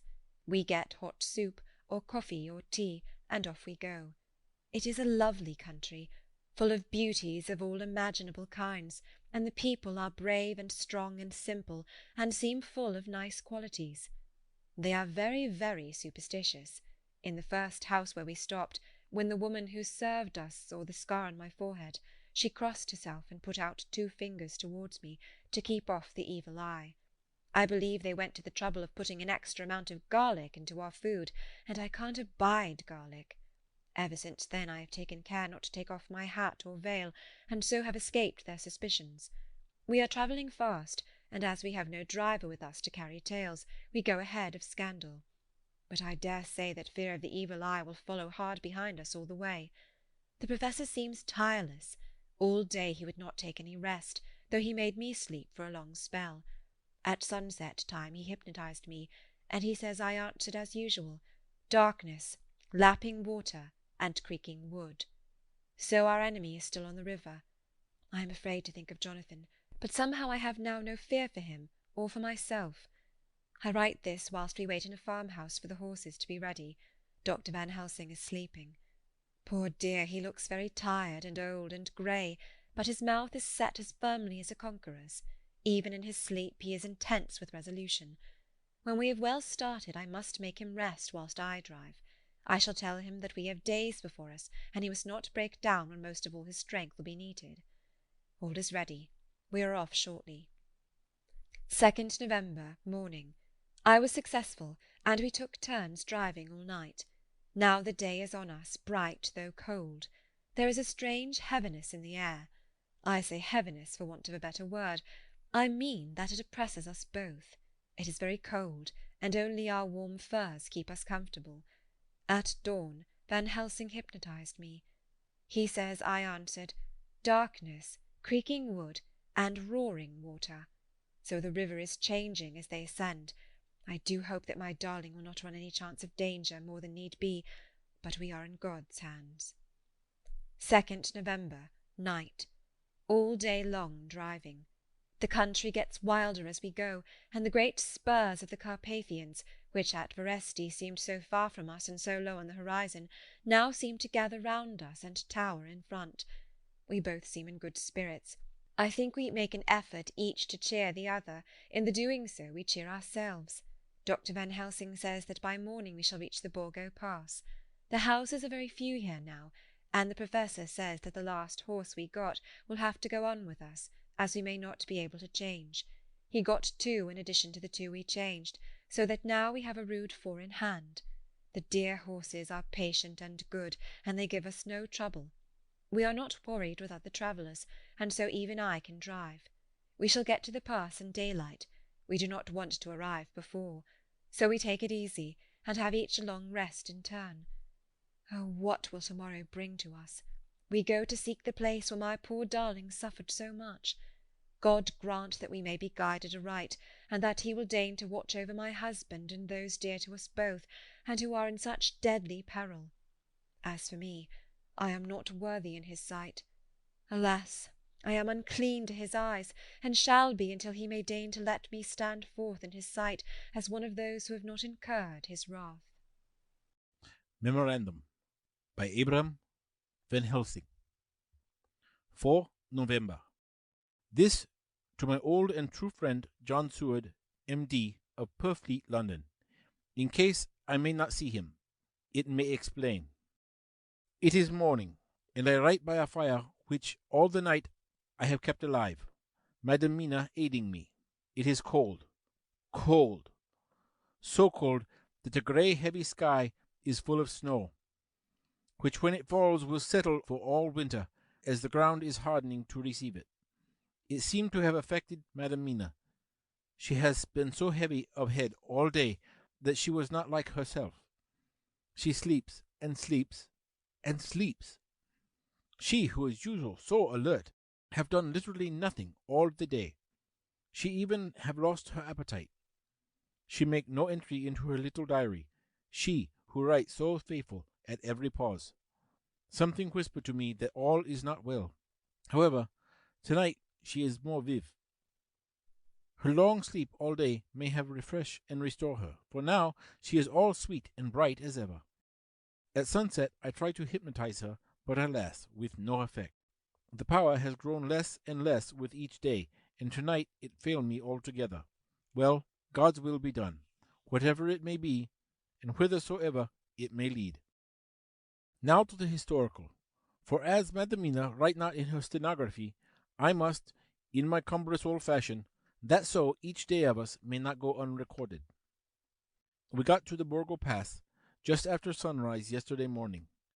When I saw the signs of the dawn, I got ready for the hypnotism. We stopped our carriage, and I got down so that there might be no disturbance.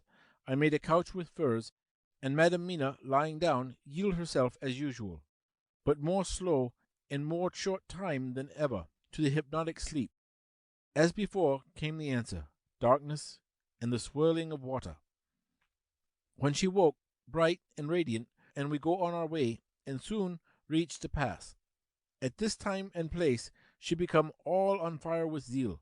Some new guiding power in her manifested, for she point to a road and say, "This is the way." "How you know it?" I ask. "Of course I know it," she answer, and with a pause add, "Have not my Jonathan travelled it, and wrote of his travel?" At first I think somewhat strange, but soon I see that there be only one such by-road. It is used but little, and very different from the coach road from the Bukovina to Bistritz, which is more wide and hard and more of use.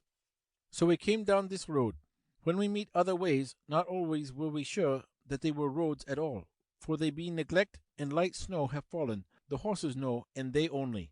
I give rein to them, and they go on, so patient. By and by we find all things which Jonathan have note in that wonderful diary of him.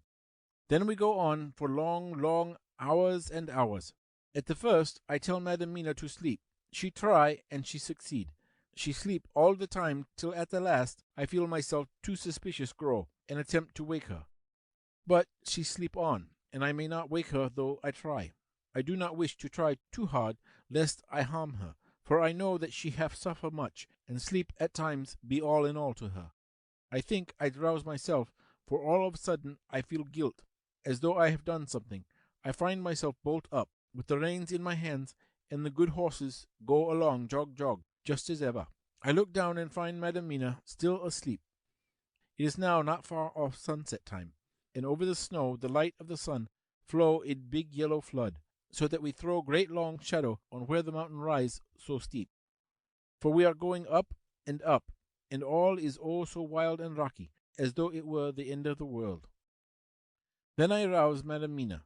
This time she wake with not much trouble, and then I try to put her to hypnotic sleep. But she sleep not, being as though I were not. Still I try and try, till all at once I find her and myself in dark. So I look around and find that the sun have gone down. Madam Mina laugh, and I turn and look at her. She is now quite awake, and looks so well as I never saw her since that night at Carfax, when she first entered the Count's house. I am amazed and not at ease then, but she is so bright and tender and thoughtful for me that I forget all fear. I light a fire, for we have brought supply of wood with us, and she prepare food, while I undo the horses and set them tethered in shelter to feed. Then when I return to the fire, she have my supper ready. I go to help her, but she smile and tell me she have eat already, that she was so hungry that she would not wait. I like it not. I have grave doubts, but I fear to affright her, so I am silent of it. She help me, and I eat alone, and then we wrap in fur and lie beside the fire, and I tell her to sleep while I watch. But presently I forget all of watching, and when I suddenly remember that I watch, I find her lying quiet but awake, and looking at me with so bright eyes. Once, twice more the same occur, and I get much sleep till before morning. When I wake, I try to hypnotize her, but alas, though she shut her eyes obedient, she may not sleep. The sun rise up and up and up, and then sleep come to her too late, but so heavy that she will not wake. I have to lift her up and place her sleeping in the carriage, when I have harnessed the horses and made all ready. Madam still sleep, and she look in her sleep more healthy and more redder than before, and I like it not. I am afraid. I am afraid of all things, even to think, but I must go on my way. The stake we play for is life and death, or more than these, and we must not flinch. 5 November morning. Let me be accurate in everything, for though you and I have seen some strange things together, you may at first think that I, Van Helsing, am mad, that the many horrors and the so long strain on nerves has at last turned my brain. All yesterday we travel, always getting closer to the mountains, and moving into a more and more wild and desert land. There are great frowning precipices and much falling water, and nature seemed to have held some time her carnival. Madam Mina still sleep, and though I did have hunger and appeased it, I could not waken her, even for food. I began to fear that the fatal spell of the place was upon her, tainted as she is with that vampire baptism. Well, I said to myself, if it be that she sleep all the day, it shall also be that I do not sleep at night. As we travel on the rough road, for a road of an ancient and imperfect kind there was, I held down my head and slept. Again I waked with a sense of guilt and of time past, and found Madam Mina still sleeping, the sun low down, but all was indeed changed. The frowning mountains seemed further away, and we were near the top of a steep rising hill, on summit of which was such a castle as Jonathan tell of in his diary. At once I exult and fear, for now, for good or ill, the end was near. I woke Madam Mina and tried again to hypnotize her, but alas, unavailing till too late. Then ere the great dark came upon us, for even after down sun, the heavens reflected the gone sun on the snow, and all was for a time a great twilight. I took out the horses and fed them in what shelter I could. Then I make a fire, and near it I make Madam Mina, now awake and more charming than ever, sit comfortable amid her rugs. I got ready food, but she would not eat, simply saying that she had not hunger. I did not press her, knowing her unavailingness. But I myself eat, for I must needs now be strong for all. Then, with the fear on me of what might be, I drew a ring so big for her comfort around where Madam Mina sat, and over the ring I passed some of the wafer, and I broke it fine so that all was well guarded. She sat still all the time, so still as one dead, and she grew whiter and even whiter, till the snow was not more pale, and no word she said. But when I drew near, she clung to me, and I could know that the poor soul shook her from head to feet with a tremor that was pain to feel. I said to her presently, when she had grown more quiet, "Will you not come over to the fire?" For I wished to make test of what she could. She arose obedient, but when she had made a step, she stopped, and stood as one stricken. "Why not go on?" I asked. She shook her head, and coming back, sat down in her place. Then, looking at me with open eyes, as of one waked from sleep, she said simply, "I cannot," and remained silent. I rejoiced, for I knew that what she could not, none of those that we dreaded could. Though there might be danger to her body, yet her soul was safe. Presently the horses began to scream, and tore at their tethers, till I came to them and quieted them. When they did feel my hands on them, they whinnied low as in joy, and licked at my hands, and were quiet for a time. Many times, though, through the night did I come to them, till it arrived to the cold hour when all nature is at its lowest, and every time my coming was with quiet of them, and in the cold hour the fire began to die, and I was about stepping forth to replenish it, for now the snow came in flying sweeps, and with it a chill mist. Even in the dark there was a light of some kind, as there ever is over snow, and it seemed as though the snow flurries and the wreaths of mist took shape as of women with trailing garments. All was in dead, grim silence, only that the horses whinnied and cowered, as if in terror of the worst. I began to fear horrible fears, but then came to me the sense of safety in that ring wherein I stood. I began, too, to think that my imaginings were of the night and the gloom and the unrest that I have gone through, and all the terrible anxiety. It was as though my memories of all Jonathan's horrid experience were befooling me. For the snowflakes in the mist began to wheel and circle round, till I could get as though a shadowy glimpse of those women that would have kissed him. And then the horses cowered lower and lower, and moaned in terror as men do in pain. Even the madness of fright was not to them, so that they could break away.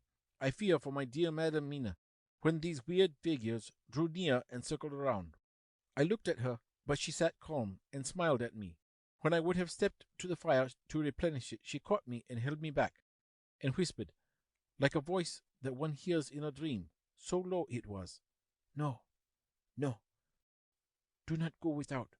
Here you are safe." I turned to her, and looking into her eyes, said, "But you, it is for you that I fear." Whereat she laughed, a laugh low and unreal, and said, "Fear for me? Why fear for me? None safer in all the world from them than I am." And as I wonder at the meaning of her words, a puff of wind make the flame leap up, and I see the red scar on her forehead. Then, alas, I knew. Did I not, I would soon have learned, for the wheeling figures of mist and snow came closer, but keeping ever without the holy circle. Then they began to materialize till, if God have not taken away my reason, for I saw it through my eyes, there were before me in actual flesh the same 3 women that Jonathan saw in the room when they would have kissed his throat. I knew the swaying round forms, the bright hard eyes, the white teeth, the ruddy color, the voluptuous lips. They smiled ever at poor Madam Mina, and as their laugh came through the silence of the night, they twined their arms and pointed to her, and said in those so sweet tingling tones that Jonathan said were of the intolerable sweetness of the water glasses, "Come, sister, come to us, come." In fear I turned to my poor Madam Mina, and my heart with gladness leapt like flame. For oh, the terror in her sweet eyes, the repulsion, the horror told a story to my heart that was all of hope. God be thanked, she was not yet of them. I seized some of the firewood which was by me, and holding out some of the wafer, advanced on them towards the fire. They drew back before me, and laughed their low, horrid laugh. I fed the fire, and feared them not, for I knew that we were safe within the ring, which she could not leave no more than they could enter. The horses had ceased to moan, and lay still on the ground. The snow fell on them softly, and they grew whiter. I knew that there was for the poor beasts no more of terror. And so we remained till the red of the dawn began to fall through the snow gloom. I was desolate and afraid, and full of woe and terror, but when that beautiful sun began to climb the horizon, life was to me again. At the first coming of the dawn, the horrid figures melted in the whirling mist and snow. The wreaths of transparent gloom moved away towards the castle and were lost. Instinctively, with the dawn coming, I turned to Madam Mina, intending to hypnotize her, but she lay in a deep and sudden sleep, from which I could not wake her, I tried to hypnotize her through her sleep, but she made no response, none at all, and the day broke. I fear yet to stir. I have made my fire and have seen the horses. They are all dead. Today I have much to do here, and I keep waiting till the sun is up high, for there may be places where I must go, where that sunlight, though snow and mist obscure it, will be to me a safety. I will strengthen me with breakfast, and then I will do my terrible work. Madam Mina still sleeps, and God be thanked, she is calm in her sleep. Jonathan Harker's Journal. 4 November, evening. The accident to the launch has been a terrible thing for us. Only for it we should have overtaken the boat long ago, and by now my dear Mina would have been free. I fear to think of her, off on the wolds near that horrid place. We have got horses, and we follow on the track. I note this whilst Godalming is getting ready. We have our arms. The Szgany must look out if they mean to fight. Oh, if only Morris and Seward were with us! We must only hope.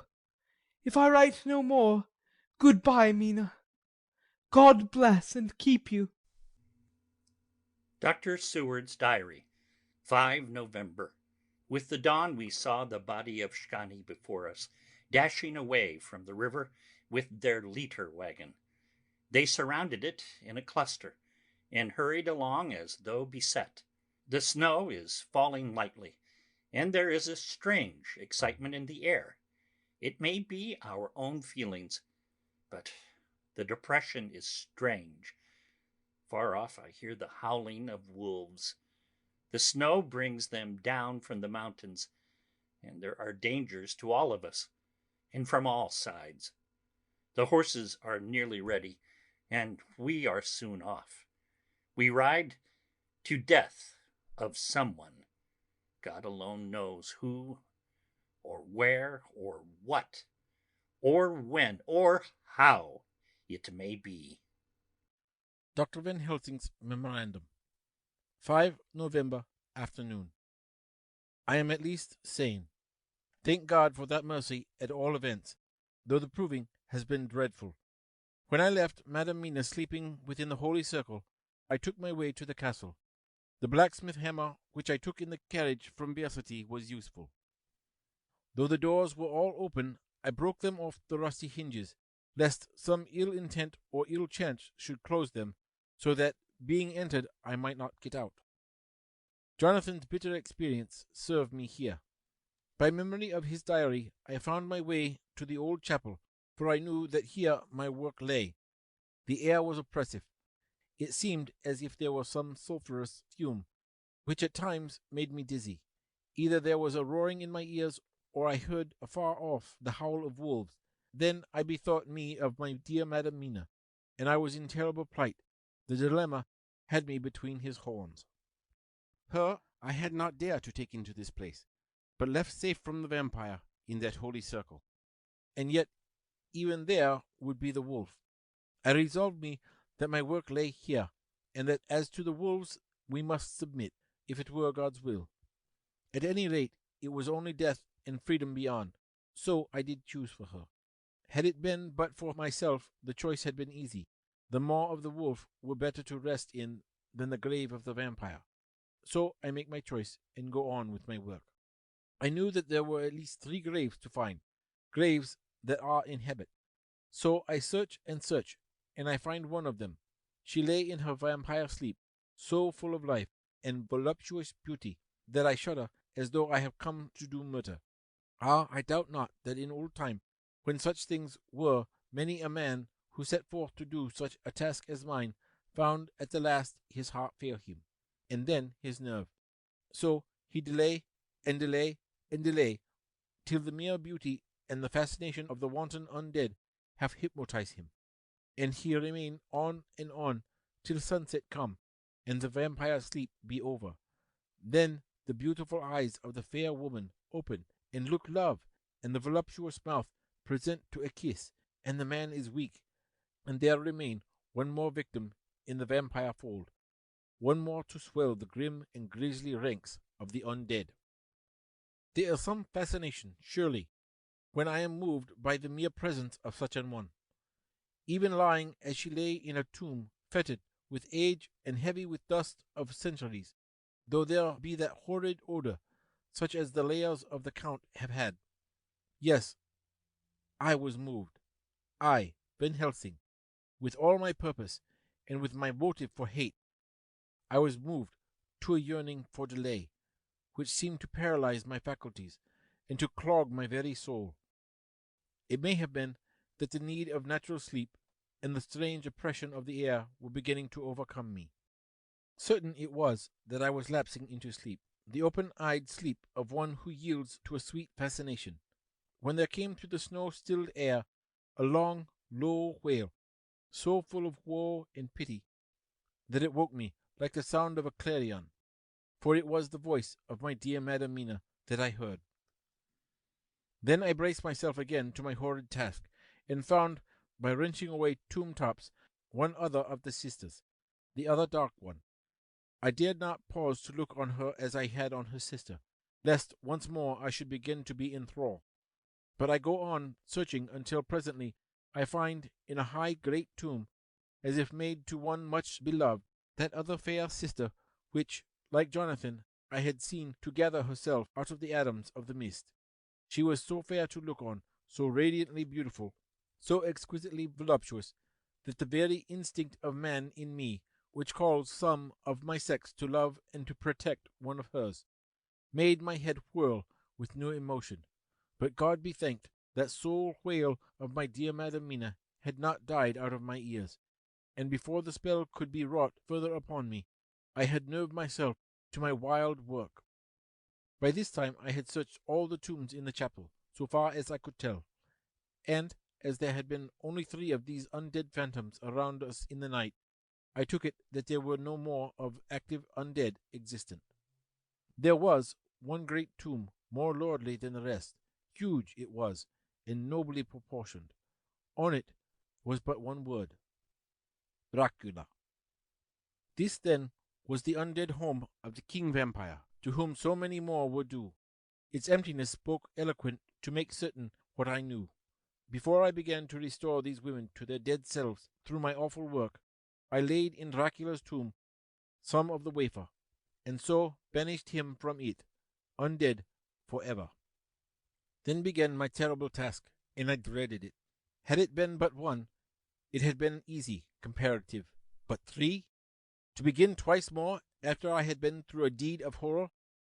For it was terrible with the sweet Miss Lucy. What would it not be with these strange ones who had survived through centuries, and who had been strengthened by the passing of the years, who would, if they could, have fought for their foul lives? Oh, my friend John, but it was butcher work. Had I not been nerved by my thoughts of other dead, and of the living over whom hung such a pall of fear, I could not have gone on. I tremble and tremble even yet, though till all was over, God be thanked, my nerve did stand. Had I not seen the repose in the first place, and the gladness that stole over it, just ere the final disillusion came, as realization that the soul had been won, I could not have gone further with my butchery.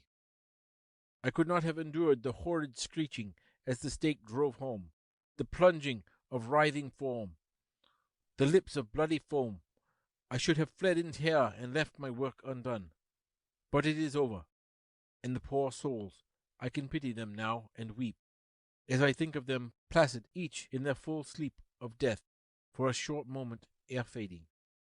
For, friend John, hardly had my knife severed the head of each, before the whole body began to melt away and crumble into its native dust, as though the death that should have come centuries ago had at last asserted himself, and say at once and loud, I am here. Before I left the castle, I so fixed its entrances that never more can the Count enter there undead.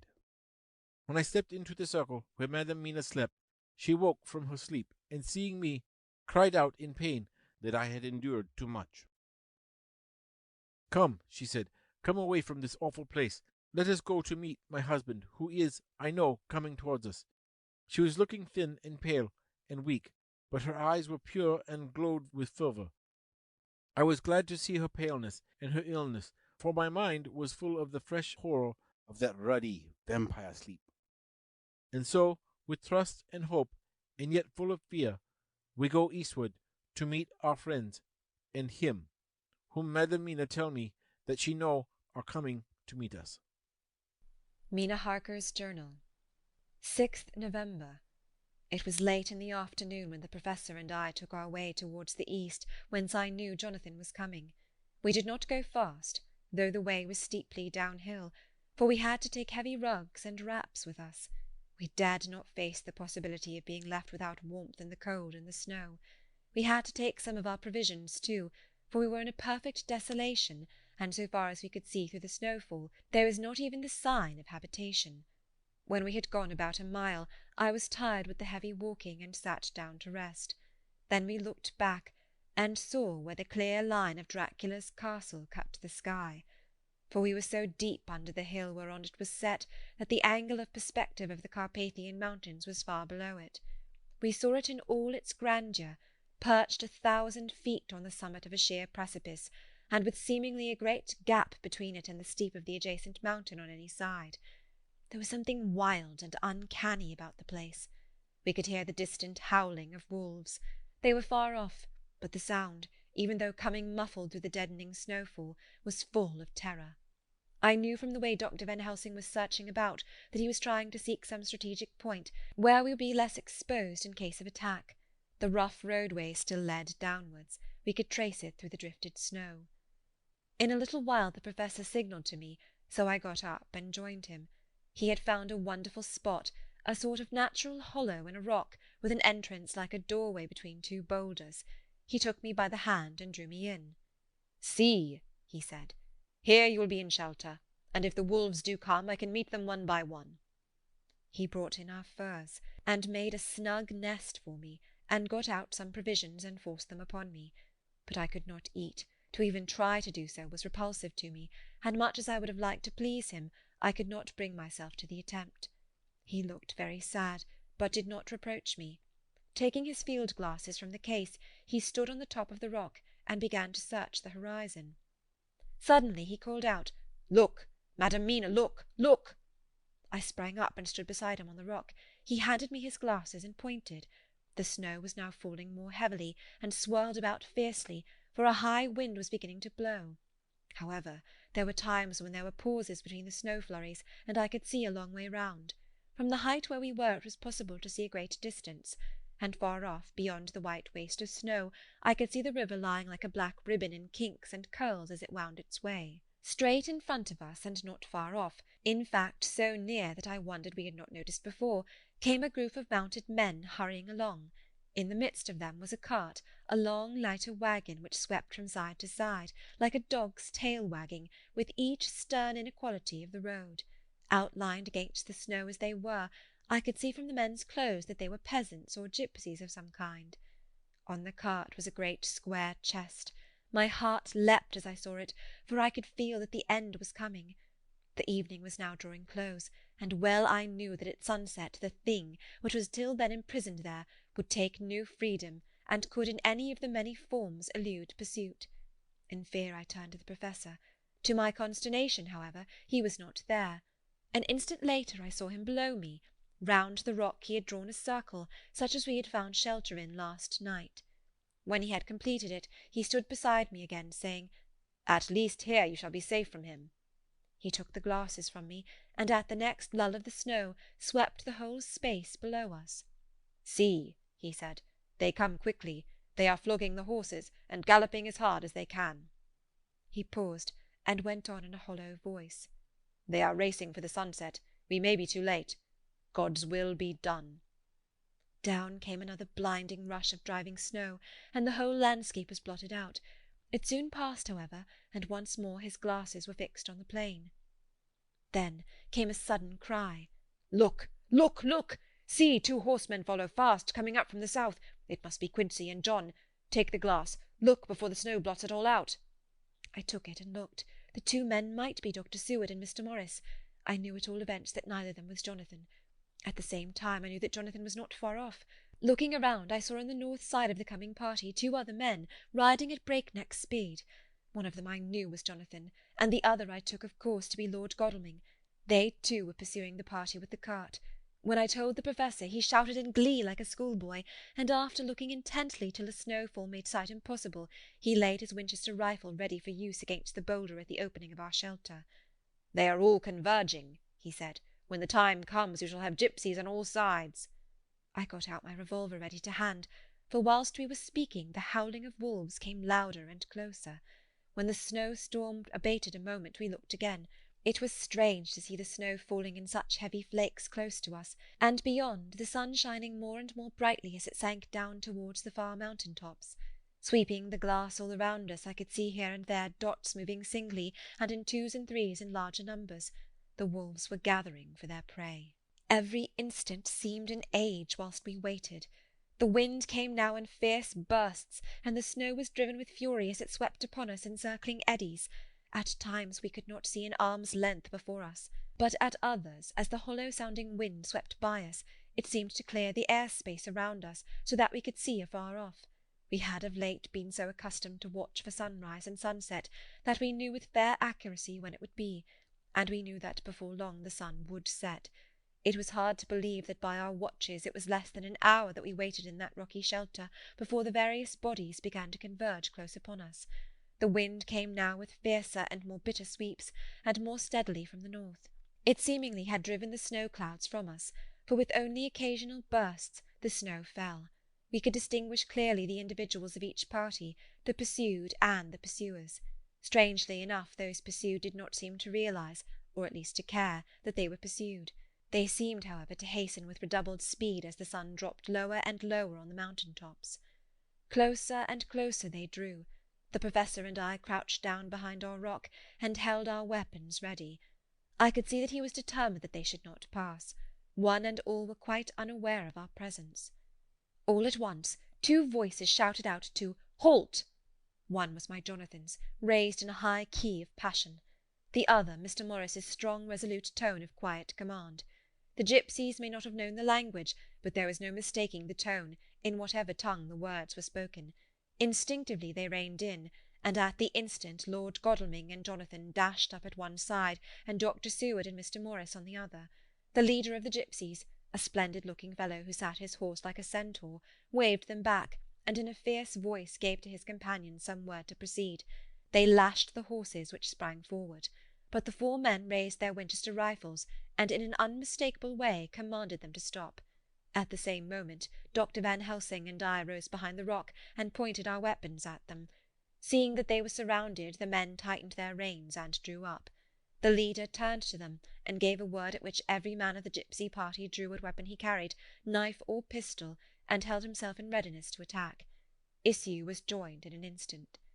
The leader, with a quick movement of his rein, threw his horse out in front, and pointed first to the sun, now close down on the hilltops, and then to the castle, said something which I did not understand. For answer, all 4 men of our party threw themselves from their horses and dashed towards the cart. I should have felt terrible fear at seeing Jonathan in such danger, but that the ardour of battle must have been upon me as well as upon the rest of them. I felt no fear, but only a wild, surging desire to do something. Seeing the quick movement of our parties, the leader of the gipsies gave a command. His men instantly formed round the cart in a sort of undisciplined endeavour, each one shouldering and pushing the other in his eagerness to carry out the order.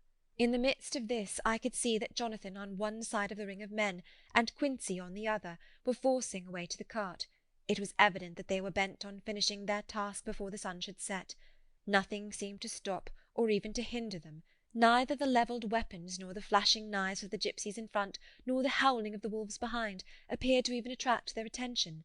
Jonathan's impetuosity and the manifest singleness of his purpose seemed to overawe those in front of him. Instinctively they cowered aside and let him pass.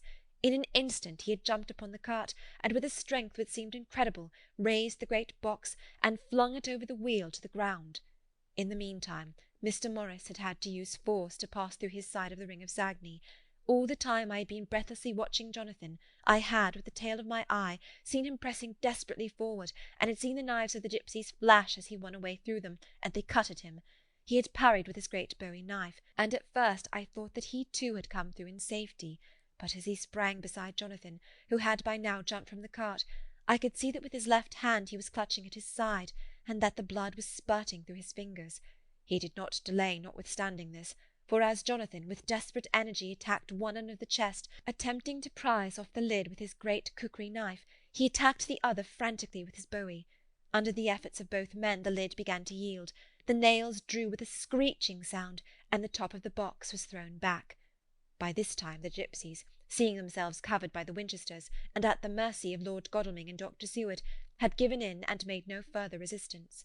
The sun was almost down on the mountain tops, and the shadows of the whole group fell upon the snow. I saw the Count lying within the box upon the earth, some of which the rude falling from the cart had scattered over him. He was deathly pale, just like a waxen image, and the red eyes glared with the horrible vindictive look which I knew so well. As I looked, the eyes saw the sinking sun, and the look of hate in them turned to triumph. But on the instant came the sweep and flash of Jonathan's great knife. I shrieked as I saw it shear through the throat, whilst at the same moment Mr. Morris's bowie knife plunged into the heart. It was like a miracle, but before our very eyes, and almost in the drawing of a breath, the whole body crumbled into dust and passed from our sight. I shall be glad as long as I live that even in that moment of final dissolution there was in the face a look of peace such as I never could have imagined might have rested there. The castle of Dracula now stood out against the red sky, and every stone of its broken battlements was articulated against the light of the setting sun. The gipsies, taking us as in some way the cause of the extraordinary disappearance of the dead man, turned without a word and rode away as if for their lives. Those who were unmounted jumped upon the lighter waggon and shouted to the horsemen not to desert them.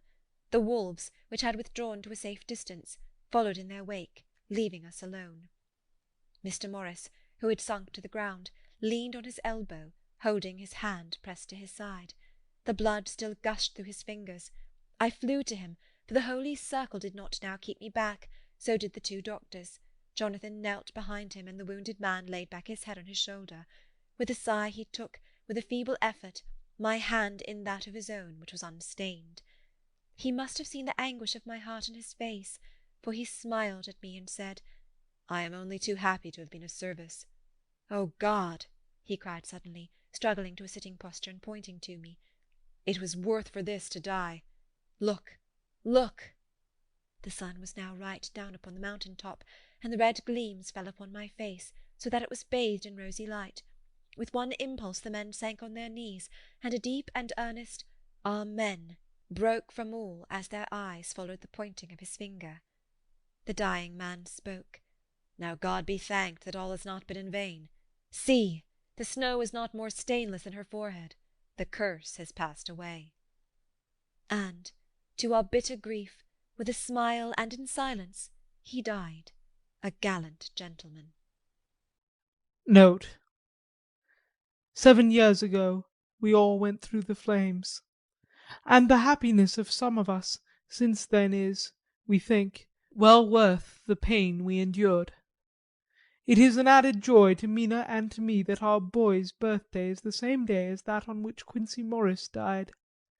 His mother holds, I know, the secret belief that some of our brave friend's spirit has passed into him. His bundle of names links all our little band of men together, but we call him Quincey. In the summer of this year we made a journey to Transylvania, and went over the old ground which was, and is, to us so full of vivid and terrible memories. It was almost impossible to believe that the things which we had seen with our own eyes and heard with our own ears were living truths. Each trace of all that had been was blotted out. The castle stood as before, reared high above a waste of desolation. When we got home we were talking of the old time, which we could all look back on without despair, for Godalming and Seward are both happily married. I took the papers from the safe where they had been ever since our return so long ago. We were struck with the fact that, in all the mass of material of which the record is composed, there is hardly one authentic document, nothing but a mass of typewriting, except the later notebooks of Mina and Seward and myself, and Van Helsing's memorandum. We could hardly ask anyone, even did we wish to accept these as proofs of so wild a story. Van Helsing summed it all up as he said, with our boy on his knee: "We want no proofs. We ask none to believe us. This boy will some day know what a brave and gallant woman his mother is. Already he knows her sweetness and loving care. Later on he will understand how some men so loved her that they did dare much for her sake." Jonathan Harker. End of chapter 27. End of Dracula by Bram Stoker.